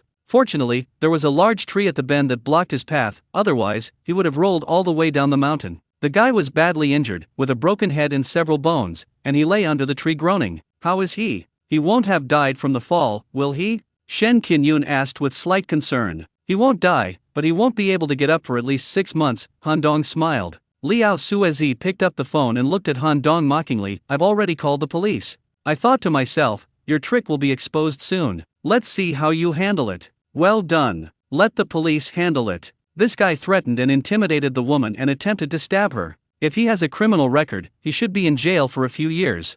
Han Dong said calmly. Ha! Liao Suezi looked at Han Dong suspiciously. Why is this not what I expected? Are you all right? Han Dong looked at the two sisters and asked with a smile. No, it's nothing. The older sister remembered what happened last night, lowered her head, and dared not look Han Dong in the eye. Even the color of her neck was red. You gave us fish yesterday, and now you've saved us again today. We're so grateful. The younger sister was quite generous. It was nothing, don't mention it, Han Dong said. You guys come up with us. Let's go together to avoid any complications. Okay, thank you. The two sisters clearly thought it was a great idea. Aren't we going to leave that guy alone? Shen Qinyun pointed to the fierce-looking man below the steps. The rescue team at the foot of the mountain will be here soon. They'll treat the injuries briefly and then hand him over to the police. Of course, if you're worried, you can stay here and keep an eye on him, Han Dong said, looking at her with a smirk. Go away, go away. What do you mean I'm worried about you? Shen Qinyun gave him a disapproving look. The group continued climbing, and the two sisters intentionally or unintentionally kept their distance from Han Dong, feeling embarrassed to get too close to him. The mountain was quite high, and it took them an hour to reach the top. There is a small platform at the top of the mountain, with strange rocks standing everywhere and lush trees all around. To the east are cliffs and precipices. From this vantage point, one can see the sky ablaze with crimson clouds, and the sun is about to rise. The sun is up. The sun is up. Several girls cheered excitedly and raised their phones to record the event. Han Dong stood on the edge of the cliff, his steps unsteady, his hands forming a strange hand seal as he began to circulate the Golden Crow True Scripture. What is he doing? Wu Yu couldn't help but ask when she noticed Han Dong's unusual posture. They must be practicing martial arts. I've seen them before, Shen Qinyun said. Let's go to the other side and not bother him. Okay. Wu Yu pulled Shen Qinyun and walked to the other side. The two sisters naturally wanted to stay as far away from Han Dong as possible, so Liao Suezi was the only one left around. Liao Suezi looked at Han Dong standing on the edge of the cliff and was overjoyed. Even God is on my side. I hadn't figured out how to trick him into this position and then get rid of the others, but the opportunity just fell into my lap so easily. Liao Suezi crept up quietly, then launched a kick, intending to send Han Dong tumbling off the cliff. But in a flash, Han Dong vanished from sight. He'd used too much force and slammed on the brakes, narrowly avoiding a fatal fall. Where did he go? Liao Suezi looked around suspiciously, but couldn't find any trace of Han Dong. He muttered to himself, could it be that he's already fallen? He carefully stepped onto the edge of the cliff and peered down. At that moment, a figure floated out from the woods, stretched out both hands, and gave Liao Suezi a hard push from behind. Liao Suezi felt a powerful force strike him, and his entire body was sent flying. He was terrified and let out a sharp scream as he fell off the cliff in freefall. The figure jumped down, and Han Dong then emerged from behind a large tree, came to the edge of the cliff, and frowned in thought. Then, he climbed down a mountain vine with agile and swift movements, just like a monkey, and soon disappeared into the white mist below the cliff. The four girls heard the screams and rushed toward the cliff, but they couldn't see Liao Suezi and Han Dong. Where did they go? Wu Yu asked, puzzled. Where's Dongzi? Where did Dongzi go? Shen Qinyun didn't care about Liao Suezi, she was more concerned about Han Dong. The elder of the twin sisters frowned slightly. That scream I just heard, could it be? Her gaze involuntarily drifted toward the cliff. No, that's impossible. Shen Qinyun shook her head, instinctively refusing to believe it. Just now, that must have been Liao Suezi's voice. After all, Wu Yu was quite familiar with Liao Suezi. What about Dongzi? Why has he disappeared too? Shen Qinyun was starting to panic. The platform isn't very big, let's look again, my sister suggested. Although she was deliberately avoiding Han Dong, it was only because she didn't know how to face him. She definitely still had feelings for him, otherwise, why would her sister have been willing to spend a wonderful evening with him? Okay. The other three readily agreed, and the four of them split into two groups to search along the edge of the platform. Han Dong leaped and tumbled down the cliff face with the agility of a monkey, and in no time he reached the bottom of the valley. Liao Suezi lay motionless on a pile of rubble, his body covered in blood, his death quite gruesome. Falling from such a high cliff, there is absolutely no chance of survival. A tall figure stood beside him, wearing a baseball cap and a backpack, dressed casually. Seeing Han Dong approach, he grinned and said, "You're here." "Here you are." Han Dong nodded. He recognized the man. He was the young man who sat alone during the open-air movie last night, and the one who had just pushed Liao Suezi off the cliff, or rather, he couldn't be called a person. Han Dong activated his spiritual eye and examined the young man's true form, which was actually a dense mass of black energy. "You must be wondering why I killed him," the young man said calmly. "The reason is simple, I was just repeating what he did to me. He's the one who ruined you." Han Dong looked at him. "Yes," the young man said slowly, "a year ago, my girlfriend and I graduated from university. I received an offer from a Fortune 500 company, and she also got a job at her dream company, in the same city. We were very happy, so we came here to camp. Unexpectedly, we ran into Liao Suezi and his group. They were very friendly and welcoming, and we didn't put up any defenses, so we all camped together." "Your girlfriend is very pretty, isn't she?" Han Dong interjected. "Yes," the young man's eyes lit up when he talked about his girlfriend. "She was the most beautiful girl in our school. So many people pursued her, but she didn't like any of them. Instead, she chose me, a poor student. She is a wonderful girl. A common man is innocent, but possessing a treasure is a crime," Han Dong sighed. "For 2 days, Liao Suezi and I were like brothers, our relationship was incredibly close. I never imagined that he was only after my girlfriend. On the morning of the third day, he insisted on watching the sunrise, so we went up the mountain together. The scenery before sunrise was breathtaking. Everyone lined up at the edge of the cliff, closed their eyes to breathe in the fresh air, and shouted into the valley. Just then, Liao Suezi attacked me. He shoved me from behind, and as I fell off the cliff, I turned around sharply and saw him waving at me menacingly. I died, but deep down I had a strong obsession to take revenge and kill this vile beast. I wandered in these mountains for a year. I never expected that heaven would take pity on me and let me run into this beast again. You saw what happened next. Han Dong nodded. He learned last night that the young man was a wronged soul. In the past, this might have shocked him, given his upbringing in a materialistic education. But not now. He's already cultivating immortality, so what's impossible for him? The story of vengeful spirits is found in all sorts of strange tales and legends. It's not unusual. At that moment, a nearly translucent shadow floated out from Liao Suezi's body. Upon seeing the young man, his eyes widened in shock, and he hissed, "So it was you. At least you still remember me." "I'd recognize you even if you were ashes," Liao Suezi said, his face contorted. "I never imagined you'd have the audacity to harm me like this. An eye for an eye, a tooth for a tooth.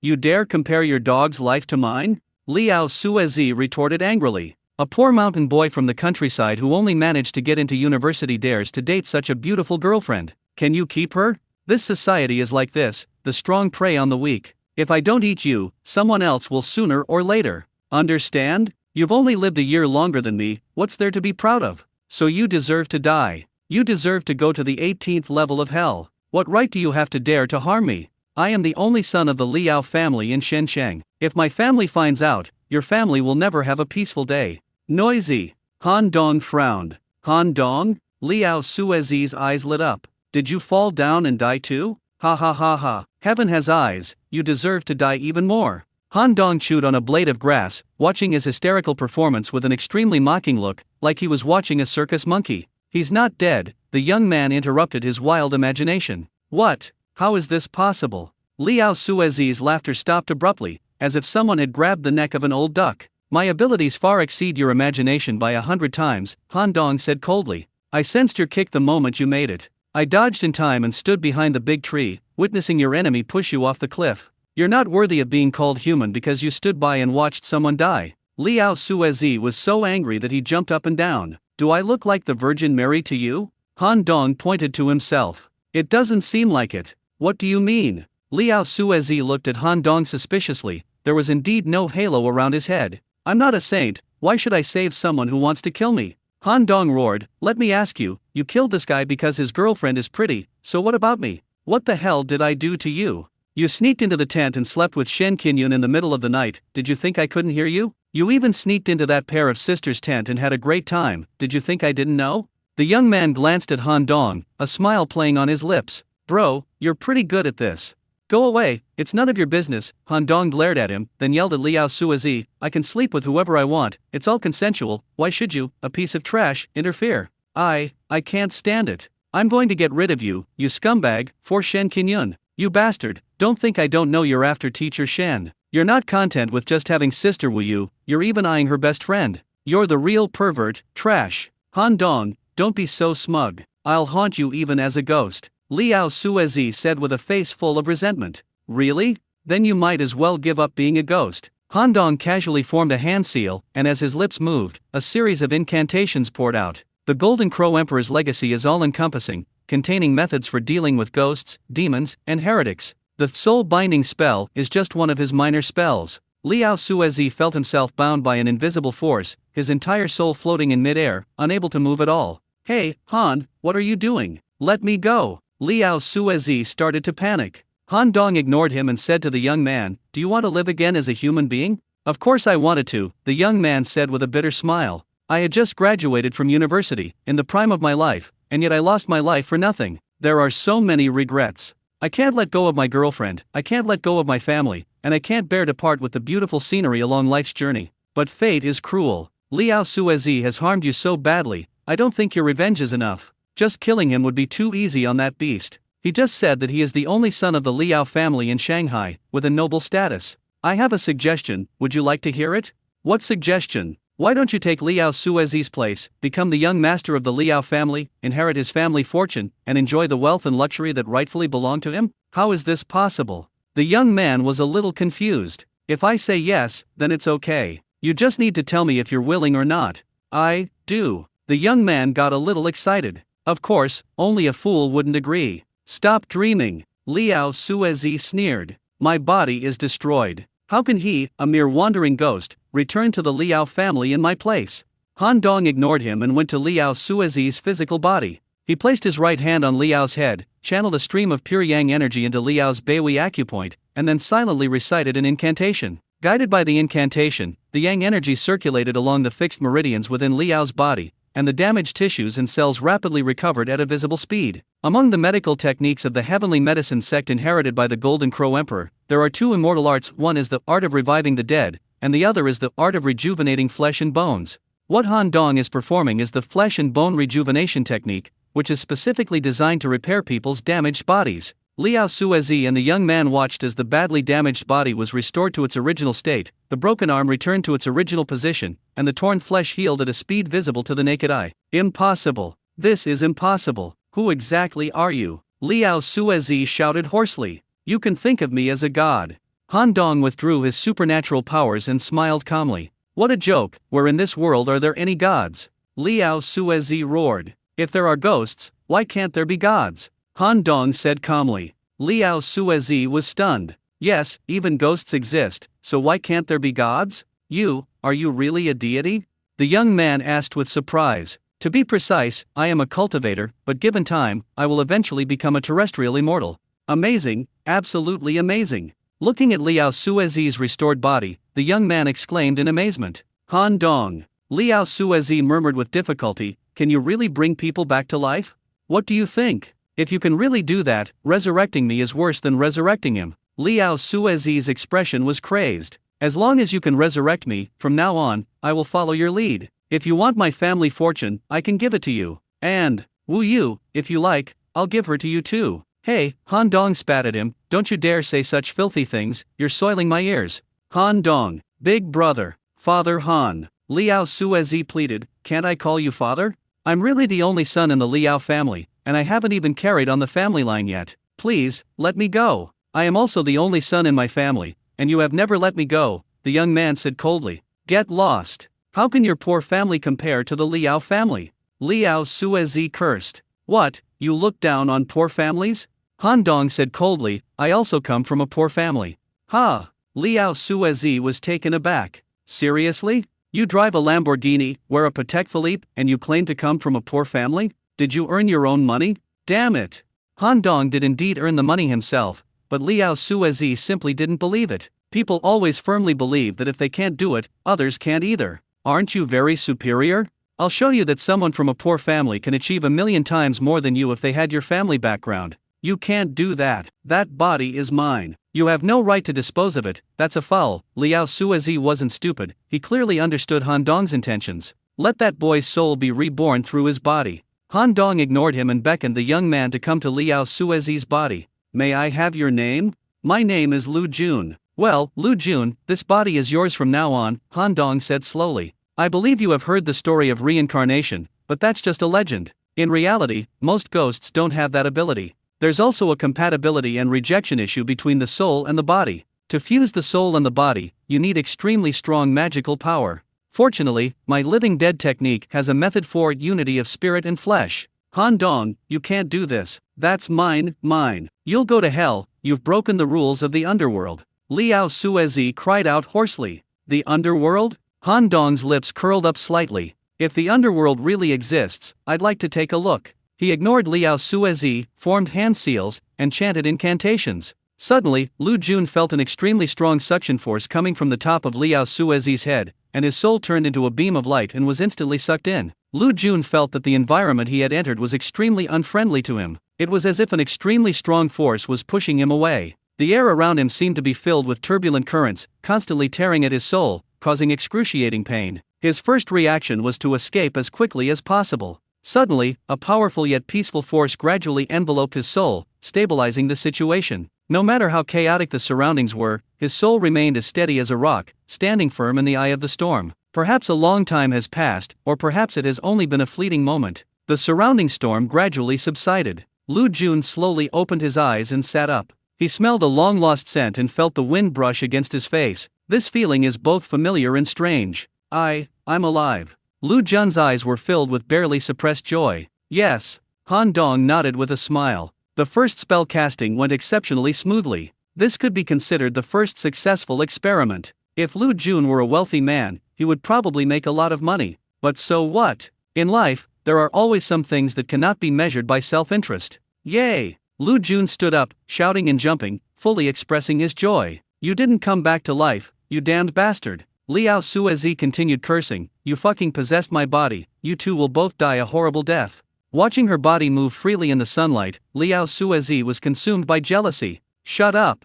Han Dong waved his hand lightly and put Liao Suezi into the Spirit Ruins ring. Besides storing items, the Spirit Ruins ring can also collect souls. Liao Suezi felt as if he had suddenly entered a dark and cold space, and couldn't help but shiver. Where am I? He cried out in fear. You are imprisoned. Han Dong's consciousness could freely teleport within the Spirit Ruin space. If you shout again, I don't mind annihilating your soul immediately.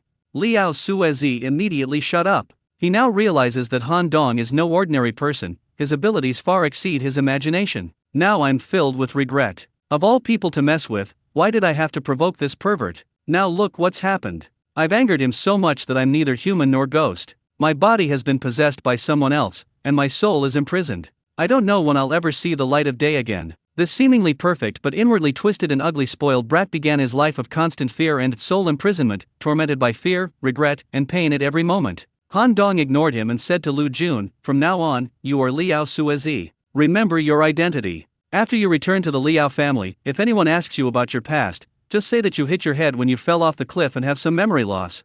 Understood. Lu Jun nodded. Let's go up then. Han Dong pulled Lu Jun along as they climbed upwards. Although the cliff was steep, with Han Dong's help, Lu Jun was able to keep up, albeit with difficulty. Just as they left, a cloud of black mist suddenly appeared in the woods, and two men dressed in black robes and wearing black hats slowly emerged from the mist. The location is showing here, so why can't I see the body? One of the men in black robes took out a tablet-like device and turned on the screen. Oops, what's wrong? Another man in black robes asked. The location has disappeared, and the deceased's information has also disappeared. What does that mean? It means, someone broke the rules and brought that person back to life. Are there really people this powerful in the mortal realm? Perhaps a Feng Shui master, perhaps a Taoist priest, perhaps a cultivator. Then what do we do? This is beyond our control. We can only go back and report to the underworld so that the organization can send a capable official to resolve it.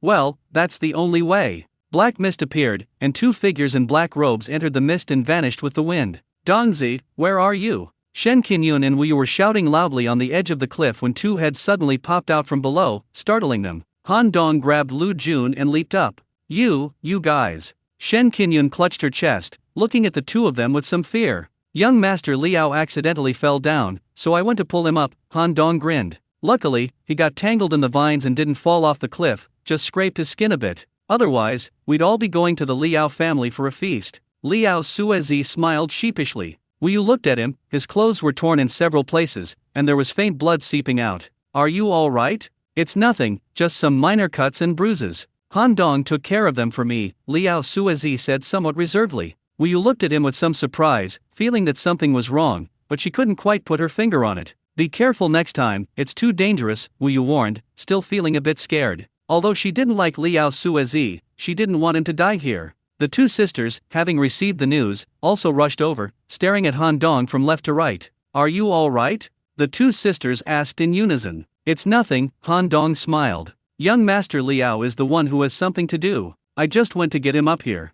You're so brave. The younger sister couldn't help but give her a thumbs up. Seeing the several beautiful women's eyes darting around Han Dong, Lu Jun smiled knowingly. It seemed Liao Suezi was right, this guy had certainly had a wonderful night. The sun is out.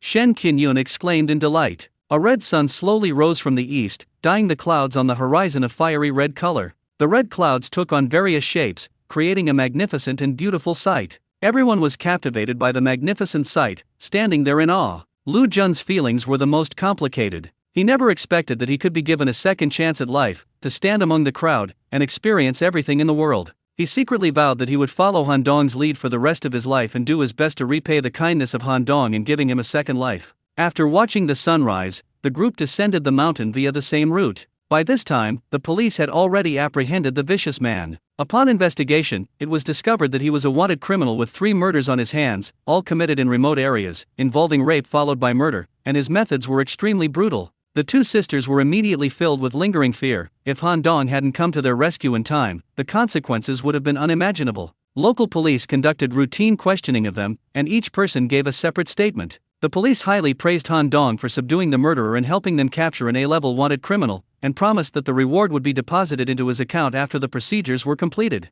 They were particularly shocked by Han Dong's ability to break the dagger with his bare hands. However, after learning that he was the city hero of Zhangzhou who single-handedly took down 5 armed thugs, they all suddenly understood. Oh, it was him. That's not surprising. Han Dong realized that his deeds had already spread throughout the police circles in the Yangtze River Delta region, and everyone knew that there was a martial arts master at Zhangzhou University who helped the police solve a major case. The local police were quite amusing. They all pulled Han Dong aside for photos, like starstruck fans. One young policewoman clung to Han Dong's arm, snapping picture after picture, which greatly displeased Shen Qinyun. Especially when the young policewoman's chest was rubbing against Han Dong's arm, Shen Qinyun felt that she was deliberately taking advantage of him, and complained to Wu Yu in a low voice. Wu Yu simply looked at her, smiling without saying a word. After settling everything, everyone returned to the campsite, packed their things, and soon went their separate ways. Han Dong didn't ask the sisters' names, and they didn't say either. Watching Han Dong's Lamborghini SUV disappear around the bend in the mountain road, the older sister sighed.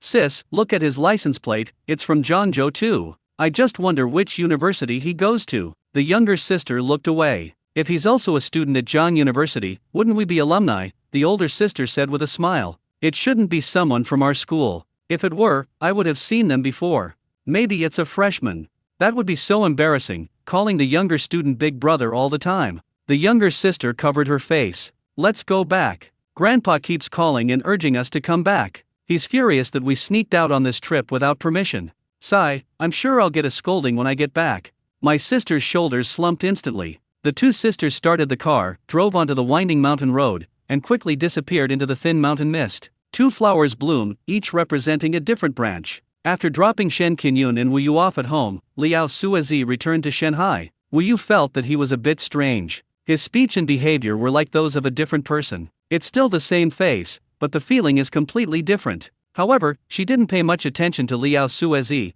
and even though she sensed the difference, she didn't investigate it further. After dropping Wu Yu off at Bishui Yuan, Liao Suezi took his leave and returned to Shanghai. Han Dong returned to the Sky Garden and made up his mind to stay home and rest during the rest of his vacation, not going anywhere else. "I meditate and cultivate every morning, and absorb various skills passed down in my spare time. My days are pleasant and fulfilling." Having witnessed the existence of ghosts firsthand, he devoted himself to the art of exorcism. Who knows if we'll encounter anything unclean in the future? It's always good to be prepared. After the short holiday, the new students returned to their normal studies. Although Kongting is relatively close to Jiangda's campus, Han Dong still decided to drive to school. Firstly, a car needs to be driven frequently. Leaving it idle for extended periods can easily lead to problems. Secondly, now that he has the means, he should live freely and unrestrainedly. Being low-key is for middle-aged and elderly people. Young people should show their talents. What kind of young person wouldn't be high-profile? Driving his brand-new Porsche Panamera, feeling the cool early autumn breeze as he weaved through the traffic, Han Dong felt extremely comfortable.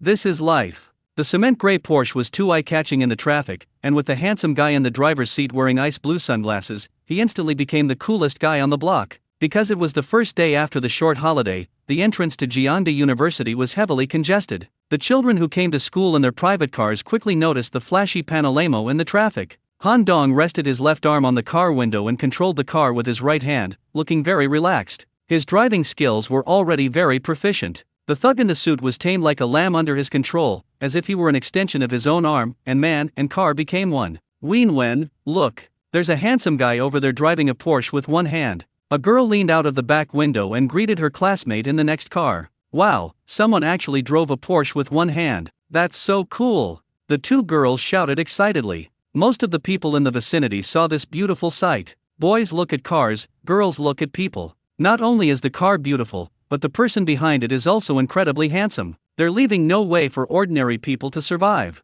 Could this young man be a student at Zhang University? Impossible. If a guy of this caliber were from our school, there's no reason why I wouldn't know him. Maybe it's a freshman? Holy crap, are this year's freshmen this arrogant? Driving a Porsche to school? What if? That would be a huge mess. I bet if he really were a freshman, the upperclassmen would tear him apart. Let's follow along and see if it's from John University. So all the students stared at that elegant gray figure in the traffic. With the roar of the engine, the handsome guy calmly turned the steering wheel, and the supercar smoothly turned towards the gate of Jeonda University. Yay! The girls clenched their fists and cheered in unison. The boys muttered curses under their breath, their faces full of gloom. Studying at the same university as such a prodigy basically means losing control over your choice of partner. This is truly a sad story. The Porsche drove into the campus, cruising freely along the tree-lined avenue. The roar of its exhaust backfire was like the howl of a tiger or the roar of a lion, carrying far and wide through the campus. Students on both sides of the road stopped and turned to look, their faces full of envy. Han Dong had already rented a fixed parking space right next to the playground. With a clean and efficient reverse maneuver, he precisely parked the car in the space. His speed and style were so impressive that it was almost criminal. Clap, clap, clap. A series of crisp claps rang out from the side. Han Dong got out of the car and looked in the direction of the sound. She saw a blue Tiffany Maserati sports car blocking the middle of the lane. The driver's driving skills seemed a bit lacking, and the people parking on both sides were also quite inconsiderate. Half of the wheel was blocking the middle parking space, leaving a narrow space that made it difficult for her to park. The applause came from the driver in the driver's seat. Because the car window was down, Han Dong could see her face clearly. I felt my heart skip a beat. Simply put, this girl is just too beautiful. Her jet black hair flowed like silk over her shoulders. She had an oval face and large, clear eyes that seemed to sparkle with starlight when she looked at people. Her nose was small and pert, with a slight curve at the tip, making her profile quite beautiful. Her lips were diamond-shaped, and when she smiled, the corners of her mouth curved up slightly like a crescent moon. She was definitely the most beautiful woman he had ever seen, no less stunning than S-class beauties like Shen Qinyun and Wei Shuqing. Song Xingchen was actually quite embarrassed. Today was the first day of school after the short holiday, and the school leaders were having a meeting, which she, as the vice president of the student council, absolutely had to attend. She hadn't left home late, but there was some traffic on the way, and by the time she arrived at school, there were only a few minutes left before the meeting started. There wasn't enough time to get to the underground parking garage, so we had to drive to this parking lot next to the playground, which is the closest to the teaching building. But parking is always in short supply here, so she only came here to try her luck out of desperation. Sure enough, there was only one temporary parking space left. It was only left because the space was blocked by cars on both sides, making it difficult to park. There were fixed parking spaces with ground locks next to it, so she couldn't get in even if she wanted to. She tried several times, but still couldn't back the car in. Just as she was feeling embarrassed, she suddenly saw a Porsche reverse into a parking space with an extremely elegant and stylish maneuver, which made her heart flutter and she couldn't help but applaud. After Han Dong got out of the car, Song Xingchen's eyes sparkled with a strange light. Now, thanks to more than a month of continuous cultivation, Han Dong's height has soared to 182 centimeters. He has broad shoulders, long legs, long arms, and a wasp waist. His hair is thick and black, with an astonishing amount of volume, showing vigorous vitality and unparalleled youthful charm. His handsome face, with its chiseled features, has delicate, clear, and crystalline skin texture due to the pure yang energy. His eyes are like lightning, capable of extinguishing everything in a glance. He managed to pull off an international male model look with just a simple hoodie, jeans, and AJ shoes. This guy, he's way too eye-catching. Song Xingchen got out of the car, smiled at Han Dong, and asked softly, "A freshman?" Han Dong, Class 1, Law School. Han Dong carefully examined the girl. She was tall and beautiful, and her dress fluttered in the morning breeze, giving her an ethereal air. What's rare is that her voice is also very pleasant to listen to, and her speech is like that of a nightingale singing. "My name is Song Xingchen, and I am a third-year student in the Department of Economics and Management." "Hello, Senior Song." "Hello, Junior." "Senior, is it that you can't park your car?" Song Xingchen blushed and nodded. "It's not your fault. The cars on both sides are parked too haphazardly, taking up space in this parking space. These people's manners haven't kept up with the speed of their wealth growth. They have money to buy cars, but they have absolutely no sense of public morality." As he spoke, he kicked the rim of the car next to him. With a bang, the car actually moved more than half a meter to the side, right in the middle of the parking space where he was. He then turned around and did the same thing, kicking the other car back to its original position. This completes the middle parking space. "Alright, Senior, you can come in now." Han Dong smiled at Song Xingchen. Song Xingchen's eyes and mouth were wide open, her eyes filled with shock. What did she just see? This little guy casually kicked a car weighing about 2 tons? He did it as easily as kicking a soccer ball. Is this even human? Looks really do matter. Even with that blank expression, she still looks incredibly cute. Seeing that she didn't speak or move, Han Dong got into the driver's seat of the Maserati, put it in reverse, turned the steering wheel twice, and cleanly and smoothly reversed the car into the parking space in one go. He turned off the engine, got out of the car, locked the door, and handed the car keys to Song Xingchen, Sr. You seem to have something urgent to do. Go ahead and take care of it.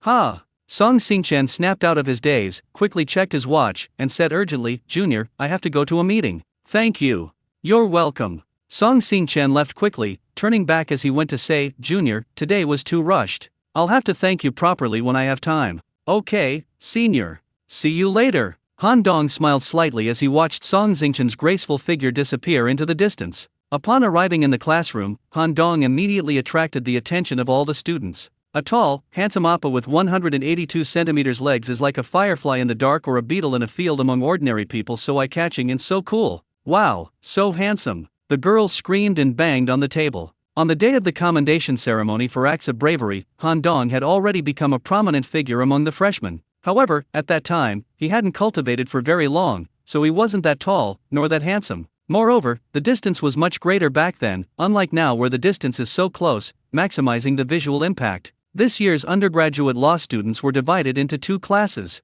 There were 4 people in the dormitory. Wu Pangzi and Han Dong were in class 1, while Si Yingchun and Hong Tao were in class 2. Seeing how popular Han Dong was, Fatty Wu quickly stood up from his seat, puffed out his chest and belly, and invited Han Dong to sit at the same table with him. Han Dong was the last to arrive. Looking around the class, only Wu Pangzi and another girl had empty seats. He decisively abandoned Fatty Wu, walked over to the girl, and sat down. There's no other reason than that Fatty Wu has extremely poor hygiene habits. In the summer, he can go a week without showering and half a month without changing his socks. His body odor is just too wonderful. This is why no one wants to sit at the same table as him. Dongzi, what do you mean by this?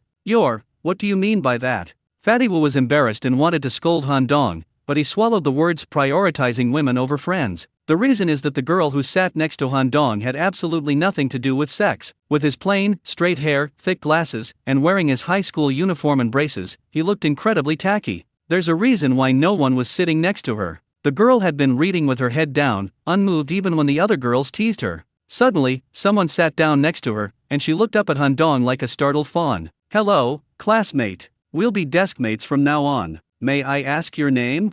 Han Dong smiled. I don't want to sit next to you. The girl murmured, looking a little timid, but still bravely expressed her thoughts. Well, then you'll have to go sit with that fat guy. Han Dong's smile remained unchanged as he pointed at Fatty Wu. The girl glanced at Fatty Wu, then shrank back, lowered her head, and remained silent. She only has poor eyesight, her sense of smell is perfectly fine. That guy's smell was so strong, it stung my eyes even from this distance. She wanted to say, why can't you sit with him? But then she thought, Confucius said, do not do to others what you would not have them do to you. If I can't stand that feeling myself, why should I ask others to endure it? Although she minded others disturbing her peaceful life, she had no choice but to accept it. Sitting in front of them were 2 girls, both quite pretty, especially the one in front of Han Dong, who had a rosy complexion, a curvaceous figure, and a certain charm. Seeing Han Dong sitting behind them, the 2 girls in front exchanged glances, both seeing surprise in each other's eyes. Ying, he's probably after you, the girl on the right wrote on the paper. The girl on the left narrowed her almond-shaped eyes and curled the corners of her mouth upwards, her smugness evident.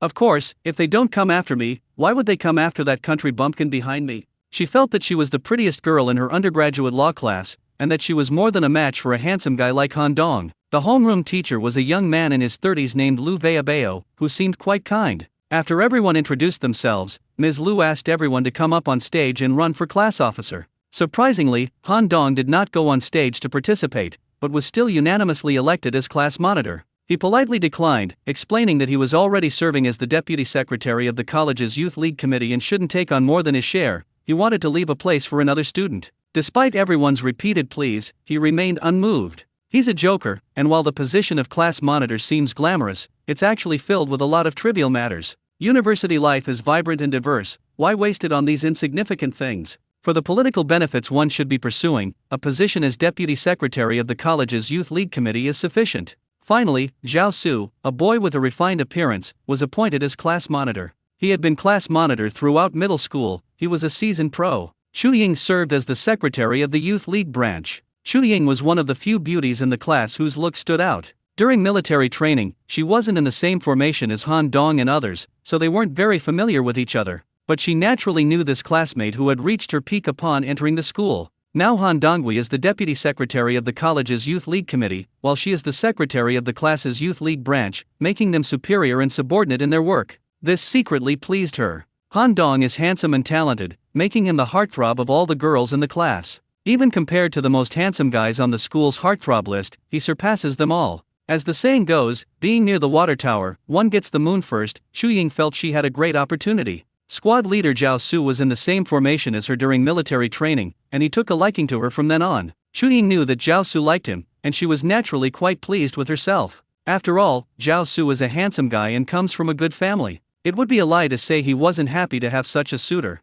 However, comparison is always the thief of joy. Without Han Dong, Zhao Su was clearly the most outstanding boy in the class. But Han Dong just happens to be in their class. Given Chu Ying's ambition, she would never settle for second best. She kept staring at Han Dong, her eyes shining. Squad leader Zhao Su's attention was always on Chu Ying, so he naturally noticed this change. My heart felt like a bucket of Shangzi aged vinegar had been spilled, unbearably sour. The position of class monitor was given to him by Han Dong, which made Zhao Su, who was always proud and arrogant, even more unhappy. Seeing that the girl he liked was actually infatuated with Han Dong, he became even more jealous and furious. However, he wasn't angry with Chu Ying. Instead, he transferred his jealousy and anger onto Han Dong. The occasional glances she gave Han Dong were quite unfriendly. Han Dong's 5 senses and 6 perceptions far exceed those of ordinary people, allowing him to see all the reactions from various parties in the class. He was acutely aware of the burning gaze of Chu Ying, the class beauty, and the jealous look in Zhao Su's eyes, the class monitor.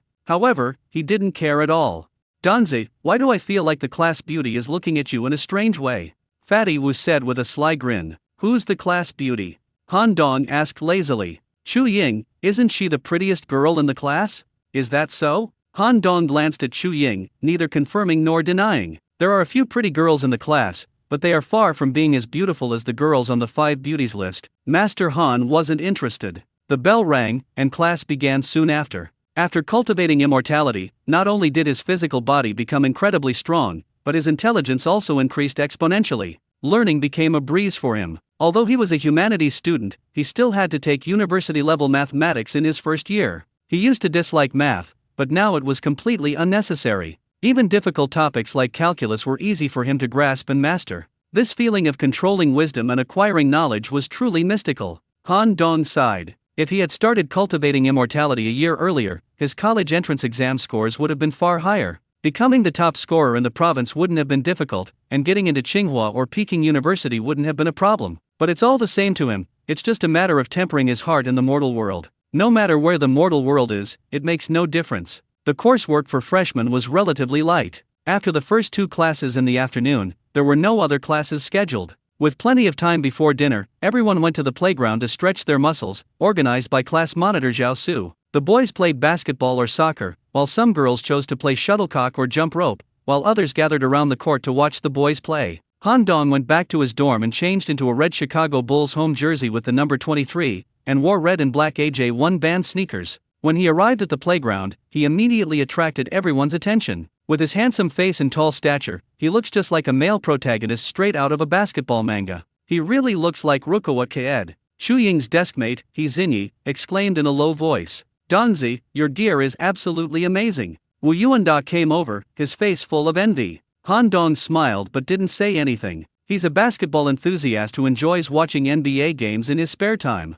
His idol is Michael Jordan, the god of basketball. Although he didn't experience Jordan's era, he can still find highlights and videos of Jordan's games online. Jordan's mental toughness, dominance, influence, and various aerial maneuvers are all breathtaking. Han Dong often watches his videos online. Previously, my financial situation didn't allow it, but now that I have a considerable balance in my account, I bought several sets of Jordan jerseys and shoes and stored them in my Link's ring for emergencies. And sure enough, they came in handy today. Chu Ying, who dislikes the sun, was originally resting in the shade of a tree. When Han Dong arrived at the playground, he attracted the attention of a large group of girls, including some from other classes, who quickly gathered around the area. Seeing that she wouldn't get a spot if she didn't go soon, Chu Ying hurried over, taking 3 steps at a time. Zhao Su felt incredibly choked up. She was just complaining about how strong the sun was and didn't want to go out, but when she saw Han Dong, she ran faster than a rabbit. Damn it, what a show-off. He couldn't bear to criticize Chu Ying, so he focused his anger on Han Dong. "You're from class 2, right?" Why are you coming to our area? Chu Ying glared at the group of infatuated girls with an unfriendly expression. Neither Law Class 1 nor Law Class 2 had any classes, so both classes spontaneously organized activities on the playground. How did the public basketball court become your territory? A chubby girl from Class 2 immediately retorted. Didn't we just agree that Class 2 would be on court number 2, and our Class 1 would be on court number 1? Why aren't you watching your own class's boys play? Why are you coming here to join in the fun? Chu Ying said with displeasure. None of your business. The fat girl scoffed. Si Ying-chun and Hong Tao were from Class 2. When they saw Han Dong appear and attract so much attention, they also came over. Han Dong ignored the noise around him and looked at the field opposite him. Some members of the school's men's and women's basketball teams are training there. Wei Shuking was among them. The girl was wearing an orange training uniform and black shorts, revealing a pair of long, snow-white legs. Her body proportions were incredibly good. She's practicing her pull-up jump shot, her movements are incredibly smooth, and her accuracy is excellent. No wonder she's the ace of the women's basketball team. Several tall and muscular players from the men's basketball team stood on the sidelines, watching intently. Han Dong ignored the physically strong guys and decided to flirt with Kingze. He picked up the basketball, dribbled it a few times, took a short run up, and leaped up at the edge of the restricted area. His body spun gracefully in midair, and the basket was right in front of him. Han Dong swung his right arm in a wide arc and delivered a powerful windmill dunk. Bang! The basketball slammed into the hoop. Yeah! Han Dong pumped his fist after landing, his excitement overflowing. This move is strikingly similar to Vince Carter's winning dunk in the 2000 slam dunk contest. A 360-degree windmill dunk from the edge of the paint. Previously, such actions could only be imagined in dreams. They were impossible to perform in reality. He felt that after cultivating immortality, his physical abilities would reach extraordinary levels, and such a dunk should be no problem for him. Sure enough, it was an easy first attempt. When Han Dong landed calmly, the students watching were still stunned. Who am I? Where am I? What happened? Wow! A 360-degree mid-air spin and a thunderous windmill dunk. A knowledgeable student exclaimed in surprise. No one expected to see such a dunk on the school's basketball court. That's outrageous. Startled, Si Ying-chun nearly tripped and fell. He also loved playing basketball and was quite good at it. In high school, he was a famous basketball prince, always surrounded by girls. He had originally planned to show off on the court to attract girls' attention, but Han Dong's dunk was like a bucket of cold water poured over his head. Screw your basketball dream. Hong Tao and Wu Yuanda clapped enthusiastically. Han Lao-san is such a treasure, he always manages to surprise them unexpectedly. Wow, he's so handsome. How can he be so handsome? We don't understand any dunking moves, we just think it's cool. Starting today, my girlfriend has a new husband. His name is Han Dong, from Law Class 1. What a pity, why wasn't I in the same class as him? After regaining their senses, the group of girls started again. Chu Ying rolled her eyes. Han Dong is mine, and he won't be in the same class as you guys. I'll make you bunch of fangirls jealous. Wow, that's amazing. Zhao Su was heartbroken, but on the surface he applauded enthusiastically. Secretary Han, can you dunk from the free throw line? This is his real purpose. You think you're so great? I'll flatter you to death. Sure, that's easy. Han Dong glanced at Zhao Su with a half smile. Wow, Secretary Han said he can dunk from the free throw line. Everyone come over here, let's cheer him on. Zhao Su was incredibly enthusiastic. Han Dong could naturally see through Zhao Su's sinister intentions. However, at this moment, a straight man stepped forward and enthusiastically shouted, which suited his wishes perfectly. Come on, bro, let's go see what's going on. Someone said they're going to do a free throw line dunk. Let's go, let's go. I love watching people brag and then fall flat on their faces. Some members of the school's men's and women's basketball teams were training on the same court when they heard someone say they were going to perform a free throw line dunk. Several of them, who were drinking water, immediately spat it out. Oh my god, this is unbelievable. Young people these days are too awesome. Let's go see which guy is this. He's got some nerve bragging skills. A dunk from the free throw line? Screw you. Even in the NBA, where physical talent is off the charts, very few people can dunk from this position. Not to mention a small campus in China, if there were such a talented person, they would have been famous throughout the entire school long ago. Led by Xiang Zhuang, the school team's star center, the men's basketball players swarmed over. Wei Shuking and several other female basketball team members also went along. Hundreds of students, each with a mocking smile, pointed and gestured at Han Dong in the center of the field. Zhao Su couldn't help but feel secretly delighted. He was eager to see Han Dong make a fool of himself in public. Zhao Su, we're classmates, you've crossed the line. Fatty Wu blared angrily at Zhao Su. Just because we're classmates, I'm going to call on some people to cheer for Secretary Han. What's wrong with that? I'll curse your ancestors. Fatty Wu brandished his fist, ready to fight. Fatty, what are you doing? Come back here. Han Dong glared at him. What you're doing makes it seem like I'm not someone who keeps their word. If I just dunked the basketball, it would be like smashing it in his face. Why bother? Upon seeing Han Dong's face, Wei Shuking was slightly taken aback. Isn't this handsome guy the one who pretended to be a rich second generation and flirted with her on the phone in the cafeteria? Is this a case of one plan failing, so another is devised? Wei Shuking. Han Dong turned his head and looked at her with a smile. Wei Shuking frowned. You don't have a boyfriend yet, do you? No, what's wrong? Wei Shuking answered instinctively. If I could dunk from the free throw line, would I be good enough to be your boyfriend? Buzz. The scene instantly erupted. A freshman dared to flirt with Haruko in front of the school basketball team members. He probably has never seen a fist the size of a casserole dish before. He was so direct that he completely baffled Wei Shuking. Kid, you probably don't know how to write the word death, do you? Bear-like small eyes narrowed. This guy is 2 meters tall, fat and strong, and looks just like a big black bear. I hate guys like you the most. You always have the word death on your lips, making yourselves sound like murderous maniacs. Countless souls cross the bridge of helplessness every day. How many of them are you sending off? Han Dong sneered a few times. Come out here, or I'll send you away right now. Xiang Zhuang was furious. Were these freshmen so arrogant? They weren't even afraid of him. What are you doing, Xiang Zhuang? Fighting with a freshman? You're really something.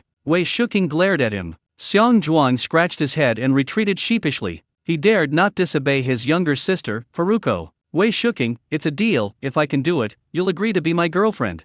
Han Dong smiled. You should do it first. Wei Shuking pouted. Chuying's gaze darted back and forth between Han Dong and Wei Shuking, unsure whether Han Dong was using this as a ploy to provoke her or if he was genuinely interested in Wei Shuking. She started to feel pressured because Wei Shuking was much more attractive than her. Han Dong didn't care what Chuying thought. He picked up the basketball, dribbled it, and stood at the center line. He had just tried his hand at the sport and completed a spinning windmill, which filled him with confidence. Previously, those inhuman actions were only something we could imagine. But things are different now. According to the standards of the Golden Crow body forging technique, after achieving a minor success in the pure yang body stage, the physical body has already broken through the limits of human physical fitness, becoming extraordinary. Moreover, after achieving this minor success, he has cultivated for nearly a month. His current physical fitness surpasses that of NBA stars. Although he had never tried dunking from the free throw line, he felt he should be fine. Everyone held their breath and stared intently at the center of the field, including Xiang Zhuang and other key players from the school team, all wanting to see what tricks this kid could pull. Han Dong started his run-up from the center line. He was incredibly fast, as swift as the wind and as fast as lightning. In the blink of an eye, he was inside the three-point line. Before anyone could even blink, he had already stepped onto the free throw line, pushed off with his left foot, and soared into the air like an eagle spreading its wings. With pure yang energy flowing endlessly within his body, he could easily control his body, gliding freely like a bird, exuding an otherworldly elegance, as if he could defy gravity at any moment. Wow, he really looks like he's flying, one girl exclaimed. No sooner said than done. As his body rose to its highest point, the basketball hoop was already close at hand. His left arm swung back naturally, like a bird spreading its wings, while his right arm held the basketball high, and he slammed it into the hoop. With a bang, the basketball bounced up on the ground. The entire process was smooth and seamless, without the slightest hesitation. Yes, Han Dong landed lightly and excitedly pumped his fist. He did it. The scene was deathly silent, broken only by the sound of the basketball rolling on the ground, thump thump thump thump. A long time. A woo-woo. Someone let out a wolf howl, startling the onlookers who were in a state of limbo. Wow, that was a dunk from the free throw line. He did it. He really did it. He's so handsome. Even Rukawa Kaed isn't as handsome as him. Did you record the video? I'm going to treasure it and watch it 10,000 times a day. For a moment, the arena was filled with screams of all kinds, almost piercing the sky. Zhao Su's mouth was so wide open it could fit an ostrich egg, and he couldn't close it for a long time. He enthusiastically rallied so many people to come, intending to watch Han Dong make a fool of himself, but unexpectedly, he inadvertently created a better stage for him. This astonishing dunk was seen by even more people. Zhao Su felt a mouthful of blood stuck in his lungs, and he wanted to vomit but couldn't. Especially seeing the class beauty, Xu Ying, staring at Han Dongfu with eyes full of hearts, Zhao Su felt like he had fed himself a pile of shit. It was hard to swallow, yet he had no choice but to. Wu Yuanda, his face flushed with excitement, pointed at Han Dong and shouted hoarsely, "This is my brother. This is fucking my brother." That's awesome, holy crap.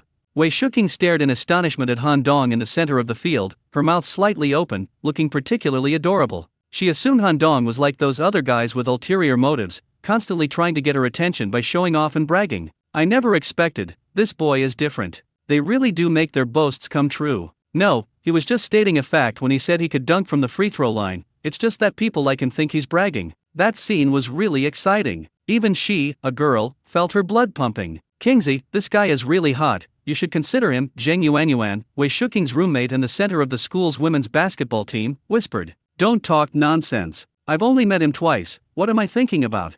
Wei Shuking blushed. This kind of thing has nothing to do with how long you've known each other, Zheng Yuanyuan grinned. Wei Shuking didn't respond to her. The boys' basketball team was also very shocked. They are all professional basketball players and know how difficult Han Dong's move was. Even for top NBA stars, it's not easy to execute a shot as fluid, smooth, and spectacularly beautiful from the free throw line as he did just now, let alone the average person. Tian Tao, the ace of the school team, already has amazing physical talent and can easily dunk, but he can't dunk from the free throw line. Where the hell did this pervert come from? I initially thought this guy was just showing off by wearing Jordan's jersey and those discontinued AJ1s. Turns out he's genuinely awesome. Senior Kingsley, Han Dong shouted. Ha! Wei Shuking was taken aback. A bet's a bet, so come on a date with me after school this afternoon. What? I didn't bet with you, Wei Shuking said with a slight smile. Are you trying to renege on your debt? Anyway, the dunk you just made was pretty cool. Let's exchange contact information so we can practice our skills sometime. Sure.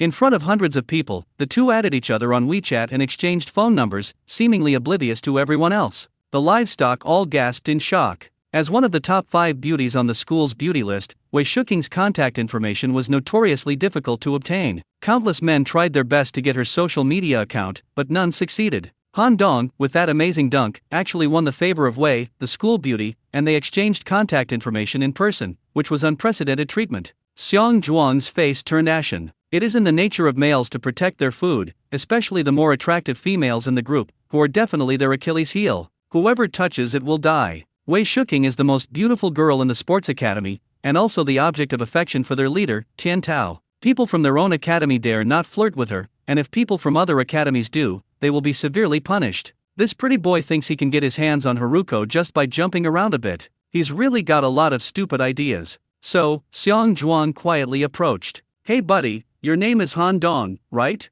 That dunk was pretty good. Wait for me in the maple forest behind the mountain after school, Han Dong said casually. Ha! Xiang Zhuang didn't react for a moment. What do you mean, huh? Didn't you come here to challenge me to a fight? Yes. Xiang Zhuang nodded hurriedly. That's settled then. Remember to bring plenty of people, preferably all the male students from the sports academy. Why bring so many people? Xiang Zhuang felt he couldn't keep up with this guy's thinking. There aren't enough people for me to fight, Han Dong said calmly. Pfft. The bear-shaped bear nearly burst out of its gallbladder in anger. If it weren't for Haruko watching him intently from the side, he would have beaten the kid to a pulp right there and then. Just don't chicken out later, the one who's too scared to come is this one. Xiang Zhuang made a very humiliating gesture. I always keep my word, don't worry, I like beating you with a stick the most, and I won't let you go. Xiang Zhuang left angrily, afraid that if he said a few more words to this guy, he would lose his temper and strangle him. Wu Yuanda rushed over and asked, do the people from the sports academy want to fight? I'll go and gather a few brothers.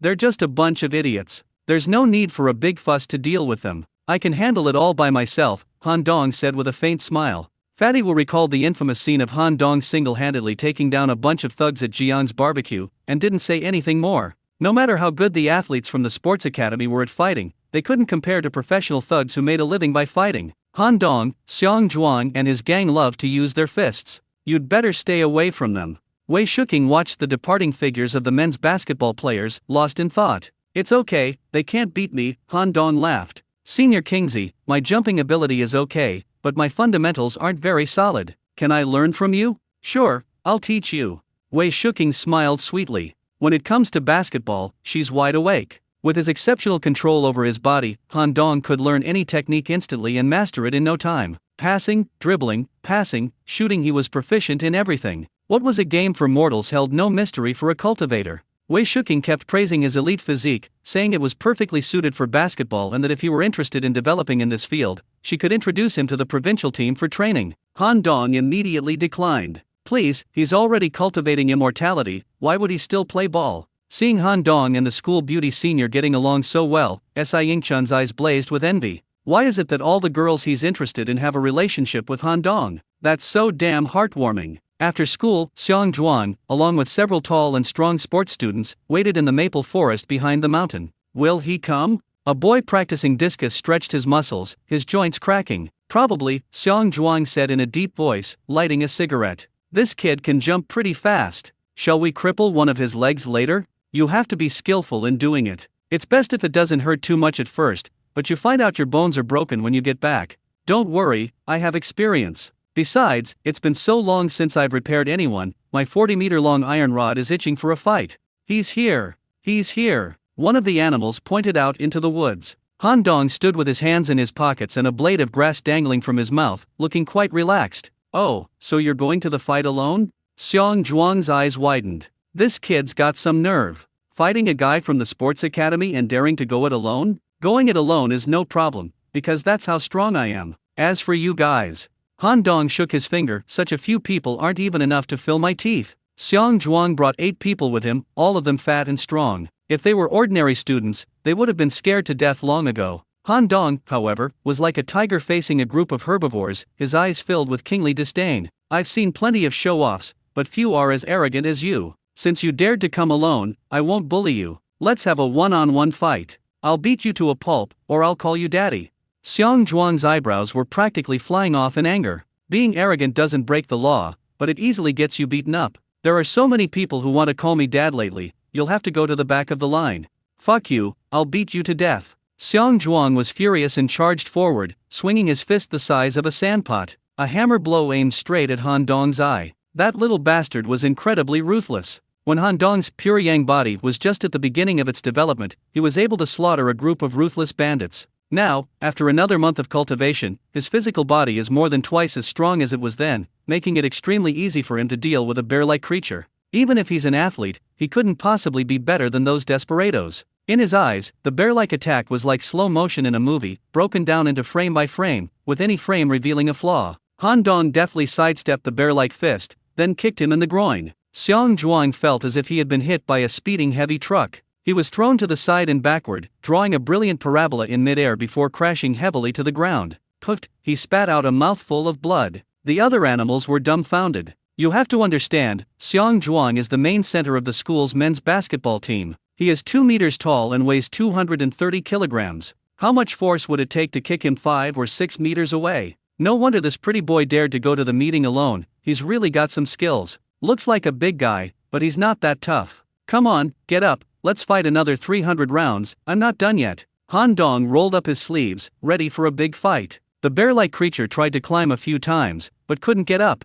It felt like its internal organs were out of place, and it was in so much pain that it was gasping for breath. Brothers, let's go, beat the shit out of this kid. Xiang Zhuang clutched his groin, gritting his teeth. All right. The 8 athletes from the sports academy charged forward, fists clenched, and surrounded Han Dong. This is quite intimidating. Han Dong smiled slightly. Instead of dodging, he went straight at them, kicking with his left foot and throwing a punch with his right. His movement seemed casual and lacked power, but as soon as he touched any part of their body, the guy was sent flying as if he had been hit by a sledgehammer weighing hundreds of pounds. They charged forward quickly, and flew out even faster. The familiar recipe, the familiar taste. In just over a minute, none of the 8 male students from the sports academy were still standing. Some people were sprawled out on their backs, some were being devoured by vicious dogs, and others were hanging limply from tree branches. Blood was gushing from everyone's mouths. The bullies from the sports college, who struck fear into the hearts of the male students at Jiangda University, didn't even last a single round before being taken down by Han Dong single-handedly. Does this count as me ganging up on you all by myself? Han Dong clapped his hands, swaggered over to Xiang Zhuang, and looked down at him. Xiang Zhuang didn't know how to respond to this. You're not the top student at the sports academy, are you? Han Dong said casually. No, Xiang Zhuang said, breathing with some difficulty, the leader of the sports academy is our captain, Tian Tao. Go back and tell Lao Tian that Kingsley is one of my people, and tell him not to be so possessive of his food, like that ignorant big black dog in the village. I will pass on the message to him. Xiang Zhuang swallowed hard. This kid dares to provoke Boss Tian, he really doesn't know what death means. The eldest brother's strength is far beyond what these amateurs can compare to. How could he have become the top athlete in the sports academy without some real skill? I sense you're still quite unconvinced. Han Dong grinned, looking at Xiong Zhuang's stubborn eyes. He casually threw a punch, striking a bluestone slab on the ground. With a loud bang, the 4-finger-thick slab shattered into pieces. Stone chips flew everywhere, kicking up a cloud of dust. The true martial divine fist is truly powerful, it can even shatter stone slabs. Sometimes Han Dong even feels that it's really boring when the opponent is too weak. He wishes there was someone strong enough to let him experience the power of the true martial divine fist. After training for so long, there isn't even a single powerful expert who can force him to use immortal martial arts techniques. He began to understand the meaning of the saying, invincibility is the loneliest thing. The animal's eyes nearly popped out of their sockets. Dude, are you King Kong or Wolverine? This is something no human being could do. At the same time, they also understood that Han Dong had been holding back, otherwise they would have ended up like the bluestone slab. No matter how athletic they are, their bodies can't be harder than stone. Let's go, do you want to try taking another punch? Han Dong waved his fist in the air. The bears and the others were so frightened that they scrambled to their feet and howled as they fled out of the woods, their movements so swift that it seemed as if a dinosaur was chasing them. They wanted to escape this place as soon as possible, they didn't want to stay a second longer. This guy is absolutely terrifying. Hey, what are you doing? Stop right there. Unexpectedly, the fleeing bears encountered the security team patrolling the campus. However, these animals were probably terrified, and they ran away with tremendous force. Several security guards couldn't catch a single one of them. Not wanting to cause trouble, Han Dong quietly slipped out from the other side of the woods. Several security guards quickly went into the woods to investigate. The group that ran away just now were troublemakers from the sports academy. I know the big guy who led them, he plays basketball and his name is Xiong Zhuang, one of the young security guards said, pointing to the mess on the ground. They must have gotten into a fight here. These troublemakers are always fighting. If we don't discipline a few of them, we won't be able to stop this bad trend. Another security guard said angrily. But, it feels like they lost this time. They're all bruised and battered, if I'm not mistaken, they just escaped. Who is this person? How could they beat up a male student from the sports academy like that? Haha, this guy is no ordinary character. The team leader, Wang Gongai, squatted on the ground and said in a deep voice, Captain, you mean, there was only one person who drove away those troublemakers from the sports academy? The young security guard was astonished. That's right, Wang Gongai carefully examined the broken bluestone slab on the ground and said in a deep voice, a master like this can take on 100 people by himself. Let alone these few people, even if there were 10 times as many people, they wouldn't be enough to defeat him with one hand. That's amazing? The other two security guards were dumbfounded. See this broken bluestone slab? It was shattered by a single punch. Wang Gongai clapped his hands. If I'm not mistaken, this person's cultivation level has probably reached the peak of external strength, only one step away from cultivating internal strength. Wang Gongai has been fond of martial arts since childhood. He studied boxing with a local martial arts master. Although he still only knows how to use his fists and feet, he has a good eye for martial arts because he studied under a master. Martial arts are divided into acquired and innate. Acquired martial arts have 3 levels: external strength, internal strength, and transformative strength. Those who can develop external strength are considered to have entered the inner circle and can be called martial artists. Those who develop internal strength and have true chi circulating in their bodies can be called masters. Those who develop transformative strength are the legendary realm of transformation, and everyone will call them grandmasters. Above the acquired realm is the innate realm, above the innate realm is the saint realm, and above the saint realm is the god realm. Those are just legends. Wang Gongai, for one, had never seen them. This person was able to shatter a stone slab with a single punch, so he must have reached the peak level of external strength. This small school campus actually hides a martial arts master. Wang Gongai ordered his men to clean up the mess at the scene, and he picked up the shattered bluestone slab to study it carefully. Ma Yunfei was very frustrated. I was playing games with my classmates in the dorm when I was suddenly called to the security office. Director Wang, is there something you need? He had a good relationship with Wang Gongai, the head of the security department. Yunfei, sit down. Wang Gongai had his subordinate make him a cup of tea. Ma Yunfei picked up his teacup and took a sip. I don't have any good tea here, so please make do with this, Wang Gongai said with a smile. Just say what you want to say. Ma Yunfei grinned. Martial arts practitioners are straightforward and efficient, and they dislike it when others beat around the bush. Then I'll be blunt, Wang Gongai stared into his eyes. Weren't you just fighting with those students from the sports academy on the back hill? From the sports academy? Who is that? Ma Yunfei asked in surprise. Xiong Zhuang, the big center on the school basketball team. I'm on good terms with Xiong Zhuang. We were even having barbecue together last week. How could I possibly fight with him? Ma Yunfei exclaimed in surprise. Jiangda University actually has people who dare to go head-to-head with Xiong Zhuang and his gang? Wow! It really wasn't you. Today, besides attending classes, I played games in my dorm room. I didn't go to the back mountain at all, let alone get into a fight. Director Wang, you can't just accuse me like that. I just asked you to come here to ask a question. Why are you being accused? Wang Gongai said slowly, I just feel that, in the entire Zhang University, it seems that only you have the strength to shatter a bluestone slab with one punch. You mean, the guy who fought with Xiong Zhuang shattered the bluestone slab with one punch? Ma Yunfei asked in astonishment. Wang Gongai didn't speak, but pointed to the basin next to the sofa, which contained the pebbles he had collected. Ma Yunfei looked at them, then looked up in shock. Don't tell me that these stones were shattered by that person. I don't want to believe it either, but that's the truth. Wang Gongai shrugged. Ma Yunfei carefully examined the stones and compared their thicknesses, then exclaimed in surprise, a master of the peak of external strength. My heart skipped a beat. The school has actually produced a formidable figure at the same level as him. Judging from the thickness of the stone slab and the extent of the stone fragmentation, his combat strength is in no way inferior to that of the president of the National Martial Arts Club. This city has 4 long-established families, the Murong family of Gasu, and the Sima family of Zhangzhou. The Murong of Gasu refers to both the Mu and Rong families, while the Sima of Zhangzhou does not refer to the Sima family, but rather to both the Si and Ma families. The Murong family is a wealthy family that excels in economics, while the Sima family is a martial arts family. The Si family excels in boxing, while the Ma family excels in kicking. Ma Yunfei is the youngest son of Ma Xingkong, the current patriarch of the Ma family and the master of Tan Tui, a style of martial arts. He is the most outstanding martial arts genius of the second generation of the Ma family.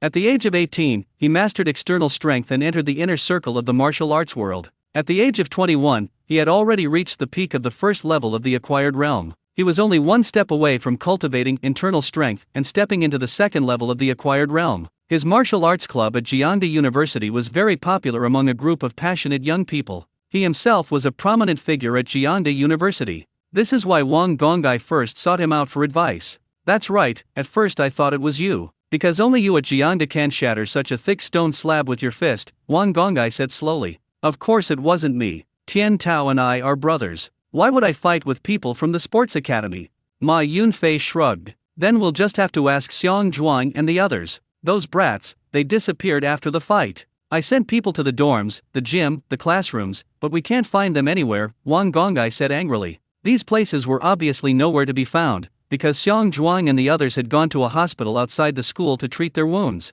They dared not go to the school clinic, fearing they would be seen by familiar teachers and students, which would be too embarrassing. Furthermore, there's an unwritten rule among male students at the sports academy: whether they're beating someone up or getting beaten up, they absolutely won't report it to the school. Real men swallow their pride and suffer in silence. Asking adults for help would make them look cowardly. After leaving the security office, Ma Yunfei also wanted to find Xiong Zhuang and ask him who that big shot really was. I called him immediately, but Xiong Zhuang's phone was switched off. I could only suppress my curiosity and wait patiently. Han Dong knew he would cause some kind of spiritual upheaval for some people in the school, but he didn't care. After returning from the maple forest behind the mountain, we prepared to go home. I walked to the parking lot and saw a crowd of people gathered around the car. Wu Yuanda, Hong Tao, and Si Yingchun were all there, along with several classmates. Zhao Su was pulling Chu Ying and He Xingyi along to introduce his new car. It was a white Audi Q5, and this car happened to be parked right next to Han Dong's car. Class monitor, you're already driving an Audi just starting your freshman year, you're so rich.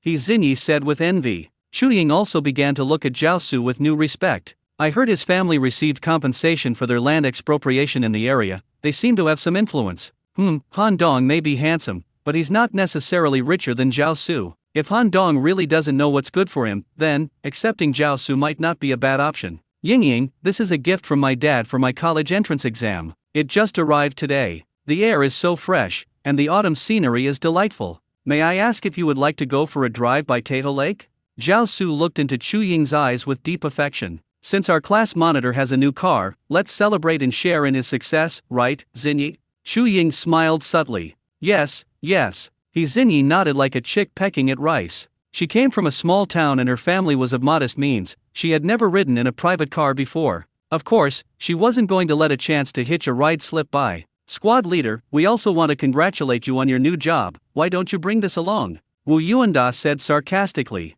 There's no room. If you want to go, scan a shared bike and follow along. Zhao Su blared at him irritably. Si Yingchun pursed her lips. Driving an Audi Q5, all high and mighty. Compared to that Porsche Panamera next to it, can yours even be called a car? This Panamera has been around since military training. I wonder which rich kid from the school owns it. It's so enviable. At this moment, Han Dong arrived. Secretary Han, how about we go for a drive? Zhao Su had originally planned to leave, but seeing Han Dong approaching, he changed his mind. If I don't show off my superiority in front of Han Dong, wouldn't I be wasting this great opportunity? So what if you can dunk? What good is jumping high? This is a realistic society. The rich get married eventually. If you think talent can compete with money, you're dreaming. Didn't you say there wasn't enough room? Wu Yuanda retorted. You're too fat, of course you can't fit. Secretary Han is in good shape, so there's definitely no problem for him. No need, I have a car. You guys go ahead. Han Dong smiled faintly. You have a car? Where is it?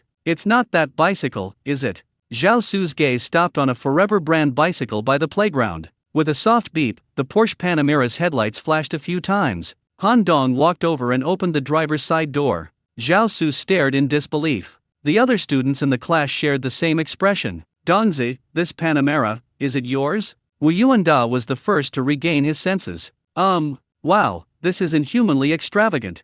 Wu Yuanda excitedly circled the car. Is this the legendary Porsche? Hijacking came from a small town and had limited experience. The top-of-the-line Porsche Panamera Turbo S would probably cost over 3 million yuan on the road. Wu Yuanda is quite knowledgeable about this car. My god, more than 3 million. That's enough to buy an apartment in Zhangzhou. Hijacking's reaction was exactly the same as Cheng Yuxin's earlier one. Zhao Su felt a sharp pain in his face, as if he had been slapped dozens of times. Han Dong bought a 3 million yuan Porsche and didn't say anything, but he drives an Audi Q5 and flaunts it in front of others. Embarrassed, the guy dug a 3-bedroom, 2-living-room structure out of the ground with his toes. Si Yingchun's face looked very unpleasant. Johnny.HDA20, isn't that license plate number made up of Han Dong's initials and his birthday? I never noticed it before. Actually, it wasn't that I didn't notice, but rather that I never even considered Han Dong, so I overlooked him. Wait a minute, this car seems to have been parked here the whole time, which means that Han Dong has been driving the Porsche for almost a month, and they didn't even know. Is he being low-key, or does he simply not respect his roommates at all? Si Yingchun preferred to believe the latter. They felt that Han Dong was just playing with them. Because the last time Si Yingchun and Cheng Yuxin came here, Si Yingchun had mentioned this car, and Han Dong was right there at the time. Why didn't he admit it was his car?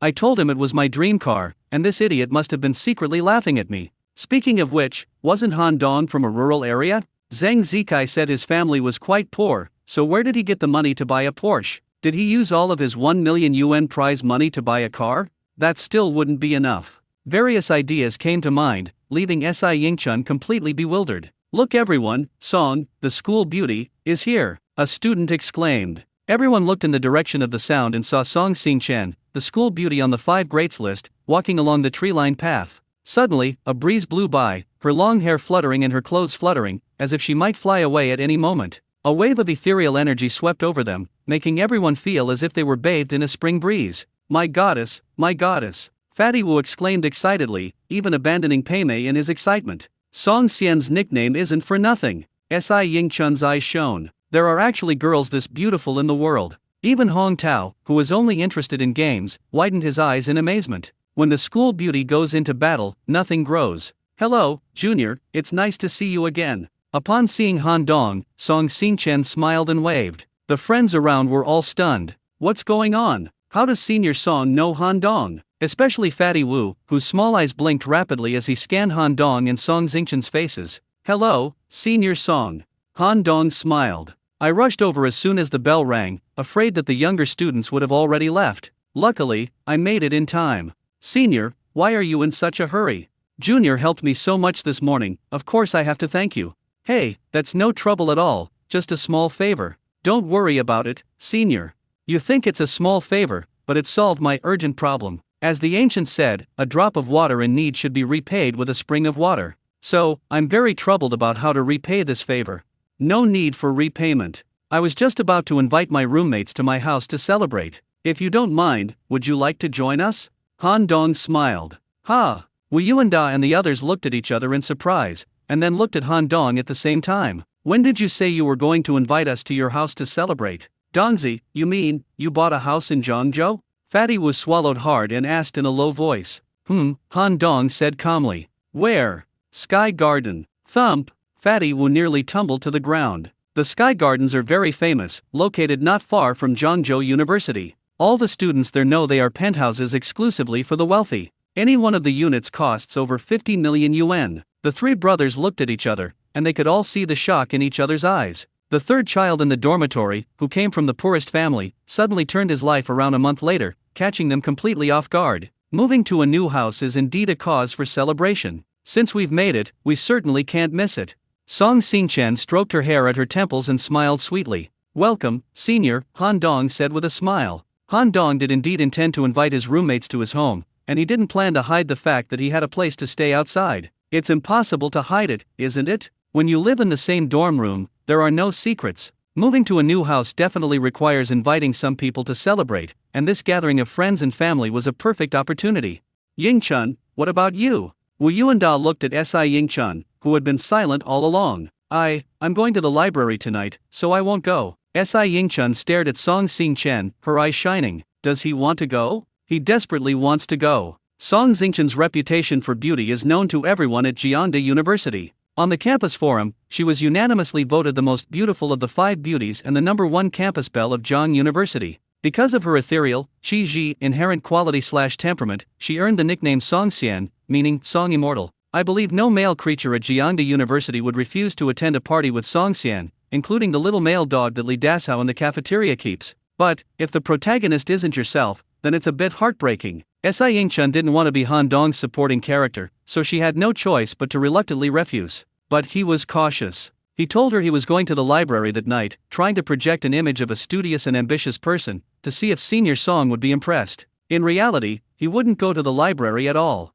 In the prime of his youth, what could relieve his worries? Only hooking up. A handsome guy wouldn't waste time in the library. Let's go then, let's visit our junior's new home. Song Xingchen nodded politely to S.I. Yingchun, then looked at Han Dong with gentle eyes. S.I. Yingchun felt a pang of disappointment. It seems that being a studious and ambitious person isn't so effective after all. Song Xingchen got into her Tiffany blue Maserati, while Fatty Wu and Hong Tao got into Han Dong's Porsche. 2 luxury cars left the parking lot one after the other, leaving the remaining students standing there sighing. He was originally short, poor, and unattractive, but he has truly transformed into a dragon. He can even win over the high and mighty campus belle, Song. Shu Ying began to doubt her own judgment. Was Han Dong really interested in her? Both Wei Shuqing and Song Xingchen were people who could easily outshine her in every way. What appeal did Han Dong have for her, the class beauty? The interior of the new Panamera combines luxury and technology, making it virtually unbeatable among luxury cars in the same price range. The modified carbon fiber steering wheel and gear shift lever give it a more upscale look.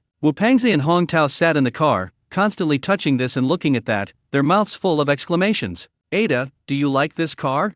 Han Dong turned to look at Wu Yuanda. Luxury cars are like beautiful women, what man wouldn't like them? Wu Yuanda touched the gear shift lever enviously, the texture of the carbon fiber was truly unbeatable. Brother, I have a favor to ask. When you have some free time, could you lend it to me for a spin? Borrowing my car isn't a big problem, Han Dong said with a laugh, provided you make sure you're thoroughly cleaned up beforehand, so my car doesn't smell. Absolutely. Wu Yuanda readily agreed. It's not that I don't have feelings for you, it's that you don't drive a Porsche. He wanted to drive his Porsche to the art academy to test whether pretty girls would be interested in him. For this grand experiment, even sacrificing his body and subjecting it to the ravages of water was worthwhile. I need to take a shower. With the Porsche in front and the Maserati behind, the 2 cars drove into the Sky Courtyard community one after the other, and led by Han Dong, they drove directly up to the 28th floor via the spiral driveway. Wow, this design is amazing. It truly lives up to its reputation as the legendary 5th-generation housing, Wu Yuanda couldn't help but exclaim. Han Dong smiled but remained silent.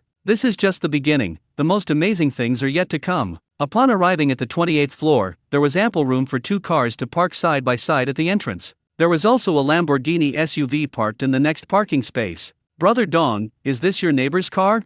Hong Tao couldn't help but ask. This building is all 1 apartment per floor, and I'm the only one living in the entire 28 floors. I have no neighbors.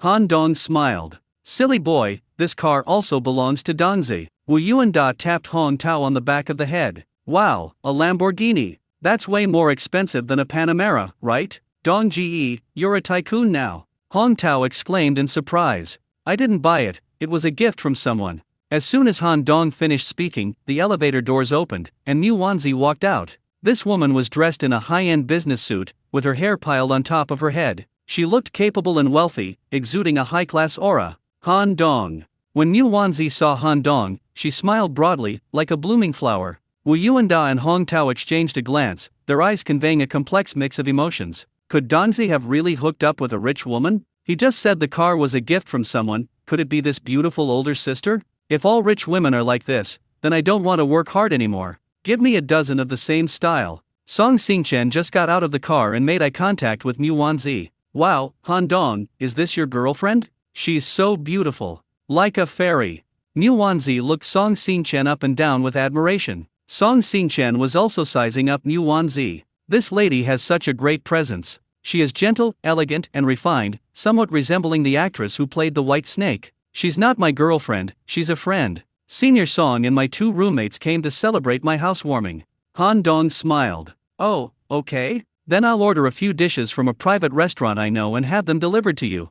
Thank you very much, Sister Mu. We're all family here, don't be so polite with me. Let me introduce you. This is Sister Mu, my downstairs neighbor and also my friend, Han Dong said with a smile. Hello, Sister Mu, I'm Song Xingchen. It's a pleasure to meet you. Senior Song was poised and well-mannered. Hello, Sister Mu, I'm Wu Yuanda. Hello, Sister Mu, I'm Hong Tao. Hello, please feel at ease here, make yourself at home. Mu Wanzi smiled gently. Sister Mu, why don't you come with us? Wu Yuanda invited. No, you young people have fun, I have something to do. Mu Wanzi said goodbye and went downstairs. I hadn't seen Han Dong for several days. I wanted to come up and check on him, but seeing that he had friends there, I felt relieved and went back. Han Dong used facial recognition to open the silver gray, futuristic-looking door and led them into his new home. Wow, this house is huge. It feels like it would take a bus stop to get from one end to the other, Wu Yuanda exclaimed in surprise from the living room. The modern interior design is stylish, elegant, and sophisticated.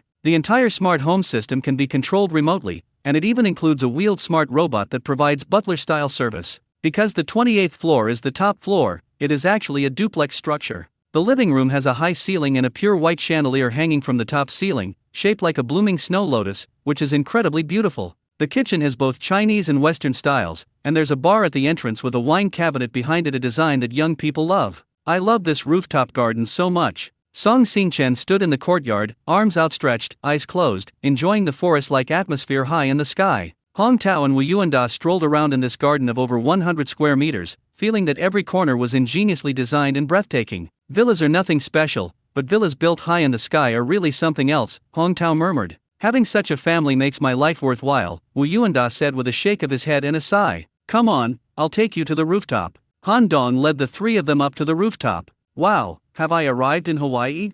Wu Yuanda exclaimed in disbelief. A swimming pool was built on the rooftop, coconut trees were planted, thatched huts were erected, and a large beach was laid out next to it. It really gives off a tropical beach vibe. Song Xingchen stood on the edge of the rooftop, looking down at the artificial lake below, gazing into the distance, feeling refreshed and relaxed. Junior, your new home is amazing. I had no idea there were houses like this in Suzhou. Song Xingchen exclaimed in amazement. If you like, you can come and play often, Han Dong said with a smile. Is that okay? Song Xingchen's eyes sparkled. Sure. I really will come, but don't complain about how noisy I am. You are welcome anytime. Is it a deal? It's a deal. Han Dong and Song Xingchen made a pinky promise and even childishly stamped it together. Wu Yuanda and Hong Tao felt superfluous. They looked at Han Dong with envy, thinking to themselves, no wonder the wives of the ancients were referred to as either the first wife or the second wife, so that's what it meant. You need a house to get a wife, the ancients were right. Look at Han Dong, he has such a nice house that even a beauty like Song Xian is willing to stay there. Only with a parasol tree can a true phoenix be attracted. After playing for a while, the private dishes that Sister Mu ordered arrived. The dishes were truly exquisite, and they even gave us several bottles of imported red wine. Let's eat on the rooftop, Han Dong said with a smile. Great idea. That's fantastic. Song Xingchen clapped her hands and giggled. The 3 boys worked together to bring the food and drinks up to the ready-made table and chairs on the rooftop. Senior, can you drink alcohol? Han Dong asked politely. There's a no-alcohol policy at home. My mom doesn't let me drink outside. If I had such a beautiful daughter, I wouldn't dare let her drink outside. I don't want her to get ruined by bad boys, Han Dong chuckled. Are you a bad boy? Song Xingchen tilted her head and smiled charmingly. Of course. I want to do all the things bad men want to do, so don't even think about giving me a nice guy card. Han Dong grinned, making a fierce face. Since that's the case, I'll have a little drink with you. Just a tiny bit, okay? Song Xingchen smiled. Ha, senior, what's wrong with your thinking? I've already said I'm a bad boy, are you encouraging me to mess with you? The youngest member, Hong Tao, carried a decanter and poured some red wine into the glasses in front of everyone. Welcome friends to my home, cheers. The first toast was offered by Han Dong, the host. Congratulations on your new house, Junior. Congratulate. Cheers. Clink, the glasses clinked together, making a crisp sound. The four of them raised their glasses together and drank it all in one gulp. Senior Song wasn't shy at all when drinking. Perhaps due to his background, Han Dong disliked pretentious girls. He thought Song Xingchen was nice, although she looked like a fairy, she wasn't aloof and was at least down to earth. So Han Dong taught her a few simple drinking games, and the two of them rolled up their sleeves and started playing the drinking game with shouts and cheers. 666, 5 champions. Seeing Song Xian roll up her sleeves, revealing her tender, lotus root-like forearms, and play a drinking game with Han Dong with flushed faces, Wu Yuanda and Hong Tao's worldviews were shattered. Damn, so this is the right way to woo a goddess. Even red wine can taste like draft beer. Look how happy Senior Song is, her mouth is never closed. After drinking, Senior Song's eyes sparkled, her cheeks flushed, and she lost some of her usual ethereal beauty, but gained a captivating charm. Every movement, every smile, exuded an indescribable allure. No wonder mom doesn't let her drink outside, it really does tempt people to commit crimes. Song Xingchen felt very happy. Her mother raised her from a young age according to the etiquette of a well-bred lady from ancient times, strictly adhering to rules and restrictions. Although she lived a comfortable life, she felt suffocated. Like a caged canary, its feathers are bright, but it has no freedom. With Han Dong, she felt completely at ease, she could drink, play drinking games, smile broadly, and even swear. She felt like a caged bird that had escaped its cage, experiencing true joy.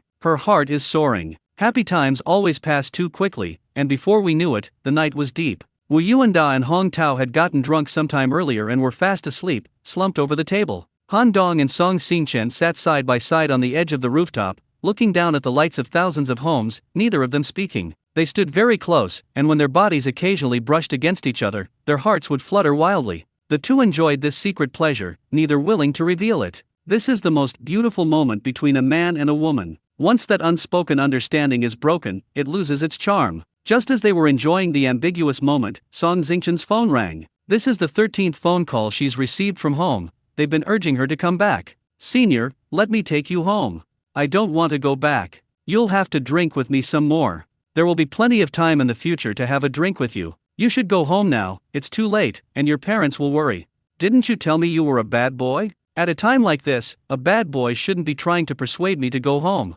Song Xingchen glanced at him sideways. It's not time for things to go bad yet, Han Dong said meaningfully. Does he not want things to go bad? He just can't go bad for the time being. I'll endure it. Han Dong gritted his teeth. Sigh, let's go back. Song Xingchen sighed melancholy. Han Dong half carried, half helped her into his Maserati and drove her home. I had just left the residential area when I was stopped by traffic police officers checking for drunk driving. Han Dongqian channeled his pure yang energy, instantly evaporating the alcohol from his body. When tested, his blood alcohol content was found to be normal. The traffic policeman looked at him suspiciously. This young man clearly reeked of alcohol, so why couldn't the test detect it? Despite the doubts, the results were what they were, and there was no choice but to let it go. Han Dong smiled almost imperceptibly. The abilities of cultivators are beyond the comprehension of mortals. They're only at the body tempering stage now, who knows how amazing they'll be when they reach the golden core and deity transformation stages. Senior Song's home is in the Peach Blossom Spring Villa district, which is the most exclusive wealthy area in Suzhou, where every house is an heirloom worth over 100 million yuan. The car was parked in front of a Chinese-style detached villa and entered a parking space. Junior, I had a great time tonight. After getting out of the car, Song Xingchen gave him a gentle hug and then let go. Me too. Han Dong smiled. Thank you for your hospitality today. I will treat you to a big meal another day to repay your kindness.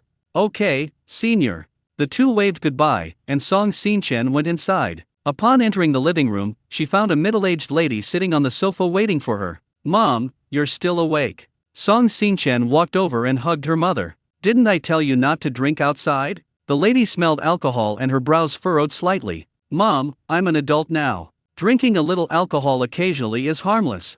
Society is so complex, and human nature is hard to predict. What if you get drunk and, what then? Junior Han Dong says he's a bad kid, but I can tell he's a good person. So you don't need to worry. He won't do anything bad to me. Junior Han Dong? The lady frowned even more deeply. I need to have someone investigate him tomorrow. My daughter's reaction is quite unusual. Han Dong left the villa area, hailed a ride-hailing car, and returned home. He picked up one in each hand, like carrying piglets, and tossed the two drunkards into the guest room before washing up and going to bed. The next morning, Wu Yuanda and Hong Tao woke up from their hangover, somewhat disoriented, standing in the magnificent living room, unable to recall where they were. It wasn't until Han Dong returned from his cultivation on the rooftop that their memories returned. Emma scared me to death. Fatty Wu patted his chest. What do you mean? Han Dong went to the bar and poured himself a glass of lemonade. I thought someone was after my good looks, and had taken advantage of me while I was dead. Puffed. Han Dong spat out the mouthful of water he had just drunk. Don't worry, apart from the production team's pigs, no one will want you, Han Dong said slowly. Mainly because you don't taste very good. Cough cough. Fatty Wu shrank back. Standing in the exquisite and luxurious mansion wearing socks that hadn't been washed for half a month, he did feel a little ashamed. Donzi, you're not really being kept by Sister Mew, are you? No offense, but you should introduce me to someone too. I don't have high requirements, just someone who looks similar to Sister Mew. Fatty Wu blinked his small eyes. Aside from being kept by a rich woman, it's really hard to understand how Han Dong could suddenly become so wealthy in such a short time. Get lost. Han Dong laughed and cursed. Do you think I'm that kind of spineless person? My master, Guang Lingzi, is a master of both medicine and martial arts. He not only taught me martial arts but also medicine. He cured two wealthy people with strange illnesses recently and made a lot of money. Do I need someone to support me? The charlatan Taoist priest in my hometown mountain is indeed named Guang Lingzi. He'll probably be using that name for the rest of his life. Wu Yuanda and Hong Tao were convinced. They had witnessed Han Dong's skills firsthand. His master was a master of both medicine and martial arts. If his kung fu was so good, his medical skills couldn't be much worse. China is a land of hidden talents, and I never imagined that such a great master was hiding right next to us. Wu Yuanda sighed endlessly. Both brothers were happy for Han Dong. Yesterday we were so busy drinking that we forgot to take pictures. But this morning we were in a good mood, so the two brothers took a lot of pictures at Han Dong's mansion and posted them on WeChat Moments. Si Yingchun lay alone in her dormitory, staring blankly at her phone. Last night, Fatty Wu and Hong Tao didn't come home. It turns out they stayed at Han Dong's new house. No wonder Han Dong never comes back to live here. He secretly bought a house. He was a star student in high school, unmatched by anyone. But in college, he was completely overshadowed by his roommate in looks, ability, and wealth. Ironically, when Han Dong first started school, he was clearly a short, poor, and ugly guy. In just over a month, they've made such a remarkable comeback. How did he manage to do that? Si Yingchun was completely baffled. Zhao Su and Chu Ying both saw Wu Yuanda's post on WeChat Moments. They chose to remain silent. Zhao Su, in particular, was a recipient of a land expropriation compensation package, receiving several apartments.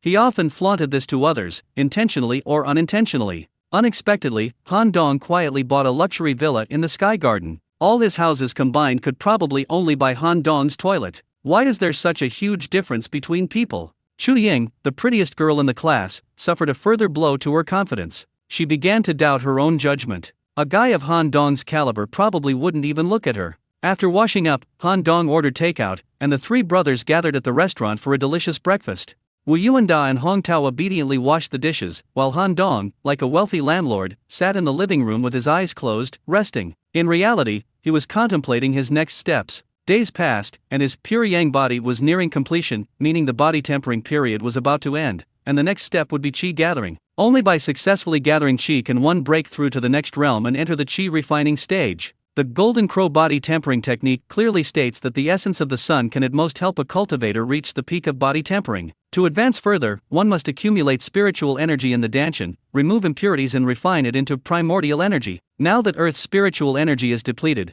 the only way to supplement it is to refine a kind of elixir called spirit gathering powder. However, refining this elixir requires rare and precious natural materials with extremely deep spiritual energy, which are not easy to find. We must start preparing now. If we wait until it's almost time to look for them and fail to find them, it will delay our cultivation progress. The Golden Crow sex alchemy techniques are unparalleled, all recorded in the Golden Crow Emperor's legacy, the Golden Crow Elixir Scripture. Han Dong used his divine sense to access the files and quickly found the recipe and refining method for the spirit gathering powder. It's not too difficult to make, but the materials are hard to come by. Everything else was fine, but one of the main ingredients, a 1,000-year-old Ganoderma lucidum, gave Han Dong a headache. Some online video bloggers have done science popularization about the age of Ganoderma lucidum, saying that 100-year-old Ganoderma lucidum and 1,000-year-old Ganoderma lucidum are all fraudulent. As we all know, Ganoderma lucidum is a kind of fungus. Such plants will rot if they are not picked within a year, so how can they live for hundreds or even thousands of years? However, the Golden Crow Elixir Classic clearly states that the 1,000-year-old Ganoderma lucidum grows on cliffs and in places rarely visited by humans, absorbing the essence of heaven and earth, accumulating over time, and possessing extremely profound spiritual essence. Han Dong naturally chose to believe in the Golden Crow Elixir scripture. Believe it or not, finding a place to get this thing is a big problem. You won't find it in a pharmacy. If you go and ask if they have any 1,000-year-old Ganoderma lucidum for sale, a grumpy person might just throw medicine residue in your face. Han Dong thought of someone, Professor Wu Qinglin, the president of Zhangzhou First People's Hospital. He was a leading figure in the medical field, knowledgeable and experienced, and might have some clues. After meeting at the Mu family, the two exchanged contact information. Han Dong immediately called Wu Qinglin, and the call was answered after 3 rings. "Good morning, Professor Wu. I am Han Dong. Mr. Han, what made you think of contacting me?" Wu Qinglin's voice clearly carried a hint of surprise. "I want to ask you something." Go on, Wu said, "I will tell you everything I know, without holding back." "Professor Wu, have you ever heard of 1,000-year-old Ganoderma lucidum? If I may ask, Mr. Han, what is the purpose of this medicine?" "A friend of mine has an elder who is seriously ill and wants to buy a 1,000-year-old Ganoderma lucidum, so he asked me to inquire about it for him." Han Dong made up a friend out of thin air and made up an excuse. You can't exactly tell people you're cultivating immortality. Those who don't know the truth say that the 1,000-year-old Ganoderma lucidum is just a legend, but I know that this rare and precious herb is real, Wu Qinglin said in a deep voice. However, because it is so rare, ordinary people have no chance to see it. It only circulates among the wealthy and powerful in the martial arts world. Martial arts masters can cultivate true qi by consuming the 1,000-year-old Ganoderma lucidum. The wealthy and powerful use this herb to stay alive. Where can I buy it if I want to? Han Dong was secretly delighted. Professor Wu had indeed not disappointed him. This kind of thing won't be available on the market, and even if it were, it would be extremely expensive. I do know someone who has one. Who? Rong Baishuan. Who is Rong Baishuan? The patriarch of the Rong family in Jiangnan, and the current head of the Rong family. Is it the Rong family that people often talk about, the Murong of Gasu? Han Dong is no longer the naive person he once was. He has heard about the Rong family's exploits from Mu Wanzi and knows that the Murong of Gasu are 2 of the most powerful and influential families in Zhangzhou City. That's right. It's them. Han Dong was overjoyed. It was truly a case of finding something without even looking for it. It's always better to be in the same city than to be thousands of miles away. Professor Wu, does the Rong family have any special purpose in possessing this 1,000-year-old Ganoderma lucidum? As far as I know, Rong Baishuan seems to have some health problems, but I don't really know what they are. For some reason, the information hasn't been leaked. They've done a good job keeping it a secret. Professor Wu means that the Rong family patriarch obtained the 1,000-year-old Ganoderma lucidum, perhaps to prolong his life? Perhaps. When they were looking for the 1,000-year-old Ganoderma lucidum, they even called me for advice. I recommended a few people to them. They spent half a year and finally bought this herb from a collector in Lingnan. I heard it cost them quite a bit of money. So, did Rong Baishuan take it? How was the effect? I don't know about that. Okay, Professor Wu, I'm going to class now. Talk to you later.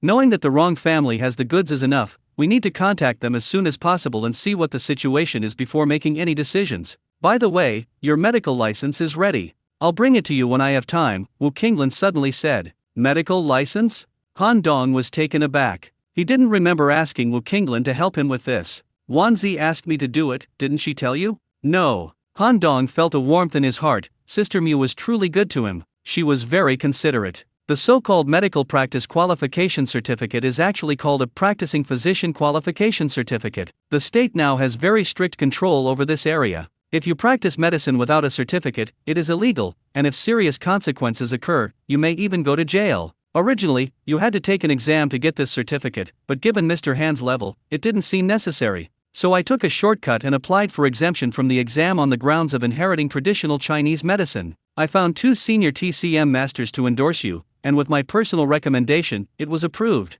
Thank you, Professor Wu, you've gone to so much trouble, Han Dong said sincerely. You're welcome. I heard you cured Kui Hengji's colon cancer, which has greatly excited the entire medical community in Zhangzhou. I, Old Wu, am looking forward to learning from you in person. Please don't hold back your knowledge then, Wu Qinglin said with a smile. No problem, Professor Wu, we'll be waiting for you anytime.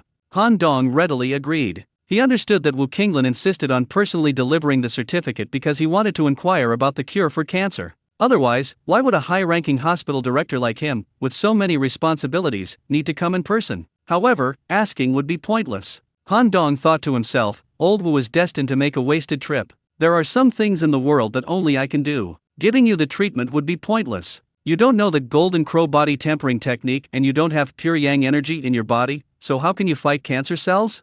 After making the call, Han Dong drove the two guys to school. Throughout the journey, Fatty Wu was incredibly flamboyant. He would open the car window and strike up conversations with any pretty girls he saw. After being scolded by Han Dong, he retorted with a straight face, "Isn't driving a luxury car just for picking up girls? Otherwise, why don't you just buy a Wuling Hongguang? That makes so much sense, I'm speechless." Back in class, this guy spent the whole day bragging about how incredibly luxurious Han Dong's mansion was, making all the classmates extremely envious. Chuying kept turning around, trying to get Han Dong's attention, but the young hero Han pretended not to see her. Zhao Su gritted his teeth, occasionally glaring at Han Dong with jealous eyes. 5 o'clock in the afternoon, dinner time. Jiangda's cafeteria is right next to the sports field, and at this time of day, it's busiest. A large flag stands erected beside the field, bearing 5 bold, flowing characters, Fire Cloud Basketball Club. A table sits beneath the flag, behind which sits a group of handsome upperclassmen in basketball jerseys. With the end of freshman military training, it's the perfect time for university clubs to recruit new members,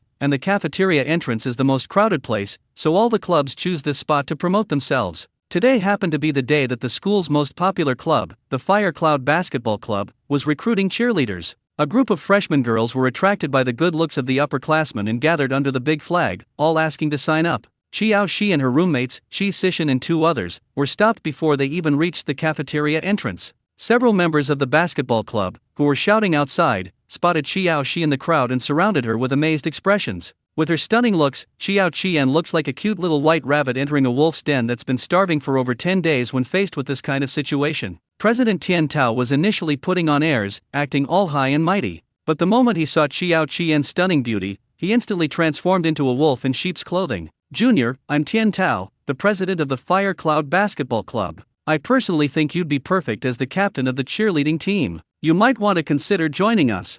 The club leader personally intervened, hoping to recruit this stunningly beautiful junior. Beautiful women are a scarce resource, and someone as beautiful as Qiao Qian is even rarer. If they hesitated even a second, she might be snatched away by someone else. "I'm sorry, I don't want to join any clubs," Josie said calmly. Just like when she rejected Zheng Zikai's advances, she was decisive and efficient. "Junior, I think you might not know much about our Huoyun Basketball Club. We are the largest basketball club at Zhang University, with over 200 members. We have many activities besides basketball." The veterans, thick-skinned as they are, wouldn't give up so easily. They surrounded Josie and her group of 4, refusing to let them leave. Han Dong, Hong Tao, Wu Yuanda and 2 others also came to the cafeteria for a meal and saw this scene from a distance. "Damn it! Those bastards from the basketball club are at it again, messing with the junior girls."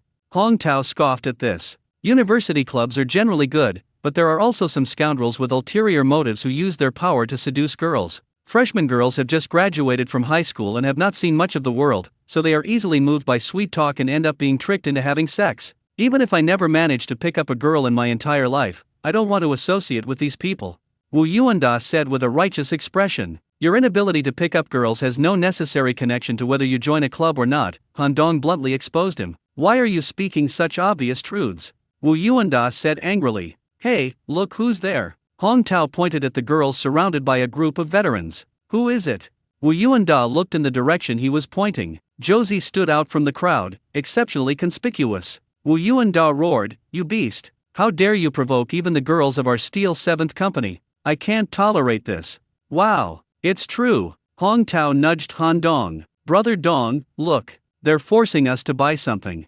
Han Dong looked over and saw that although the other 3 girls were a little panicked in the face of so many fierce senior students, Qiao Qian, who was standing in the middle, had a calm and composed expression. He didn't say anything and walked straight over. Hong Tao and Wu Yuanda followed closely behind him. When Tian Tao saw Han Dong walk into the encirclement, he was stunned. "This kid is really handsome. You've arrived." Qiao Shi looked at Han Dong and smiled gently.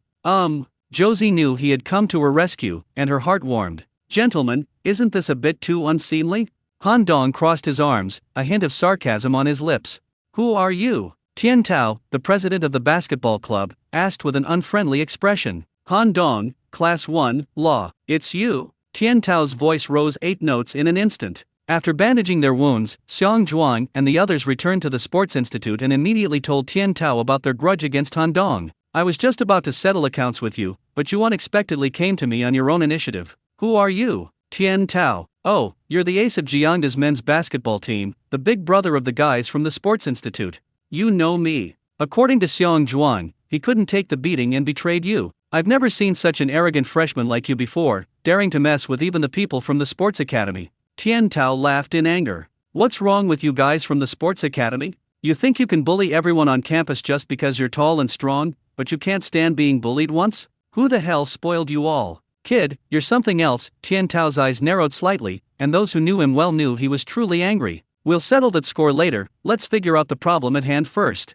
A freshman, meddling in club recruitment, who do you think you are? Han Dong is the deputy secretary of the youth league committee of the law school. He's a college-level leader, after all. Who do you think he is? And who are you to take advantage of him? Fatty Wu said emphatically. Tian Tao was stunned. A freshman had actually become a leader in the college's youth league committee? That didn't make sense. A newly recruited club member nearby whispered, "It's true. This guy won an award for his act of bravery. Principal Zhong personally appointed him. You're a student leader in the law school's youth league committee. You have no say in our club's recruitment of new members."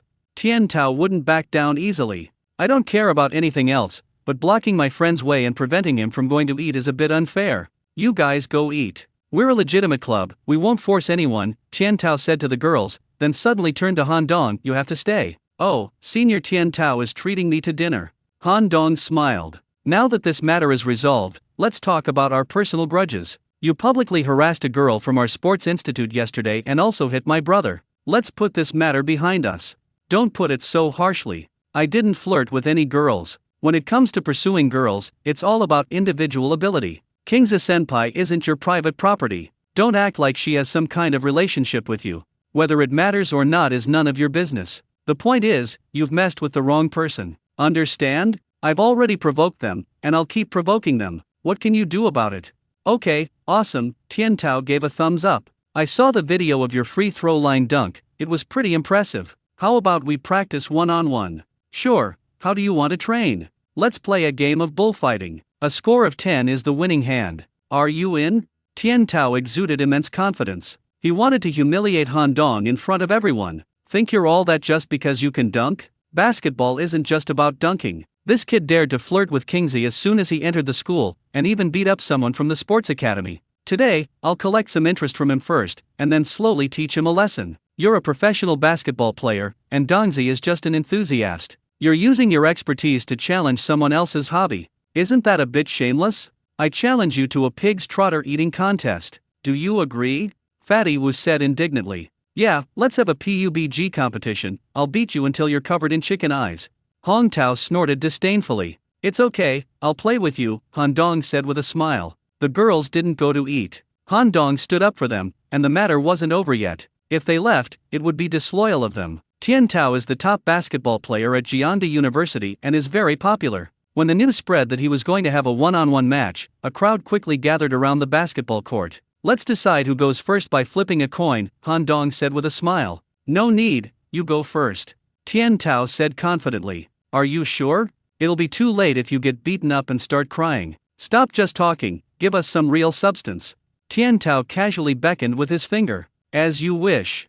Han Dong casually tossed a super long three-pointer from the center circle. What kind of acrobatics are you performing? Tian Tao frowned, feeling offended. Is this what they call randomly throwing? Speechless, is this some kind of absurdity? He threw it from center circle. Does he think he's Curry? Holy crap, great shot. Netizens are criticizing Han Dong for his disrespectful behavior towards basketball, as the basketball, after arcing dramatically through the air, somehow swished through the net. It's in. Wrong. Yufi doesn't want to go home today. Because I went to the mountains of Western Zhejiang with my sister during the National Day holiday to relax without permission, we were out of the sight of our bodyguards and almost got into trouble. When we returned, my grandfather gave me a severe scolding. So I've been staying in my school dormitory lately, unwilling to go back and face my family's complaints. After school in the afternoon, I went to the cafeteria for lunch. When I passed the playground, I saw a large group of people gathered around the basketball court. The two boys facing off in the center of the field were both quite tall, and their faces could still be seen despite the crowd of people around them. She had no interest in it at first,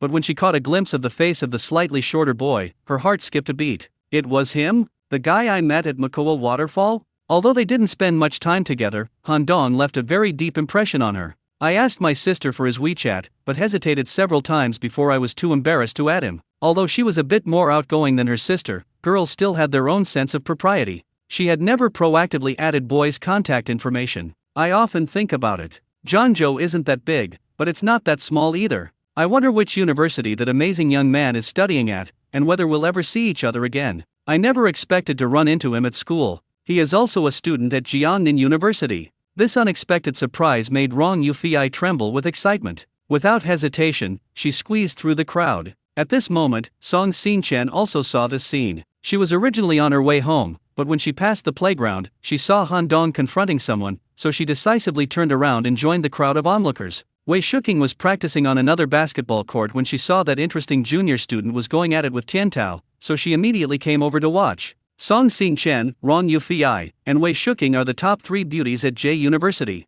The fact that 3 of the 5 beauties were on the list at once truly astonished everyone around. It's worth noting that Song Xinchen and Rong Yufei never watch basketball games, not even inter-school competitions, let alone a one-on-one match like this. What's wrong with them? Why are they even joining in this kind of fun? Whatever the reason, the fact that the fairy was willing to descend to the mortal realm and share joy with the people made the livestock overjoyed. As a result, more and more students gathered to watch. Si Yingchun is here, along with Zheng Zikai, Zhang Peng, Yuli, and Chang Yuxin. As the saying goes, kings don't meet kings, and queens don't meet queens.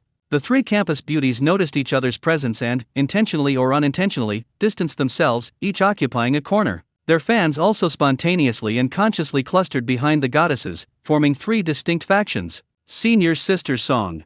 Wu Yuanda and Hong Tao rushed over when they saw Song Xinchen arrive. Hello. Song Xinchen nodded to them and smiled. Feeling the envious gazes of the livestock around him, Wu Yuanda immediately puffed out his chest and bulged out his belly, feeling immensely honored. Actually, there was another S-class beauty in the center of the field, Josie. With her looks and temperament, she was no less stunning than any of the school beauties on the 5 beauties list. It's just that she hadn't been in school long enough for the students to have a chance to push her onto the list yet. It's obvious to everyone that Xiao Qian is bound to be on the 5 greats list sooner or later. The only question is who she'll replace. Tian Tao also noticed the grand occasion of the 3 campus beauties arriving at the same time, and his adrenaline surged instantly. Although he was fond of Wei Shuking, the most beautiful girl in the college, who would complain about having too many pretty girls, just like Yuanze? The thought of crushing Han Dong, that arrogant and ignorant idiot, in front of so many beautiful women is exhilarating. Ha! This guy just made a 3-pointer from mid-court? No worries, he must have just been lucky. Getting fat first doesn't count as being fat, getting fat later can break the bed.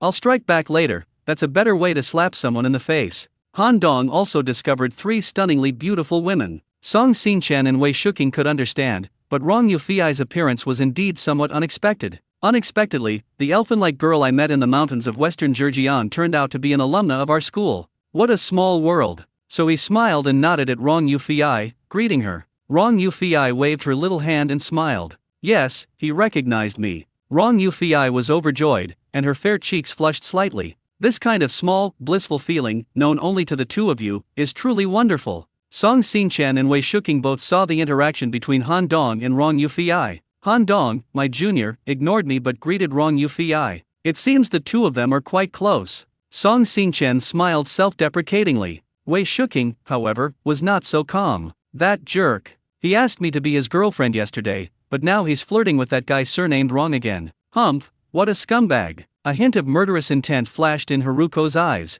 Before she knew it, she had already stepped into the role that Han Dong had set for her. Josie's lips curled slightly upwards as she sighed and shook her head. Han Dong was great in every way, except he was just too popular with women. Needless to say, these 3 beautiful women came for him. Tian Tao probably doesn't have that much charm yet. If he did, the expression on his face wouldn't be so surprised. It must be said that Song Haikyo's observation and analytical skills are top-notch. It's in. He's so handsome. The moment the basketball swished through the net, Chi Sishan and several other girls jumped up to cheer for Han Dong. Everyone's attention then shifted from the 3 school beauties to the competition. 3-0, Han Dong said calmly. You're guessing. I admit there was an element of gambling involved, but I won the bet. Han Dong shrugged and spread his hands. Try betting again if you dare. Okay, let's do it again.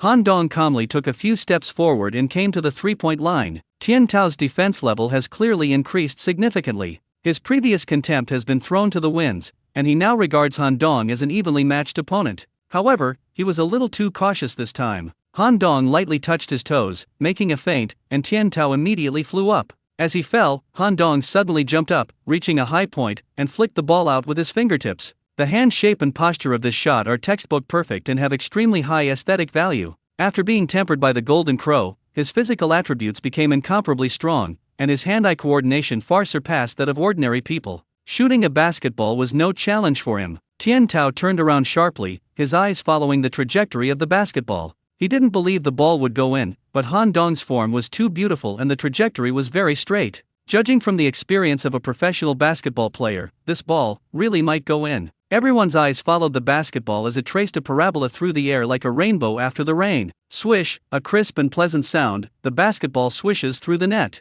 What should I do? I guessed wrong again. Han Dong smiled, 6:0. I don't believe you can fool a third person. Tian Tao felt his face burning. He didn't dare to look at the people around him. He leaned forward, opened his arms, and made up his mind that he would never fall for this guy's feint again. A professional player, the ace of J University's men's basketball team, was actually outmaneuvered by an unknown rookie. It's so damn embarrassing. Han Dong dribbled between his legs repeatedly, then suddenly started his run, breaking into the penalty area along the right flank. He was too fast, lightning fast, so fast that it was impossible to cover one's ears. Fortunately, Tian Tao was a veteran with a wealth of experience. He anticipated Han Dong's intentions and figured that after taking two long-range shots, Han Dong would most likely choose to break through on his third attack. So he moved half a body length ahead of Han Dong and blocked his path. Just as he expected, Han Dong really did break through. Tian Tao was secretly delighted. You noob, I finally predicted it. However, as Tian Tao took his position, pleasantly surprised by the accuracy of his defensive anticipation, Han Dong suddenly executed a wide crossover dribble, followed by a large step back, instantly retreating to beyond the three-point line. The move was so sudden and swift that Tian Tao had no time to react. He tried to follow up and block, but his center of gravity had already shifted backward. The result of his forced change of direction was that, pulled by the combined forces, he tripped and fell flat on his backside. Han Dong leisurely glanced at the basket. The space in front of him was as empty as the ocean. He calmly jumped up and flicked the basketball away from his fingertips. Whoosh! Hollowed out and into the net. What to do? I guessed wrong again, Han Dong grinned after landing calmly. 9:0. Tian Tao slowly got up from the ground, his face as red as a freshly cooked pig's liver. He used to dominate everyone in 1v1 streetball, but today he got thrashed by a freshman. And he's an amateur, no less. Which cave did this monster crawl out of? Yay! Wu Yuanda and Hong Tao exclaimed with delight, bumping their chests in celebration. Dong's basketball skills are amazing. Even the school's top male basketball player got thrashed by him. Tian Tao, who's always so arrogant, has finally met his match here. Although Song Xingchen and Rong Yufei didn't know much about basketball, they could tell who was better by Han Dong's effortless play and the beautiful final shot. Clap, clap, clap. Two pairs of small hands clapped loudly, smiling as they applauded Han Dong. The audience understood that these two campus beauties were indeed there for Han Dong. If they were there for Tian Tao, why would they applaud their rival?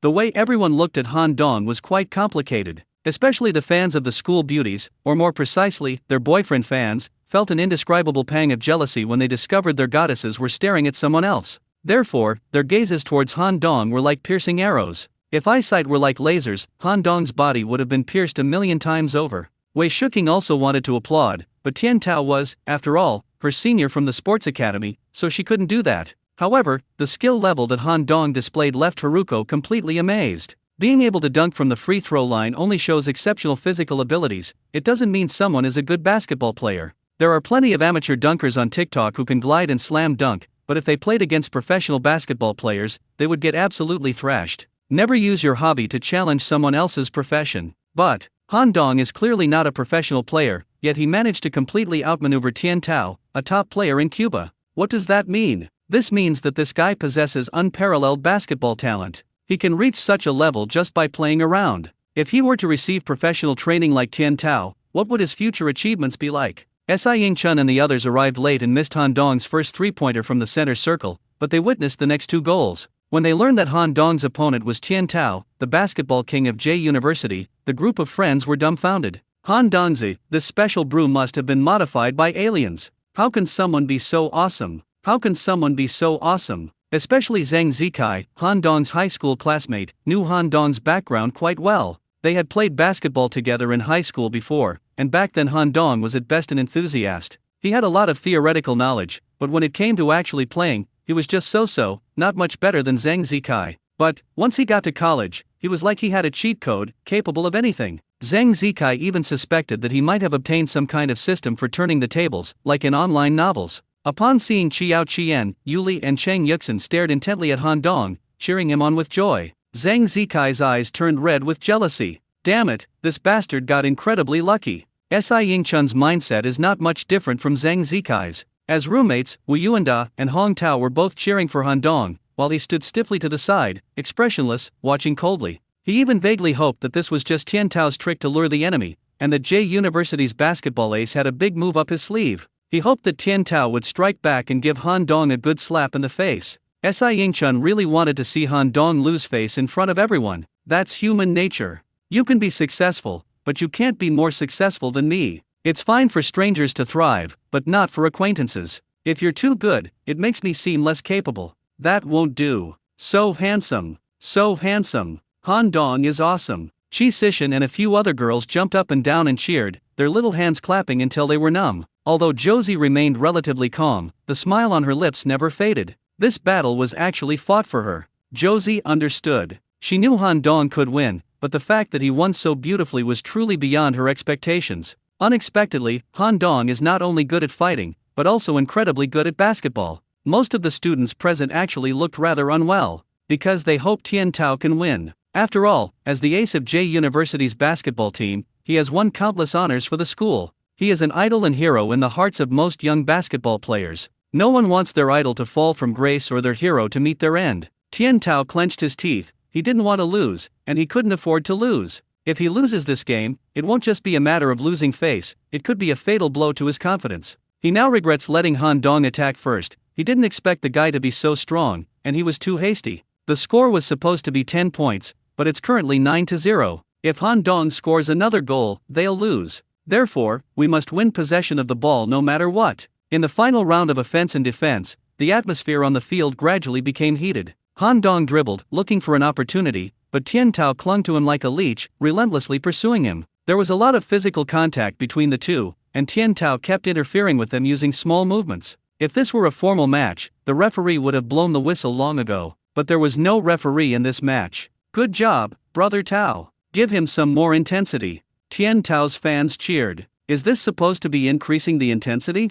This is a foul. They're cheating because they can't win. Wu Yuanda cursed. You don't know anything. Basketball is a game for real men. It's about physical contact and intense competition. If you don't want physical contact, go play ping pong. Are you blind? Tian Tao is grabbing and grabbing, he's practically throwing him. He might as well quit playing ball and go into the octagon. Donzi could beat the crap out of him, you believe it or not.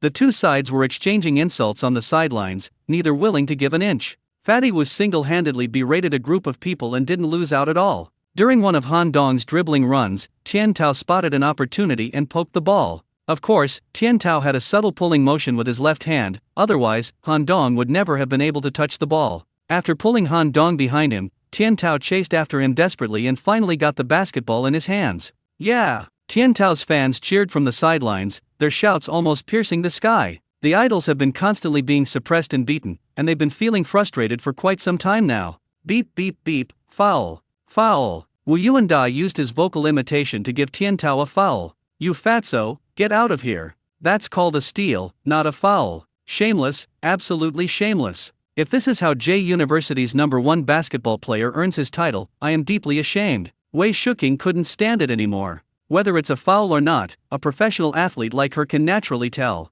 Tian Tao is definitely cheating. Given her personality, she would point it out on the spot, even if it hurts the harmony among the Sports Institute staff. But she held back, because King Maizu wanted to see how Han Dong would retaliate under such unfavorable circumstances.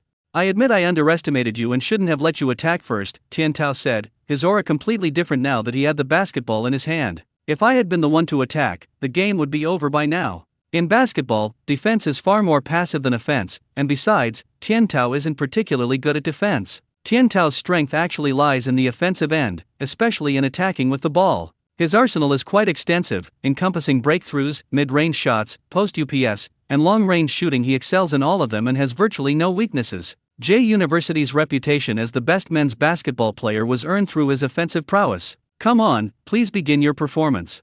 Han Dong had a faint smile on his lips as he gestured for him to begin. Even when fouled, he did not get angry. Tian Tao was taken aback. The script wasn't what he expected. Shouldn't he feel angry and injustice, thus losing his mental balance? Old-timer like him is very good at manipulating people's mentality, especially rookies with little competition experience. If one loses their mental balance, their fighting ability will plummet. That's how they won many matches. But Han Dong seemed completely unaffected, behaving even more maturely than his old, roguish self. This surprised Tian Tao a bit. In short, this freshman is not so easy to deal with. Tian Tao silently warned himself that he must go all out from now on and never underestimate his opponent again. Now, the competition is just beginning. The students watching craned their necks, staring intently at the two people on the field. No one expected that an ordinary bullfight would turn out so exciting, with its entertainment value, anticipation, and tension all at their peak. The atmosphere was a bit suffocating. Tian Tao exhaled a breath of stale air, and his body gradually relaxed.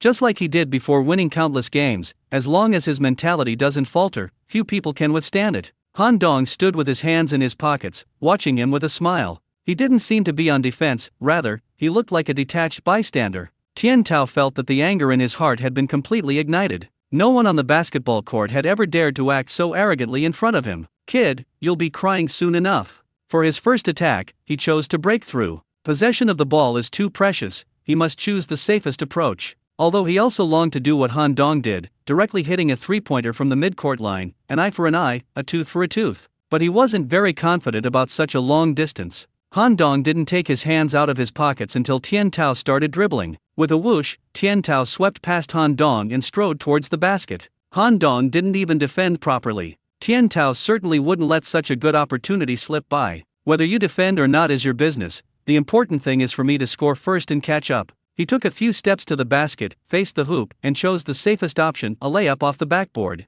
In the slam dunk manga, this is also known as the commoner's layup, describing it as the safest and easiest. However, just as the basketball was about to graze the backboard, a figure darted over like lightning, soaring into the air like a rocket, and then delivered a massive block, slamming the basketball directly onto the backboard. That big, nail-studded hat knocked Tian Tao unconscious. Who am I? Where am I? What happened? That guy was already hundreds of miles behind. How could he have had time to catch up and complete the block? Not only him, but the people on the sidelines also didn't see it clearly. When Tian Tao rushed into the penalty area, Han Dong was still standing there with his hands in his pockets, posing as if he were something else. It was during the second step of his three-step layup that Han Dong suddenly started moving. Everyone only saw a figure flash by, and then the basketball was pinned to the backboard. It was too fast, so fast that it was almost impossible to detect with the naked eye. After Han Dong landed, the basketball bounced a few times on the floor. You continue. He didn't take possession of the ball, but instead gave it to Tian Tao. What do you mean? You want me to keep attacking? Tian Tao asked in astonishment. According to the rules, Tian Tao's attack failed this round, and the two players had to exchange possession of the ball. The next wave of attacks would be Han Dong's turn. That's right, continue. Han Dong smiled faintly, exuding an aura of dominance. There is no more blatant humiliation than this. But Tian Tao had no choice but to accept it. Because he couldn't give up possession of the ball, if Han Dong attacked, he wouldn't have a chance. So, Tian Tao picked up the basketball and returned to the three-point line. Heave-ho! Wu Yuanda and Hong Tao booed him. This time, Tian Tao's supporters did not retaliate. Everyone looked grim. That spiked hat that came from behind was so stunning that no one had time to react. This freshman is absolutely phenomenal. Tian Tao was also very wary of Han Dong's athleticism, and he could only make a shot when he was sure that the opponent had no time to defend. So he used a method often used to teach newbies a lesson: feints. While dribbling, he uses his size advantage to push the ball to the left 45-degree angle of the free throw arc. This position is his sweet spot, and his mid-range shooting percentage is quite high. The mid-range shot is God's weapon. He planned to use this move to score. Tian Tao used all his skills, making a series of feints until he shifted Han Dong's center of gravity backward before leaping into the air. To avoid the block, he even leaned back dramatically in mid-air. I refuse to believe you can block it like that. Tian Tao's confidence soared as he threw the ball. His maneuver was full of detail and extremely technical. He practically poured all his life skills into that one shot. However, what he didn't expect was that Han Dong's athletic ability was so abnormal. Even if he is tricked into losing his balance by a feint, he can quickly recover, then push off the ground and take off like a rock spreading its wings. Leaning back or anything like that didn't matter. He didn't try to block the shot when it was released, but instead chased after the ball as it flew through the air. The basketball flew higher and higher, but before it reached its highest point, Han Dong caught up with it. Tian Tao wasn't sure if this guy had springs in the solace of his shoes to jump so high. Han Dong opened his palm, firmly grasped the basketball in his hand, and then calmly landed. The entire audience erupted in uproar. First came the nail-studded hat, then the mid-air hat snatch. Did this guy grow up eating springs? You're trying to defy the heavens. You continue. Han Dong handed the ball to Tian Tao, grinning innocently. Tian Tao's heart sank to the bottom of his chest. He felt lonely, empty, and cold. All my years of hard work and training have become a joke in front of this freshman. Although Han Dong was not as tall as him, at this moment he felt as if he were a mountain, impossible to cross. How can there be such a strong person in such a small school? Should I give up now? No, I can't give up. The glory of J University's basketball champions cannot be trifled with. My little sister, Haruko, still needs my protection. Tian Tao raised his head, his expression resolute. If you can't get a head-on attack, then use your back to the basket and leverage your size advantage to find opportunities. Third attack. Tian Tao, with his large butt sticking out, pushed Han Dong from beyond the three-point line all the way to the basket. First, he arched his back, using his massive rear to knock Han Dong aside. He was secretly delighted, and immediately turned to the left, intending to make a hook shot under the basket. At this distance, it's practically a sure thing. He scored countless points with this move during matches. However, when he raised his hand, he found that the ball was gone. He turned around in surprise, only to see Han Dong dribbling the ball and speeding towards the three-point line. Ghost Hen steals the ball sometime during the night. This guy actually stole the ball that was in Tian Tao's hands. That's absolutely terrifying. Tian Tao chased back desperately, determined not to let him score that goal no matter what. Seeing Han Dong reach the three-point line, he sprinted forward and charged into the paint like lightning. Oh no, he's trying to dunk. Realizing this, Tian Tao stopped chasing and quickly changed direction, rushing into the restricted area to block Han Dong's path. As Han Dong soared into the air at the free throw arc, Tian Tao mustered all his strength, jumped desperately, stretched out his arms, and roared, "Get down here." At this moment, he had only one thought: he absolutely could not let Han Dong dunk the ball. Han Dong leaped into the air, rising higher and higher like a jet engine, showing no fear in the face of Tian Tao, who was taller and heavier than him. Everyone held their breath, their eyes wide open, afraid of missing a single detail. The scene was completely silent. Han Dong, like an eagle spreading its wings, glided rapidly through the air, his body radiating pure yang energy. His posture in the air was graceful and free, and he was able to maintain his high position even as Tian Tao's body fell. With a muffled thud, the two bodies collided in mid-air. One was still suspended in the air, while the other had already fallen. Han Dong happened to be sitting on Tian Tao's neck, and swung his right arm in a wide arc to deliver a tomahawk chop. With a bang, the basketball slammed into the hoop. Han Dong, who was 182 centimeters tall, actually managed to overtake Tian Tao, who was 192 centimeters tall. The scene was deathly silent, broken only by the sound of the basketball bouncing on the ground. Thud, thud, thud. Han Dong gripped the basket with one hand, straddled Tian Tao's shoulders, and held this position for a full minute. A dunk over someone is probably the most humiliating move on the basketball court. Tian Tao never dreamed that he would be humiliated by someone, especially by an amateur freshman. So at that moment, his brain experienced a brief malfunction. Otherwise, he wouldn't have allowed Han Dong to ride on him for so long. Who am I? Where am I? What happened? Tian Tao was dumbfounded. Oh woo-oo! Wu Yuanda let out a wolf howl, startling the onlookers who were stuck in the system crash. My god, was Tian Tao just dunked on? What did I see? What the hell did I see? A spiked block, a mid-air block, a ghost-handed steal, a gliding dunk. And then there's the long-range shot from the center circle, the dribble past the defender, the step-back three-pointer. He's definitely a combination of Curry and Giannis. Brothers, come out and see God. Those scenes were absolutely thrilling. Everyone was in a state of extreme shock and excitement. It was like tens of thousands of flies had buzzed in. If at the beginning, the vast majority of students hoped that Tian Tao would win, then at this moment, they were completely convinced by Han Dong's performance. In the arena, strength speaks for itself. The strong prevail, that's the universal rule. Han Dong is too strong, so strong that even the basketball champion of J University has to bow down to him. What's most astonishing is that he was just a freshman on campus. It's truly a departure from the original score. The screams around him startled Tian Tao out of his daze. He forcefully pushed Han Dong's leg away, took a few steps back, and looked like an angry Vajra. He, the king of J University's basketball court, actually suffered a humiliating defeat. In full view of everyone, he was dunked on by an amateur rookie. Tian Tao felt all the blood rush to his head, and even his eyes turned bloodshot. Fuck your mother. Brothers, let's get him. The members of the Fire Cloud Basketball Club, seeing their president humiliated, roared and rushed forward, wanting to fight Han Dong for 300 rounds. Wu Yuanda and Hong Tao were about to rush forward when Han Dong waved them off. There aren't even enough people for him to poke with one finger. He doesn't need anyone's help. What are you doing? Get back here. Tian Tao shouted angrily. President, this guy is too insulting. I can't stand it. Even if you can't stand it, you have to. What happens on the basketball court should be resolved with basketball. Tian Tao's voice was low, maintaining the last vestige of dignity of the king of basketball, J. Han Dong nodded slightly. This Tian Tao does indeed have the air of a big brother. Han Dong looked at him with newfound respect. We may lose the game, but we can't lose our dignity. If he lets his men rush in and start a fight, he will lose both the game and his reputation. You must have felt so lonely being invincible before, Han Dong smiled, but you're not so lonely now, are you? Han Dong, you can do it. I'll remember you. You should just forget about me. It's probably painful for you to think about me every time.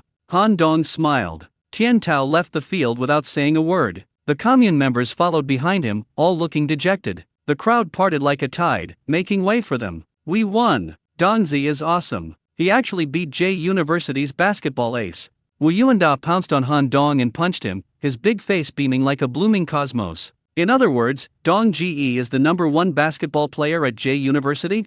Hong Tao said with a grin. Absolutely. Wei Shuking watched Tian Tao's somewhat lonely figure as he walked away, and it was hard to describe how she felt. Regardless, Tian Tao is a hero of the sports academy, a basketball genius that only appears once every 10 years. Seeing him being abused so badly was truly heartbreaking. Was he too weak? No, it's because the opponent is too strong. Absolutely too strong. This was the first time Wei Shuking had ever seen someone so effortlessly dominate Tian Tao on both offense and defense. Offensively, it was like a leisurely stroll. Tian Tao couldn't stop a single shot. Defensively, it was a complete shutout. Tian Tao couldn't even score a single point. Lightning-fast speed, amazing jumping ability and hang time, and monstrous athleticism. In his presence, Tian Tao seemed like a frail old woman. She could tell that Han Dong wasn't using his full strength at all. If he had, who knew how terrifying he would have been. My name is Han Dong, Han from Han Fizi, and Dong from East, West, South, and North. You'll hear this name sooner or later. Wei Shuking recalled what the boy had said to her when they first met in the cafeteria. At the time, I thought he was trying to save face, just like most suitors who were exaggerating. Looking back now, I realize I was too hasty. The name Han Dong will soon resound throughout the campus. Not only will she hear it, but everyone will. If what he said is true, then when he said he wanted me to be his girlfriend, was that also true? Thinking of this, Haruko's gaze turned to Han Dong. This one look was enough to make her furrow her brows and widen her almond-shaped eyes. Song Xingchen and Rong Yufei had already gone up to greet them and fawn over them. Flirting with my guy right in front of me, Wei Shuking, does she think I'm a pushover? So, Kingza took long strides, walking briskly, and quickly came to Han Dong's side, handing him a bottle of Gatorade. You just finished a match, so let's replenish our fluids and electrolytes, Wei Shuking said with a smile. Thank you.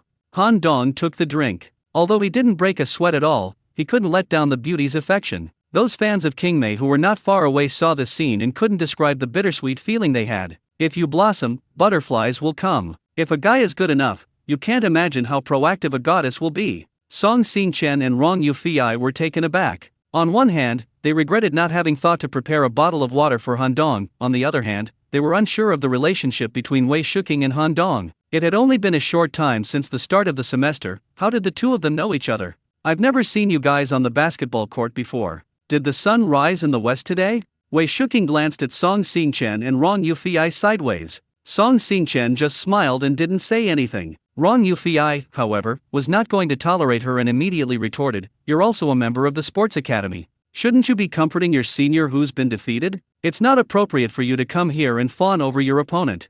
Han Dong touched his nose. It seemed that the relationship between the school beauties wasn't very harmonious. You're being narrow-minded. Han Dong and I are friends, not rivals, Wei Shuking said coldly. What kind of friends? Rong Yufei glanced at Han Dong. If they were boyfriend and girlfriend, she really couldn't go too far, lest Han Dong get angry. When we first met, I told her that I wanted Kingza to be my girlfriend, but she thought I was bragging and rejected me, Han Dong said with a smile. His honesty made Wei Shuking a little embarrassed. She wanted to say that she hadn't refused, but she couldn't bring herself to say it. Song Xingchen and Rong Yufei were both a little jealous. It's not that they were particularly infatuated with Han Dong, but rather, they were all school beauties, each with their own unique charm and appeal. Han Dong asked Wei Shuking to be his girlfriend the first time they met, but he didn't say that to them the first time they met. Does this mean they weren't as charming as Wei Shuking? Of course, that's not the case. A man's mood is sometimes unpredictable. Perhaps at that moment, Han Dong's hormones just reached a breaking point. Whether it was Song Xingchen or Rong Yufei in the cafeteria, he probably would have said the same thing. The timing is crucial. If you happen to be nearby when he's being provocative, good things will naturally happen. The bullfighting match ended, but the onlookers didn't leave. The drama of the three school beauties vying for a boyfriend seems even more exciting than a basketball game. Han Dong, thank you. We're going to eat now. Qiao Qian smiled calmly. She felt this was pointless, so she was the first to quit. Okay, go ahead. Han Dong naturally didn't try to stop him. The fish in the pond suddenly swarmed together, leaving the inexperienced pond owner at a loss. One less fish meant one less problem. With the situation urgent, he had to deal with the immediate issue. The three school beauties' eyes instantly focused on Qiao Qian's face. They had noticed this outstanding junior student long ago, and even the three of them together couldn't overshadow her brilliance. Why did she say thank you? Could it be that the conflict between Han Dong and Tian Tao was caused by her? The beautiful women were all incredibly clever, and they guessed the truth in an instant. As Qiaxi led her roommates toward the cafeteria, Qi Sishan whispered, Qiao, why are we leaving? You're no worse than those three. Weren't we going to eat in the cafeteria anyway? Josie's expression was very calm. But, Han Dong fought this battle for you. We can use gratitude as an excuse to invite him to dinner. If you leave like this, wouldn't those three vixens benefit from it?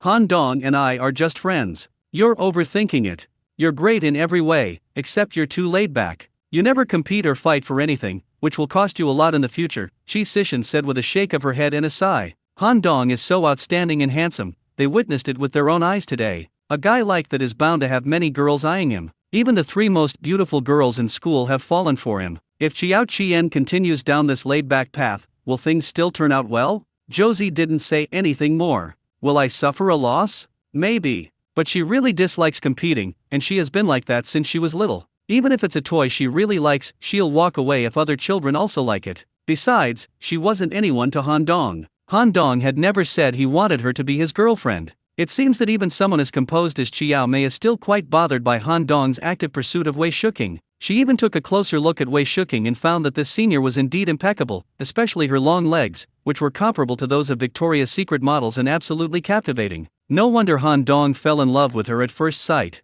Forget it, fate is something you can't force. Song Haikyo looked up at the distant white clouds, somewhat listless. In the center of the basketball court, Si Yingchun quietly disappeared into the crowd and left. Hey, what kind of number one basketball player is J University? He's a complete weakling. He cursed Tian Tao inwardly, resenting him for failing to overshadow Han Dong and for letting him become even more arrogant in front of the beautiful woman. Zhang Zikai and Zhang Peng weren't much better off. Although they were from the same hometown as Han Dong, deep down they all hoped he would fail. However, the final result disappointed them greatly. Han Dong not only didn't lose, but instead rose to prominence by stepping on Tian Tao. Zhang Zikai grumbled and left the crowd, while Zhang Peng followed silently behind. Yuli and Chang Yuxin were genuinely happy for Han Dong, but seeing the three school beauties surrounding him, they didn't dare to go over. When the school beauty goes into battle, all the gods retreat. Even Josie retreated, so what are they? Wu Yuanda and Hong Tao looked at Han Dong, who was surrounded by three school beauties in the center of the field, and their mouths watered with envy. Danzi is an exceptionally hateful guy. If they weren't roommates, Fatty Wu would definitely roll up his sleeves and fight him for 500 rounds. Senior Song, aren't you going home today?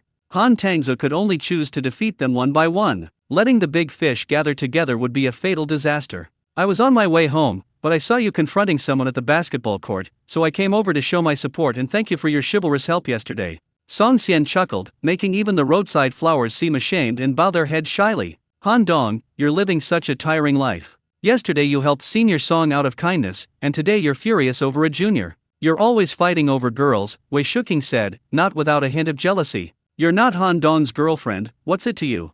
Wrong, Yufei retorted. I understand your mentality. Back in the cafeteria, Han Dong asked you to be his girlfriend. At that time, Han Dong wasn't famous, so you looked down on him. Now that you realize how amazing he is, you want to win him back. There's no such thing as a free lunch. What's that saying again? Nobody waits for you forever. You ignored him then, now you can't afford to be near him. I don't need to explain to you, Han Dong knows what's going on, Wei Shuking sneered. You're too kind, you're too kind. Senior Kingsley wasn't ignoring me. I was indeed abrupt that day. Han Tangza could only try to smooth things over. By the way, I still don't know your name. Would you mind telling me? My name is Rong Yufi. Which wrong? The wrong of glory or the wrong of easy? Han Dong's heart stirred. The character for easy, the character for feather, and the character for fragrant. You must remember these. Rong Yufi, could it be that you are from the wrong family of Gasu? Yes, the current head of the wrong family is my grandfather.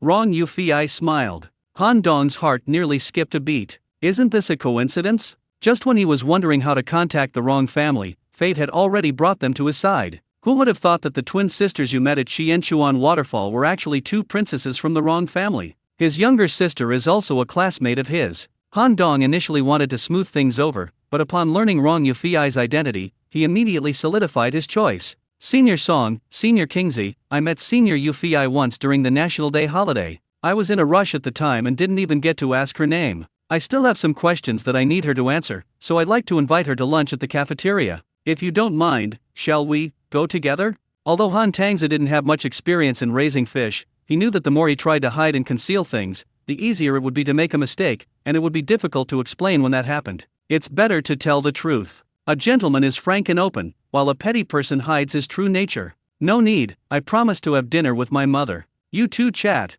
I'll be going now. Song Xianya smiled and took her leave first. I'm also having a meal with my teammates, you guys go ahead and eat, Wei Shuking said, backing down as well. They could sense Han Dong's sincerity, he must genuinely have something to ask Rong Yufi. A smart woman knows when to act out and when to disappear. If we continue to pester him, it will most likely provoke Han Dong's displeasure. So they simply said goodbye and left. What about us? Wu Yuanda looked at Han Dong expectantly. They also wanted to have dinner with Rong Yufi. Last time, they had some barbecue and beer with Senior Song and became acquainted with her. Today, they would be able to sit next to her and be the center of attention. It was simply heavenly. So Fatty will learn a valuable lesson, stick close to Han Dong and eat out with the school beauties as much as possible. That way, he'd have something to brag about. What do you think? Han Dong narrowed his eyes, and two beams of murderous intent shot out from the gap. Xiao Si, let's go. Wu Yuanda immediately understood, Han Dong didn't want them to be third wheels. He pulled Hong Tao along, running like a rabbit shot in the butt. Ku kia kia ku. Rong Yufi covered her mouth and giggled. Han Dong's friends are all very interesting. The second floor of the cafeteria offers relatively refined and diverse dishes, including some nationally renowned snacks. Students from well-off families mostly dine on the second floor. Han Dong and Rong Yufi arrived together, instantly attracting the attention of most people. The combination of a sculpted, handsome man and an elfin beauty is simply stunning. See that beauty? She's Rong Yufi, one of the top 3 beauties on the 5 greats ranking. She's so beautiful and has such a great presence. You can't tell she was raised in an ordinary family. Of course, she is the young lady of the Rong family in Gasu. It wouldn't be an exaggeration to say that she is richer than a country. Who is this guy? He's hooked up with the campus belle of Rongda University. He'll be living off her forever. On the other hand, this guy is really handsome. He's even more charming than the guys on the school's heartthrob list. Since they appeared, the gossip has never stopped. Han Dong had keen hearing and easily picked up on this information. He simply smiled. It seems that this campus belle holds a high position in the hearts of Zhang University students. The two of them chose a 2-seater by the window and sat down. Yufi, what kind of food do you like? This meal is on me today, Han Dong said with a smile. You have to call her senior sister. Rong Yufi's cheeks flushed as she recalled calling him little brother at Xianchuan Waterfall. She was a sophomore, and Han Dong was a freshman. She was the older sister. Okay, Yufi. I already told you to call her senior sister. Okay, Yufi. Rong Yufi was defeated by this guy. Today I should be the one to invite you to thank you for your timely help in Western Zhejiang. Otherwise, the consequences would have been unimaginable. It's no exaggeration to say that you are our savior. You flatter me, it was nothing at all, Han Dong said with a smile. It was just a small favor for you, but it's a huge kindness to us, Rong Yufi said earnestly. Grandpa taught us from a young age to repay evil with justice and kindness with kindness. The Rong family has never been ambiguous with our benefactors. Alright, this meal is on you. Han Dong smiled. It's just a meal, there's nothing to argue about. Rong Yufei asked Han Dong what his favorite food was, and then went to the window to order. The students around stared wide-eyed, their mouths agape as if they had ostrich eggs stuffed inside them. Damn, this guy is really taking advantage of a woman's kindness. He actually made the campus belle of Rong University treat him to a meal? Han Dong sensed the emotions of the students around him and thought to himself, I originally wanted to treat her, but she insisted on paying the bill. What can I do? Rong Yufei herself ate very vegetarian food, but ordered braised pork, hairy crab, steamed mandarin fish, and a plate of vegetables for Han Dong. There was also a clay pot filled with turtle soup. You just had a match this afternoon, eat more to replenish your energy. Rong Yufei smiled and pushed aside the bottle of Gatorade that Wei Shuking had given her, saying, Don't drink this kind of stuff. You'd be better off having some turtle soup to replenish your vital energy. You're quite good at taking care of people. My grandfather said the same thing. How is Grandpa wrong? He is fine. What's wrong? Do you know my grandfather? Rong Yufei blinked her big eyes, her expression slightly surprised. I don't know you, I'm just saying hello. Han Dong was slightly surprised. Wu Qinglan said that Grandpa Rong might have health problems, which is why he wanted to buy the 1,000-year-old Ganodermalus item, but Rong Yufei said that her grandfather was fine. What happened? You can ask my sister about my grandfather. I haven't been home for a long time. Rong Yufei deftly peeled a hairy crab for Han Dong, her little mouth slightly pouting. The animals around were heartbroken. The campus belle of Rongda University, whom they revered as a goddess, actually lowered herself to peel crab for a boy. There are no bodhisattvas in this world. Did you have a fight with your family? Han Dong calmly ate the crab meat that Rong Yufei had peeled for him, completely ignoring the murderous stares around him. This crab roe is delicious. It was that time we went to the mountains in western Zhejiang. My sister was upset, so I secretly went with her to clear her head. We shook off the bodyguards and didn't want them to follow us. You know what happened after that. When we came back, Grandpa was very angry and scolded me severely. I had a fight with him and then moved out of the house. Actually, your grandfather did the right thing. Han Dong glanced at Rong Yufei. You two are so beautiful, and you dared to go to the mountains to play without anyone protecting you. It's really dangerous. If they hadn't happened to meet him, their fate would have been entirely predictable. Are you praising us? Rong Yufei was clearly pleased. Han Dong rolled his eyes. Beautiful women really do think differently. Isn't the point of that sentence it's really dangerous? Rongda's campus belle, don't you know you're pretty? Do you need others to praise you? Your praise and other people's praise are different. Rong Yufei lowered her head, her eyelashes fluttering like 2 rows of small fans. I'm just telling the truth. Rong Yufei looked up at him, her big eyes watery. This child is really good with words. Actually, I argued with Grandpa not because he scolded me. I was indeed rash in this matter, and I deserve to be scolded. Rong Yufei paused and continued, the reason I was angry with him was because of my sister. What's wrong with your sister? Oh, I think she mentioned that she wasn't very happy with her marriage.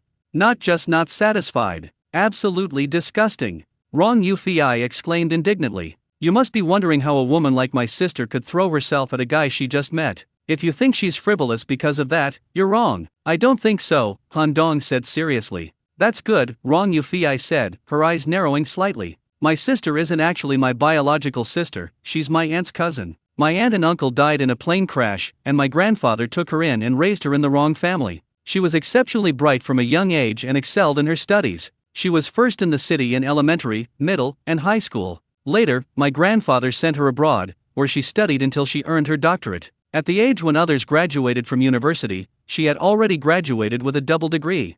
Han Dong was deeply moved. I never expected that this big-breasted girl is actually a super genius. Aren't people supposed to be big-breasted and brainless? How come she has the best of both worlds? It's not fair. After returning to China, my grandfather arranged for her to work in the Rong family's business. My sister quickly showed amazing business talent, leading Rong's jewelry to expand its territory and making great strides in the industry. As a result, her position rose higher and higher, eventually becoming the vice president of Rong's jewelry group. My grandfather was the president, but he basically stopped interfering in things, so my sister became the de facto leader of the group.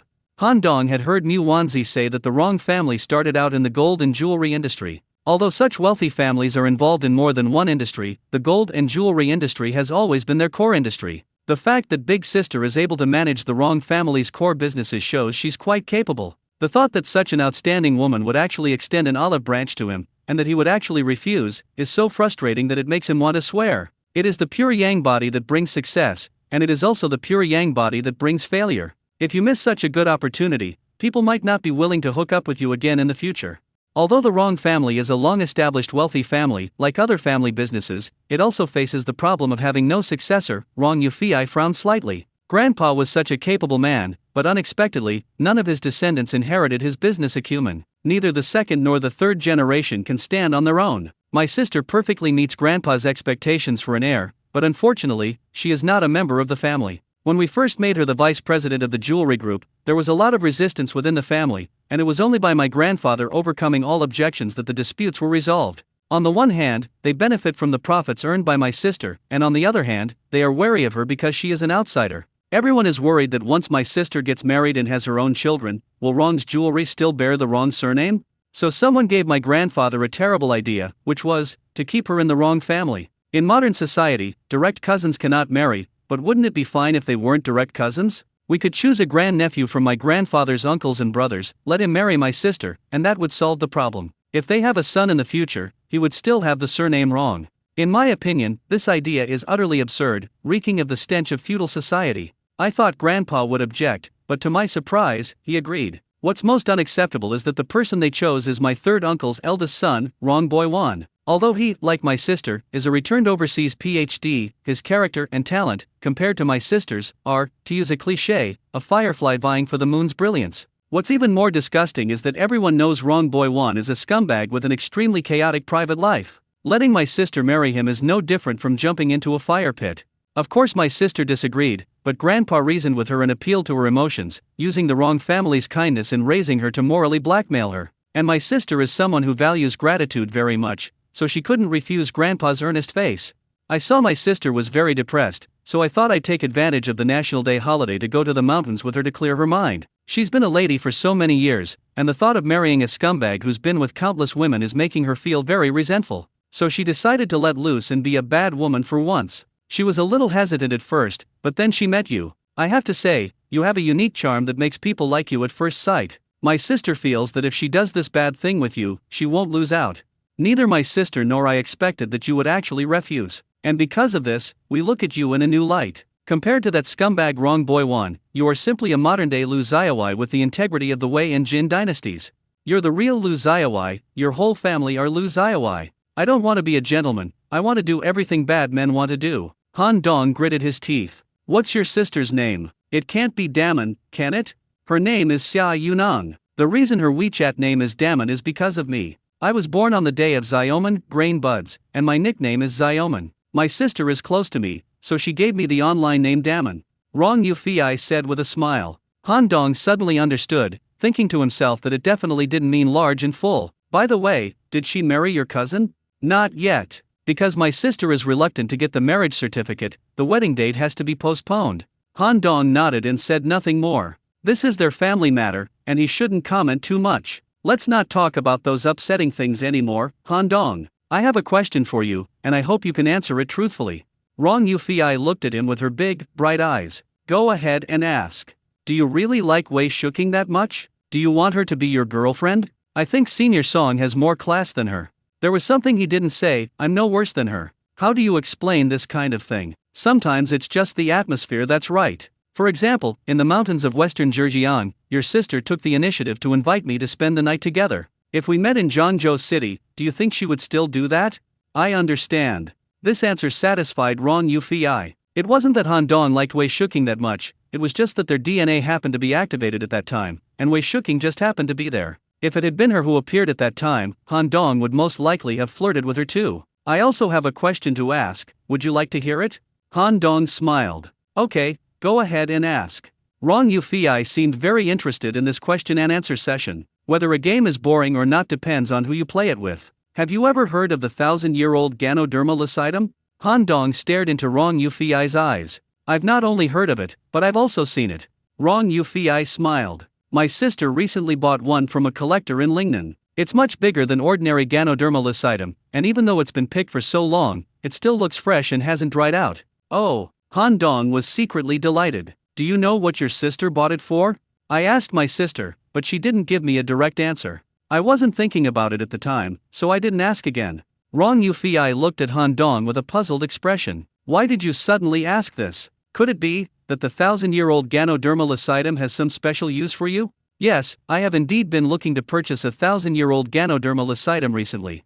Did you hear that our Wrong family has this thing and want to find out more information from me, so you invited me to dinner? Wrong Yufi asked expressionlessly. Han Dong's expression stiffened slightly. The Wrong family members are indeed not to be underestimated. This seemingly innocent and naive Miss Wrong is also incredibly clever. Alright, don't be so nervous. Even if that's the case, what does it matter? Wrong Yufi smiled gently, like ice melting away. Grandpa said that relationships between people are nothing more than mutual benefit and pleasing each other. It's always better to have something to offer than nothing, so never overestimate your importance in other people's eyes. That's not entirely true, Han Dong said seriously. I'm also very happy to meet you again. Asking for information was just something I did as a matter of course. I trust you. Because I'm still young, I don't get involved in family matters much. You can ask my sister about the 1,000-year-old Ganoderma lucidum. If she can transfer it to you, that would be best. I'm not sure what she's going to use it for, so I can't make a decision for her. Wrong Yufi said sincerely. It's okay, I'll ask her when I have a chance. Okay. The two stopped talking about these things and instead shared some amusing stories they had encountered in the mountains of western Zhejiang, occasionally letting out knowing laughs. The surrounding livestock were incredibly envious. Which training school did this handsome guy graduate from? His flirting skills are amazing. He actually managed to make the high and mighty Wrong family's daughter so radiant, and her laughter never stopped. Sometimes, the difference between people is greater than the difference between people and pigs. The two chatted and talked, the atmosphere was so harmonious. Wrong Yufi sometimes acted coquettishly, sometimes covered her mouth and laughed softly, every frown and smile was full of charm. It goes very well with rice. This was probably the most enjoyable dinner Han Dong had ever had. Happy times always seemed to pass too quickly. By the time dinner was finished, it was already dark outside. Han Dong glanced at his watch. He had actually been eating for an hour and a half. The livestock that were dining on the second floor have actually stayed with the two of them until now. Thank you for dinner, I had a great time today, Han Dong said with a smile. Me too, Wrong Yufi smiled. The food in the cafeteria is so-so. Next time I'll treat you to a better restaurant. I'll treat you next time, otherwise my reputation as a gigolo will be confirmed. Han Dong glanced at the onlookers around him and grinned. He, Wrong Yufi giggled, you care about what others think too. Public opinion is a fearsome thing, it's impossible to completely ignore it. Alright, you can treat next time, Wrong Yufi said with a smile. They have a narrow mind. How could someone who drives a Lamborghini be a gigolo? Wrong Yufi had seen Han Dong's car in the mountains of western Zhejiang. The two left the cafeteria, waved goodbye by the playground, and the onlookers gradually dispersed. 2 days into the official start of the semester, Han Dong, a freshman, accomplished several earth-shattering feats that sent shockwaves through the entire Jiangda campus. His name quickly spread among the students. Zhangzhou University, as a century-old prestigious university, has never lacked outstanding talents, but there is only one person like Han Dong who has made a name for himself from the very beginning. It's rush hour now, and there will definitely be traffic jams on the road, so Han Dong took advantage of the fact that no one was paying attention to put the Porsche sports car into the storage space of the Spirit Ruins Ring and chose to walk home. The 3-kilometer journey was easy and pleasant for him. He treated it as an after-dinner stroll. 2 flowers bloomed, each representing a different branch. In a dimly lit alley not far from Jiangda University, the flickering cigarette butts burned a dozen small holes in the night sky. Wang Zhen leaned against the wall, smoking listlessly. Ever since Han Dong publicly humiliated him at high pay, the hatred in his heart has been gnawing at his heart like a venomous snake. Every time he closes his eyes, the image of him kneeling in front of Han Dong and calling him dad keeps flashing back in his mind. This hatred is irreconcilable, it will never end. Only by completely crushing Han Dong can I quell my hatred. Therefore, some time ago, he spent money to hire people to thoroughly investigate Han Dong's background, and even went so far as to pay extra to have them personally visit Han Dong's hometown in order to obtain the most authentic first-hand information. The results of the investigation nearly made him faint with anger. This guy doesn't have any powerful connections, he's just an ordinary villager, nothing special. His parents are farmers, and there aren't any particularly noteworthy figures among his relatives, just a bunch of ordinary folks. The supreme black card from Shenglong Entertainment in his hand was reportedly given to him by Choi Hong-ki, the boss of Hunji Group, because Han Dong cured his cancer. Wang Zhen found the whole thing ridiculous. How could a village boy who came to the city to study possibly cure cancer that even modern medicine is helpless against? Han Dong probably learned his tricks from the village charlatan and took advantage of Kui Hongji's desperation to swindle him. Either he got incredibly lucky, or Kui Hongji was completely misdiagnosed and wasn't sick at all. In any case, by sheer coincidence, Kui Hongji recovered and believed that Han Dong really had such abilities, so he gave him some reward. It's obvious that Han Dong, that little bastard, is just a fox borrowing the tiger's power, using the tiger's skin as a banner. The thought that he had been fooled by him and had knelt down in front of him, calling him dad, made Wang Zhen feel so ashamed that he wanted to kill himself. Therefore, their hatred for Han Dong intensified. Since he has no connections, we must crush him and regain our lost face. No, he should pay back tenfold or 100-fold. Through an intermediary, he found Snakeskin, a notorious gangster in several streets near Jiangda University, and offered them a high price to deal with Han Dong. What are students from rural areas most afraid of? Naturally, it's the notorious local thugs. He wanted to use these local bullies to teach Han Dong a lesson, force him to kneel before him and call him dad 100 times, film the scene, and send it to everyone present that night. Then, break his limbs and keep him in bed for a few months first. Did you think that was the end of it?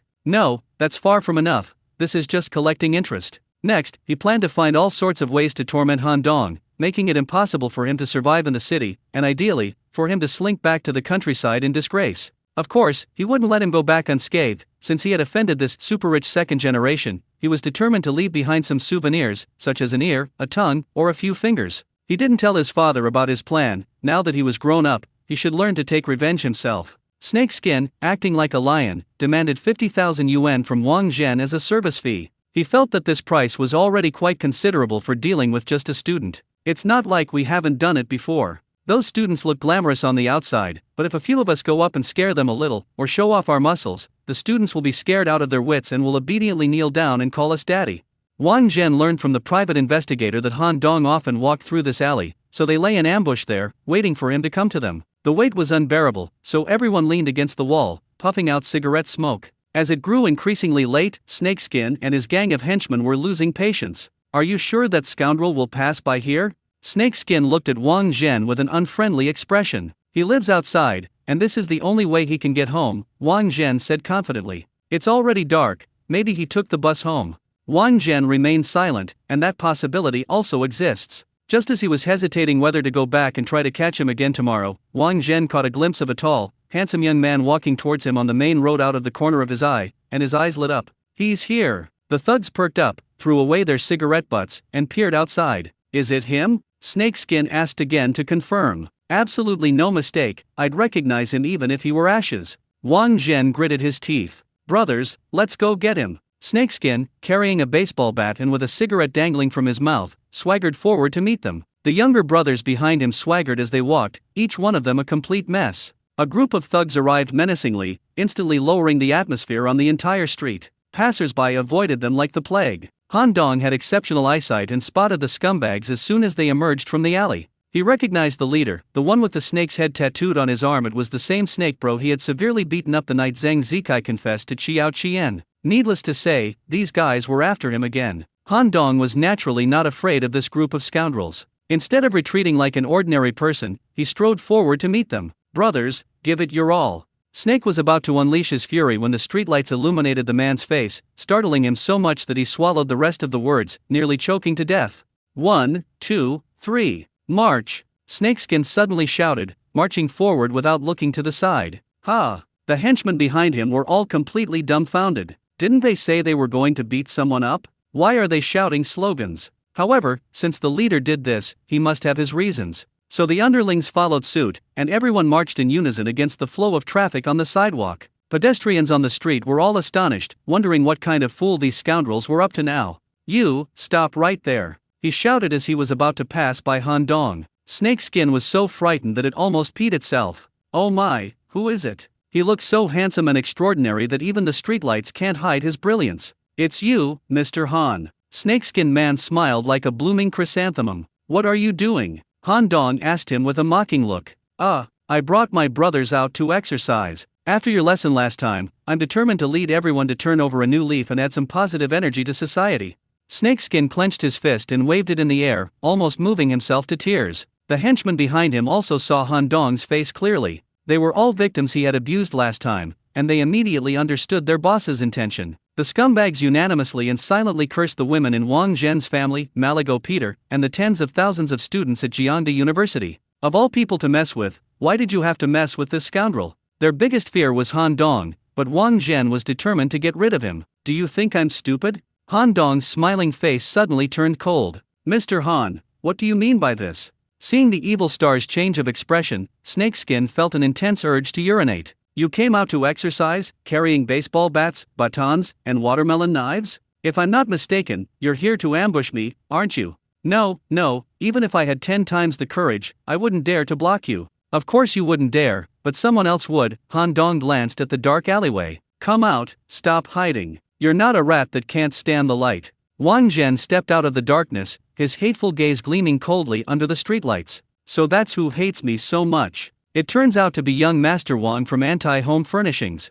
Han Dong's lips curled into a mocking smile. A country bumpkin like you dares to cause trouble in Suzhou? Don't you know how to spell death? Wang Zhen thought he knew Han Dong's background and felt superior. You surnamed Wang, I think you don't know how to write the word death. Snakeskin was terrified. You're asking for it, don't drag us down with you. Snakeskin, have you guys been fooled by him too? This bumpkin is a master at using someone else's name to make a big deal out of nothing. He must have told you that he has a good relationship with Boss Li and Shenglong, right? Before Snakeskin could finish speaking, Wang Zhen interrupted him. Wang Zhen was very confident in his judgment, only in this way could he explain why Snakeskin and the others were so obsequious to Han Dong. This guy can even fool a big shot like Kui Hongji, so it's no wonder he can handle a scoundrel like Sheppy. Snakeskin looked at Wang Zhen as if he were an idiot. Seriously? Do I look that stupid? You think I'd believe someone just because they say they have a good relationship with a big shot? I'm afraid of him, because his beatings really hurt. What does that have to do with Boss Lien? At this moment, one of Snakeskin's less-than-bright henchmen couldn't hold back any longer.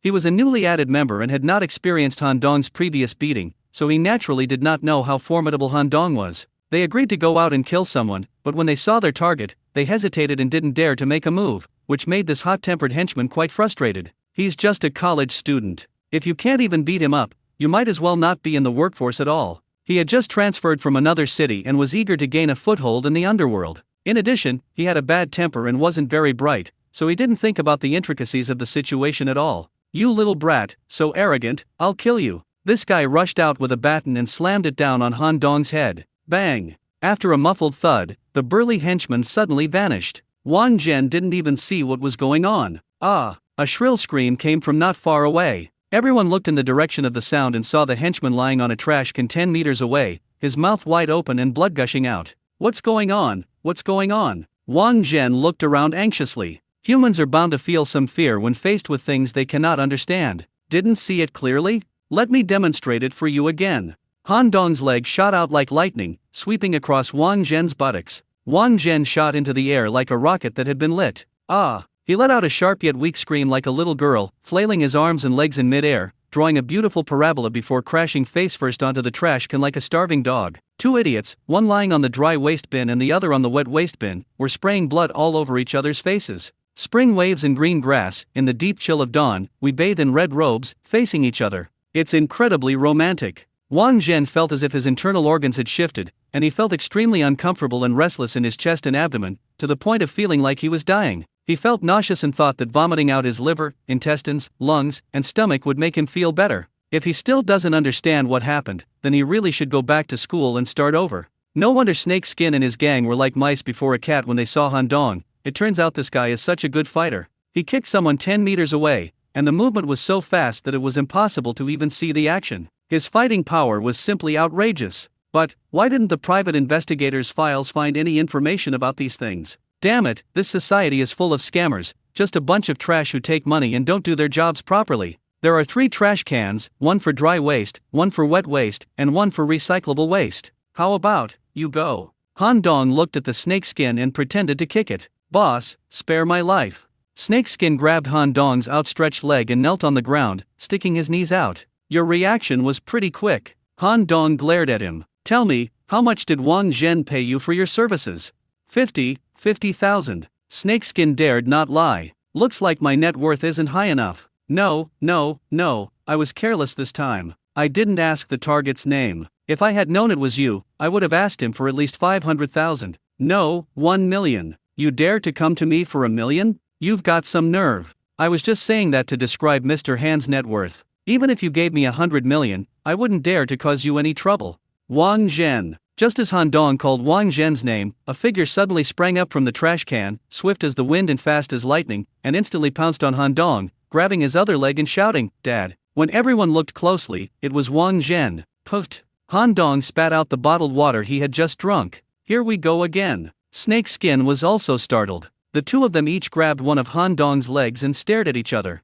Kneeling down and calling someone dad is like a young woman entering her wedding night. The first time is painful, but the second time, the 100th time, it doesn't seem so hard to accept. Wang Zhen is a case in point. If I knelt down in front of so many people the first time, it's no big deal to kneel down again. The key point is that he was terrified by Han Dong's unpredictable leg skills. It hurts so much from just one hit. If he beats me up in a fit of rage, I'd be half dead. He didn't even dare to call the police for this. He hired a bunch of thugs to ambush Han Dong, which is illegal in itself. Han Dong was acting in self-defense, so beating him up would be pointless. He got himself involved, but still couldn't do anything to Han Dong. Even if your choice is a pile of shit, you have to swallow it yourself. You had someone investigate me? Han Dong's gaze was sharp as he looked down at Wang Zhen. I'm sorry, I was blind to your greatness, Dad. Please just ignore me and let me go. Wang Zhen was almost in tears. What nonsense are you talking about? Answer my question.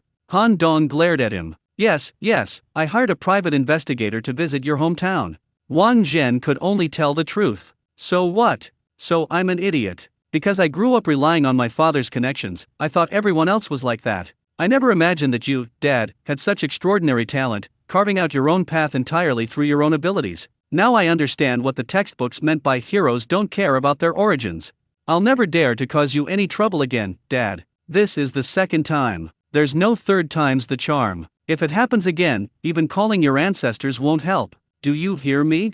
Han Dong opened his right hand and slapped Wang Zhen's left cheek repeatedly. This action is extremely humiliating, like an adult disciplining a child. Wang Zhen dared not resist, nodding repeatedly like a chicken pecking at rice. I won't dare again. And you, Han Dong glanced at the snake skin. There will absolutely not be a next time. If there is, may my future wife be a virgin for life. The henchmen around him were stunned. Wow, Snake, are you betting this much? Get out! Han Dong shouted in a deep voice. The two scumbags were staring blankly at Han Dong's legs. I said get lost, didn't you understand? Do you want to get beaten up again? Han Dong raised his eyebrows and pretended to kick. Yes, we'll get out of here right now. Snake Skin reacted, released Han Dong's leg, and rolled away on the sidewalk. The underlings were stunned for a moment, then followed their leader and rolled behind him. They rolled very hard and very seriously. They also rolled very fast. Han Dong was completely bewildered. Damn, can the word get lost be interpreted like that? I'm really defeated by these idiots. Wang Zhen was relatively normal. He got up from the ground, hunched over, and disappeared into the night. The onlookers nearby were completely stunned by this spectacle. They had thought the young man would be bullied by those scumbags and suffer some physical pain, but they never expected him to be so powerful, making those guys look like circus clowns. The passers-by looked at Han Dong with awe. Han Dong didn't care about any of that, and continued strolling along the sidewalk, swinging his long legs. Only after his figure disappeared from sight did the scum dare to get up from the ground. Snakeskin immediately called his good brother Scorpion. Brother Scorpion, we've failed again. What's going on? Should I take a few brothers over? Scorpion's voice immediately rose 8 octaves. It's no use coming here, it's that kid from Zhangde surnamed Han. Han Dong? Yes. A brief silence followed on the other end of the phone. A moment later. Didn't I tell you not to mess with him? Scorpion's voice was somewhat deep. I was careless. A client offered a high price to have his limbs broken. When I heard he was a student, I didn't even bother to ask his name. Who would have thought that among tens of thousands of students at Zhang University, he was the one they targeted? Forget it, that kid is too strong. Even all of us brothers combined wouldn't be enough to beat him. Brother Scorpion, I don't think we can just let this go. We're the kind of people who operate in this area. If we don't remove this thorn, people will avoid us whenever they see him, and no one will be afraid of us anymore. Then what do you suggest we do? My client investigated Han Dong. He's just an ordinary village kid with no family connections. The only thing he can rely on is his martial arts skills. Why don't we find a master to cripple him? You make it sound so easy, but where are you going to find an expert? I have a distant cousin who studied under a famous martial arts master since he was a child and has developed excellent skills. He loves boxing and has been fighting in an underground boxing ring in a city in Jiangbei for 3 years without ever losing. He came to Zhangzhou half a year ago and has also made a name for himself in the underground boxing ring here. We can ask him to deal with Han Dong. Why didn't you say so sooner? Scorpion said eagerly, this is a great idea. As long as we remove Han Dong's sting, we can go back to our carefree days. Damn it, we haven't been out having much fun lately. However, My cousin only cares about money, not people, so we probably can't afford to hire him. Snakeskin looked troubled. I see. Didn't you say a client wanted to break Han Dong's limbs? Let him pay for it. Yeah, how come I didn't think of that? Scorpion is scorpion. Snakeskin grinned from ear to ear. I'll call Wang Zhen right now. After hanging up, Snakeskin immediately dialed Wang Zhen's cell phone. I've already paid you, why are you bothering me again? Wang Zhen said irritably. Another bunch of scum who take money and do nothing. I'll just ask you one question, do you want to cripple Han Dong? Nonsense, of course I want to. More money. Snakeskin gritted his teeth. What do you mean? Wang Zhen's heart skipped a beat. You know Han Dong has no background whatsoever, all he can rely on is his martial arts skills. You pay me, and I'll find a master to take care of him, right? How much? Wang Zhen's previously extinguished ambitions were reignited. 200,000, and I'll hire a real expert for you. He'll definitely be able to cripple Han Dong. How do I know you're not just kidding me? We're all in this business, and there are rules too. You paid 50,000 last time, but we didn't get the job done, so we can't take that money back. We can transfer it to that expert as a deposit first, and you can pay the remaining 150,000 after the job is done. How about that? It's a deal. It's a deal. Snakeskin hung up the phone and clenched his fist. It's done. If my cousin is willing to step in, he can definitely turn the tables on them. The last time I heard him say that he had apparently cultivated external strength and become a martial artist at the first level of the acquired realm. That's why he was able to dominate the underground boxing scene and earn the nickname Wolf Butcher. No matter how skilled Han Dong is, he is still just a student. Can he compare to a martial artist who has experienced hundreds of life and death battles in the octagon? Han Dong didn't care what those nobodies were thinking. In his mind, Wang Zhen and his ilk were not worthy of being his opponents. Faced with absolute power, all petty villains are nothing but clowns. Walking back to my home, I sat on the rooftop terrace, overlooking the myriad lights below, and a surge of pride welled up within me. Just as he was enjoying himself, someone called him on WeChat voice call. When Han Dong looked at the caller ID, he was surprised to see it was Big Breast's sister. Han Dong let his phone ring for about 10 seconds before pressing the answer button. For a qualified fish pond owner, a term for someone who actively seeks out fish in a pond, no matter which big fish calls, you shouldn't answer immediately. Make them wait, giving the impression that you're busy or not that interested. Only a simp would eagerly answer a call from their goddess, afraid she'd hang up. Hello, Miss Xia. Oh no, I almost called her Big Breast sister out loud. Hello, Han Dong. I just spoke with Yu Fei on the phone. She said she bumped into you on the playground. It turns out you two are alumni. What a coincidence. It's fate, Han Dong laughed. I heard from Yu Fei that you're looking for a 1,000-year-old Ganoderma lucidum? Big sister was quite shrewd, she didn't waste any time on pleasantries and went straight to the main seat. That's right. Professor Wu Qinglan said that the wrong family has some goods, so I just asked Yu Fei about it. Yes, I do have it. I bought it myself. Logically speaking, you are the savior of my sister and me, so since you need it, I should transfer it to you. But I am just the intermediary, not the owner. My grandfather asked me to buy this, and he has to give his approval. If I may ask, Miss Xia, do you know what old Master Rong intends to do with the 1,000-year-old Ganoderma lucidum? He just told me to buy it, but didn't tell me what it was actually for. I see. Is Grandpa Rong alright? Grandpa is fine, just like always. Oh. Han Dong didn't know what to say. I'm currently on a business trip out of town and will be back in Zhangzhou in a few days. When I get back, I can arrange for you to meet with your grandfather. You can discuss anything with him face to face, okay? That would be best. Thank you very much, Miss Xia. Don't mention it. I will never forget your life-saving grace. I hope you can get what you want.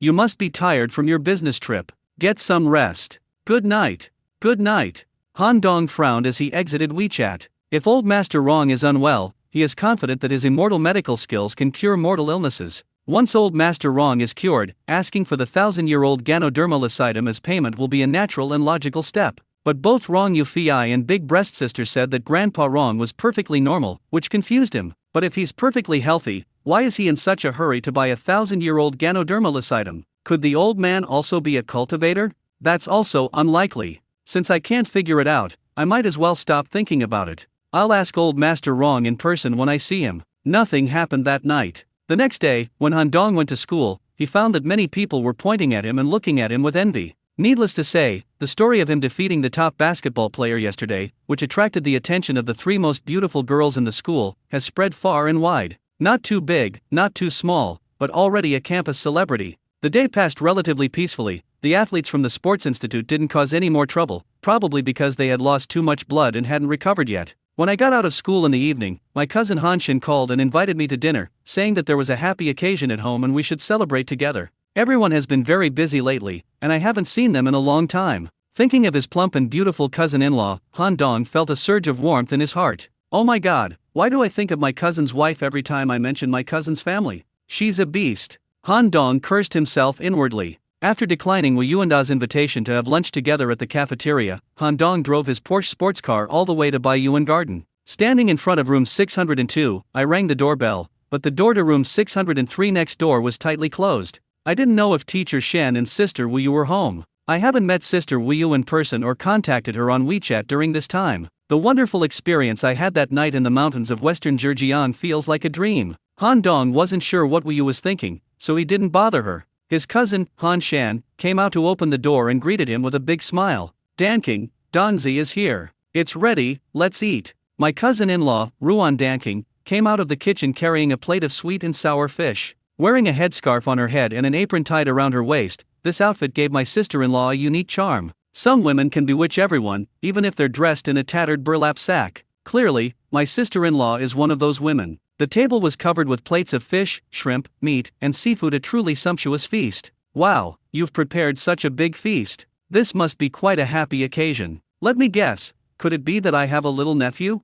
Han Dong subconsciously glanced at Ruan Danking's lower abdomen. He. Han Shen grinned sheepishly. How could that be? We're not, Ruan Danking instinctively tried to explain, but seemed to realize that she had said something she shouldn't have, so she stopped herself in time. Don't make wild guesses. I invited you here today because your sister-in-law and I were both promoted, all thanks to you. So we have to reward you, our great contributor. Han Shen chuckled and opened a bottle of red wine, filling everyone's glass. After his cousin explained it to him, Han Dong finally understood. During this period of personnel reshuffling in the city, Han Shan was transferred from the Youth League Committee to the Development and Reform Commission, where he assumed the position of head of the project section. The Development and Reform Commission is a powerful department. Han Shan's promotion from a deputy section-level cadre in the Youth League Committee to a section-level cadre in the Development and Reform Commission can be described as a leapfrog advancement. All of this was because Han Dong specifically mentioned Han Shan's name at the commendation meeting for acts of bravery, which brought him to Mayor Kang's attention. To put it bluntly, they benefited from Han Dong's act of bravery. Ruan Danking is no less impressive. He took a step further from the position of deputy editor-in-chief and was promoted to editor-in-chief. The reason, of course, is the advice given in Han Dong's speech. Moreover, her interview with Han Dong garnered over 10 million views, becoming a recent hit program and further solidifying her status as the queen of new media at the television station. No wonder they insisted on inviting Han Donglei to the victory celebration banquet. As a meritorious official, he had to attend such an occasion. Donzi, your cousin doesn't know how to thank you enough. Ever since you came to Zhangzhou to study, everything has gone very smoothly for me. My wife and I owe a great deal to you for what we have today. Come, let's all raise a glass to you. Donzi, I'm very grateful to you too. Let's raise a glass together. Ruan Danking rarely showed a slight smile. Brother Shan, sister-in-law, you're too kind. We're all family, there's no need for thanks. Han Dong raised his glass, the three of them clinked glasses, and then drank it all in one gulp. For him, drinking red wine is really no different from drinking water. The meal was very enjoyable. My cousin's wife, who is usually not very talkative, started talking a lot tonight. She, who is usually not very serious, also smiled a little. With the help of alcohol, her fair and delicate skin, which is as white as milk, was flushed with a rosy blush. Her face was as beautiful as a peach blossom, charming but not cloying, sexy but not seductive, and every brow and eye was full of charm. By 9 o'clock, Han Shan and Ruan Danking were both somewhat drunk. Han Dong, however, felt nothing. His body tempering period was about to end, and his physical body was almost at the peak of the pure yang body. His body's detoxification ability far exceeded that of ordinary people, and alcohol had virtually no effect on him. Once the pure yang body is fully developed, one will be immune to all poisons, and there will be no poison in the world that can harm him. It was so late, so the Han couple naturally wouldn't let him go back. They simply let him stay at their home for the night. Han Dong did not disappoint his brother and sister-in-law's good intentions. I haven't told them yet that I own a house and a car. Not only them, but even my parents don't know. The main problem is that the wealth came too quickly and too suddenly, making it difficult to explain. It's better to find a suitable opportunity to explain it slowly and gradually let them accept it. The three of them worked together to clean up the plates on the table. Ruan Danking said, I'm going down for a walk. You two take a shower first. I'll wash first, Han Shan said with a smile. Let's shower together. Dongzi has to go back to school tomorrow, so he should get some rest. Don't waste time, Ruan Danking said calmly. Sister-in-law, I don't really want to shower with Brother Shan. Two men showering together, the image is just too much to bear. Are they going to fight with bayonets? I didn't let you shower together. There are 2 bathrooms in the house. Ruan Danking blinked her big eyes, her long eyelashes fluttering. But one of the restrooms is yours. Han Shan looked slightly surprised. There are 2 bathrooms in the house, but the bathroom in the master suite has always been used exclusively by Ruan Danking, and she never lets anyone else in. You use the one outside, and Dongzi uses the one in the master bedroom. He's still a child, why be so particular? Ruan Danking said calmly. No, I'll use the one outside, and Brother Shan can use the one in the master bedroom. Han Dong felt this was inappropriate. The bathroom is for my sister-in-law's use only Brother Shan can go in there. What would it mean if he went in? He's still a child. Even a passing dog wouldn't believe that. Those who know the inside story know my name is Han25, would I tell everyone that? Really? It's nothing, just taking a shower, why make such a fuss? If your sister-in-law tells you to go, just go. You have to get up early for school tomorrow, don't dawdle. Han Shen glanced at Ruan Danking and took his pajamas into the public restroom first. Ruan Danking found Han Dong a brand new set of men's pajamas and also gave him a bath towel. You can use all the toiletries inside. There are new toothbrushes, they're in the cabinet above the sink. Okay, sister-in-law. Facing Ruan Danking's big, watery eyes, Han Dong dared not look at her any longer, and hurriedly turned around and went into the master bedroom's bathroom. The women's private bathroom was filled with a fragrance that was both orchid-like and musky, with a lingering aftertaste. On the clothes rack nailed to the wall, there were actually 2 pieces of lace-trimmed underwear hanging. Han Dong glanced at them and was too embarrassed to look any further. So my sister-in-law likes this pattern, I quickly took a shower, changed into my pajamas, and came out immediately. Han Shen happened to come out of the bathroom as well. The 2 brothers stared at each other, both feeling a little awkward. Han Dong was puzzled. His sister-in-law wouldn't let his cousin into her bathroom, but she let him, her brother-in-law, in. It just didn't seem right. Brother, I'm going back to my room to sleep. Go on, get some rest, Han Shan said hurriedly. Han Dong returned to his guest room, lay on the bed, and recalled the singing goose he had heard the first time he stayed at his cousin's house.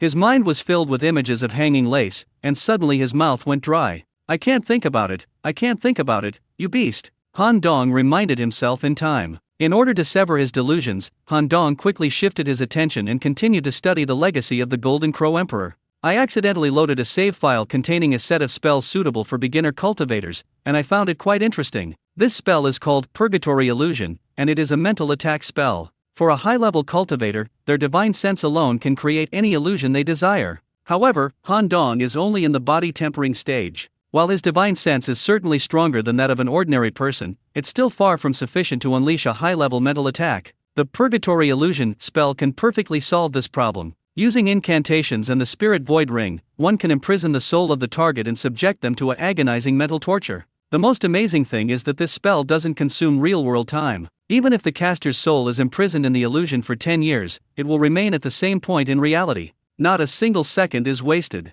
Han Dong found this spell incredibly useful. Living in a modern city, especially given his current level of power, he inevitably had to be cautious about many things. At the very least, he couldn't do anything illegal or criminal. The Purgatory Illusion solves this problem perfectly. If any enemy dares to challenge his bottom line, he can unhesitatingly subject them to a mental purgatory and let them experience what it means to feel fear from the depths of one's soul. Some scoundrels are too easy to kill with a single blow. Once they're dead, they know nothing and suffer no pain. To live a life worse than death, to live in boundless fear every minute of every day, that is a higher level of punishment. Han Dong lay on the bed with his eyes closed, pretending to sleep, and began to learn the spell. The incantation for casting the spell was not complicated. Because it was an initiation and inheritance, it was already firmly engraved on the memory bar. In addition, with the Golden Crow Emperor's own understanding, he stood on the shoulders of giants and easily mastered it. After learning this spell, he decided to find an unlucky person to test it on. The dead Liao Suezi was the perfect candidate.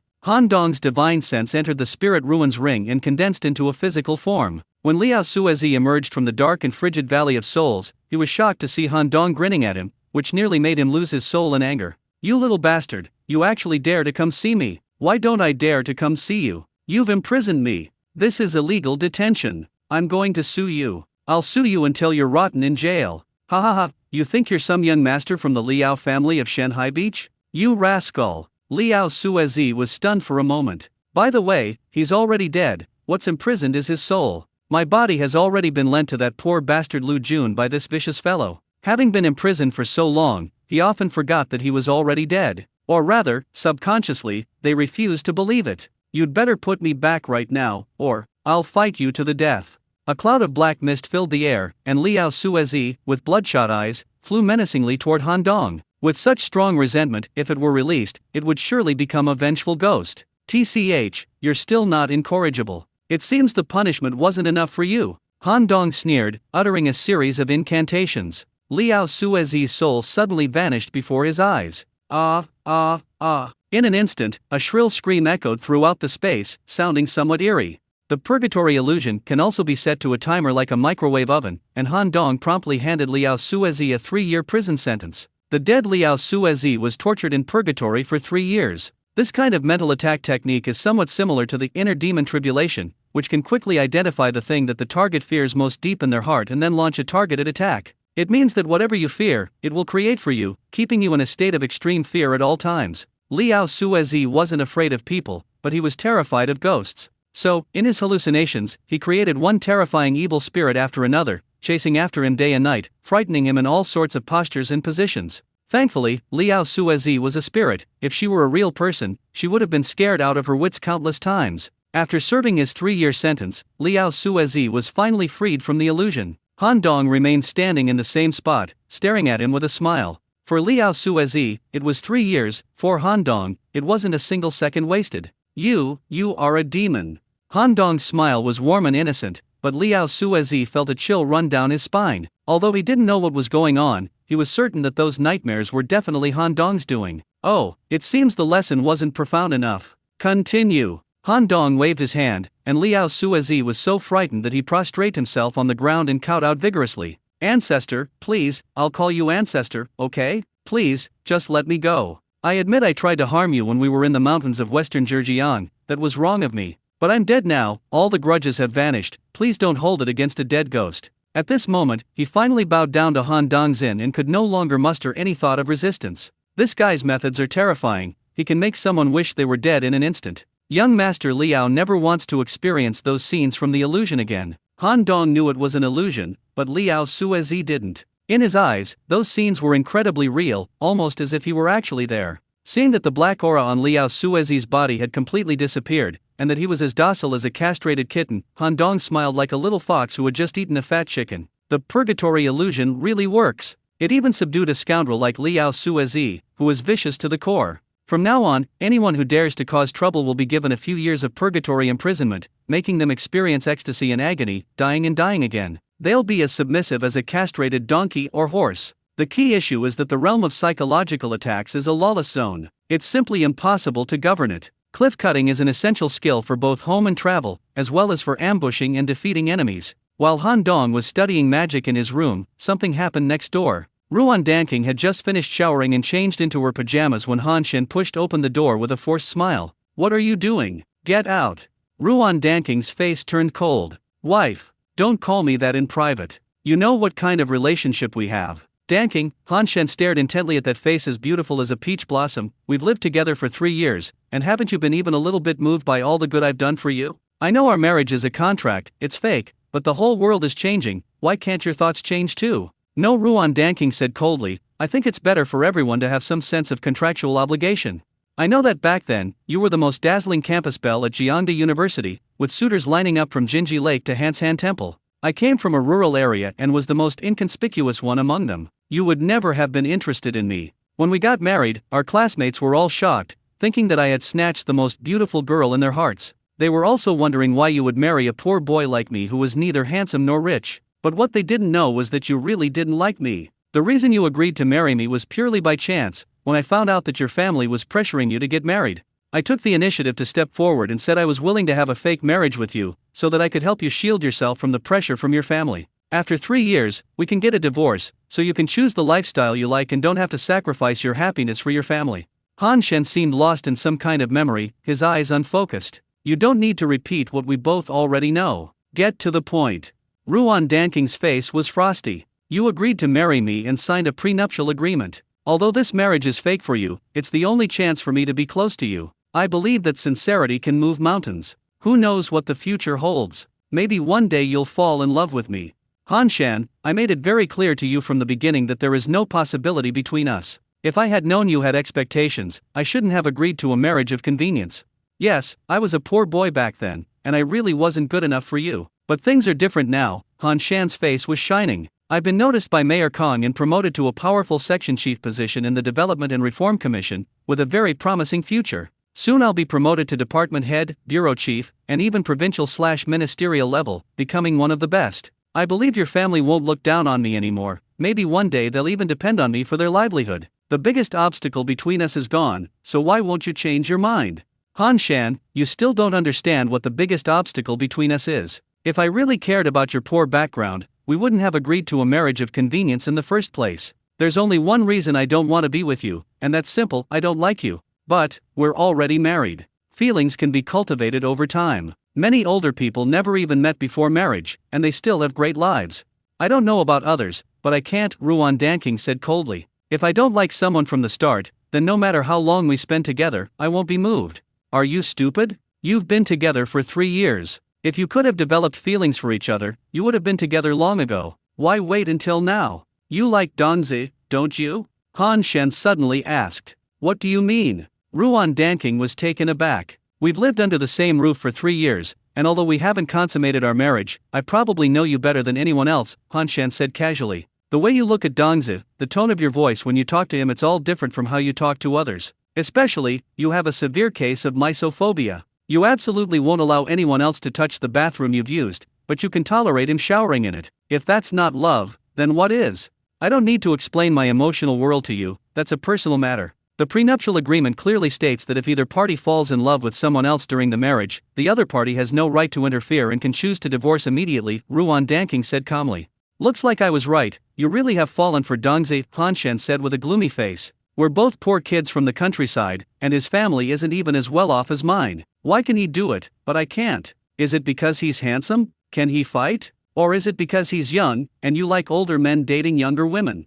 Slap. Ruan Danking was furious and slapped him hard. Han Shan's cheek turned red on one side. Women are truly vicious creatures, Han Shan gritted his teeth. I've been with you for 3 years, I'd give you my heart and soul. And you're not as good as a stranger I've known for a month. Ruan Danking, you're just like any other prostitute out there, you like young, handsome guys. Don't use love as an excuse, it's just lust. Han Shan, so this is your true face. All these years, your gentle and polite demeanor was just for show. Now that you know your expectations have been dashed, there's no need to keep up the act, is that it? Even if we no longer have marital affection, we can still be friends. But if you say things like this, we can't even be friends anymore. Get out. I've already prepared the divorce papers. We'll go through the formalities tomorrow morning. From now on, we'll go our separate ways and not bother each other. Ruan Danking's expression, however, calmed down. Han Shan panicked when he saw that Ruan Danking wanted a divorce. What the hell am I doing? Tonight I was hoping to get a little drunk and have some courage to do something with someone, but instead I'm cursing at them. He didn't intend to say anything hurtful, he just got a little carried away by the alcohol. Any man would be devastated if he found out that the goddess he had always fawned over had fallen for his younger brother. Jealousy can truly change a person beyond recognition. I'm sorry, Danking, I lost my temper for a moment, and I sincerely apologize to you, Han Shan said, his forehead covered in sweat. You know I'm at a crucial moment in my career, and my family must be stable. If you choose to divorce at this juncture, I may never be able to advance my career again. When selecting cadres, stable family relationships have always been an important criterion, which is no secret within the system. You can't use your career advancement to morally blackmail me, can you? Ruan Danking frowned slightly. If you really love Dongzi, divorcing me is definitely not a good idea. What do you mean? Ruan Danking asked in astonishment. Although our marriage is fake, we actually got a marriage certificate to put an end to your family's hopes. Legally, you are my rightful wife, and in Dongzi's eyes, you are his cousin-in-law. Even if you divorce me, it won't change that fact. Dongzi and I have been close since childhood, and our relationship is no different from that of brothers. If you divorce me, he will definitely distance himself from you. I know him better than you do, so you'd better trust my judgment. Ruan Danking paused for a moment, then remained silent. If you continue our marriage and ensure my career is secure, I will reciprocate.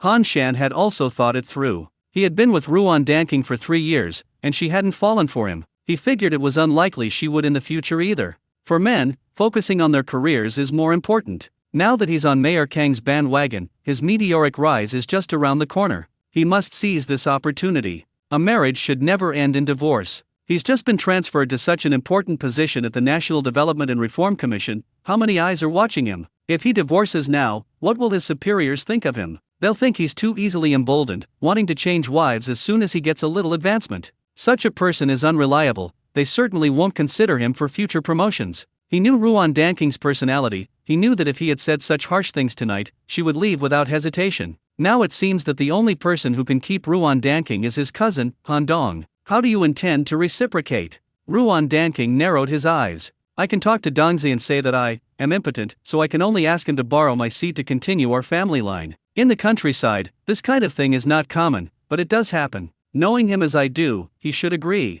That way, you won't have to divorce me, and you can be with him. It's a win-win situation. Get out of here. What nonsense are you spouting? Ruan Danking's pretty face flushed red to her ears. She kicked Han Shan out and slammed the door shut. For modern women who have received higher education, the idea of borrowing sperm is an insult. However, subconsciously, she felt that Han Shan's judgment might be correct. If she divorces Han Shan, Han Dong might distance himself even further from her. Han Shan held a high position in Han Dong's heart, so how could he possibly accept his brother's burden? Don't let that little guy's kind appearance fool you. When he gets stubborn, not even 9 oxen could pull him back. He has his own principles for dealing with people and things. Ruan Danking somewhat regretted her decision to enter into a fake marriage. The saddest thing in life is meeting someone you truly love, only to find you've lost the chance to be worthy of them. Perhaps, Han Shan's idea was the only solution that Han Dong could accept. Wait, when did I say I liked Han Dong? Why did I follow Han Shan's line of thinking when he said that? Could it be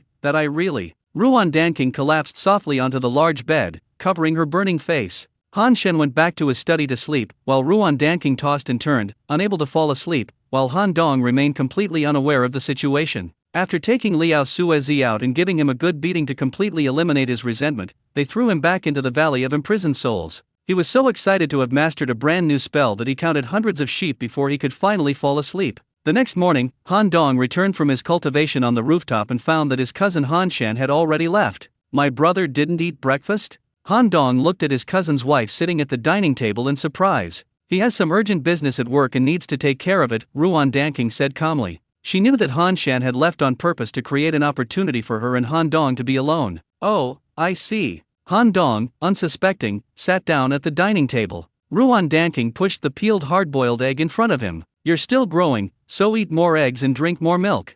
Thank you, sister-in-law. Han Dong grinned. The two remained silent, each focusing on their food. By the way, Dongzi, have you met any girls you like at school? Ruan Danking asked casually. At the moment, I have no plans to have a girlfriend, Han Dong said in a low voice. Of course I can't get a girlfriend. There are too many fish in the pond, I'll raise them first. You're only a freshman, take your time looking, no rush. Ruan Danking remained outwardly calm, but inwardly she felt a little pleased. After dinner, Han Dong still chose to hitch a ride with his sister-in-law to school. He had already put his car into his spirit void ring last night, but he would keep it a secret for now. Neither of them spoke the rest of the way, and an unusual atmosphere filled the car. Ruan Danking was thinking about what Han Shan had said, while Han Dong kept thinking about those two lace-trimmed dresses.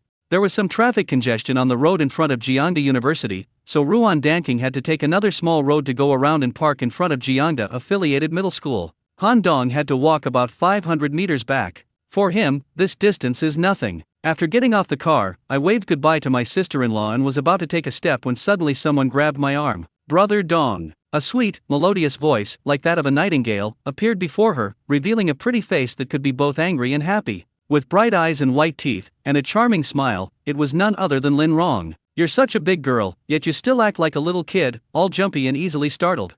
Han Dong flicked her pert nose. What brings you to our school? Did you come to see me? Lin Rong wrinkled her nose, her eyes revealing surprise. You wish. Han Dong curled his lip. There's a bit of traffic at the school gate, we're just stopping here temporarily.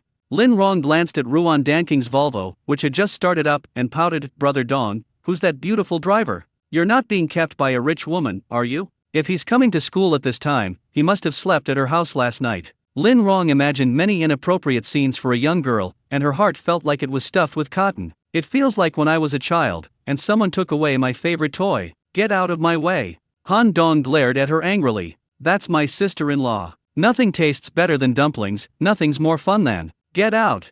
Han Dong's face turned green. How come kids these days seem to know everything, spouting nonsense, such profound truths? Why are you so unkind to me? Lin Rong pouted, looking aggrieved and on the verge of tears. Alright, stop acting, Han Dong said irritably. If you could just say something like what a person your age should say, I definitely wouldn't be angry with you.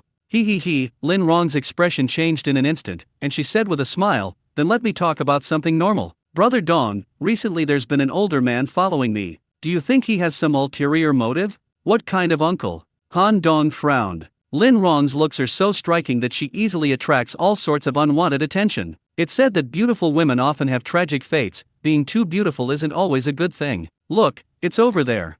Following the direction Lin Rong pointed, they saw a beggar with tattered clothes and long hair and beard sitting under a tree across the street, staring intently at Lin Rong. Seeing Han Dong looking over, he quickly looked away, pretending to be nonchalant. Han Dong noticed that there was a cane next to him. Are you sure he's following you? Han Dong asked doubtfully. Absolutely, definitely, and without a doubt. Lin Rong looked a little panicked. Brother Dong, do you think he's one of those perverts they always talk about in the news? It seems like creepy older men like to prey on young girls. Don't worry, this person obviously has a problem with his legs and can't move around easily. If anything happens, just run as fast as you can, and he won't be able to catch you. Okay, Dong Ge, I'll listen to you. Lin Rong nodded obediently. Well, I have to go back to school now, so let go of my hand.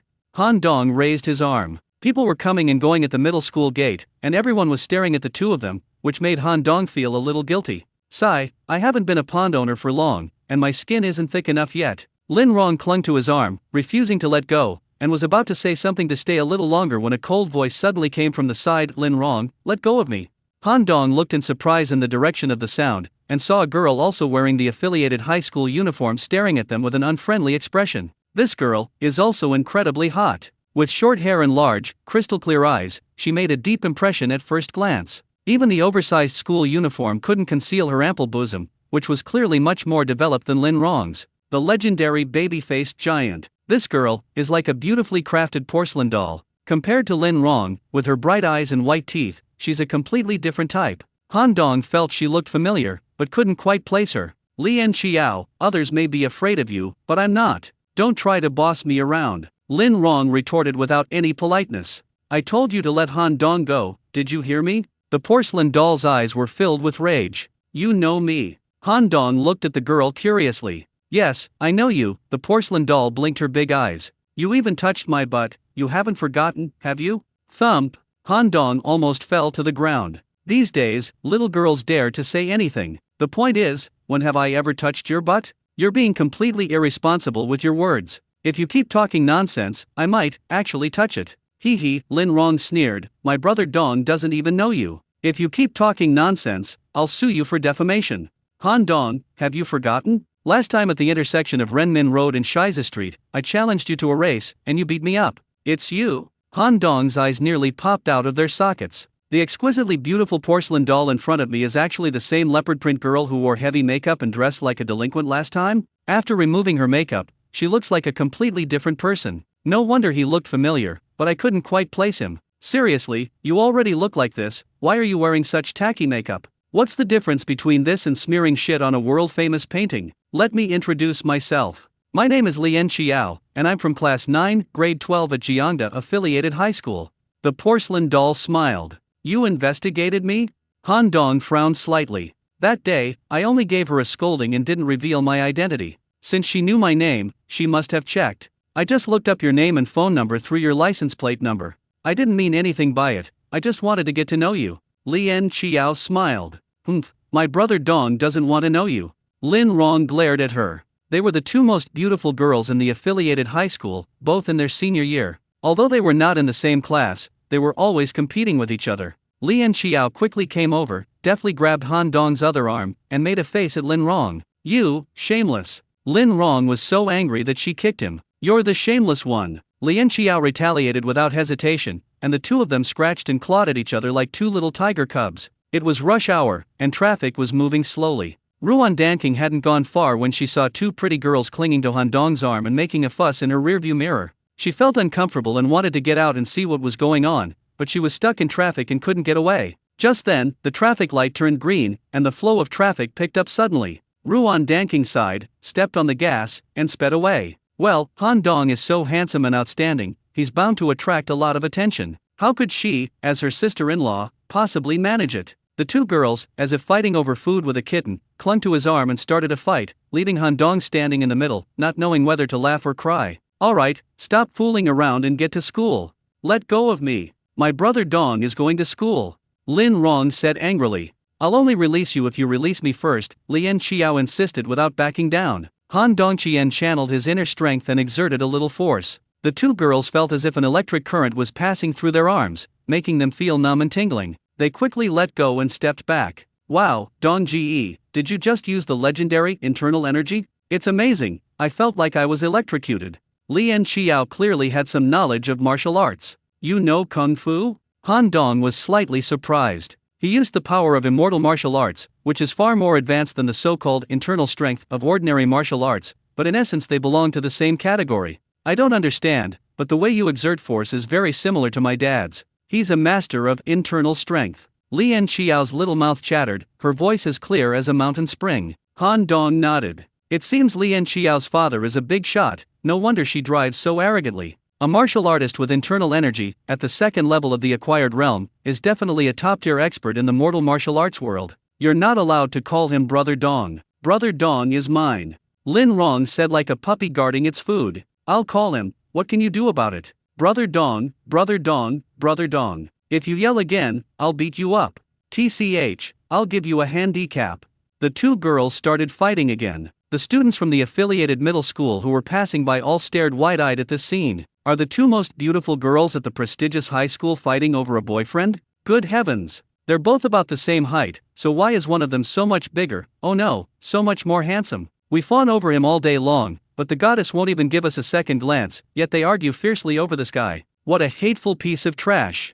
Han Dong rolled his eyes, swung his long legs, and left. I glanced instinctively at the ornamental tree across the street and realized that the lame beggar had already left. After cultivating immortality, his 5 senses and 6 perceptions were far more acute than those of ordinary people. Although he only briefly caught that person's gaze, Han Dong felt that he had no ill intentions towards Lin Rong. The specific reason for stalking her remains unknown. If you can't figure something out, just put it aside. The two girls scratched and clawed at each other for a while, but when they realized Han Dong had left, they stopped attacking, looked at each other, snorted, and turned away in disgust. Han Dong had just turned into the gate of Jiangda University when he received a WeChat message from Lin Rong. Linlin, Dongji, that rude girl Lien Qiao said you touched her, but is that true? Dongzi, what are you touching? I'm spanking her. Linlin, oh? What do you mean? So Han Dong briefly recounted how he had taught Lien Qiao a lesson on the road last time, blah blah blah. Linlin, well done, you deserved it. Excitedly pumping her fist emoji.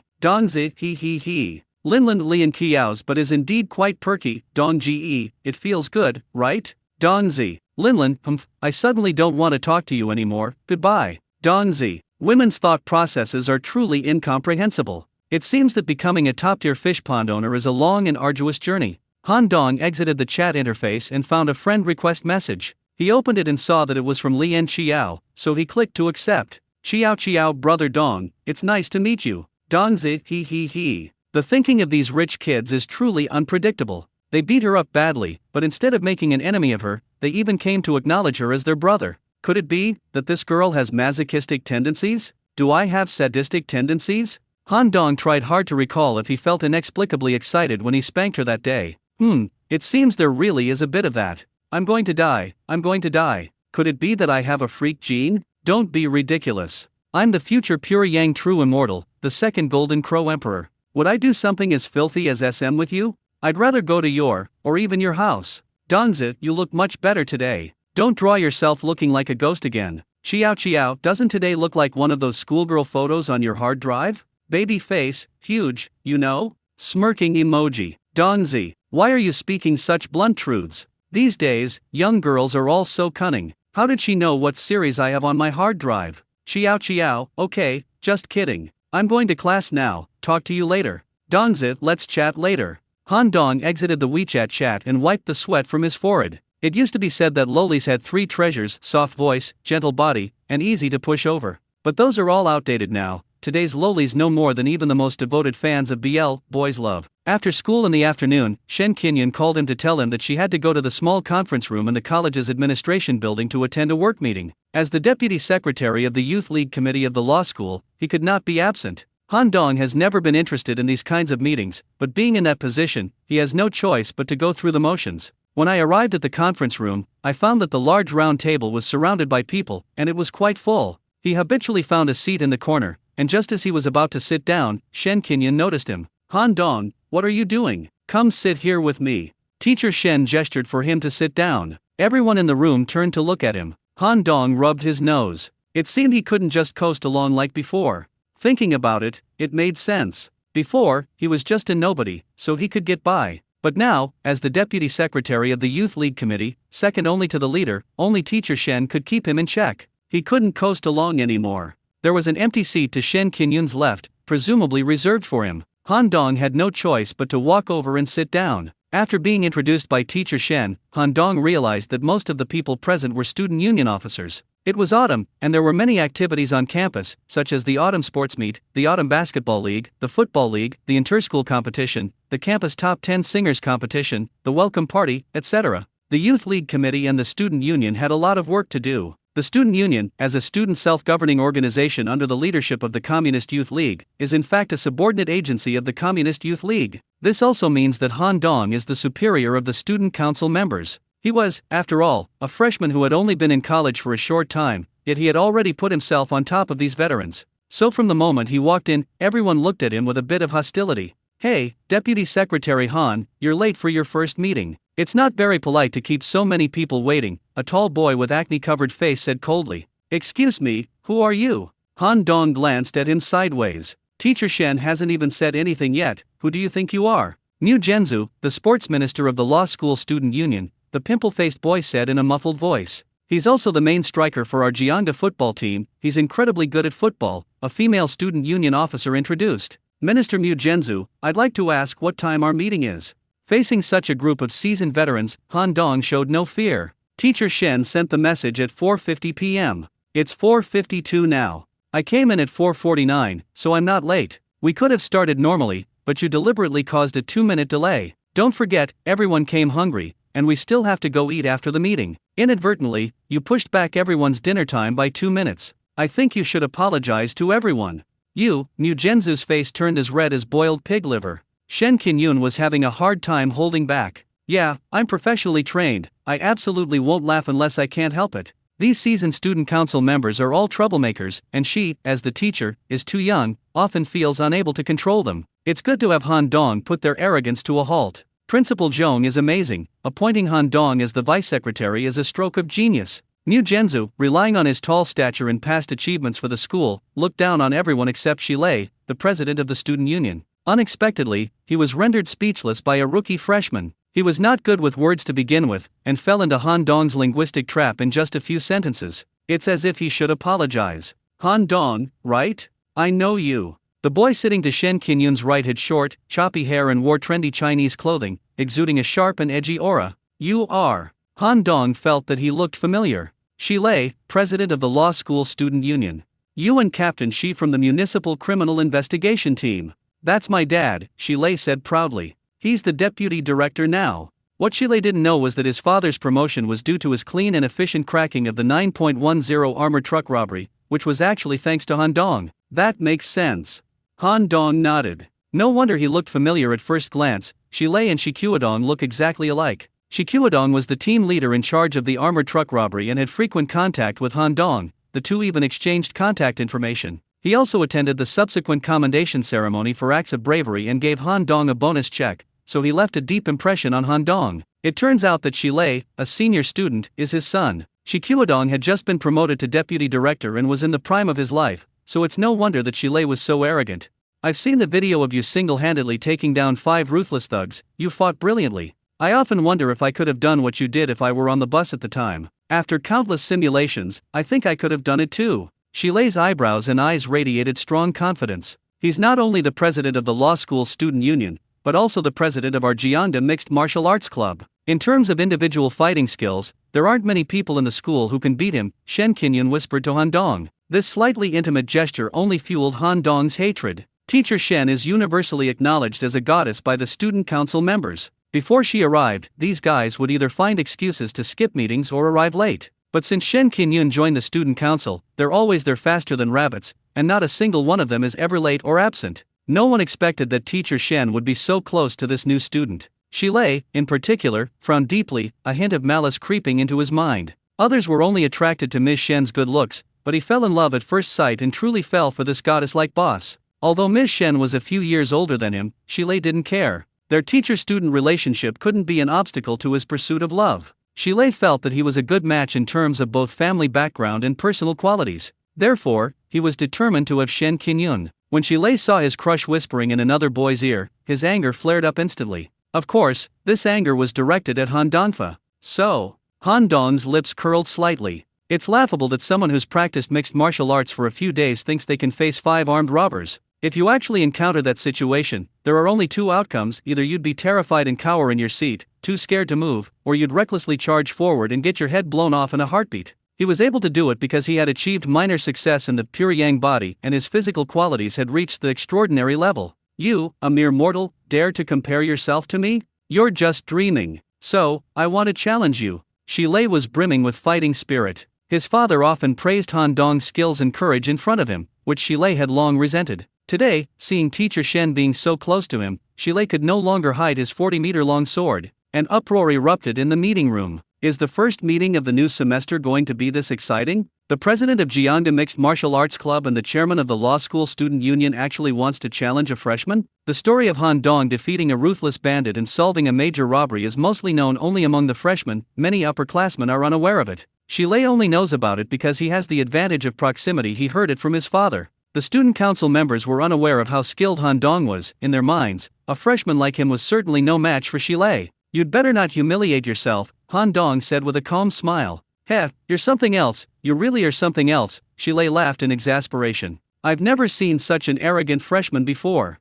Haven't you seen it now? You can choose the time and place. I'll be waiting any time. Captain, she is a good man, and I don't want his son to be disgraced. So, let's just let it go. How about we go to the playground and play a game right now?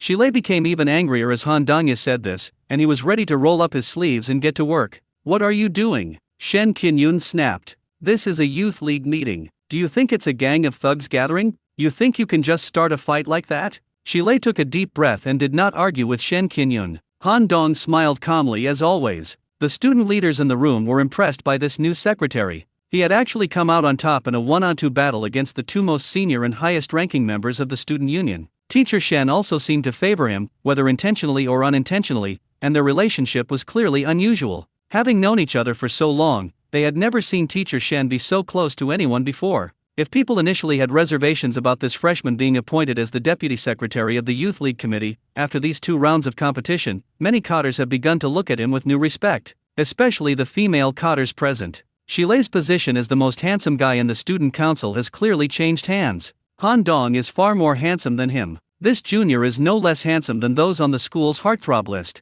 A female student leader wrote a note to her neighbor. I think so too, he's really super handsome. Moreover, he is both arrogant and domineering, and even senior Shilei can't control him. I like guys like that, handsome and daring. The girl's eyes kept glancing at Han Dong, their gazes flickering with desire. Shilei noticed the girl's reactions and felt even more disgusted. All the female student council members were recruited by him, and they were all quite good-looking. Deep down, they were all fish in his pond. If he doesn't receive these benefits, what's the point of him serving as chairman? Unexpectedly, the arrival of Han Dong has made the fish in the pond restless. Don't let things end up with teacher Shen not getting any food and her harem falling apart. Let's start the meeting. Time is tight and the task is heavy, so everyone stop whispering. Shilei tapped the table. The rest of the process was no longer Han Dong's concern. With teacher Shen in charge of the whole process, and the senior students all being seasoned veterans with rich experience, everyone knew exactly what tasks they should do, so we just had to assign the tasks to specific individuals.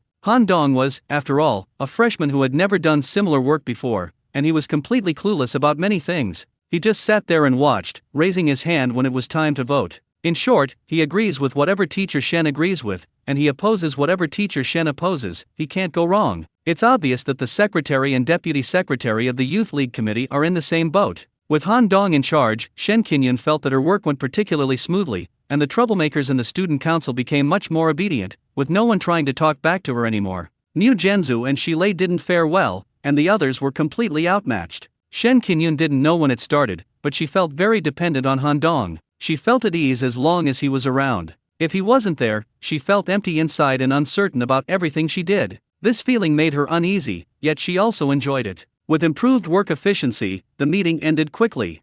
Fearing that Shen Qingyun might assign him more tasks, Han Dong slipped out immediately. That bastard, he ran away so fast. Shen Qingyun had originally planned to invite Han Dong to dinner, but after finishing cleaning up the computer, she found that he had already slipped away. She stomped her foot angrily. "Hey, Han Dong." Shi Lei caught up with him outside the administration building. "What's up?" Han Dong put his hands in his pockets and glanced at him indifferently. "Are you running so fast because you're afraid of me?" A small flame flickered in Shi Lei's eyes. "No, I'm afraid of Teacher Shen." Han Dong smiled. "Afraid of her?" Shi Lei was taken aback. "Aren't you two on good terms?" "You've misunderstood again. It's not that I'm afraid of him as a person, it's that I'm afraid she'll cling to me," Han Dong said honestly. "Puffed." Shi Lei choked on a mouthful of blood in his lungs. "So this is how you can act cool? You'd better decide when to fight me. Let's duel, young man." Shi Lei felt that the only way to resolve his inner frustration was through his fists. The best thing to do is to punch this guy in the face flat. "Sorry, I'm busy." Han Dong turned and strode away, waving goodbye. Shi Lei watched his flamboyant back and made up his mind that he must beat this kid in the fighting arena, otherwise he would not be able to live like this.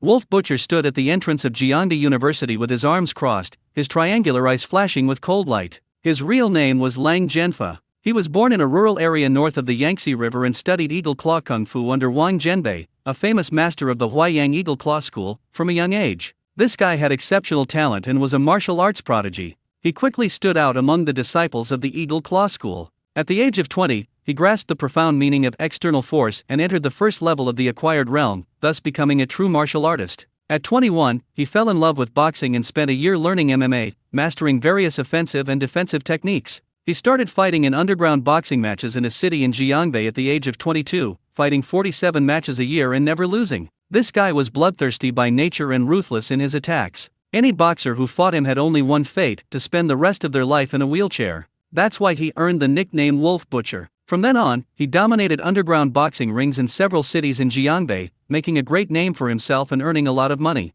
6 months ago, I offended a big shot in Jiangbei and had to leave my familiar place, cross the Yangtze River to Suzhou to make a living. With his talent and strength, he swept through the underground boxing world in Zhangzhou and thrived. When his cousin Snakeskin approached him, Wolf Butcher was disdainful and decisively refused when he heard that he was going to deal with a greenhorn student. But when Snakeskin said the commission was 200,000, Wolf Butcher was tempted. Although he has earned a lot of money over the years, he spends it extravagantly and has no concept of financial management. He basically spends money from one hand to the other. He seems to be living a life of luxury and spending money like water, but in reality, he doesn't have much money in his pocket. 200,000 yuan is enough for him to live a carefree life for a while. And this money is easy to earn. He's just a student who hasn't even entered the workforce yet, and he can make it in no time. Having accepted the 50,000 yuan deposit from the Snakeskin, Wolf Butcher made a condition: if you want me to make a move, you must put him in the octagon. He's not stupid. Snakeskin's requirement was to cripple that guy, preferably to the point where he couldn't take care of himself. This wouldn't be a problem in an octagon. Everyone signs a waiver before the fight. Even if someone gets killed, they can only accept their bad luck. He does the kind of thing that cripples people almost every time. It's no big deal. That's why it's called underground black boxing. It's because it's illegal. However, if you cripple someone outside, the police will invite you for tea, and they'll keep you drinking until you throw up. He was living a wonderful life and had no desire to go to jail. So today, Wolf Butcher came with Snakeskin to deliver a challenge at the gate of Jiangda University. Although I'm not sure if that kid will fall for it, I have to give it a try. Wolf Butcher is a guy who fights to the death in the boxing ring all year round. He exudes a strong murderous aura, and students who come and go will instinctively avoid him when they see him. Even the rats that were passing by were so frightened that they quickly scurried away along the base of the wall. Therefore, there are no living beings within 5 meters of him. Han Dong saw him the moment he came out of the school gate. This guy exudes such a menacing aura. He's probably taken many lives. As a cultivator, he naturally had no fear.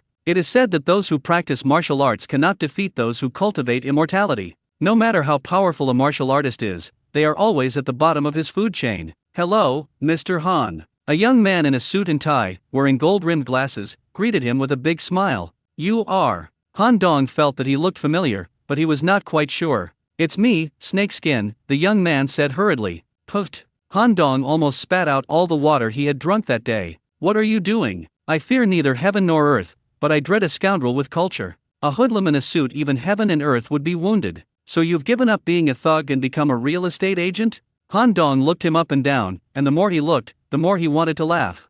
The idiom "a monkey wearing a crown" was tailor-made for him. Not at all. Snakeskin adjusted his gold-rimmed glasses, showing off his limited knowledge. When you come to a prestigious century-old university like Zhangzhou University, you naturally have to be more civilized. Let me reintroduce myself. I am Snakeskin, Mr. Lang's temporary agent. I am here on behalf of my employer, Mr. Wolf Butcher, to deliver a challenge to you, Mr. Han. After saying that, he solemnly handed over a red invitation card with both hands. Han Dong opened it and took a look. It was written quite convincingly. We are delighted to learn that Mr. Han is a successor of ancient martial arts, possessing superb skills and profound martial virtue. We cordially invite you to join us this Friday evening at 9 p.m. in the octagonal cage at the Jingview Boxing Gym on Sangza Street for a friendly exchange of skills, to learn from each other's strengths and weaknesses, and to celebrate this grand event in the Suzhou martial arts community. The signature is Wolf Butcher, and the line below is the date. To write about underground boxing in such a refreshing and elegant way, you guys are truly talented. It was written by someone else.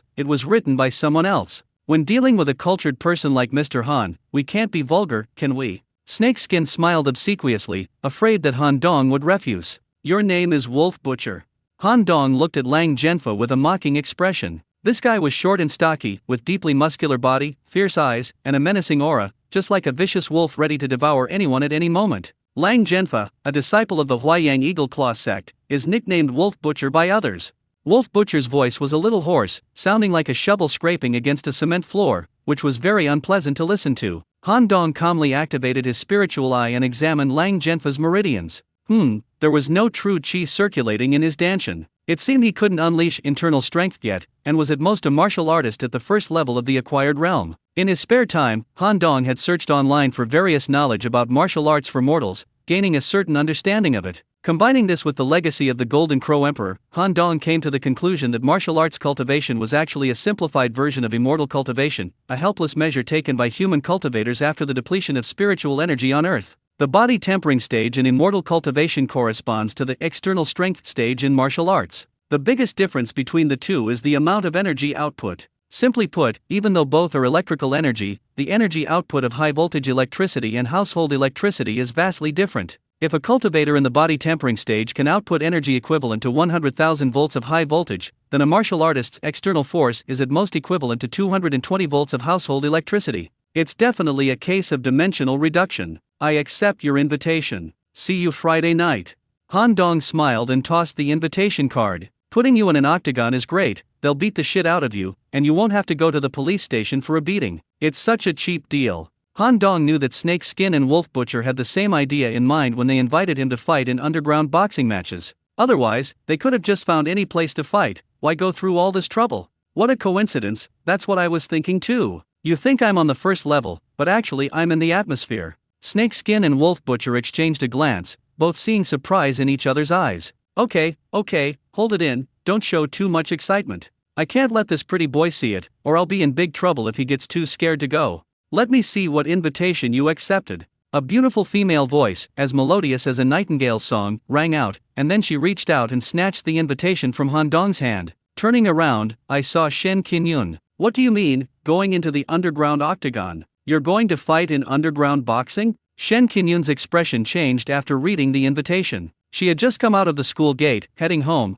when she unexpectedly saw Han Dong talking to someone. She intended to come over and scare him, but instead accidentally stumbled upon his secret. Han Dong rubbed his forehead, his head throbbing. How did she find out? This is really troublesome. It's just a friendly sparring session between martial arts enthusiasts. There's no such thing as underground boxing. Han Dong waved his hand. Yes, it's just a friendly spar between friends. It's nothing unusual for trained martial artists, Snakeskin explained from the side. Hey, aren't you that thug who bullied the flower girl? What's your name, Snakeskin? Don't think I won't recognize you just because you're wearing a suit and glasses.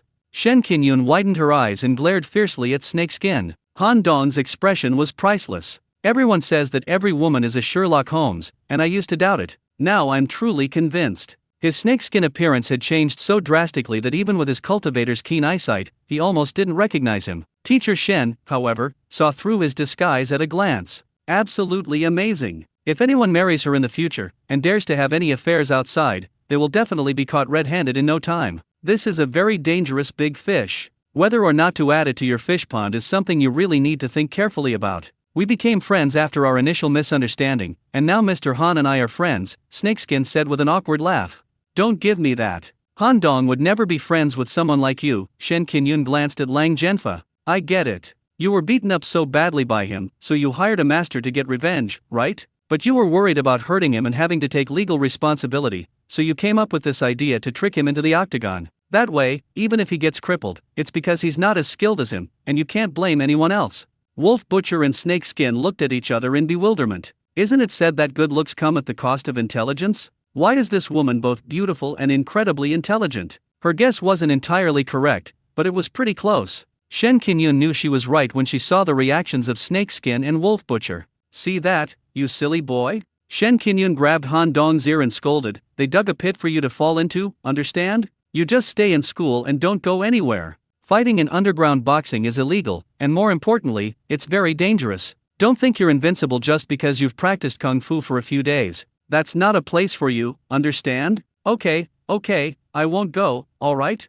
Han Dong covered his ears and looked at the woman helplessly. In situations like this, you can only go along with her. After all, she is a teacher. Who would dare to openly admit to a teacher that they are going to do something bad? In reality, well, they just humbly admit their mistakes but never truly repent. He knew Shen Qinyun was concerned about him, afraid he'd be harmed by bad people in society. But someone like Wolf Butcher, who thinks he can harm a cultivator, is dreaming. He didn't want to respond to Shi Lei's provocation. It was because he genuinely liked the upright Captain Shi and didn't want to cause his son too much of a blow. Besides, it doesn't really benefit him. But Wolf Butcher is different. First, he was a martial artist at the first level of the acquired realm. Han Dong wanted to see what level these so-called external force experts were at, and to get a general understanding of a martial artist's combat strength. Secondly, he knew that Wang Zhen and his ilk would not let this go easily and would seek revenge sooner or later. That's human nature. They won't give up until they're faced with dire circumstances, and they won't shed tears until they see the coffin. Then send them a coffin. Take this opportunity to thoroughly punish them and eliminate any future troubles.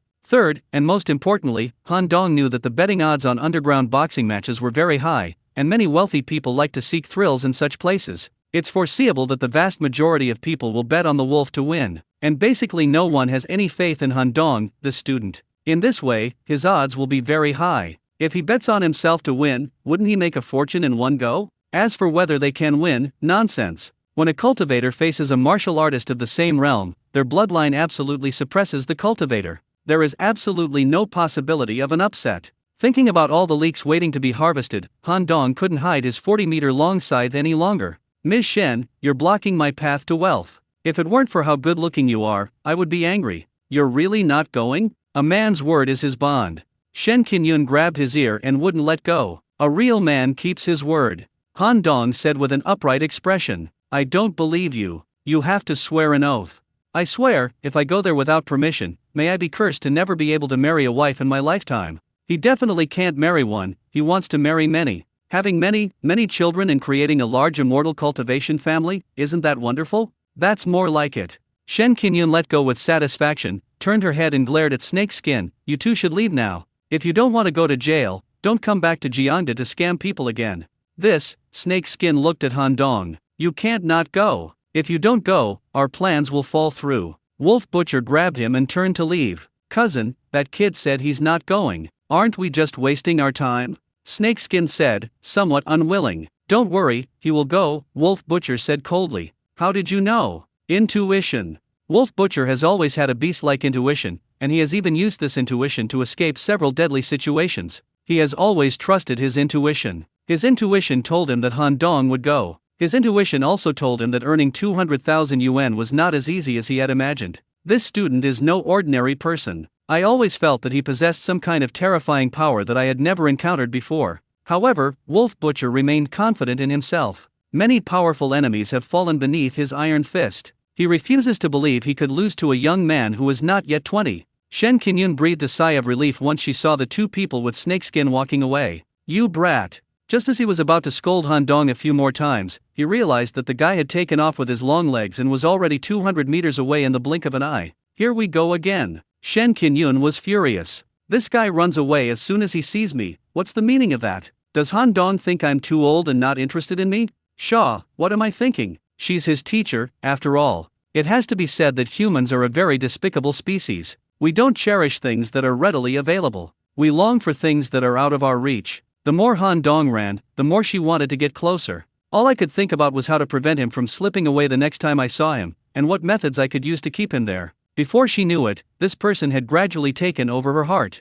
The sun rises as usual, and the city operates in an orderly manner. However, the underground world is rife with undercurrents. After confirming that Han Dong had agreed to enter the octagon, Wolf Butcher returned to the boxing gym and reported it. In fact, the Jingview boxing gym was just a front. The real profit came from the octagon cage on the second basement floor. The boss's surname is Fang, and everyone respectfully calls him Sixth Master. Lian Shanglong, a bigwig in Suzhou, has shifted towards becoming a businessman and rarely engages in shady dealings anymore. This Master Fang, on the other hand, started as a lone shark, gathering a group of henchmen and gradually gaining influence. His influence in the underworld is subtly surpassing that of Lin Shanglong. This underground boxing ring is his most valued money-making machine. Upon hearing Wolf Butcher mention that he had arranged to meet a young martial arts master in the octagon on Friday, Master Fang reacted like a shark smelling blood. The undefeated war god Wolf Butcher versus an urban martial arts master. This gimmick instantly ignited everyone's anticipation. He immediately cancelled a match originally scheduled for Friday and rescheduled it for this one. Then he updated the group announcement in the customer group to inform everyone of the news.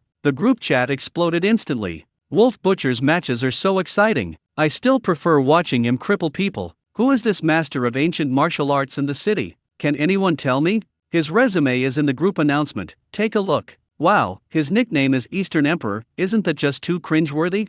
Since it's a profession that can't be brought into the open, all the boxers use stage names. Nobody is foolish enough to use their real names. When promoting Han Dong, Master Fang felt that giving him an awesome nickname would increase bettors' expectations and maximize the hype. After thinking for a long time, he decided on Dong Wang, Eastern Emperor. Wolf Butcher's odds remained at 1-1 because his win rate was so high that the odds kept decreasing. Meanwhile, the odds for that Chuyunibia kid named Eastern Emperor had reached an absurd 1-3. It means that if you bet on Wolf Butcher for 1 million and he wins, you can earn 1 million. If you bet on Han Dong and he wins, you can earn 3 million. Old Wan, who are you betting on?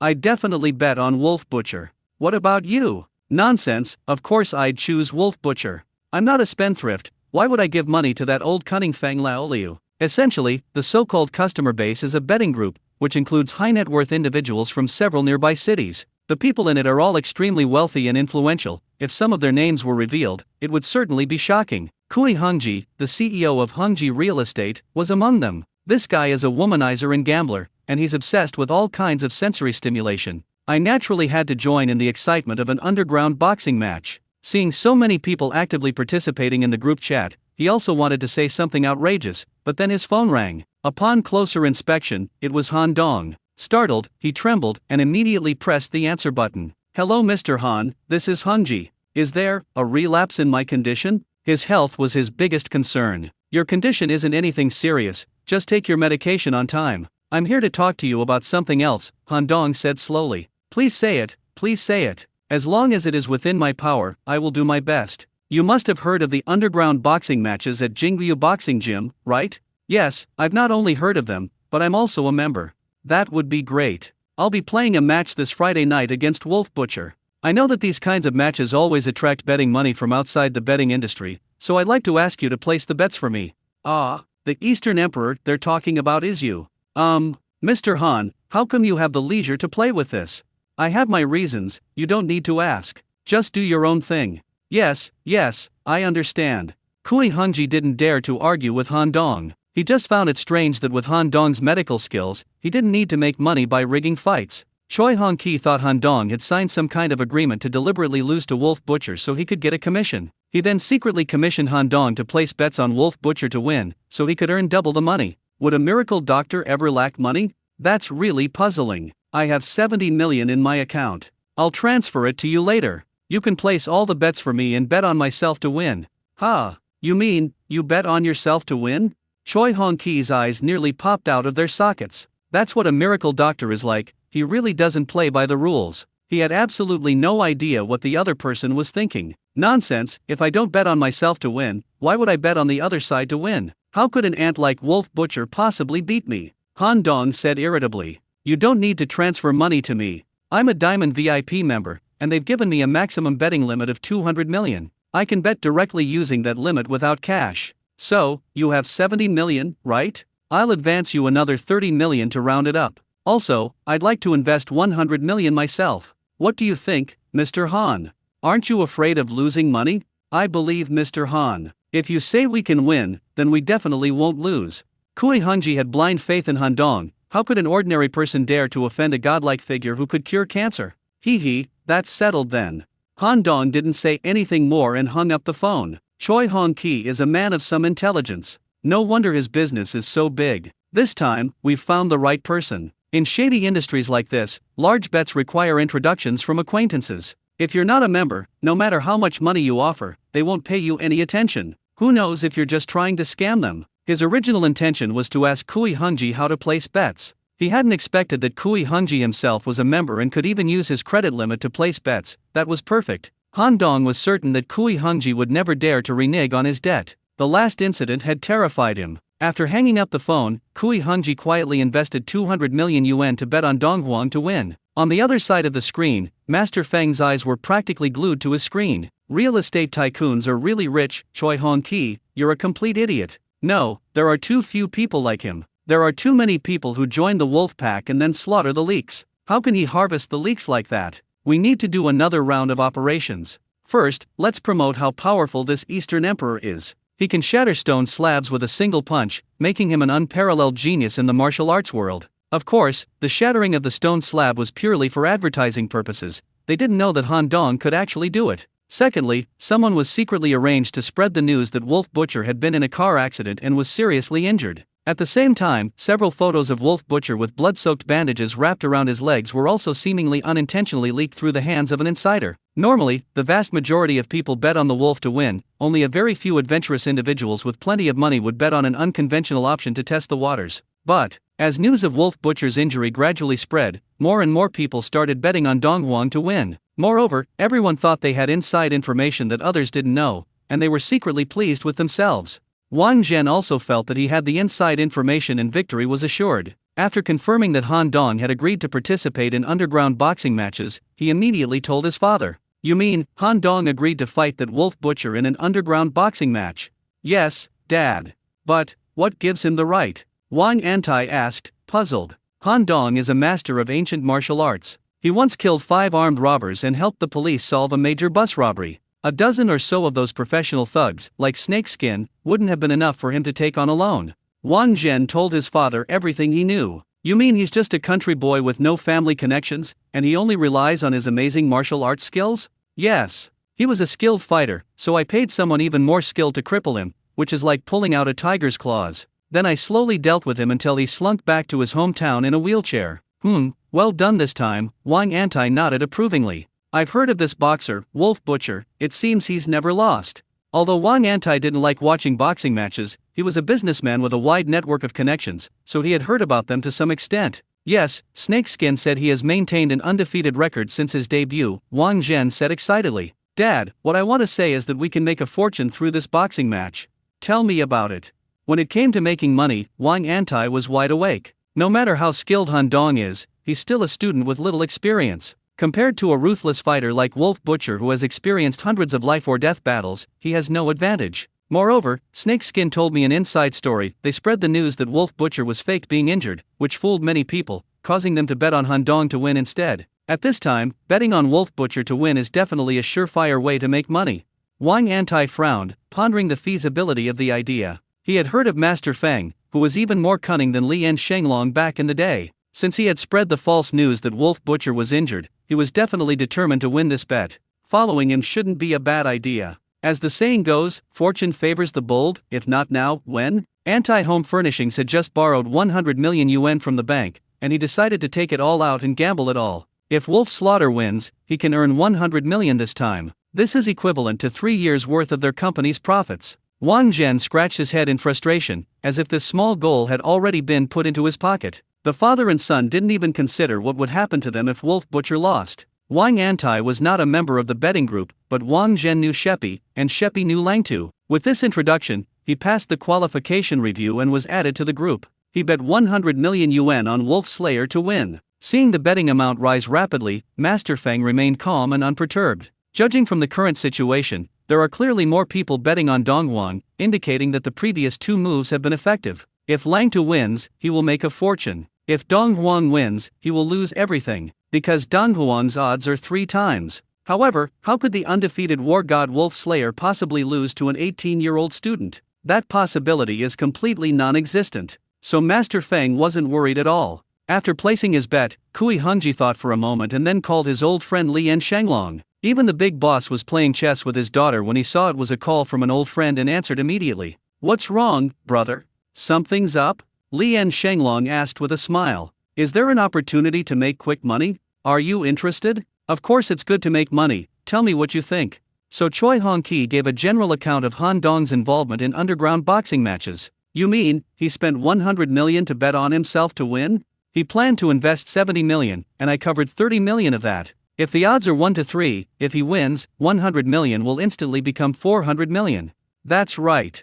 Are you sure he can beat Wolf Butcher?" As a former boss, Lian Shenglong was very knowledgeable about the underworld, and he naturally knew about the name of the invincible war god Wolf Butcher. "Do you remember the bus robbery in September? The amazing man who single-handedly took down 5 armed robbers was Han Dong." Kui Hongji paused. "I believe in him. He's someone who can even cure cancer. Since he's known as a master of both medicine and martial arts, his medical skills are so amazing, his martial arts skills can't be too bad either." After a few seconds of silence, Lian Shenglong said in a deep voice, "Brother, you believe in Han Dong, and I believe in you. Let's go all in this round. If we can bankrupt Feng Laoliu, that would be so damn satisfying. How much are you betting?" "Same as you, 200 million.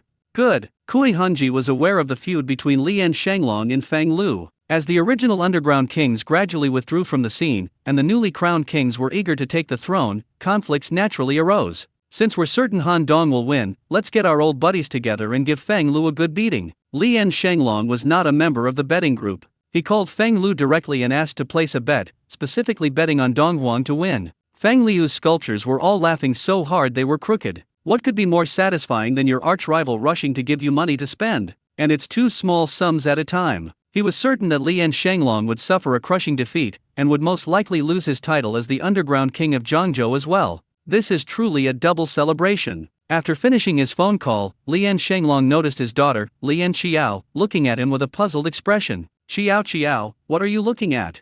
"Dad, you just mentioned Han Dong's name. What happened to him?" "You know Han Dong? Let me confirm first, is the Han Dong you mentioned a student at John University's law school?" "It's him." "Then let's get to know each other." "How do you know him?" Lian Shenglong looked at his daughter suspiciously. "We became friends after a fight, that's not important," Lian Qiao said urgently. "Tell me quickly, what's wrong with him?" "He agreed to go into the octagon and fight in an underground boxing match." "What? Han Dong is going to fight in underground boxing? When and where?" Lian Qiao's big eyes widened like the 2 of dots in a mahjong tile. "Why are you so agitated?" Lian Shenglong frowned. "Oh, Dad," Lian Qiao hugged Lian Shenglong's arm, pouting and acting coquettishly. "Tell me quickly."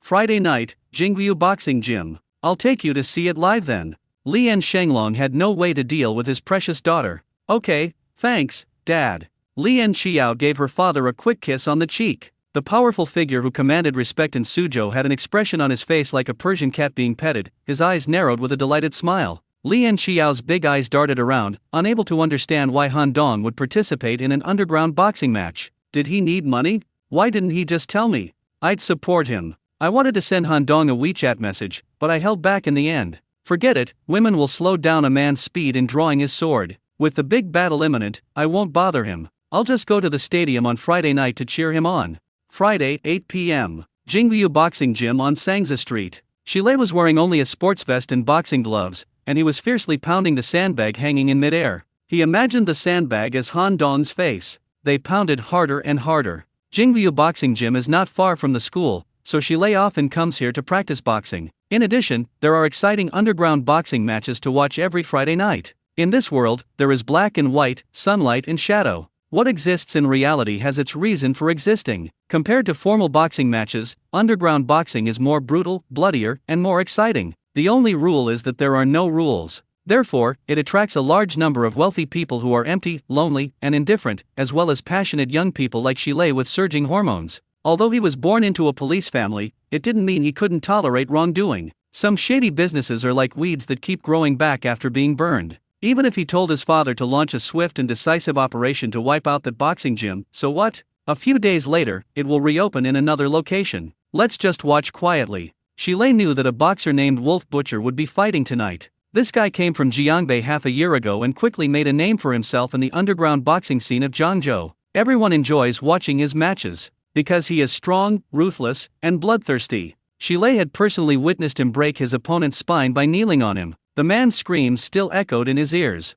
The amazing thing is that Wolf Butcher has been here for half a year, played 21 games, and has yet to lose a single game. Looking at the promotional information inside the boxing gym, the unlucky guy he's going to fight tonight is called Dongwang. What a cringe-worthy name. I'm still the Western Emperor, Hitui. Urban martial arts inheritor? What the heck is that? Shilei didn't know what the concept of ancient martial arts was. In fact, Han Dong never claimed to be a successor of ancient martial arts. Instead, some people saw a video of him displaying his prowess on a bus and said that the kung fu he used did not belong to any existing martial arts school. He was as swift as an eagle and as fast as a leopard, with the shadow of a ferocious creature everywhere, and it was more like ancient martial arts. Thus, the idea of a successor of ancient martial arts began to circulate. Han Dong himself did not express any objection. Being a successor of ancient martial arts is fine, it's much more acceptable than claiming to be a cultivator. To Han Dong's surprise, the master he had fabricated, Guang Lingzi, had already become famous in a small circle. A master capable of teaching a disciple like Han Dong must be even more powerful.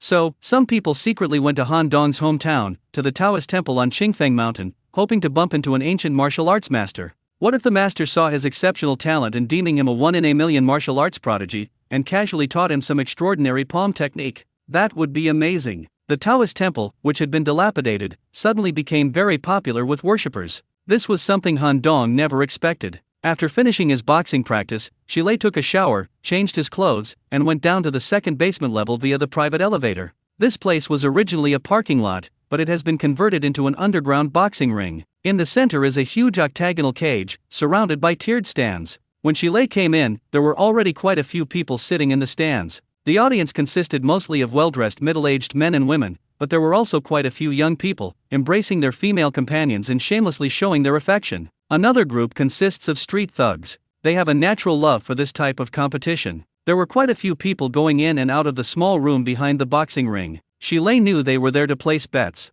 Large bets required joining a group, while small bets were like buying lottery tickets at a lottery station. You just went to that small room, paid, and got a voucher. Shilei simply enjoys watching boxing matches and does not participate in gambling. With an hour to go before the match, Shilei took out his phone to play a game to pass the time. 2 flowers bloom, each representing a different branch. With many campus activities in the fall, Shen Qingyun has been quite busy lately and has almost forgotten about Han Dong's near-boxing incident. I worked late on Friday and ran into Wu Yu in the elevator. She was also coming home late from work. I suddenly remembered this and started complaining to her. Isn't Han Dong stupid? He actually agreed to fight in underground boxing matches. Luckily I stopped him in time, otherwise he would definitely have been scammed. He's just a student, no matter how good his kung fu is, he can't beat those ruthless underground boxers.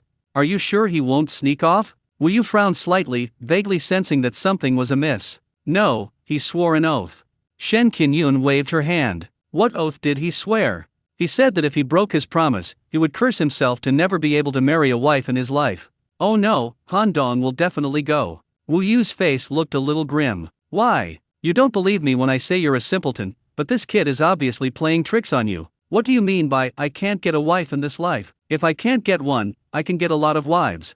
Isn't our country a monogamous system? Shen Qingyun blinked. Can't he just marry and divorce, divorce and marry and divorce again, divorce and marry again, and then keep all these ex-wives and current wives at home? Shaw, why am I telling you this? That's not the point. The point is, that kid lied to you, he's going to participate in the competition. No way, Han Dong wouldn't lie to me. How could he go and fight in underground boxing? Shen Qingyun said, but she was already starting to panic. As they said this, they had already reached the 6th floor and stepped out of the elevator. Qingyun, you just said that Han Dong is going to fight in underground boxing. What's going on? Shen Qingyun and Wu Yu turned their heads to look, and it was their neighbor Ruan Danking. They were all alumni of Zhangzhou University, lived next door to each other, knew each other, and had a good relationship. They both knew that Ruan Danking was Han Dong's cousin-in-law. So Shen Qinyun briefly recounted the whole story and said urgently, "Danking, call Han Dong right away. As his cousin-in-law, she should listen to you. Please be sure to stop him from participating in the boxing match.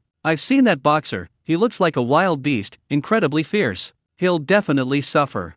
Ruan Danking immediately called Han Dong, but his phone was off. She then sent him a WeChat message, but he didn't reply. "Do you know the exact time and place?" Ruan Danking frowned. She started to panic a little. "What's the name of the boxing gym again?" "Oh right, I still have the invitation here." Shen Qinyun took the stolen invitation out of her bag. The two women quickly came over and glanced at the contents of the invitation. "Friday night at 9 p.m., Jingview Boxing Gym on Sangza Street." Ruan Danking checked her watch, it was 8:07 p.m. "No, I have to stop him. This kid is such a worry." Shen Qinyun turned and walked into the elevator. "Take my car." Ruan Danking quickly followed. Wu Yu also entered the elevator. Shen Qinyun is a teacher, and Ruan Danking is his sister-in-law. It seems that Wu Yu and Han Dong have no relation. In reality, only she knew that the two of them had the deepest relationship. Lin Rong's math grades weren't particularly outstanding, so she enrolled in an after-school tutoring class, which ended after 8 p.m. Lin Fu was driving home from get-off work and happened to be passing by when she picked her up. "Sis, are you working overtime this late again?" Lin Rong asked casually after getting into the car. "Yes, there's a rather tricky case lately," Lin Fu said calmly. "What case is it?" "This is not something you should worry about. Focus on your studies and improve your math grades."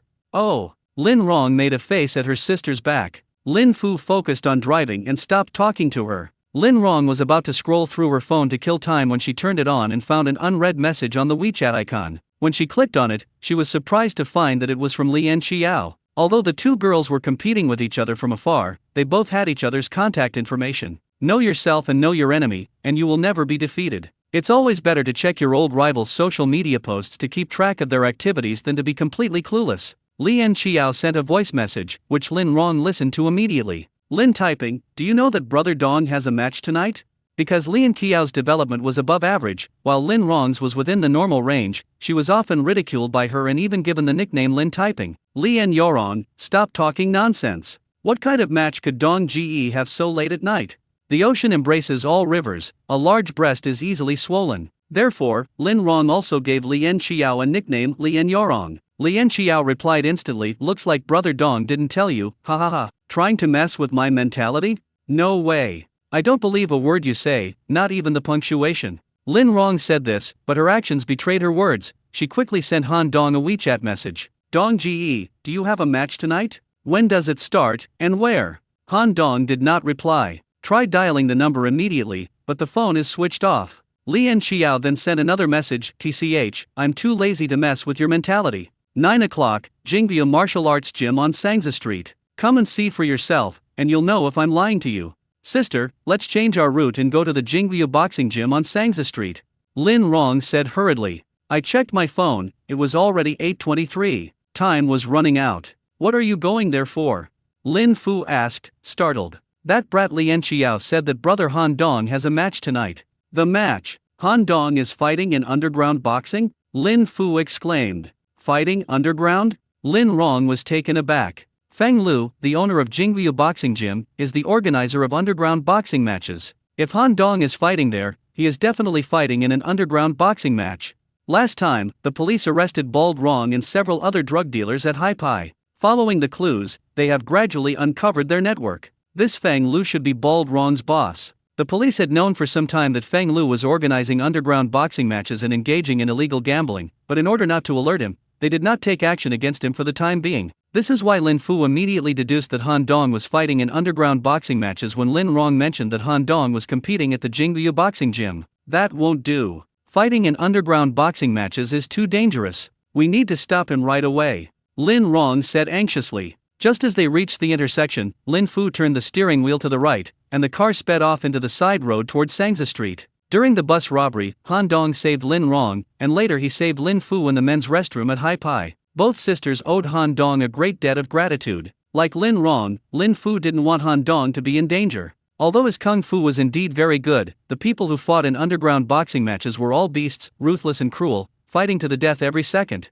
This was fundamentally different from legitimate combat sports. A college freshman, full of ideals, rules, fairness and justice, has no idea of the cruelty of the underworld. In the past few days, Han Dong has not been affected at all. He eats and sleeps as usual, and has no sense of urgency before the big battle. Just before the match, he even played a game of League of Legends against Hong Tao, also known as Fatty Wu. Seeing that the time was almost up, he tidied himself up a bit, changed into sportswear, and drove to Sangza Street. At this time of day, the roads aren't too congested, and it only takes about 10 minutes to get there. Han Dong thought he had gotten away with it, but when he parked his car and arrived at the entrance of the Jingview boxing gym, he was dumbfounded. 1, 2, 3, 4, 5 women were standing on the steps, glaring at him with unfriendly expressions. Shen Qinyun and Wu Yu weren't too surprised, since teacher Shen had taken the invitation and knew about it. What was surprising was that their cousin-in-law, Ruan Danking, was also there. And what was with the few wrong sisters here? Actually, the two groups were both surprised when they met at the door.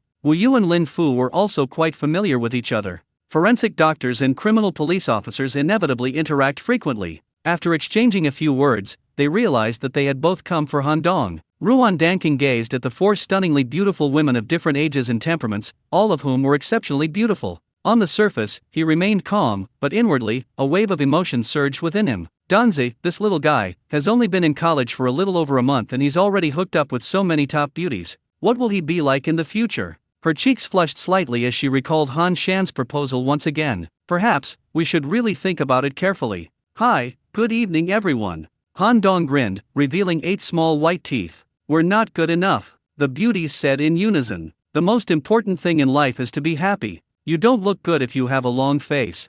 Han Dong's smile deepened. You brat, trying to outsmart me? Shen Qinyun reached out and grabbed his ear, scolding him angrily. Wasn't it you who swore to me you wouldn't come? Why are you here again? Lin Rong stared at Shen Qinyun's hand, somewhat displeased. What right does she have to pull Han Dong's ear? Humph. Nobody would dare to pull it off. Dongzi, are you having some trouble? If you need money, tell your brother and sister-in-law. Why are you doing something so dangerous? We are your only 2 relatives in this city. If you have any problems, you should discuss them with your brother and sister-in-law. Don't try to shoulder everything alone, Ruan Danking said gently. Sister-in-law, you're overthinking it. I'm not in any trouble and I'm not short of money. The reason I agreed to come to the competition is simply to broaden my horizons and teach those guys who are always trying to cause me trouble a lesson. What are you doing here, a bright college student like you? Some things are worth seeing, but others will ruin you. Curiosity killed the cat, haven't you heard that? Shen Qinyun glared at him angrily. Come home with me. It's better for you not to see this kind of world, Ruan Danking said. You can tell me who's causing you trouble. If they've broken the law, I'll make them pay. This isn't a place for you. Go back, Lin Fu said firmly. Lin Rong grabbed Han Dong's arm and pulled him away forcefully, muttering, Brother Dong, you can't go. Fighting in underground boxing matches is too dangerous. Han Dong looked at Wu Yu. Since that night at Qianchuan Waterfall, the young lady hadn't contacted him again. Reunited after so long, and recalling the enchanting scenery inside the tent, Han Dong's heart warmed.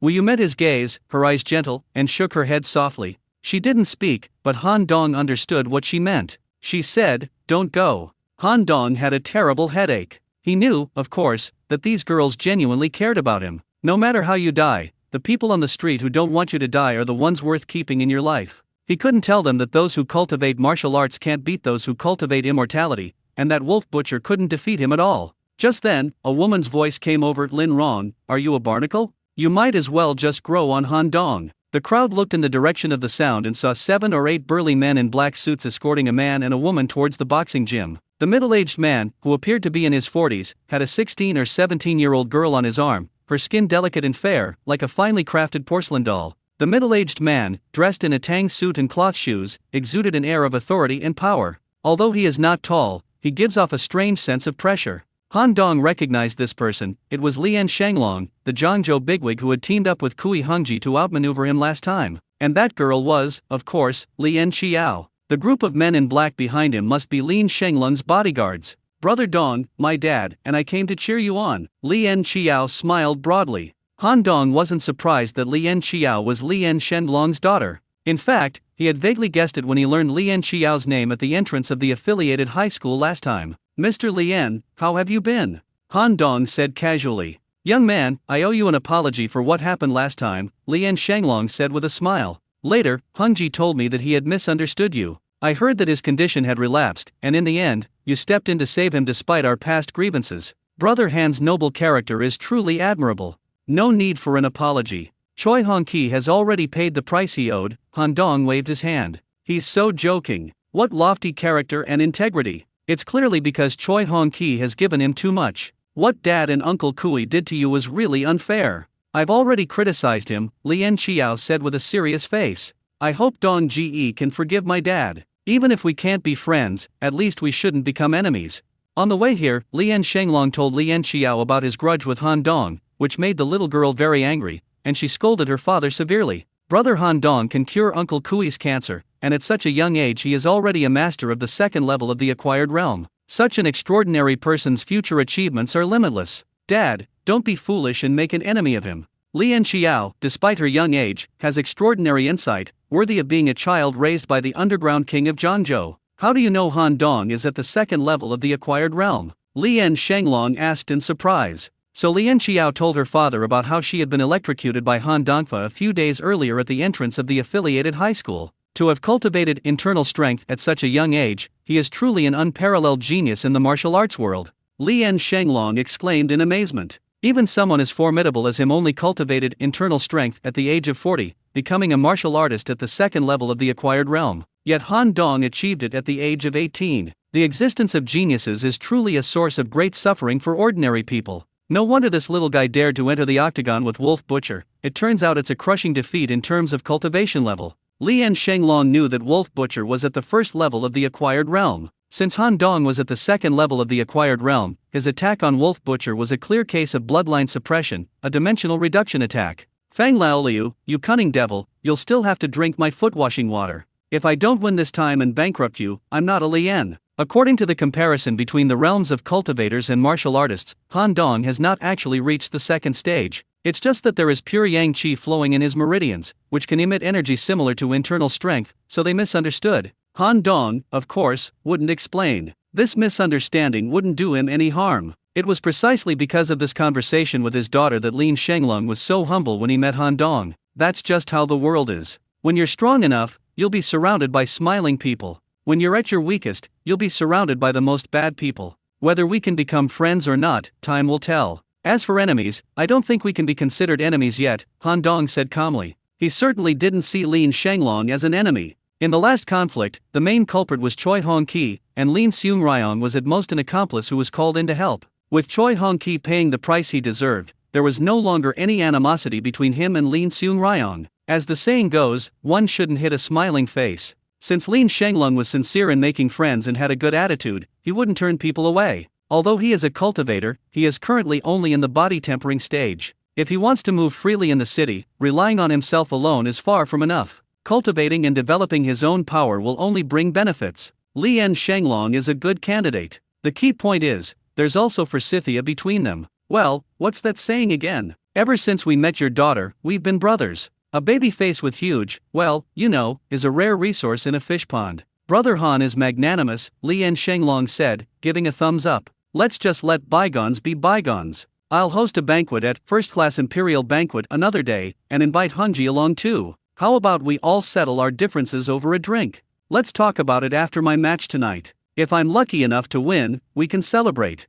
Han Dong smiled. Then we're definitely going to have this celebratory drink. Lien Shenglong laughed heartily. He bet 200 million. If Han Dong wins, at a 1:3 odds, he will cut 600 million from Feng Logui. We're really going to have a good drink. The other women didn't recognize Lien Shenglong, but Lin Fu, the deputy captain of the criminal investigation team, did. Officer Lin was genuinely surprised to see that this big shot in Jiangzhou's underworld was so polite to Han Dong and even apologized to him in person. This guy, he's a treasure trove that can never be fully explored. Ruan Danking's gaze darted suspiciously back and forth between Lien Shenglong and Han Dong's faces. Although she didn't know Lien Shenglong, her intuition told her that he was a powerful and important figure. How could Dongzhen know such a person, especially since this person is so humble in front of him? Ruan Danking felt that this cousin was a bit of a stranger.